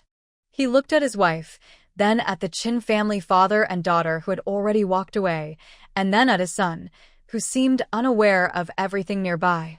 He shook his head with a smile and lowered his voice. "It's good, but it's too small. Where are you thinking of going?" "Hurry back inside." Jiang He pouted and said nothing more, then took the items hanging under the eaves into the house. In the following days, Chen Xiaosui would wait at the foot of the back mountain just before dawn every few days. Soon, he would see Lin Ye's tall figure emerge from the mountain trail, carrying a bow on his shoulder and a wood cleaver at his waist, looking energetic. After they met, they would head together into the deepening autumn scenery of Luo Qing Mountain. Lin Yi taught him without holding back, starting from the basics like reading the sun and judging direction by the growth of trees, to identifying different animal tracks, droppings, and bite marks, and estimating their size, habits, and active times. "Uncle Chen, look here," Lin Yi said, crouching by a damp muddy patch, pointing at a series of paw prints shaped like plum blossoms. "This is a fox. Its steps are light, the toe prints are clear, probably left last night or early this morning. They usually walk alone and don't bother people much, but it's best not to get too close." He then pointed at a crushed patch of grass and a few round droppings. "This is the trail of a wild pig herd. The droppings are still soft, less than 2 hours old. Wild pigs are quick-tempered, especially the sow with piglets. If we run into trouble, let's go around this area." Chen Xiaosui listened carefully, holding a stick and clumsily drawing various footprints on the ground, silently repeating the key points. Though he was older, he was diligent and had a good memory. Plus, he was familiar with farm work, so he quickly grasped some basic rules of the mountains and forests. Seeing that he understood quickly and learned well, Lin Yi became more enthusiastic about teaching him. Sometimes he even took him to set simple traps and explained how to use terrain and ropes. On their second trip into the mountain with Lin Yi, they happened to encounter a small flock of foraging wild goats. Working together, with Lin Yi taking the lead and Chen Xiaosui driving and blocking, they successfully caught 2 half-grown goats. After selling the goats, Lin Yi gave the money for 1 goat to Chen Xiaosui, along with the money he had used to treat his injuries in Huaiyuan town. Chen Xiaosui refused to accept it. "Wild kid, I absolutely can't take this money," Chen Xiaosui said firmly. "You spend every day wasting time teaching me how to hunt. I haven't even paid your master yet, and the money spent on healing was voluntarily given by me. Besides, it was originally our shared money from hunting wild boar, so it's all settled now." Lin Yi couldn't argue with him, so he gave up. Since then, whenever the two of them went into the mountains and had a catch, whether it was wild chickens, rabbits, or occasionally a deer, Lin Yi would always give Chen Xiaosui a little extra meat and skin when dividing the catch. Chen Xiaosui would refuse, but Lin Yi would say, "Uncle Chen, you've been helping out by running around and working hard. You deserve this. Plus, take some meat home to your wife, Xiaosui, Xiaoman, and Grandpa Li to help them get stronger." His words made sense. Seeing that his family really needed nutrition, Chen Xiaosui stopped refusing. He kept this kindness in his heart, and whenever the family cooked something nice or Xiaosui found good herbs, they would always send some to Lin's family. Lin Xiaoxing and Jiang He knew about the exchanges between their son and Chen Xiaosui. Not only did they have no objections, but they also felt very happy. Shida's family is honest, Lin Xiaoxing told his wife. They don't try to take advantage or forget kindness. Such people are worth being friends with. Jiang He nodded while mending her shoe sole. Yes, both families are straightforward. They don't try to cheat each other. That's how relationships last and stay comfortable. I think in the future, during festivals and holidays, we should visit each other more often. As she spoke, she remembered Chen's quiet and capable little daughter, and a gentle smile appeared on her face. Meanwhile, Xiaosui and Li Xiaoxiu still went out every day to pick herbs. But more and more, the curious, probing, and even jealous looks and small talk from villagers appeared. Xiao, going to pick herbs again? That basket looks heavy today. Found anything good? Neighbor Wang often asked loudly when they passed by. Xiaosui, I heard you're good at identifying herbs. Teach me, will you? We're from the same village, and we should share our wealth. Uncle He, who was chopping wood, also stopped them on the way. Li Xiaoxiu initially responded vaguely, but Xiaosui would gently tug her mother's sleeve and nod slightly at the visitors, then walk on without stopping. Her clear, calm eyes seemed to see through everyone's little thoughts, making those who approached feel a bit awkward. After many times, Li Xiaoxiu got used to her daughter's cold attitude. She understood in her heart that her daughter was right. At night, under the oil lamp, Li Xiaoxiu was sewing clothes and quietly said to Chen Xiaosui, "Back when we were at our hardest in the village, no one offered a hand. Now that it seems we have some connections, everyone comes around." It's a bit discouraging to think about. Chen Xiaosui was organizing the herbs she gathered today. She kept working calmly and replied, "Mother, try to think differently. The people in the village might be kind to their own family and close friends. We just don't belong to that circle. They have their lives and we have ours. Since we're not going the same way in the future, there's no need to waste words or cause trouble." She looked up at her mother and said, "Save your energy, gather more herbs, learn more skills. Those are the most important." Li Xiaoxiu looked at her daughter's calm face and suddenly felt that her daughter saw things more clearly and was more determined than she and her husband. The warmth and coldness of this village no longer mattered to them. They were like a boat temporarily stranded here, destined to sail to other rivers. So, when others tried to test or talk to her, Li Xiaoxiu learned to nod slightly, then silently and firmly followed her daughter. They left behind all curious, calculating, or just bored gossip and looks, disappearing into the distant village smoke. Gradually, autumn deepened, and the air was filled with the fresh scent of rice nearing harvest. After the brief disturbance caused by the Chen family's herbal affair, the atmosphere in Shirshi village was quickly replaced by a larger, more practical tension: harvest time and the autumn taxes. Farmers in the fields worked busily, their eyes full of hope and worry. A year's worth of sweat was invested in this land. After paying the government tax, what was left was their own food. To buy salt, buy cloth, or deal with social obligations, they had to find other ways. This was the most critical time of the year. All the gossip, suspicion, and scheming from before were put aside for now. Everyone carried a heavy burden in their hearts. The family of Xiaotudu didn't own land, so that heavy pressure seemed lighter for them. But a different kind of stress became clear. At dinner, Li Xiaoxiu, under the faint light of the oil lamp, counted the coins in her purse, her brow furrowing tighter and tighter. "Xiaotudu, I've calculated. This autumn tax will be 390 coins for our family." Chen Xiaotu paused while holding his porridge bowl. "That much?" he asked. "Yes," Li Xiaoxiu sighed. According to the government, each able-bodied person between 15 and 56 must pay 120 coins. That includes you, Dad, and me. Xiaosui, who is 13, is considered half a person and pays 30 coins. Xiaoman is still young and doesn't need to pay. In total, we've saved 390 coins. Her voice grew softer as she spoke. "This is what Xiaosui and I have saved after days of gathering herbs. The others in the village don't know what they will do yet." Chen Xiaotu silently ate his porridge, the coarse rice grains feeling hard to swallow at this moment. Xiaosui sat nearby, holding her copy of Essential Rural Medical Recipes, quietly memorizing the descriptions of herbs and their combinations from her mental herbal guide. Without looking up, she calmly interrupted her mother. "Mom, instead of worrying about others, you should think about whether our herbs are dry enough. We don't want them to go moldy." Li Xiaoxiao was taken aback. "I am not worrying about others," she stammered. Xiaosui turned a page, her tone even and clear. "When we almost starved in the village, I didn't see anyone thinking about us or sharing food or water.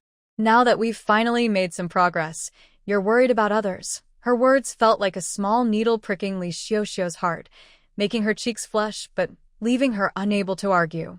Yes, during the hardest times, besides Chen Xiaosui secretly helping with some rice and flour, who in the village truly cared about them? The gossip behind their backs and the cold indifference they faced, she had experienced it all. Xiaosui closed her book and looked at her father. "Dad, we need to find a place to rent in town soon. After the harvest, the weather can turn cold quickly. Once winter comes, the herbs in the mountains will wither, and there won't be many to gather. We must find a safe place before it gets freezing." Chen Xiaosui nodded silently. "I'll go to town in a few days when I have time." He hesitated, a worried look on his face. Maybe I should tell old Chen's family about it. By tell, he meant to hint at the disaster predicted in Xiaosui's dream. He had long lost hope for Tianfang and Chen Zhensheng, but thinking of his younger brother Chen Xiaosui, his sister-in-law Zhang Qiaoji, and the two nieces and nephews, he still felt some pity in his heart. "Tell them what?" Chen Xiaosui asked directly. "Tell them there's going to be a big disaster next year, and to prepare early?" "Dad, whether they believe it or not, isn't the point. Even if they do, given Grandma and Auntie's personalities, their first reaction wouldn't be to stock up on food for self-protection. Instead, they'd probably come to ask how we knew, or just see us as easy targets and try to steal what we have." Chen Xiaosui opened his mouth but had no words to say. What his daughter said was exactly what he was most worried about. Grandpa Li, who had been silently listening, suddenly sighed heavily, his voice hoarse and tired. "Xiaosui, I won't say much about your family matters. But if there's any leak, don't mention a word to my ungrateful son Li Manuan." His voice carried years of suppressed pain and anger. "That scoundrel doesn't deserve it." The oil lamp flickered, casting shadows on Grandpa Li's deeply wrinkled but very agitated face. He seemed to have made up his mind to reveal an old wound from the past. Back then, Manuan was bewitched by that girl from the Zhou family and insisted on marrying her. The Zhou family? They saw Xiaoxiao as honest and easy to control, wanting to save on bride price, and planned to have Xiaoxiao marry their lazy, unruly son, who was quite ugly.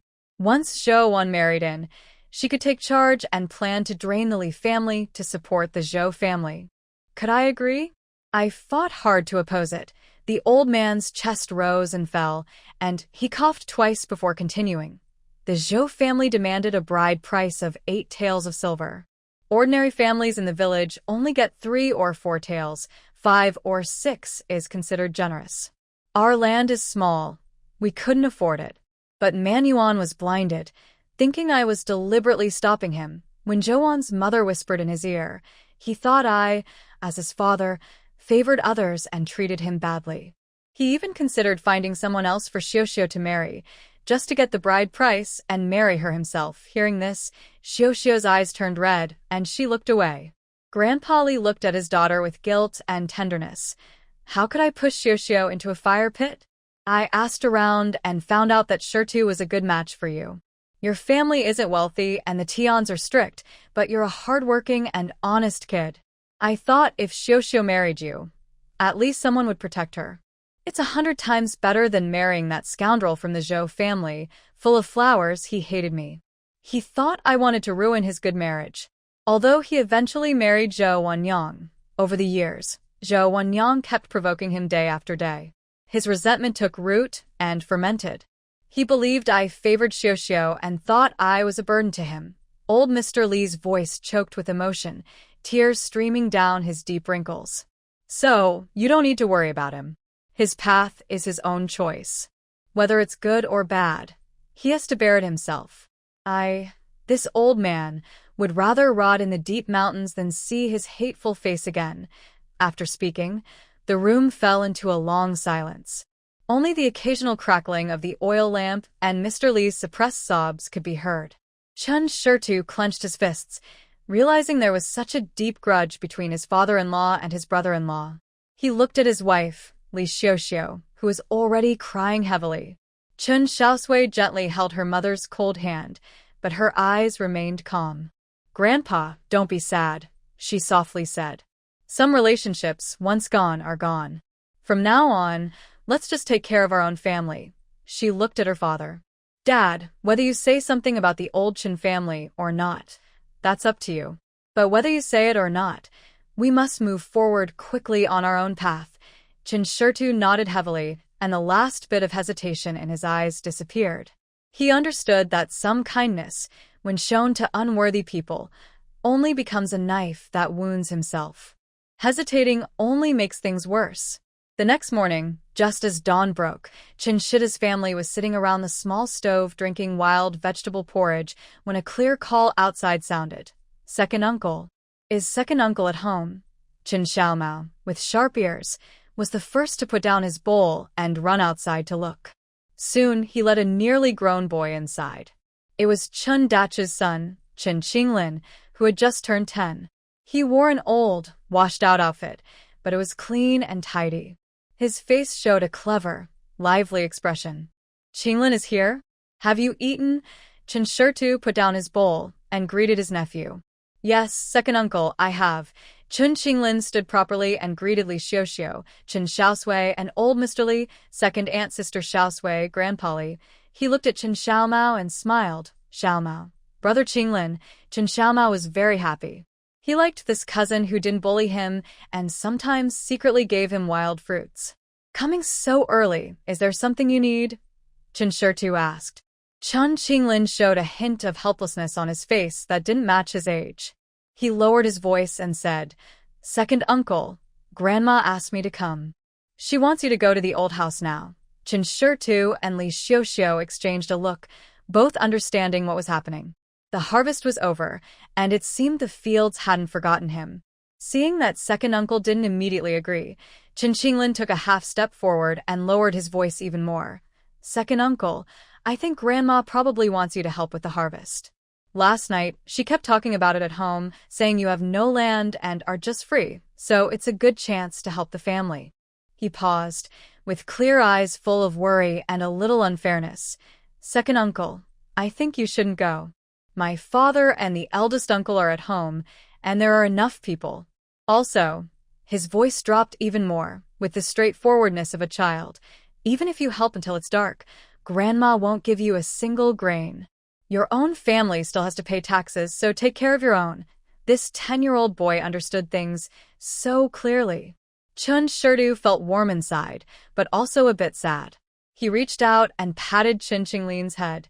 "Qinglin, thank you for telling second uncle this. I understand." Chen Qinglin was anxious. "Second uncle, are you really going? You know what Grandma wants, so why go?" He thought second uncle was a bit foolish. Chen Xiaosui smiled bitterly and explained, "If I don't go, Grandma will come knocking on our door herself, crying and scolding, causing trouble for your second aunt in Xiaosui, and attracting a crowd of onlookers. It's better I go directly. If there's anything, I'll clarify it at the old house. Even if we argue, it won't reach the end of the village." Chen Qinglin understood and sighed like a grown-up, showing a, "just as I thought," expression, muttering, "All right. After so many years, there are hardly any peaceful days at home. I'll stay here too. In other words, second uncle, if you go, I'll have to listen to the arguing." Chen Xiaosui was cheered up by his nephew's attitude. He quickly finished the porridge in his bowl and said to Li Xiaoxiu, "I'll go and come back soon." His father, Li Xiaoxiu, hesitated, her eyes full of worry. "It's okay." Chen Xiaosui gave her a reassuring look and said, "Just go and talk openly." He then looked at Chen Xiaosui, his daughter, who was quietly eating porridge. She nodded lightly at him, her expression calm and steady, as if she had expected this to happen. Chen Xiaosui adjusted his old coat and followed Chen Qinglin out the door. The morning fog had not yet cleared, and early farmers with tools were already heading to the fields along the village road. Seeing Chen Xiaosui walking with Chen Xinglin toward old Chen's house, many people looked at them with curiosity and whispered among themselves. Look, Chen Xiaosui is going to the old house. It's probably Aunt Tian calling him to harvest rice. Of course, free labor. Who wouldn't want that? Even after dividing the family, they still use him like this. Only Aunt Tian would do that. Chen Xiaosui is honest. He really went. Chen Xiaosui ignored the gossip around him, walking steadily. Chen Xinglin walked beside him and whispered, "Second uncle, my father also advised Grandma. He said that after dividing the family, it's not good to call you over since your family has its own issues. But Grandma wouldn't listen. She says it's natural for sons to help their parents and even scolded my father for being selfish." Chen Xiaosui responded with an saying nothing more. Soon, the familiar wall of old Chen's house appeared.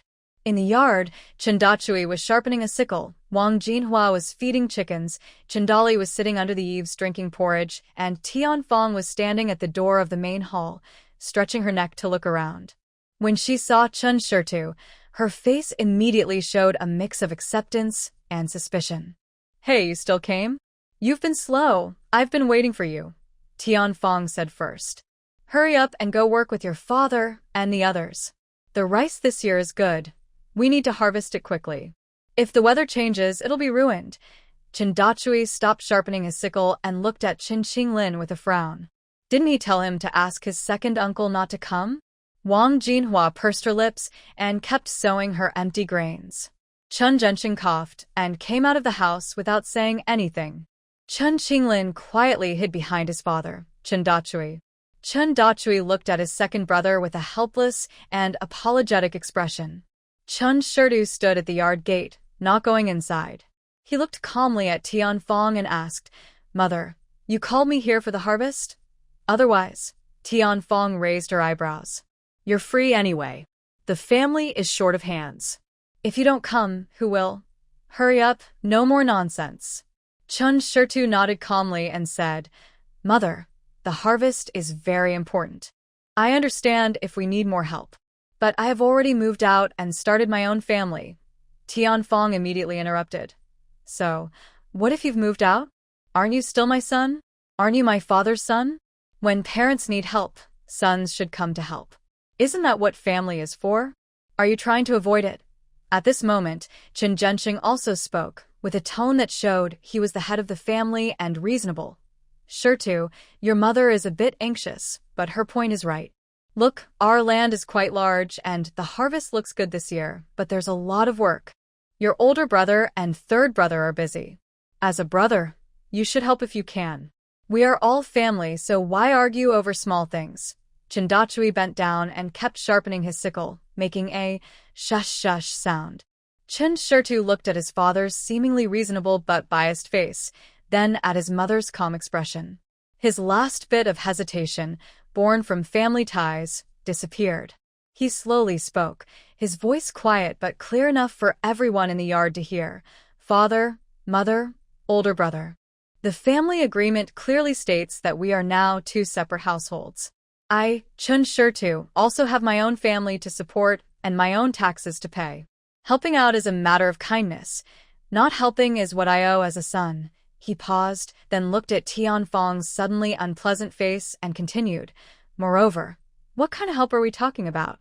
Is it like in previous years, where I work myself to exhaustion all day and I can't even get a decent meal, let alone share some grain? Or is it that this year, I get paid according to the short-term work rules or receive my fair share of grain?" "You," Tian Fong's hand trembled with anger.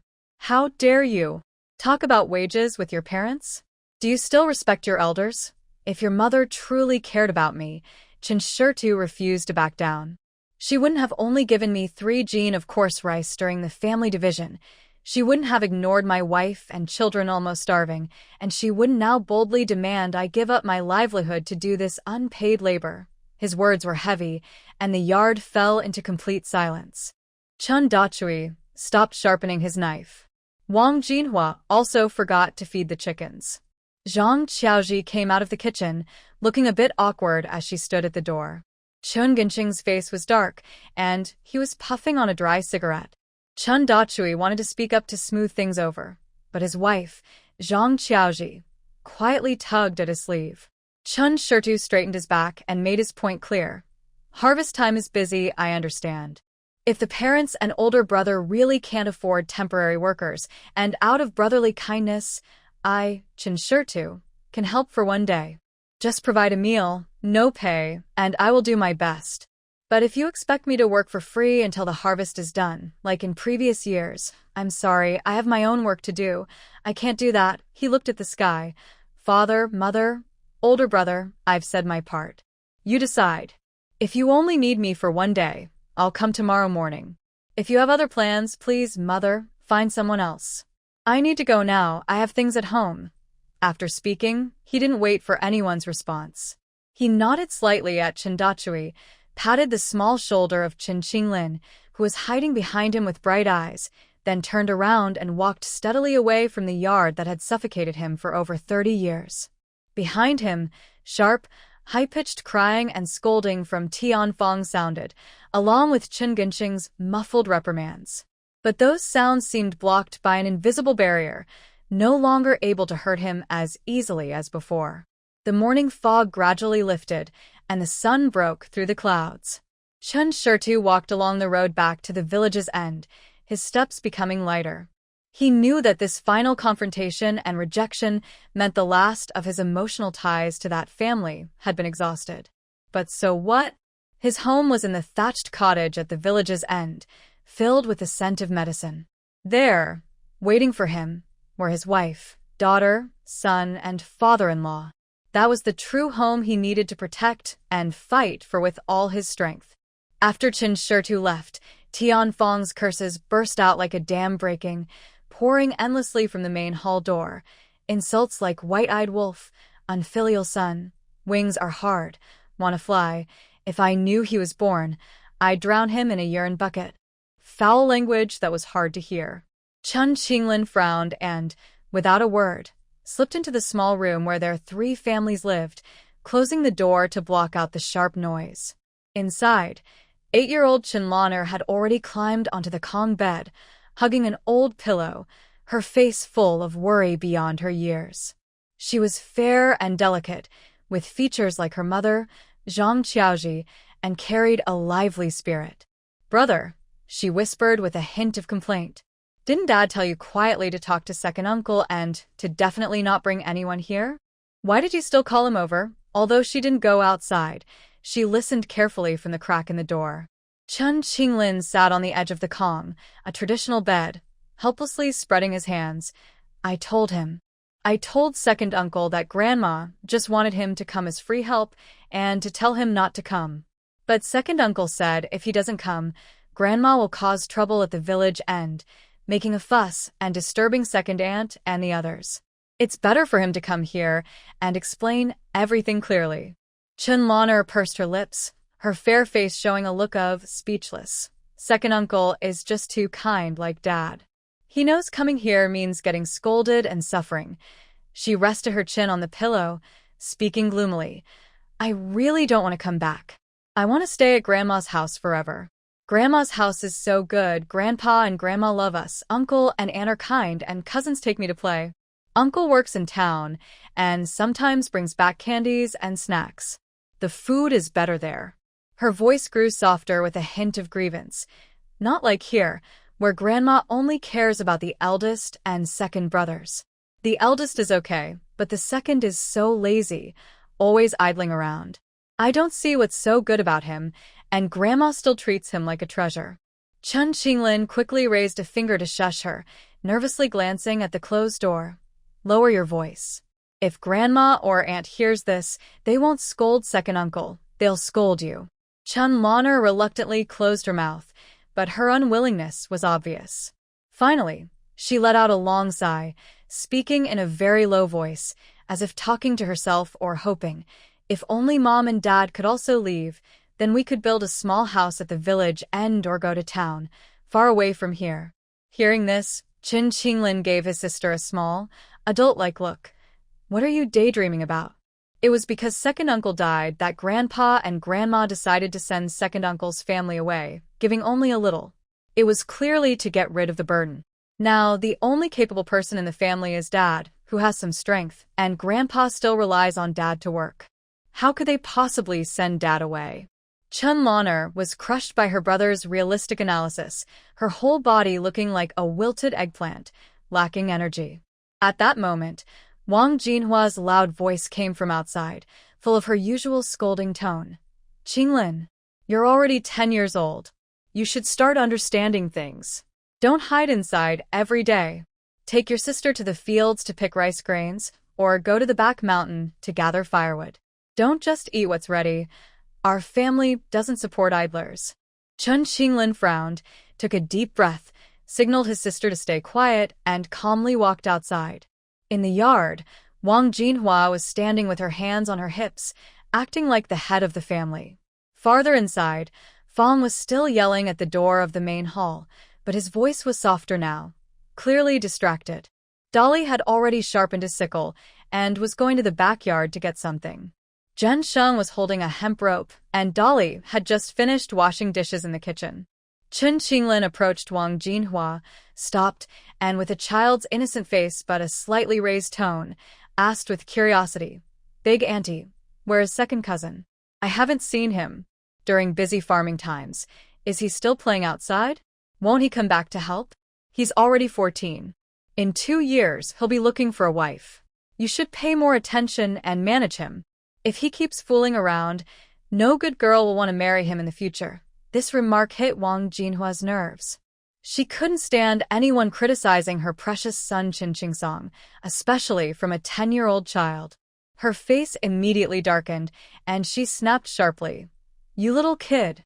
What do you know? Your second cousin is doing fine. He's handsome, tall, and many girls like him. Who do you think you are to boss him around? And you're talking about your brother?" Zhang Qiaoji, who had been hanging clothes nearby, had long been annoyed by Wang Jinhua's orders to her son. Now she quickly threw the wet clothes into a basin and coldly responded, "Big sister-in-law, why are you telling me what to do with my son? If you have time, mind your own son. My son can read and write well. The teacher at the school even praises him, better than your Qing Song. What my son does is none of your business." Wang Jinhua's face turned red from being scolded. She pointed at Zhang Qiaoji. I was just trying to help the kids do some work, and now you say I'm in the wrong? My good intentions are just being used as a joke. Then don't pretend to be so kind," Zhang Qiaoji retorted coldly. At that moment, Dolly came out from the backyard, still holding a rake, and directly responded stiffly, "Our family's affairs don't need your worry. Just take care of your own house." Wang Jinhua was so angry she was trembling all over. Seeing that she couldn't win against the combined efforts of the third son and his wife, she quickly turned her attention to Tianfeng, who was still at the door of the main hall with a changing expression. She raised her voice to complain. "Mother, look, listen. What attitude do the third son and his wife have now? I just told them to have the children do some work, and they rushed at me with sticks and threats. I think the third son has been influenced by the second son and is thinking differently about this family. The whole family isn't even allowed to speak anymore? It's never been like this before. Maybe they see that the second son's family is doing well after splitting off, and now they're thinking about splitting too." Tianfeng was originally furious with Chen Xiaosui, exhausted from arguing, and was resting. But Wang Jinhua's shouting immediately drew her attention. She squinted her sharp eyes, suspiciously looking at Chen Xiaosui and Zhang Qiaoji. Yes, although the third son used to be honest, he's never acted like today, so confrontational just because of a word from his child. And thinking about how the second son was so firm today, refusing to help with the harvest. Could it be that the third son really saw that life was better after the second son split off, and now he's having thoughts? Once this suspicion was planted, it quickly grew in Tianfeng's suspicious mind. She stared at her third son and his wife, her eyes becoming sharper and more unfriendly. The atmosphere in the yard suddenly grew tense. Zhang Qiaoji was so angry her chest was heaving. She wanted to argue back, but was held back by Chen Xiaosui. Chen Xiaosui's face was dark as he looked at his mother's suspicious eyes and then at his sister-in-law Wang Jinhua's smug, provoking face. His heart felt icy cold. In this family, if you have even a little of your own opinion and try to protect your wife and children, you'll be accused of wanting to split the family or having other bad intentions. Chen Qinglin stood beside his parents, lips pressed tightly, fists clenched. He looked at his grandmother's familiar yet chilling suspicion in her eyes, then at his aunt's manipulative expression, and remembered his second uncle's straight back when he left. A clear thought suddenly appeared. This family is truly rotten to the core. Chen Xiaosui was about to go out, not wanting to argue with his mother. Suddenly, third son. Tell me clearly, are you just like your unkind second brother, thinking about splitting off and living separately? When our family fled from the north to escape hardship, how difficult was the journey? I worked hard with your father and never abandoned any of you brothers. We finally settled here, bought land, built a house, and started to have hope for a better life. Yet, one by one, you all grew wings and wanted to fly away. Chen Xiaosui is ungrateful. Now you want to be like him. Want a wife, but not your mother? Oh heavens, open your eyes and see. How did I give birth to such two wicked children? Tianfang's sharp, accusatory questions hit like a poisoned dagger, stabbing deep into Chen Xiaosui's ears.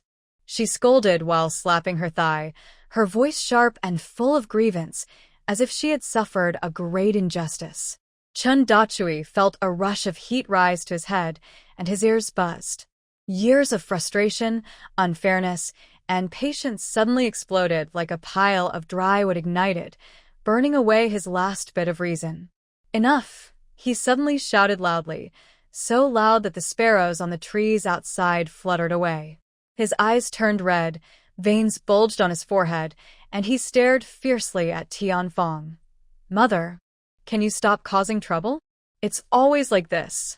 Whenever the eldest sister-in-law says a few words to provoke you, you believe her. You think your sons all want to harm you or abandon you. When did you ever trust us? When did you ever see me or second brother in your eyes? His voice trembled as he yelled. Yes, we grew up eating your food. But have we done little? When second brother was here, he did most of the heavy work. When he left, those chores fell on me. And what about the eldest brother? Doesn't he always sneak around and cheat when working? And the eldest sister-in-law? Besides feeding her chickens and gossiping about neighbors, what else does she do? Who cooks the 3 meals every day? My wife, Xiaoji. Who cleans and washes at home? Mostly Xiaoji. Can't you see that? He pointed at Wang Jinhua, who was shrinking to the side with a pale face, then at Tianfang, whose face was dark with anger. And you? Besides big brother and big sister-in-law, who else is in your heart? Qinglin and Lana. They spend all year eating, studying, and using money mostly from grandma's house. What about Qing Song from the eldest brother's family? He not only spends money from the family all year, but also causes trouble outside, making the family lose money and face. But you think he's good. You think the main house is good. If you think they're good, then go live with them. Why do you criticize me for not getting along with second brother, but at the same time expect us to work like beasts for you? My wife Xiaoji. Chen Xiaosui's voice was full of pain and determination. She spends the whole year making embroidery, earning more than a few coins. How long would that money last for our family's food? But in this house, she gets up early and works late, still can't eat enough or stay warm, and has to endure scolding every day. If we split up, we could keep that money for ourselves, and life would be 100 times better than now. This speech was like a thunderclap, making the yard fall into complete silence. Tianfang and Chen Zhenxing stared wide-eyed, as if they were seeing their usually quiet and reserved third son for the first time. Chen Dali opened his mouth, his face burning with embarrassment, wanting to speak, but unable to find the words. Even the neighbors outside the wall, who had been watching curiously, were stunned into silence. They had never seen Chen Xiaosui like this before. This third son of the Chen family was usually gentle, quiet, and hardworking. Today, he seemed like a different person, speaking with tears and words that cut deep. After the initial shock, Tianfeng's face quickly twisted with a mix of anger, shame, and a sense of being exposed. She shouted sharply, "Fine. Fine. Chen Xiaosui, you're finally telling the truth. You just don't like me. You think I'm a bad mother. What did I do wrong? I ran away from famine with you and your brothers, and I didn't lose any of you. I bought land here and raised you all. Now that life is better, you all look down on me. You brought us." Chen Xiaosui sneered bitterly, his last bit of warmth gone from his eyes. "Mother, how much more face do you want to put on? On the way fleeing famine, who ran the fastest? Who hid behind me and second brother when bandits tried to steal? The backbone of the journey was Grandpa and Grandma. They saved their food to feed us brothers, and they made the decisions to find work. Sadly, they didn't live long enough. I didn't say anything all these years because I am your son. Don't think you've done some great deed. Disobedient child." "Shut up." Chen Zhenxing suddenly stood up, trembling with anger, pointing a rope at Chen Xiaosui. "Third brother, do you really want to be an unfilial son and defy your parents? Think carefully. If I report you for being unfilial, Qinglin's future will be ruined. He will never be able to go to school again." Chen Qinglin, who had been tightly clenched fists and standing beside his parents, suddenly lifted his head. His bright young eyes were full of stubbornness and dislike. He shouted loudly, "Grandpa, if this way can make me leave this home, I won't go to school anymore. There's more than one way in this world. I'd rather go out begging with my parents than stay here one more day." You. Chen Zhensheng was so angry at his grandson's defiance that his vision darkened and his fingers trembled. Fine. "Very good. All of you in the third house want to split the family, right? Fine. If you want to split, then do it. Just like with the second brother, 3 gene of coarse rice, and get out of this house. Don't think about taking anything else." These words sounded like the final judgment, cold and ruthless. Chen Xiaosui was silent. He looked at his father's face, twisted with anger but full of determination, then at his mother Tianfeng, whose disgust and satisfaction were obvious. Finally, he looked at his older brother and sister-in-law. Chen Dali's eyes darted away, and Wang Jinhua. Wang Jinhua's face seemed to flicker with hesitation, but it was quickly replaced by a cunning glint. Chen Xiaosui's heart was completely chilled. It turned out that in his parents' minds, their third house was truly so insignificant that they could throw them out like trash, only worthy of 3 gene of coarse rice. Well, that's fine. In a way, that's okay. Zhang Xiaoji, who had been silent all along, now tightly held her husband's hand. Her hands were cold, but her slight trembling conveyed silent support. Chen Xiaosui held his wife's hand back, as if drawing strength from it. He straightened his slightly hunched back from years of hard work and looked directly at Chen Zhensheng and Tianfeng. His voice was clear and firm. "Fine. Then we split. 3 gene of coarse rice, we're leaving." The yard fell silent again. Wang Jinhua's mind was racing quickly. At first, she had encouraged Tianfeng just to suppress the third house, but she didn't really want the capable third house to leave. After all, the heavy work in the fields and household chores couldn't be done without Chen Xiaosui and his wife. But now, the situation was out of control. The third house had actually agreed to leave everything behind. Leaving everything behind. Wang Jinhua's heart suddenly jumped. This meant that the savings her parents-in-law had accumulated. She knew that her mother-in-law Tianfeng was holding at least dozens of taels of silver. Over the years, Zhang Xiaoji earned a good income from embroidery. Before Chen Xiaosui left the family, he often did odd jobs to contribute money. The family was very poor, so the money from selling grain and Chen Xiaosui's wages added up. Apart from paying taxes and necessary expenses each year, all this money was definitely saved by Tianfeng.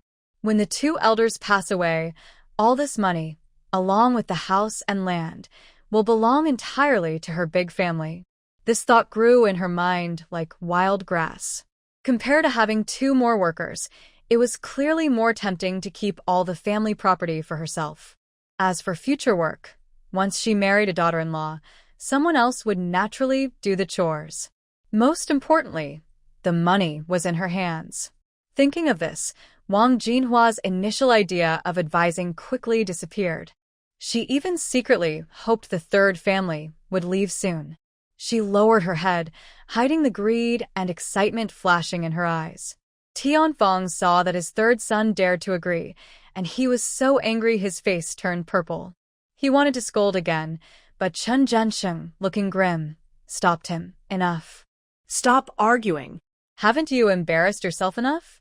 He glared fiercely at Chen Xiaosui.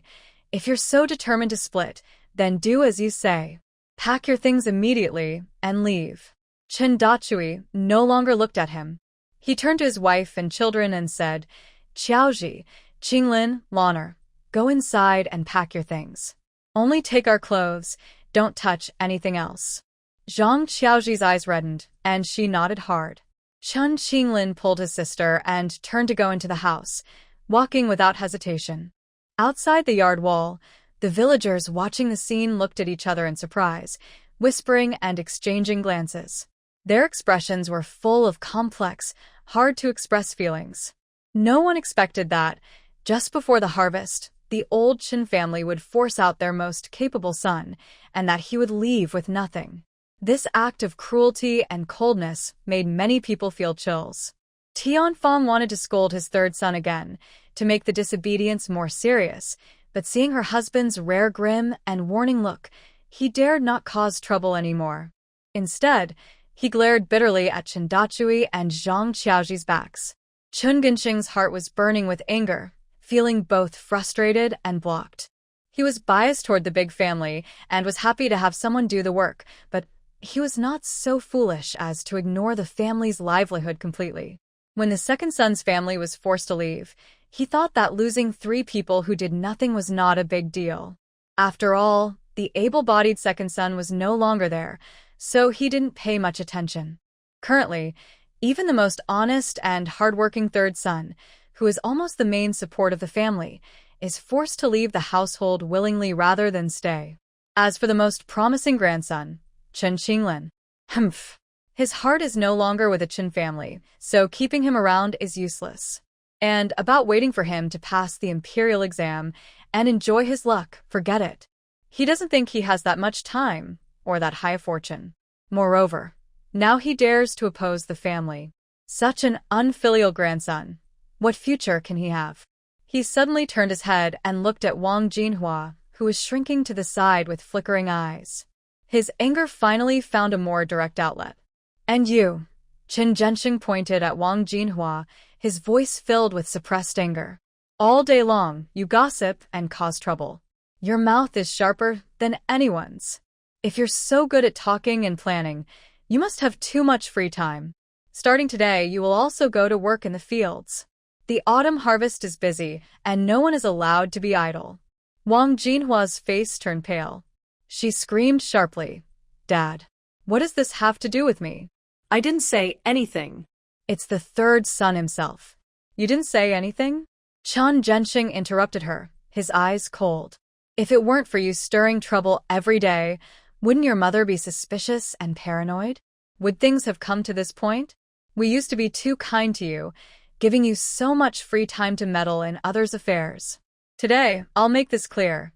Either you honestly work in the fields with your husband, or you get out of the Chen family.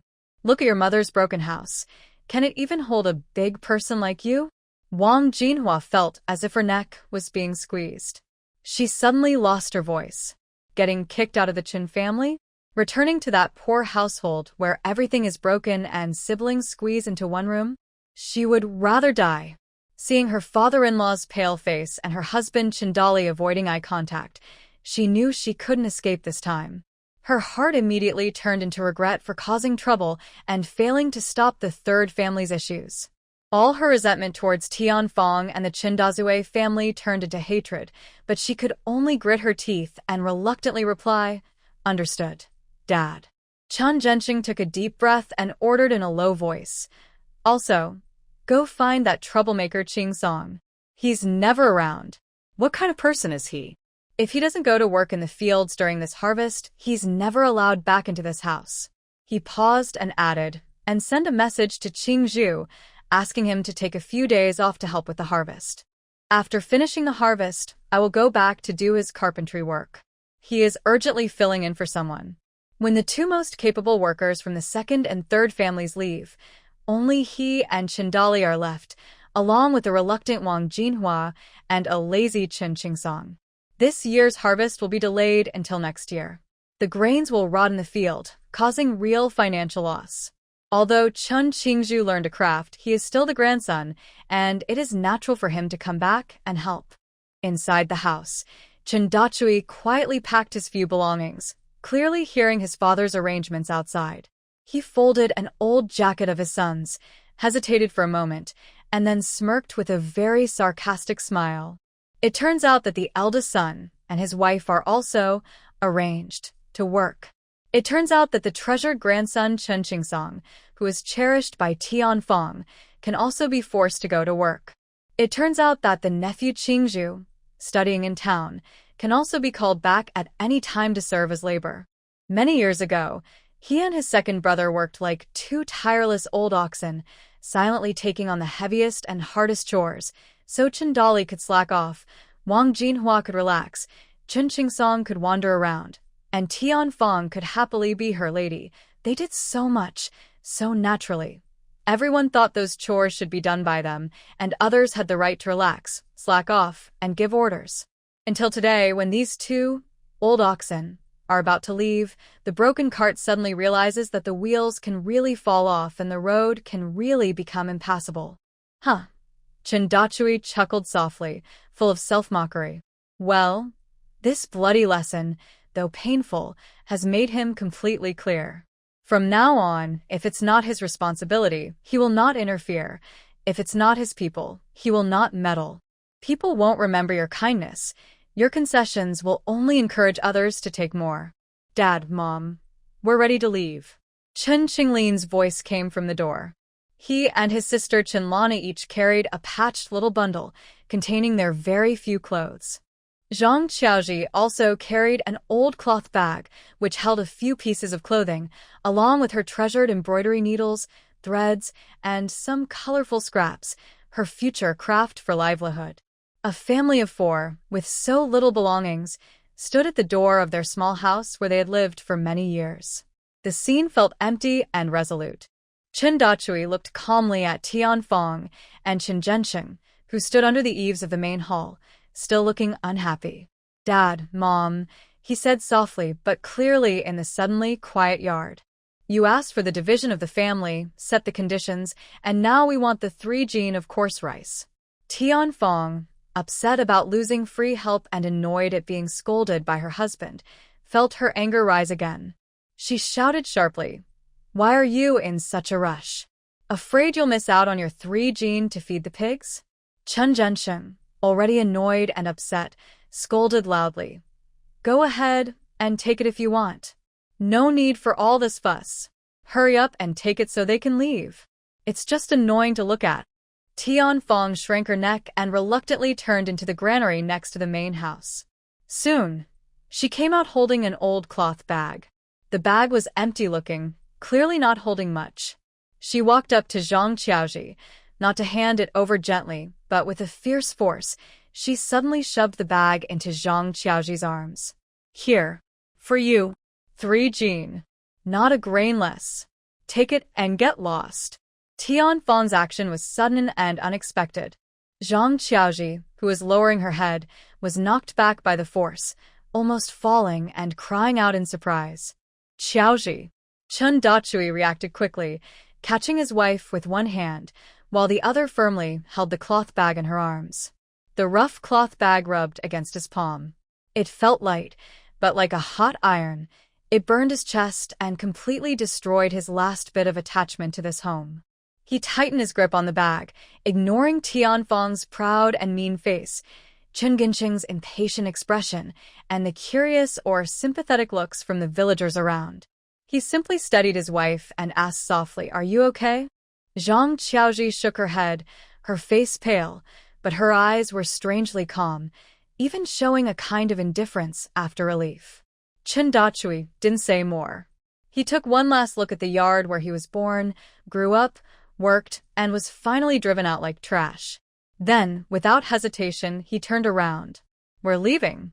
He carried a symbolic, family separation grain bag in one hand, then, with Zhang Qiaoji, Chen Qinglin, and Chen Lana, he stepped out of the old Qin family home without looking back, heading firmly toward the village's end. The villagers outside the yard automatically made way, watching this family of four with mixed feelings, some sympathetic, some regretful, and others quietly shaking their heads at the old family's harsh actions. Behind them, in the old Qin yard, Qin Zhenxing sighed tiredly, looking at the suddenly quiet home. For the first time, he truly felt what losing his two most capable sons meant for the family. Meanwhile, Tianfeng, after initial anger, watched the three family members leave without hesitation. A strange, empty feeling of panic, even she didn't want to admit, crossed her mind. Chen Shida's family had just packed up their baskets and small hoes, preparing to go to the back hillside to gather late autumn wild vegetables and the last batch of medicinal herbs. As they pushed open the gate, they saw in the dusk that younger brother Chen Xiaosui, carrying his wife and children with a small bundle on his back, was walking toward their home. Chen Xiaosui was stunned. When he saw that besides the bundle, Chen Xiaosui was only carrying a light, old cloth bag, he felt a sudden unease, a bad premonition. "Dashui? "Qiaoxi? What are you doing?" Chen Xiaosui stepped forward, his gaze falling on his brother's tired but unusually calm face, then on his sister-in-law Zhang Qiaoxi's reddened eyes and the tightly pressed lips of the two children.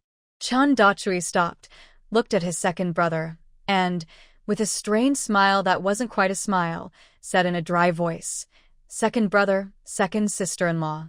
We have separated." Even though he had guessed, hearing it directly made Chen Xiaosui fall silent for a moment. He looked at his brother's family, almost empty-handed, and remembered when he first arrived at this broken, thatched hut. A complex feeling rose in his heart, pity mixed with a shared sense of hardship. "Coming quickly. Come inside," Li Xiaoxiu reacted quickly, rushing forward to hold Zhang Qiaoxi's cold hand and calling out to Chen Qinglin and Chen Lana. "Qinglin, Lana, come inside. You haven't had breakfast yet, right?" "I'll cook." Zhang Qiaoxi shook her head quickly, her voice hoarse. "Second sister-in-law, no need. We've already eaten." She was pulled by Li Xiaoxiu, feeling her genuine concern, and her tense nerves slightly relaxed, but her nose felt even more sore. Upon entering the simple but clean courtyard, Li Xiaoxiu poured water for everyone. These bowls were bought from the town after the family became wealthier. Chen Xiaosui quietly gave her small stool to her younger cousin Lana, while Chen Xiaoman curiously sat next to her older cousin Qinglin. Zhang Qiaoxi held a rough ceramic bowl and, under Li Xiaoxiu's gentle questioning, explained how after Chen Xiaosui left, the old house was stirred up by Wang Jinhua's instigation and Tianfeng's suspicion, which eventually led to Chen Dachui's outburst and Chen Zhenxing forcing them to leave with nothing. Her tone was calm, but when she mentioned Tianfeng's smashing 3 gene of coarse rice, her voice trembled slightly. Li Xiaoxiu listened with both anger and sympathy, holding her hand. "Qiaoxi, don't be sad, and don't be afraid. Leaving that home, the days ahead will be good days. We have hands and feet, and we can make a living no matter what." Chen Dachui had been listening silently. Now he spoke, with a look of apology and determination. "Second brother, second sister-in-law, I might trouble you for a while. I still have a few hundred ones so we can eat for now. These days I plan to cut some wood and grass and build a small shelter nearby to stay in. I want to borrow some of the household tax from Qiaoxi's family to get through this tough time. Qinglin and Lana can also stay at their grandmother's house for a while," he thought carefully, trying not to burden his second brother. Chen Xiaosui, after hearing this, patted his brother's shoulder firmly and said with certainty, "No need to call it trouble. This is your home. The house is small, but we can squeeze in and manage to eat and sleep. Like your second sister-in-law said, leaving that trouble-filled place means better days ahead. Just get through this period." He looked at his brother and sister-in-law. "You have strength. Qiaoxi has her embroidery skills. Qinglin is sensible and Lana is obedient. How could this family not do well? Don't worry about the household tax for now. I still have some money from selling herbs, so I can lend you some." We'll figure out the rest together. Chen Xiaosui paused, looked into his brother's eyes, and made an invitation. Dachui, if you're willing, starting tomorrow, come with me into the mountains. Chen Dachui and Zhang Qiaoji were both stunned. Into the mountains? Yes, to gather herbs. Chen Xiaosui pointed to the herbs drying in the yard. Xiaosui recognized them. He and Xiaoxiao would go with him to pick herbs. There are many things in the mountains. As long as you recognize them and work hard, earning money this way can be more stable than farming. Now that autumn has arrived, if we don't harvest some medicinal herbs soon, they will wither away in winter, and that would be a waste. Chen Dachu hesitated a bit, looked at his sister-in-law Li Xiaoxiao and Chen Xiaosui. Second brother, will this affect you and your family? After all, you found this way to make a living, and how would it affect us? Chen Xiaosui smiled openly, interrupting his brother's worries. The mountains belong to everyone, and the herbs grow wild all over. There are so many that even with just Xiaosui and me, plus Xiaoxiao, we can't pick even a tenth of them. The more people, the more help. If we pick more and sell more, life will be better. Also, Xiaosui is skilled at identifying herbs. If she's willing to teach, and you're willing to learn, this will be our future way to make a living. Xiaosui spoke at the right time, her voice clear. Third uncle, third aunt, there are dozens of common herbs in the mountains. My parents and I can't pick them all. More people mean more eyes, and we can find good herbs more easily. When dried, these herbs can be stored, and sometimes their price in winter is even better.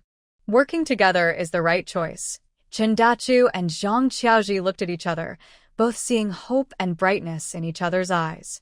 They had thought they were at the end of their luck, but now they saw a new way forward. Not only did second brother's family accept them without dislike, but they also wanted to share their skills to help them settle down. Chen Dachu swallowed hard, nodded heavily with gratitude and relief. All right. Second brother, I'll work with you. I have plenty of strength. Zhang Qiaoji also wiped her eyes and showed her first genuine smile in days. Thank you, second brother and sister-in-law, and thank you, Xiaosui.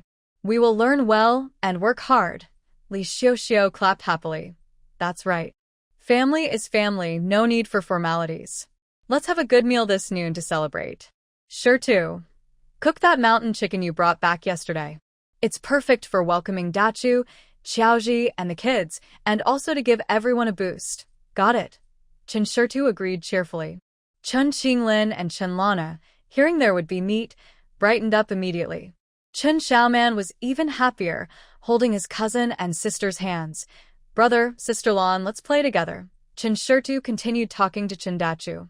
Dachu, go to the bamboo grove in the back mountain and cut a few old bamboo stalks. Chen Dachu quickly responded. Okay, second brother. What do you need the bamboo for? To make a few simple bamboo beds. Chen Xiaosui pointed inside and said, we only have one earthen bed at home. Xiaosui, Xiaoman, and Xiaoxiao are sleeping there, but only Qiaoji can sleep in the main room. The bamboo bed in the main room is too small, so we need to make another one. Although bamboo beds don't last long, it's September now, and the ground is damp. Sleeping directly on the ground isn't good. Having a bed is better than sleeping on the floor. Hearing this, Chen Dachui understood and felt grateful that his second brother thought carefully. Without hesitation, he grabbed his machete and prepared to go out. Second brother, I'll go now. I don't know how to make a bamboo bed. How thick and long should the bamboo be? About the size of a bowl, 1 zhang long. Cut 7 or 8 pieces first. Chen Xiaosui gestured. Be careful. Pick mature bamboo that can handle pressure. Got it. Chen Dachui responded cheerfully, walking out lightly, as if he had found his confidence again. Meanwhile, Li Xiaoxiao had already put on her basket and said to Zhang Qiaoji and Chen Qinglin, Qiaoji, come on. Let's go to the nearby hillside to pick some wild vegetables and herbs. It's good to have more food prepared. Zhang Qiaoji nodded quickly. Okay. Qinglin, come along and learn. Chen Qinglin, being sensible, carried an empty basket and said, All right, mother. Thank you, second aunt. Li Xiaoxiao looked at Chen Laner, who was watching Chen Xiaosui's herbs, and smiled. Laner, stay at home and learn from your sister Xiaosui how to clean these herbs. When more people are gathering herbs, your sister Xiaosui will be busy. Chen Laner immediately nodded happily. Yes. I'll learn from Xiaosui. Chen Xiaosui smiled at her and handed her a small brush and a basket. Here, Loner, first brush off the dirt from the roots of these herbs gently. Don't damage the skin. Put the cleaned roots in this basket. Later, I'll teach you the next step. Okay? Chen Loner took the tools seriously and squatted down to work, her movements clumsy but careful. Chen Xiaoman didn't need anyone to tell him. He naturally moved closer to Chen Loner, quietly watching her work and occasionally passing her something. Chen Loner didn't mind him and sometimes whispered, Xiaoman, see, if you brush like this, the dirt will fall off. Chen Xiaoman blinked and watched more intently. Under the eaves, Old Man Li was using a knife to cut bamboo strips. He said to Chen Xiaosui, who was organizing bamboo strips, Xiaosui, I think the basket isn't big enough anymore. We probably need to cut some thinner bamboo to make more baskets and containers. The house is getting full of things, so it's good to use baskets for now. Okay, Dad. I'll cut some later. Chen Xiaosui replied, still working. He was sorting out the bamboo strips his father-in-law had been cutting all morning, planning to make a mat first. Zhang Qiaoji followed Li Xiaosui out a little way. She looked back at the thatched house with smoke rising and busy figures. Her eyes welled up again, but this time not with sadness. She felt a warm, steady feeling of being truly at home. Li Xiaosui comforted her, saying, Don't worry, Qiaoji. Life is built little by little. Look at us. When we were separated, we were worse off than you are now, but we got through it. As long as the family sticks together and works hard, there's no obstacle we can't overcome. Yes. Second sister-in-law, I believe you. Zhang Qiaoji nodded strongly, feeling lighter as if her basket was lighter too. Soon, Chen Xiaosui carried back 7 or 8 thick green bamboo poles, one load at a time. Chen Xiaosui, and he started making a bamboo bed both inside and outside the house. By noon, it was almost finished. They covered it with a handmade bamboo mat and an old mattress from home. It was simple, but dry and sturdy enough. Zhang Qiaoji followed Li Xiaosui up the hillside, walking and learning. The ordinary mountain scenery suddenly looked very different. Qiaoji, look at this leaf. It's like a little hand. The edges have tiny teeth. It's called caraway grass. Li Xiaosui pointed to a patch of green plants growing close to the ground. Don't underestimate it. When dried, you can boil it for water. It helps with urination and cooling the heat. If your throat hurts or you have trouble urinating, it's useful. The herbal shop in town buys dried ones. A pound can sell for 7 or 8 cents. She pushed aside another patch of grass, revealing a few plants with small light purple flowers. This is summer scurfweed. It's best to pick it now. When the flower spikes turn brown, the medicine works best. It clears liver heat and brightens the eyes. Scholars use it more, and it's a bit more expensive than caraway grass. Zhang Qiaoji looked carefully, touching the shape of the leaves and smelling the faint herbal scent mixed with fresh grass. She was deeply amazed. These plants, which she used to think of as just wild weeds that even pigs wouldn't want to eat, are actually treasures that can cure illnesses and be sold for money. Second sister-in-law, these plants are everywhere on the mountain, but we don't even recognize them. She sighed with amazement, then worried again. But after we pick them, we need to sort and process them carefully. It might be quite a lot of work. I saw Xiaosui handling those plants, washing, cutting, and drying. She's very careful. Li Xiaosui smiled and said, It's a bit of trouble, but it's worth money. Like embroidery, each stitch takes effort, but when it's finished, it's real money. Once we process these herbs properly, the pharmacy will buy them, and the price will be good. We can learn slowly. It's okay to start slow. Practice makes perfect. Look at Xiaosui, she's getting faster and more skilled. Hearing about money and real earnings, Zhang Qiaoji felt more confident and nodded firmly. Yes. Second sister-in-law, I will learn well. There are more options than just embroidery. As long as the herbs are in the mountains, we can pick them. She was thinking that if she could recognize all these herbs, even if she didn't go into the mountains later, she could find some nearby in the village, which would help a little. Moreover, this is a new skill that can support her life. Next to her, Qin Xinglin listened carefully. He had studied in school for a few years and thought he was more knowledgeable than most children in the village. He knew about Shen tasting hundreds of herbs and medicinal herbs saving lives, but those ideas were still vague from books. Now, seeing and touching these ordinary-looking plants and learning their names, effects, and prices felt like a new door opening before him. He realized that knowledge isn't only in books, it's also in the soil beneath his feet and the breeze in the mountains. Identifying a herb and understanding its nature and use is just as complex and wonderful as memorizing a poem. This world is much bigger and deeper than he had imagined. He silently remembered his mother and second uncle's wife talking, observing each plant carefully. A new sense of curiosity and seriousness grew quietly in his heart. Soon, Zhang Qiaoji's basket was full of wild vegetables, and Chen Qinglin carefully packed and tied several bundles of herbs. Mother and son followed Li Xiaosui back home, walking lighter and happier, not just because of the harvest, but because they had new hopes and plans. As they approached the end of the village, a strong, tempting smell wafted over from afar, filling everyone's noses. It was the aroma of slow-cooked meat. "That's chicken." Chen Qinglin's eyes lit up, and he couldn't help but sniff the air. The smell came from the kitchen of second uncle's house. Back at the small yard, the food wasn't fully ready yet, but the clay pot with the stewing chicken was bubbling on the stove, filling the air with a rich aroma. Chen Xiaoman didn't gather around the stove like the other children. Instead, he squatted quietly beside a simple bamboo fence that enclosed a small chicken coop, watching the 4 chickens inside. 2 of the chickens were mountain chickens that Lin Yi had forcefully brought earlier. They had colorful feathers and sharp eyes. The other 2 were wild chickens caught in the mountains by Chen Xiaosui and Lin Yi using ropes. They weren't hurt and were raised at home. Now they were getting used to being kept in the coop with shiny, smooth feathers. They were walking inside the fence, pecking at small bits of vegetables and grass seeds scattered on the ground, occasionally making soft clucking sounds. Chen Xiaoman watched carefully, his face expressionless, but his eyes were calm. Chen Lan'er came over and squatted beside him, whispering, "Xiaoman, look at the chickens. They look so good. When they lay eggs, Annie will make us egg drop soup." Chen Xiaoman turned his head to look at Chen Lan'er, then at the chickens, and nodded gently. Suddenly, Chen Xiaosui said, Xiao, this afternoon I'll go to town to sell the herbs I've collected.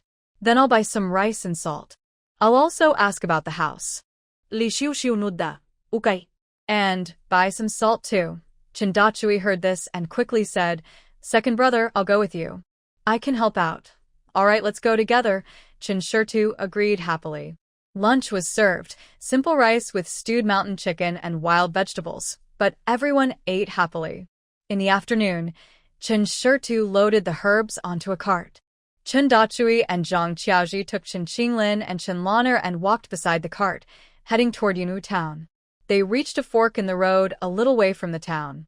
One big road led straight to Yunwu town, while a narrower dirt path wound toward Shermen village nearby. Chen Xiaosui stopped the cart. "Did Qiaoji, you go to Shermen village first to settle the children. I'll go to town to sell the herbs and buy some things. Finished. I will wait for your next message. Lan'er usually spends half the year with me. Qinglin is sensible and can also teach your little cousin to read." As they spoke, Zhang Qiaoji's second brother and sister-in-law came out of the house after hearing the noise. Sister-in-law Yang is a straightforward person. After hearing the story, she immediately said, "Qiaoji, Dachui, don't worry. The 2 children are here, just like our own. You should focus on learning skills and making a good life for your family." Brother Zhang Fushan also nodded honestly. Yes. Our family doesn't lack food for the children. You just separated, and there are many expenses. Don't worry about this side." Seeing her family's full support, Zhang Qiaoji finally shed tears, but this time they were warm tears. Dachui was so grateful he didn't know what to say, only bowing repeatedly to thank them. Lu Shi saw her daughter about to give more money to help, and quickly held her hand. "Qiaoji, don't do that. You're going through a hard time now. Keep the money for yourselves.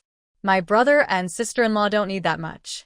When life gets better, you can show your gratitude then." She paused and lowered her voice. Your second brother and sister-in-law teaching you is a great kindness. When you go, work hard, be diligent, and look for work. Don't be stingy with your effort. Their teaching is kindness, but learning well and working hard is your duty. Understand? Xiaoji and Dachui nodded firmly. Mother, we remember. After sitting for a while and checking the time, Dachui was worried that his second brother might be waiting impatiently, so he stood up to leave. Lu sure knew they had to hurry back and didn't keep them long. Go quickly, don't keep your brother waiting. Leaving Sherman village and returning to the fork in the road, they saw Chen Xiaosui waiting under the old locust tree from afar. The grass medicine bags on the cart were gone, replaced by several bulging cloth bags, probably filled with grain and salt. Second brother, have you been waiting long? Dachui hurried over. Just arrived a little while ago, Chen Xiaosui said with a smile. Is everything settled? Yes. Grandma and uncle and aunt are all well. Qinglin and Lan'er can stay peacefully. Xiaoji's face showed a relaxed smile.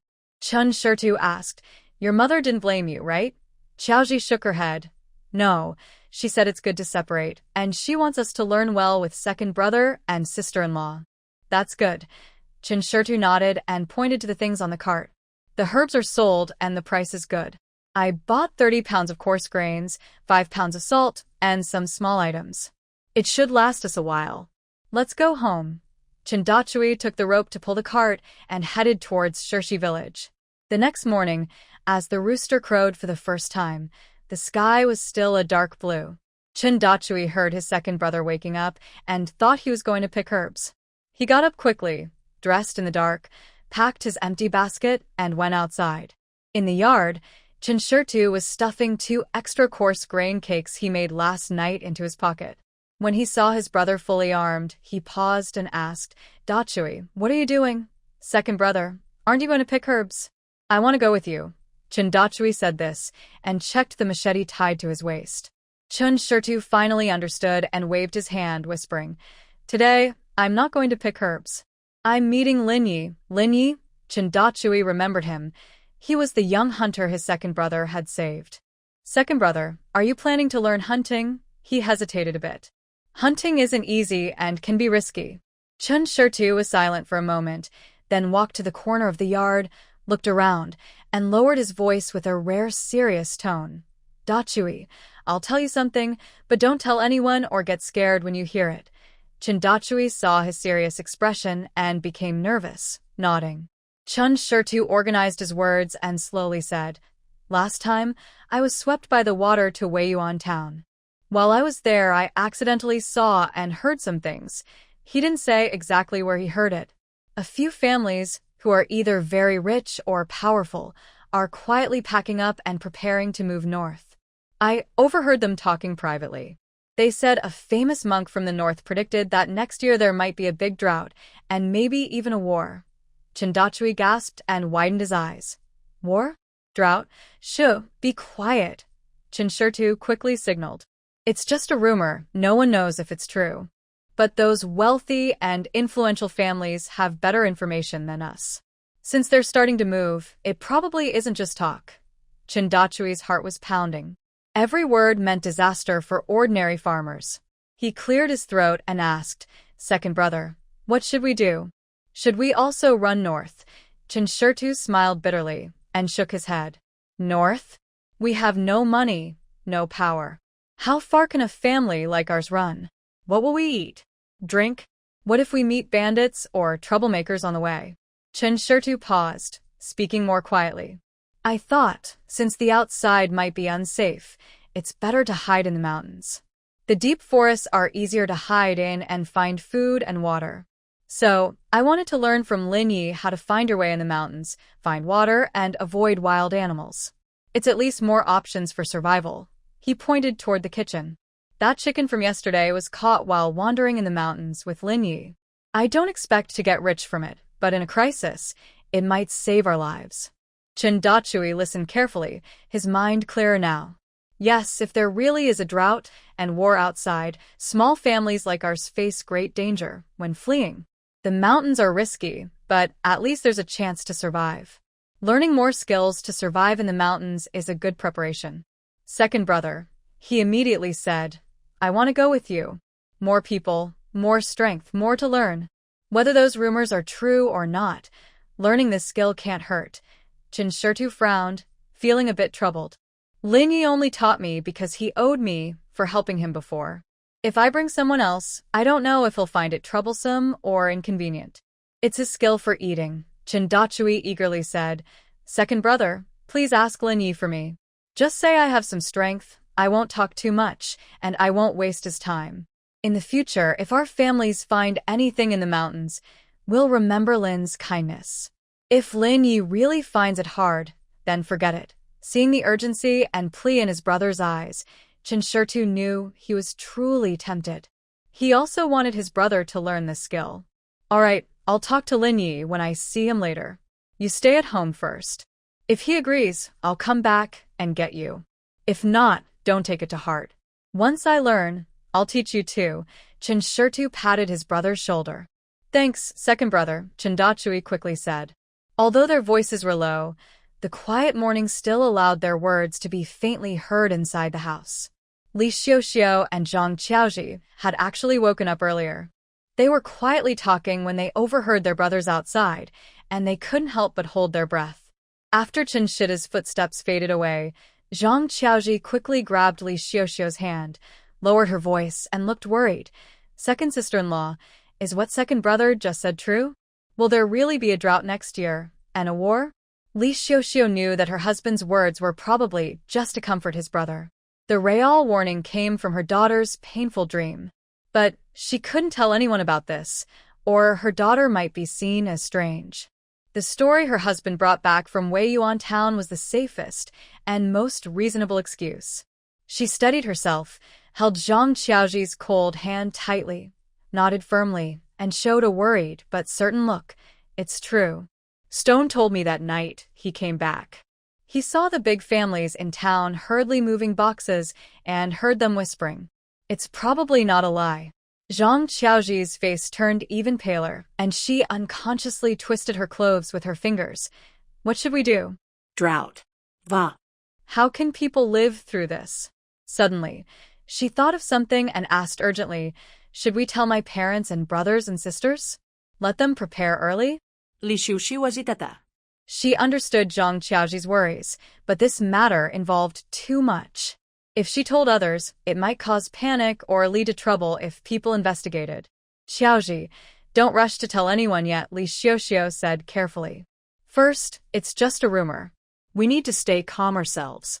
Second, your family is in Sherman village. If you suddenly go and tell them, they might not believe it. If it spreads and causes unrest in the village or gets into the wrong hands, it could be bad. I think you should talk to Dichui first and see what he thinks. He's a man and has more experience. You and your husband should decide together. Zhang Qiaoji listened and thought it made sense.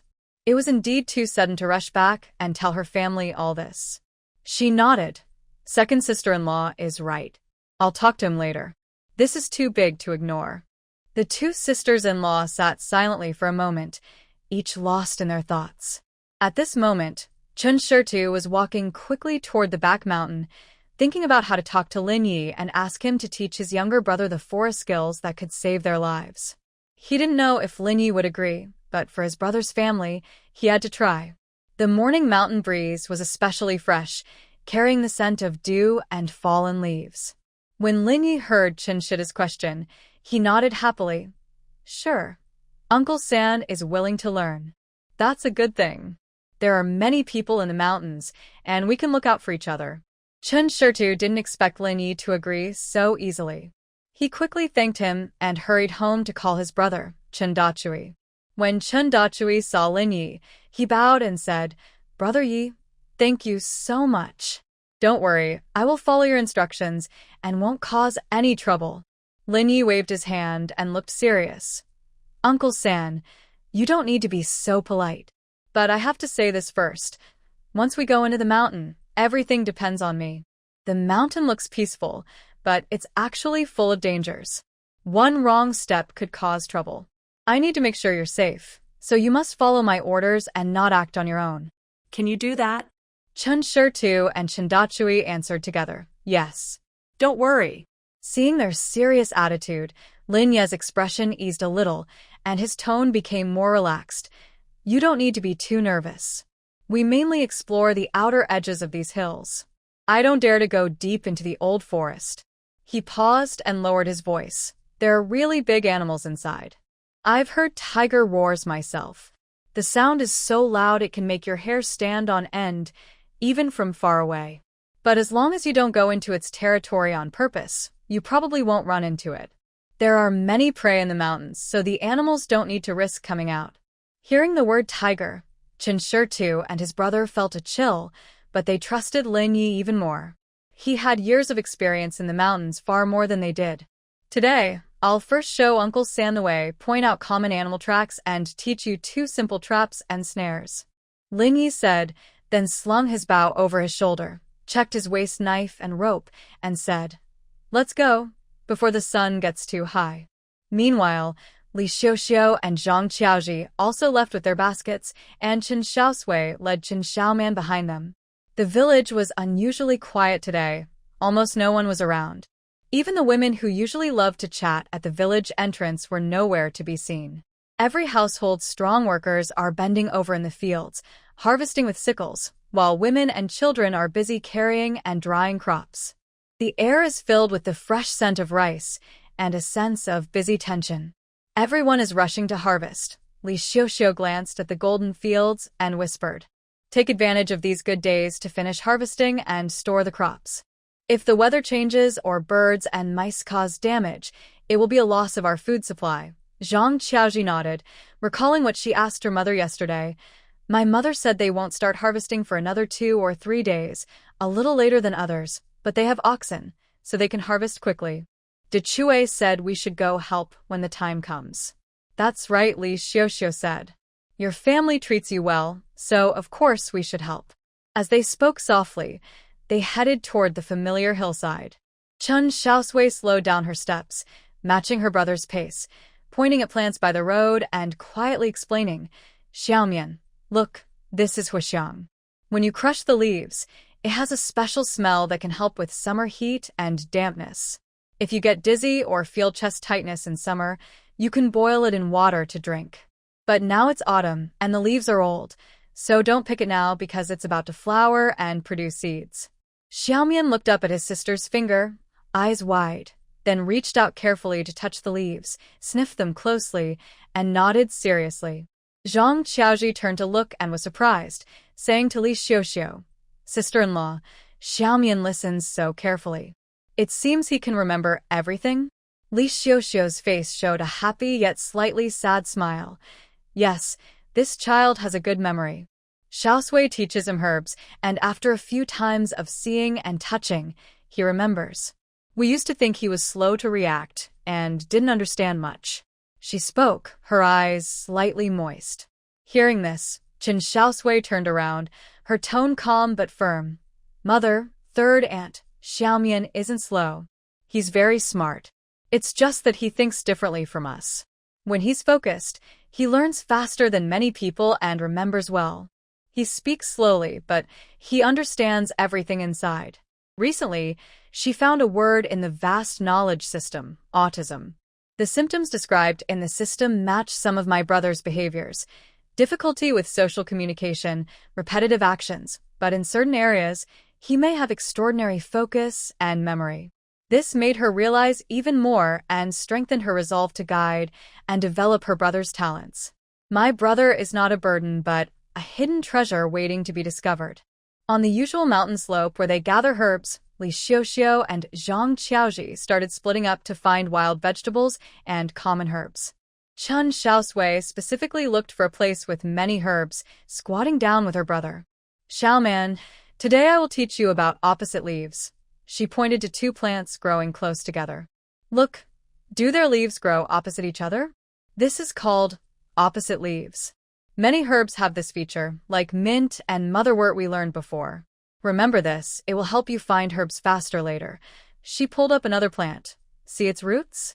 Do they look like many little claws holding together? This is called fibrous roots. It's different from a single main root that goes straight down. Dandelions have straight roots, but this one is matter. Chen Xiaoman suddenly whispered clearly, gently touching the red stem. Chen Xiaosui's eyes lit up, and she nodded firmly. Yes, it's matter. Xiaoman, you recognize it very well. Its red roots can be used for dyeing and medicine. She patiently explained more, letting her brother touch each plant, observe the leaves, stems, flowers, and roots, then repeat their names and main features. Although Xiaoman spoke briefly, he was very accurate in identifying each plant and sometimes pointed out subtle differences. Zhang Qiaoji was digging for herbs nearby, occasionally looking up at the brother and sister. Seeing Xiaoman's focused face and the approving smile from Chen Xiaosui after each correct identification, she felt secretly amazed. This child is truly extraordinary. Chen Xiaosui and Chen Dachui did not return for lunch. After they ate, Chen Xiaosui and the others continued gathering herbs. At sunset, both groups arrived almost at the same time back at the small courtyard at the end of the village. Chen Xiaosui and Chen Dachui looked tired, their pants wet with dew and covered in grass clippings, but their eyes sparkled with excitement from the harvest. They brought back 2 fat wild rabbits, caught with the lasso Lin Yi set for them. They also learned to recognize the footprints and droppings of various animals and how to judge the time and direction animals passed by using broken branches and ground marks. Lin Yi is really talented. Chen Dachui couldn't help but praise. He can tell so much just from simple tracks. Today, I've truly learned a lot. Chen Xiaosui nodded in agreement. Yes, and most importantly, he taught us how to avoid danger. Which places might have snakes, and which signs mean there are wild boars nearby. These are life-saving skills. Meanwhile, Li Xiuxiu and Zhang Qiaoji's baskets were also full of wild vegetables and herbs. Chen Xiaosui was walking with Chen Xiaoman, the little boy holding a small bunch of herbs he had identified himself, and insisted on bringing back. At dinner, the 2 rabbits were stewed until tender, filling the air with a delicious aroma. Everyone sat around a small wooden table, crowded but warm and lively. Chen Dachui couldn't help but talk about today's discoveries, and Zhang Qiaoji mentioned Chen Xiaoman's ability to recognize herbs. Chen Xiaosui smiled and said to his brother, Dachui, you haven't seen Xiaoman's skills yet, right? Come on, Xiaoman, show your third uncle and aunt what treasures you identified today. Chen Xiaosui encouraged his brother. Chen Xiaoman put down his chopsticks, walked to a small pile of herbs he brought back, squatted down, and started picking them out one by one. He spoke slowly and clearly in a special way. Huixiang, opposite leaves, relieves heat. Madder root, red root, opposite leaves, for dyeing. Summer cypress, purple flowers, used in medicine, clears fire. Plantain, grows close to the ground, promotes urination. With each item, he first named it, then briefly described 1 or 2 key features or uses, accurately. Although his words were simple, his focus and confidence amazed Chen Dachui and Zhang Qiaoji. Are these all things Xiaoman identified himself? Chen Dachui found it hard to believe. He had a headache just trying to recognize tracks in the mountains today, and he never expected that this usually quiet little nephew would have such a talent for herbs. Yes, he identified all of them, Chen Xiaosui said proudly, with a look of pride in his eyes. Xiaoman is especially good at this. Zhang Qiaoji looked at Chen Xiaoman's calm face and suddenly felt that, although this family had faced many misfortunes and been abandoned by close relatives, everyone was like grass growing in a crack, resilient and strong, and each was shining with an unexpected light. Her husband had found a new direction for study and effort. She had learned a new skill to support herself. The children were smart and sensible, and her second brother and sister-in-law were like the backbone of the family. The road ahead might still be difficult, but with such family members around, she felt endless courage and hope. Because everyone was working hard. The autumn wind grew colder each day. The rice in the fields was finally harvested in a busy rush, turning into golden grains in each family's yard and storage. The air was filled with the scent of new rice, but also with a strange tension. Tax season was coming. Chen Xiaosui told her parents, after the taxes are paid, Every family in the village will be eager to sell rice to get money for other expenses. The rice prices will be the lowest of the year. We should take this chance to stock up more. Also, we need to quickly settle the rent for the house in town. The thatched cottage won't survive the winter. Chen Xiaosui understood and told his daughter, "Don't worry, I have a plan. I checked the house on the west side of town. It's old, but sturdy, with a well, and we can negotiate the rent. After paying the taxes, we can go see it as a family. If it's good, we'll decide then. As for the rice, after paying the taxes, we'll see how much we can buy, more if possible." A few days after the harvest, village leader Su Jinhua knocked on a drum and walked along the village path shouting, "Everyone listen. Tomorrow at 3 hours after dawn, the tax officials will come. Prepare your household taxes and grain taxes and bring them to the threshing yard. If you're late, don't blame the officials. There will be consequences." His voice echoed through the quiet village, firm and commanding. Every family hurried to prepare. Women counted their saved copper coins. Men packed the best dried rice into burlap bags, weighed them, and tied the bags tightly. This was a family tightening their belts, working hard all year for this moment. Early the next morning, a large crowd gathered at the threshing yard. Men, women, old and young, some carried baskets, some carried cloth bags, and some held small cloth bundles. These were their household tax money. The crowd whispered quietly, their voices filled with worry, reluctance, and a touch of numb acceptance. The Chen Stone family and the Chen Dali couple also arrived. Li Xiaoxiu carried a bulging money bag, which held the family's tax money. Chen Xiaosui held Chen Xiaoman's hand and stood quietly beside her parents. Chen Dali and Zhang Qiaoji also brought their tax money. The Chen family members arrived a bit later. Chen Zhensheng led the way, looking somewhat grim.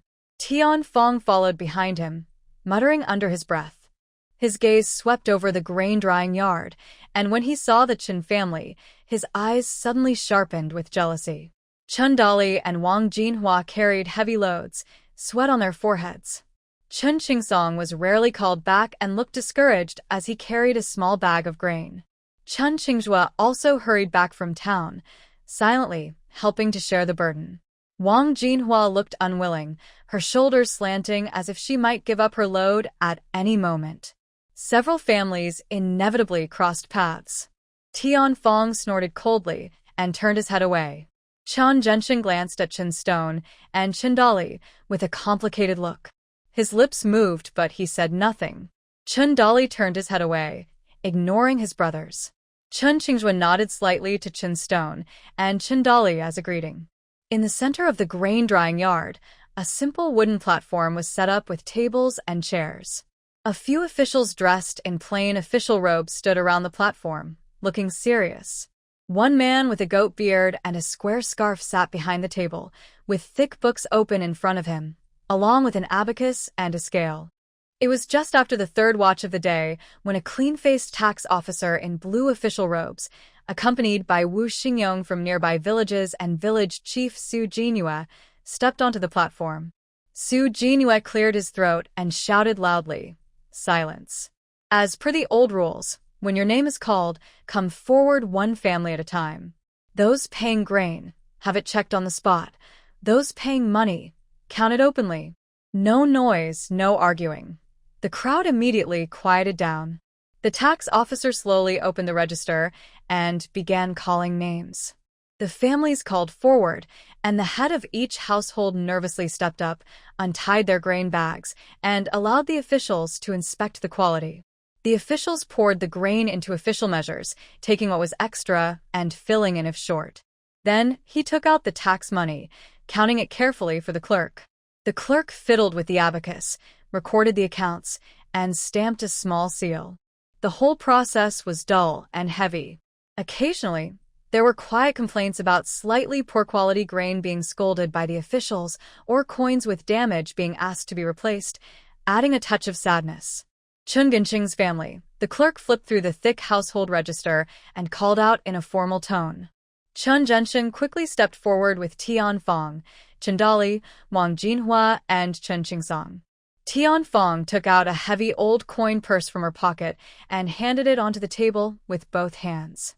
The clerk took it, untied the string, and poured out the coins, making a clattering sound as they piled on the table. He stretched out his thin, withered fingers and began to count skillfully. After counting once, he frowned slightly, then counted carefully a second time. The clerk looked up, his gaze sweeping over Chen Genqing's family, and spoke in a flat, emotionless voice. Chen Genqing's family, according to the household register, has 9 people. Each person pays 120 coins, for people pay 30 coins each. The total amount due is 1,320 coins. He pointed to the pile of coins on the table with his finger. Here, only 5 people pay 600 coins, plus 1 person paying 30 coins, totaling 630 coins. There is still 690 coins missing. The money is not right. Village head Su Jinhua listened nearby, blinking slightly, clearly understanding. The Chen family's internal disputes had been widely known, but the household registration documents hadn't been updated with the village or the town, so the number of people listed in the household register remained the same. He pursed his lips but said nothing. This was an old mistake of the Chen family. He didn't want to get involved and was happy to watch how the tax officials handled it. At this moment, outside the crowd, Chen Xiaosui and Chen Dachui's families also heard the clerk's words. They exchanged glances, both understanding what was happening. The 2 families quietly moved from the back of the line to the front. Before Chen Xiaosui and the others could explain, Tianfeng suddenly shouted sharply, like a cat with its tail stepped on. "What's the problem? That's all we have. Those 2 unfilial traitors, causing trouble over splitting the family, have already left. Their household taxes have nothing to do with us. Let them pay themselves. Don't try to cheat us old Chen family out of our money." Her voice was sharp and harsh, filled with long-held resentment, making her stand out sharply in this quiet scene. The tax officer sitting behind the desk and the village elder standing nearby immediately looked serious. The tax officer angrily slammed the table. "How dare you? In court, do you think you can shout and make a fuss, woman?" Chen Genqing shivered in fear, glared fiercely at Tianfeng, and when she tried to argue again, he quickly raised his hand and gave her a loud slap. Tianfeng was stunned, covering her face and looking at her husband in disbelief. She finally shut her mouth, her chest heaving violently, and her eyes glaring fiercely at Chen Xiaosui and Chen Dachui, as if she wanted to spit fire. Chen Genqing hurriedly turned to the tax officer, bowing even lower and wearing a humble, almost flattering smile. "Sir, please stay your anger. Please stay your anger. My wife is ignorant and accidentally offended you. Please understand. Our family has indeed separated. The 2nd and 3rd brothers have already established their own households. We haven't yet gone to the town hall to update the household registration." His words were vague, admitting to the separation but lightly passing over the fact that the registration hadn't been updated. The tax officer snorted coldly, full of official tone. "Family separation? That's not my concern. We only follow the records in this office to collect taxes. Whatever is written in the records, that's how we collect.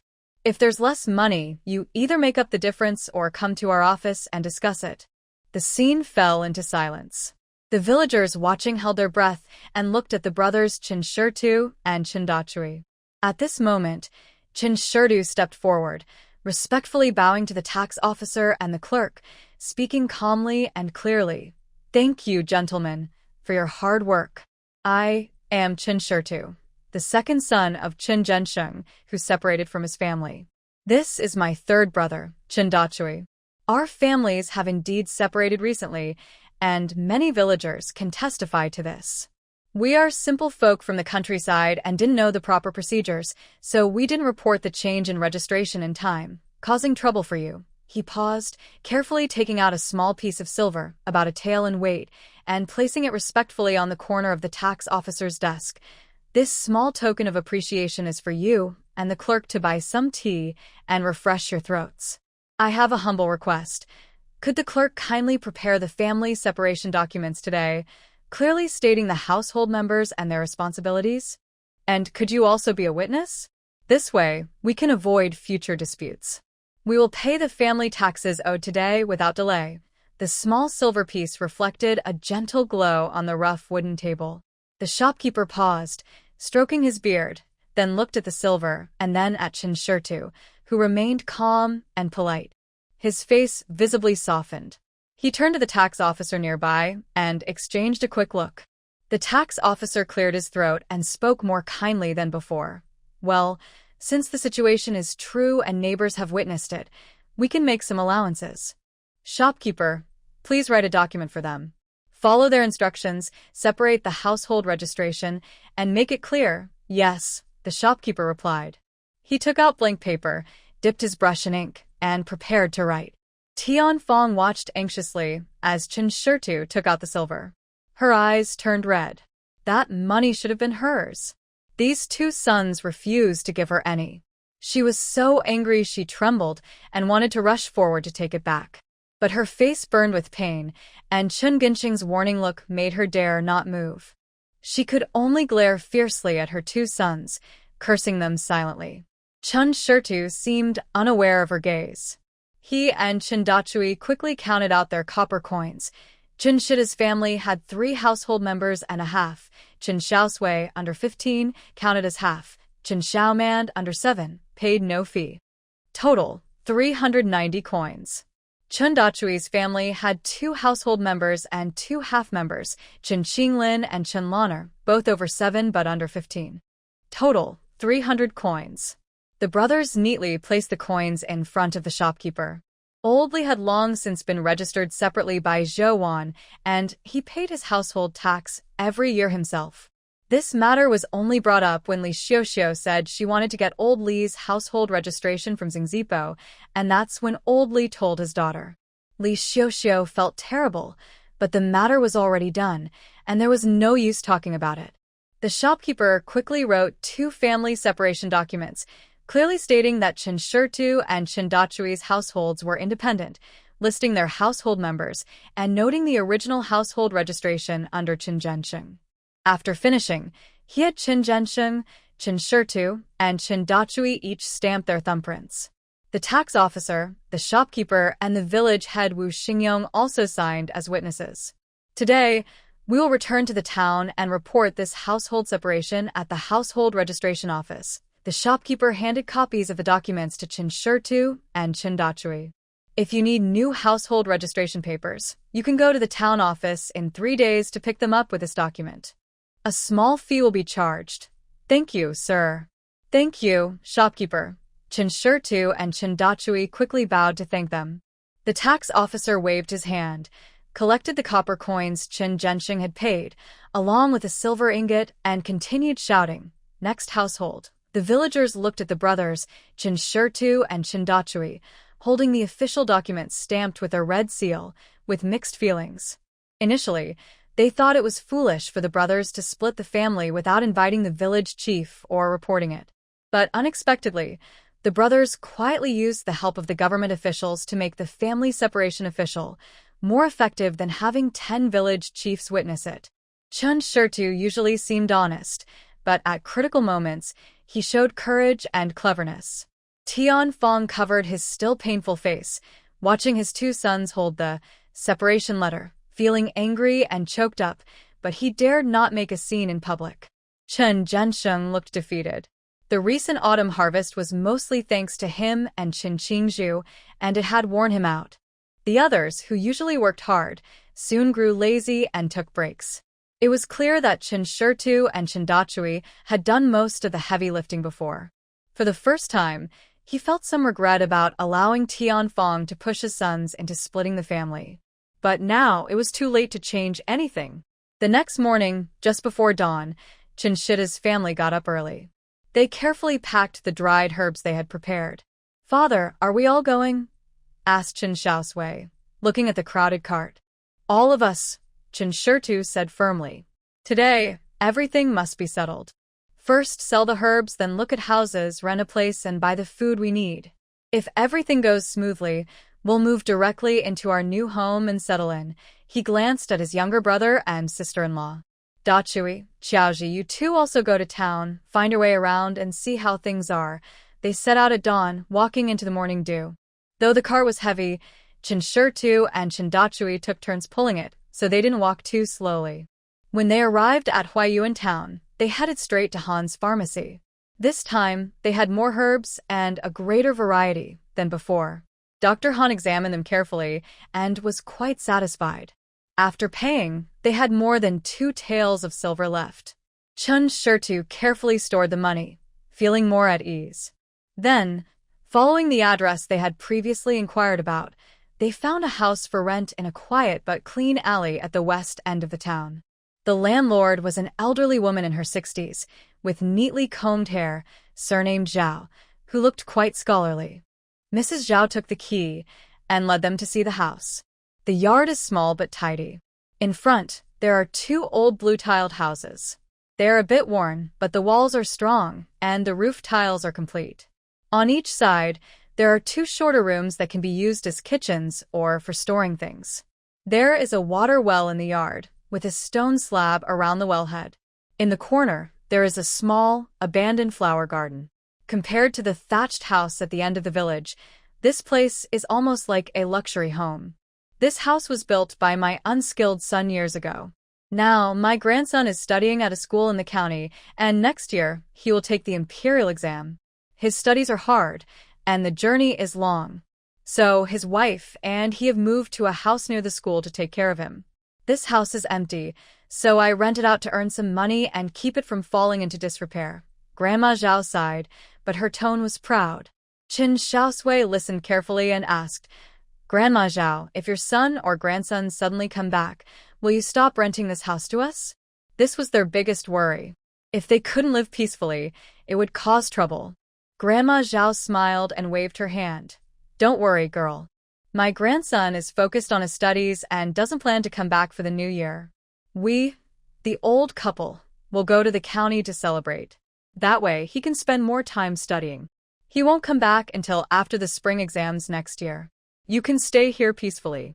As long as the rental period is valid, I won't ask you to leave. We have a written agreement, which is proof. Chen Xiaosui and Li Xiaoxiu looked at each other and saw satisfaction and determination in each other's eyes. This house is in a quiet place, not eye-catching. The landlord is reasonable and unlikely to return soon. There is a water well in the yard, making life convenient. The house is sturdy enough to withstand cold winters. It is exactly what they need most right now, a safe place to stay. They agreed on the rent. 550 coins per month, paid for half a year. Chen Xiaosui quickly counted out 3 taels of silver, and Grandma Zhao took out some rough paper to write the rental agreement. Both parties stamped their fingerprints. Here is the key. Keep it safe. Grandma Zhao handed a bunch of brass keys to Li Xiaoxiu.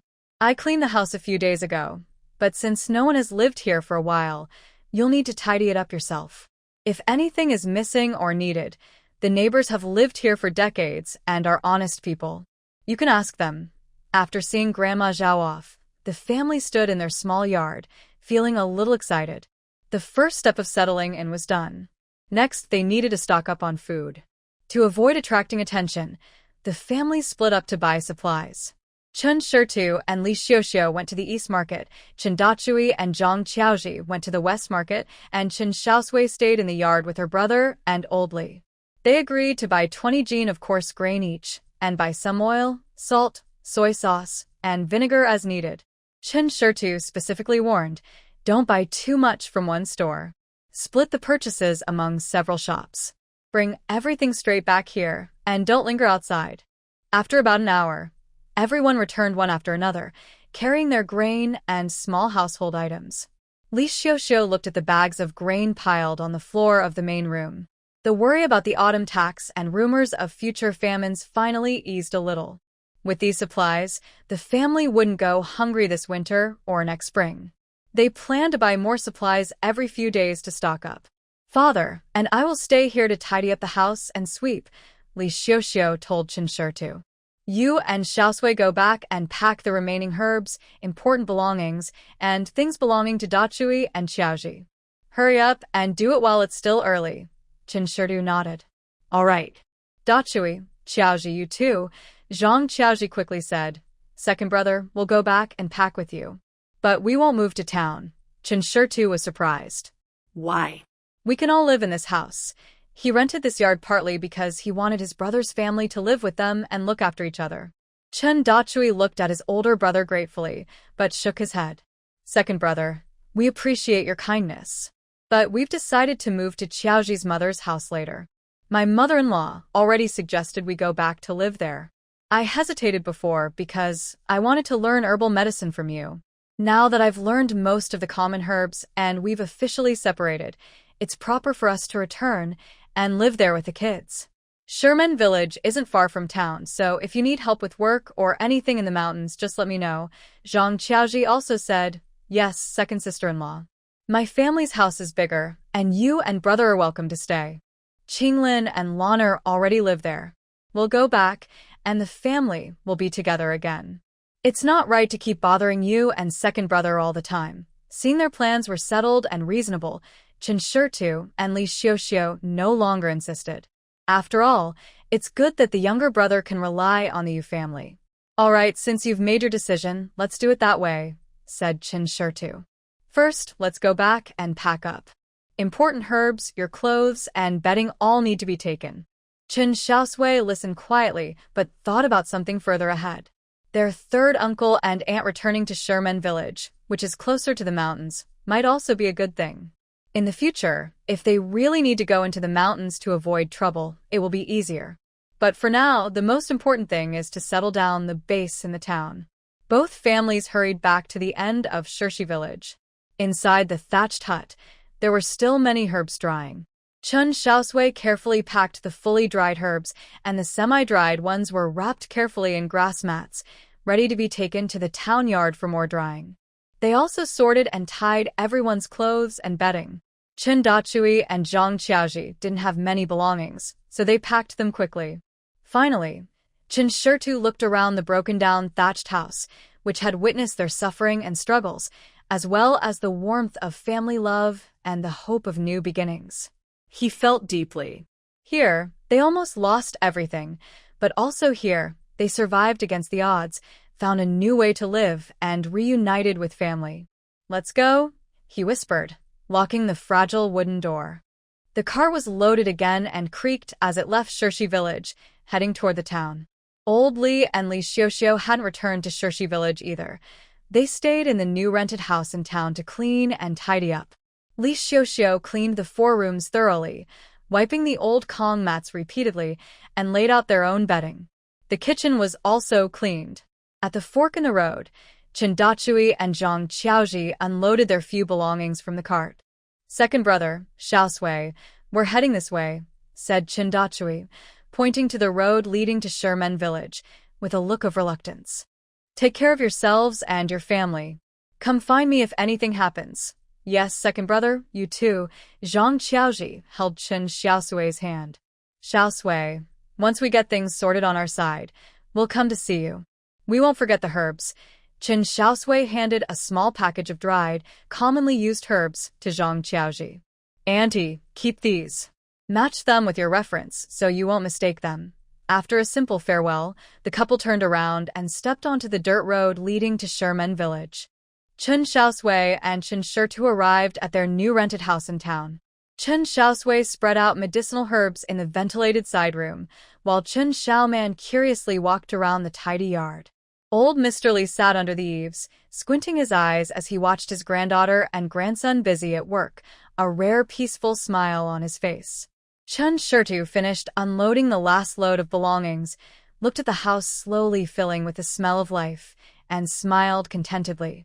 When Chen Xiaosui moved, especially when he almost emptied the few belongings left in the thatched cottage, it naturally caught the attention of the villagers of Shirshi Village.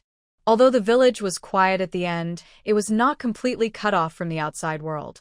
Many people saw Chen Shida's family packing up and leaving in a cart.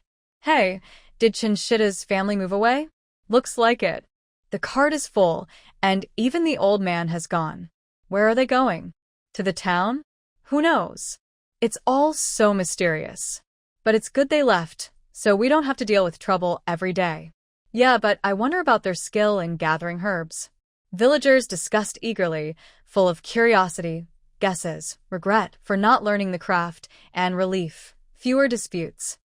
This news spread quickly like the wind, reaching the old Chen family.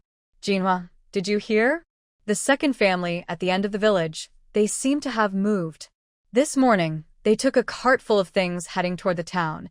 Even old Li went with them. Wang Jinhua straightened up, wiped her sweat, and was first stunned when she heard. Then her face showed a mix of satisfaction and disdain. They moved? That's good. No more seeing them around. It's annoying.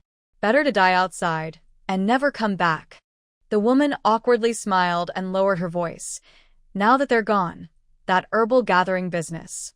Wang Jinhua's eyes widened, interrupting her. What business? That's crooked. They might get into trouble and cause a lawsuit.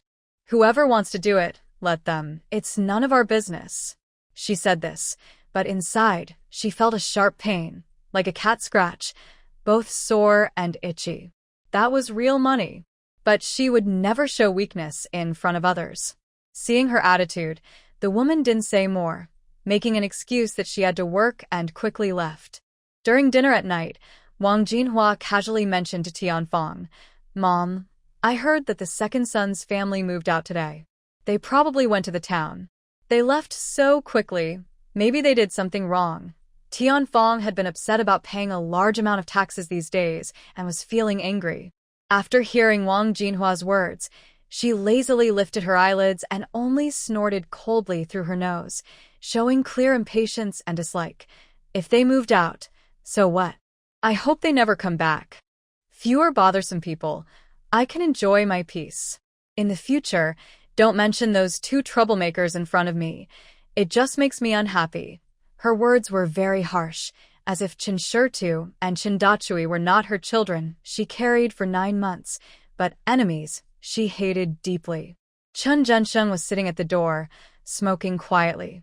When he heard Tianfang's words, his hand holding the cigarette trembled slightly, but he said nothing. Chen Dali silently ate his meal, lowering his head even more.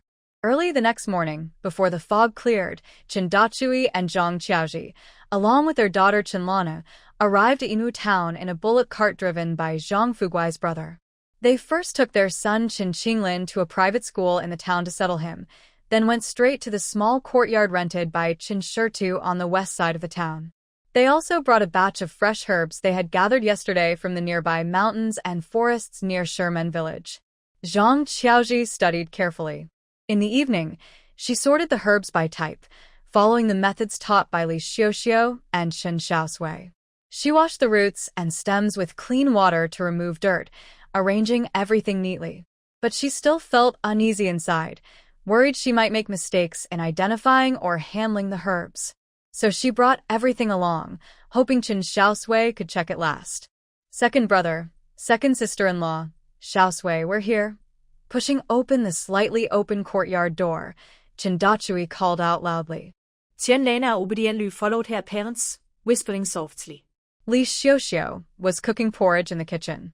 When she heard the noise, she came out with a smile. Come in quickly. Oh, you brought so many herbs. Qiaoji, you're really quick. Zhang Qiaoji felt a little shy and put down her basket.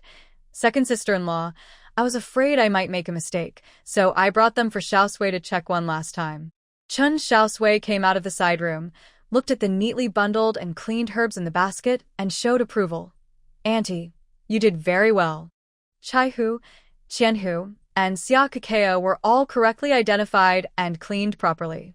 These plants are perilla. Their leaves can be boiled to help with colds or used in cooking to add flavor. Next time, just set them aside separately. Hearing the confirmation, Zhang Qiaoji relaxed and smiled happily. That's good.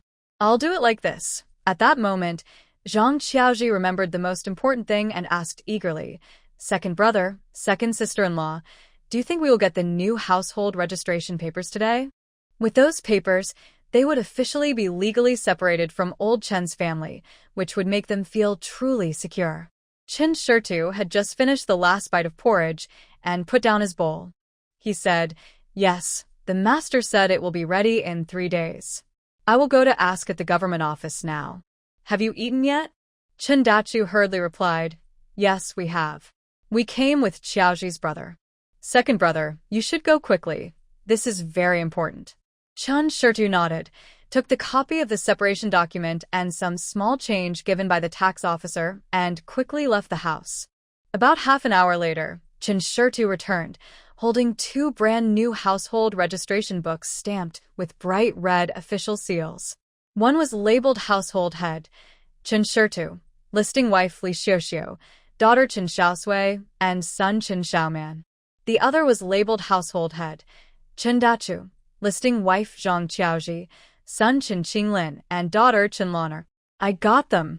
The fee is 10 coins for one, 20 coins for both. Chen Xiaosui handed the one belonging to his brother carefully to him. Zhang Qiaoji took the light but heavy paper, her fingers trembling slightly as she carefully looked at every word. Her eyes instantly turned red. Li Xiaoxiu also looked at her family's document, and both couldn't help but shed tears. This time, tears of joy. All right, this is a big, happy event. Li Xiaoxiu said with a smile, wiping her tears. Chen Xiaosui watched her parents and third uncle and aunt get so excited, feeling a warm and reassuring feeling inside. She suggested, Father, Mother, Uncle, Aunt, let's celebrate today. Celebrate that our 2 families now have their own household registration, a new beginning. Yes, we should celebrate. Li Xiaoxiu immediately agreed. Dad, go cut some meat, buy fresh vegetables, and bring back a small jar of wine. Let's have a good meal at noon. Chen Xiaosui happily agreed, took his money pouch, and left the house again. While taking this opportunity, Chen Xiaosui carefully checked and guided Zhang Qiaoji on how to decide whether to dry herbs in the sun or in the shade, and how to store them properly. She demonstrated and reminded, Third aunt, just follow this method. But the weather is getting colder, and there aren't many days left to harvest herbs. Some herbs change their properties after frost or heavy snow, making them hard to find later. We need to store more now. Chen Dachui was listening nearby when he suddenly remembered his brother's mention of the High Monk's prophecy. He was curious and asked, Xiaosui, you just mentioned heavy snow. Did you hear any new news? Your father only said there might be a drought and war, but he didn't mention heavy snow. Chen Xiaosui kept working and replied naturally, It's not new news. It's what my grandfather used to say. She looked at old Li, who was helping to spread herbs in the yard. Grandpa, did you say that in years of great disaster, the weather is often unusual? Sometimes, before a drought, there's heavy rain or snow, or it happens after the drought. Old Li straightened up, squinting as he thought for a moment, then slowly nodded. Yes, that's what people say.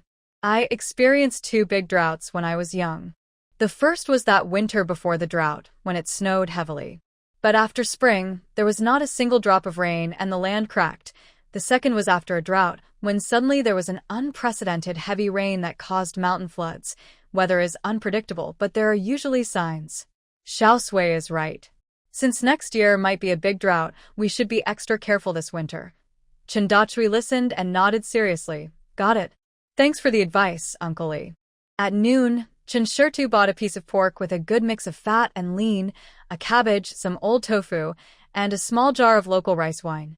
Li Xiaoxiu and Zhang Qiaoji were busy in the kitchen.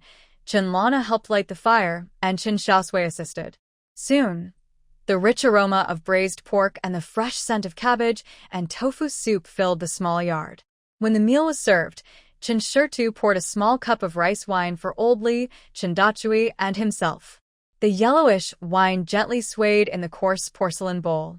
Chen Xiaosui raised his cup, his voice a little excited. Father, Dachui, this first cup is to celebrate our 2 families finally getting out of that hellhole. Whatever the future holds, good or bad, we'll earn it ourselves and bear the consequences. Old Mr. Li sighed happily, taking a sip. It's good to step out, really good. Big Hammer Chen nodded firmly, his eyes reddening. He finished the wine in his bowl, feeling the fiery liquid burn all the way to his heart, but he felt very happy. Second brother, Uncle Li, from now on, our 2 families should work together as one. I don't believe that with our strength and spirit, we can't have a good life. Zhang Qiaozhi also used water instead of wine, clinking bowls with Li Xiuxiu and Chen Xiaosui. The women's smiles spread from their eyes. This was true happiness after letting go of worries.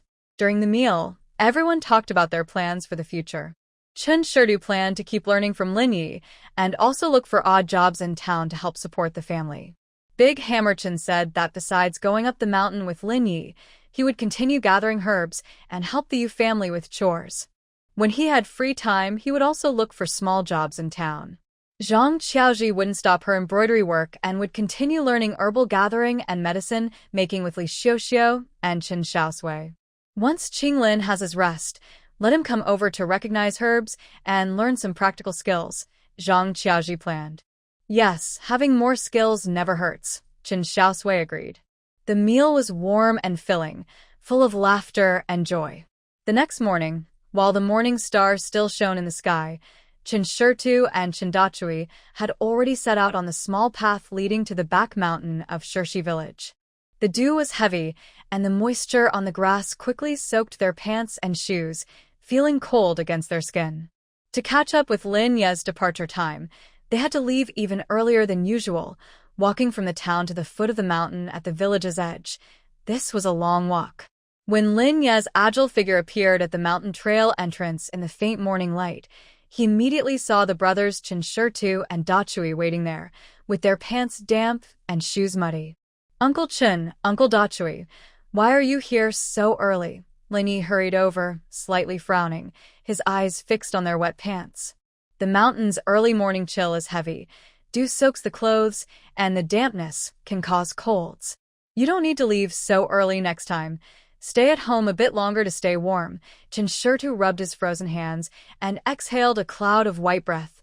No problem. Walking around keeps us warm. Mainly, we don't live at the village's edge anymore. Since we come from town, the road is far, and we're worried about missing your schedule. Lin Yi was a bit surprised. He signaled for them to follow as they headed into the mountains and asked, "Where did you move to?" The three of them stepped on the damp fallen leaves, walking deeper into the forest. Chen Xiaosui explained, "We rented a small house in the town. You know that thatched cottage. It's barely okay in summer, but winter would be tough. Besides," he paused and lowered his voice, "there's a lot of gossip in the village. People keep asking questions, which is very annoying. Moving to the town is quieter, and it's easier to sell herbs." Lin Ye nodded. He was sharp and naturally understood that Chen Xiaoshui's words hinted at more than just cold weather and annoyance. It was probably about safety and peace of mind. But he wasn't the type to pry into others' private matters. Since Uncle Chen didn't want to say more, he didn't ask. He thought about how hard they worked to learn from him, rushing over before dawn. It was truly tiring. After a moment of thought, he said, "Uncle Chen, since you've moved to the town, if you plan to go into the mountains the next day, don't stay in that thatched house the night before. That house hasn't been lived in for a while, so it's cold and damp, which can cause illness more easily than dew-soaked clothes." He looked at Chen Xiaoshui sincerely and said, "If you don't mind, you can come stay at my house. It's not very big, but I can tidy up a clean space for you to rest. Early the next morning, we can leave together, so you won't have to make the trip back and forth." Chen Xiaoshui didn't expect Lin Yi to make such an offer. He hesitated for a moment and asked, "Wouldn't that be too much trouble? Our family and us two outsiders staying there might not be very convenient." "What's inconvenient about it?" Lin Yi said cheerfully. "Uncle Chen, you're my lifesaver, and Uncle Dachui is a good man. It's just for one night, just squeezing in a little. Ever since you and I started going up the mountain together, my parents have been so happy. They keep saying they worry when I go alone, but with you and Uncle San with me, they feel much better. When you two go, they will be very welcoming." Chen Dachu listened nearby, feeling touched. The friendship of the Lin family was simple but deep. He looked at his brother and whispered, "Second brother, Lin Yi is right. Living in that thatched house is cold, and since we came from the town late at night, it's not safe in the dark. If Uncle Lin and Aunt Lin don't mind, we—" Chen Xiaoshui saw Lin Ye's sincere attitude, and his younger brother agreed as well. Considering that the weather would get colder, and camping in a thatched hut or traveling at night wouldn't be a good long-term plan, he no longer hesitated and respectfully said, "Lin Yi, Thank you very much. Sorry to trouble your family again. Uncle Chen, you're too polite. There's no need to say that. Lin Yi waved his hand and then began today's lesson. Today we head east. There's a creek nearby where roe deer and wild deer often come to drink water. I'll show you how to spot their usual paths and how to set traps nearby. As they spoke, the three of them moved deeper into the forest. Lin Ye's teaching remained patient and detailed, from how to judge an animal's size by broken branches and their height, to choosing hidden yet effective trap spots near animal trails, and even how to make simple but strong rope snares using terrain and natural materials. Chen Xiaosui and Chen Xiaosui learned eagerly, wanting to remember every word Lin Yi said. During a break, they sat on a large rock by the creek, eating dry food with mountain spring water. Lin Yi casually asked, Uncle Chen, is the house you rented in town still safe? Do you have a plan for staying warm in winter? Chen Xiaosui swallowed a piece of bread and nodded. It's pretty safe. The landlord's family went to the county town and won't be back soon. For warmth, we've prepared some firewood. If it gets really cold, we'll buy some charcoal. It's better than a thatched hut. Lin Yi looked serious. You need to prepare firewood and charcoal for winter, but food is even more important. Uncle Chen, since you're in town, you have better information. If there are any changes or price fluctuations, please let me know. Of course. Chen Xiaosui quickly agreed. We're learning these survival skills from you, and we're in this together. If there's any news, we won't hide it from you. Chen Xiaosui also said, Brother Lin Yi, if you need help storing supplies or moving game from the mountains later, just ask. We may not have much, but we have strength. Lin Yi smiled. Thank you. I appreciate it. As the sun set, the three of them returned to the back mountain with today's harvest, 2 wild rabbits and a few mountain chickens. When parting, Lin Yi confirmed again. Uncle Chen, it's settled. The day before we go into the mountains next time, just come straight to Baishuo to find me. I'll have my mother prepare the stove in advance. Good, definitely. Chen Xiaosui and Chen Xiaosui replied in unison. Back at the small town yard, Li Xiuxiu and Zhang Qiaoji had already prepared hot water and hot food.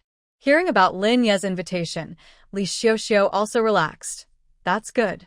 Staying at Lin's house is better than you rushing through the night or staying in that cold, empty hut. The Lin family is kind, and we should remember their kindness. As night deepened, the small town yard grew quiet. Chen Xiaosui lay on the sturdy, warm bed, listening to the faint wind outside, and thought to himself, he needed to stock up on more food and winter supplies quickly, learn the skills in the mountains with Lin Yi thoroughly, and next spring, find a place in the mountains to settle down. By November, the weather visibly turned colder. In the morning, the water jar in the yard had a thin layer of ice, and his breath turned into white mist instantly. As the weather grew colder, Chen Xiaoshui's trips into the mountains with Lin Yi became less frequent due to fewer animals and colder days.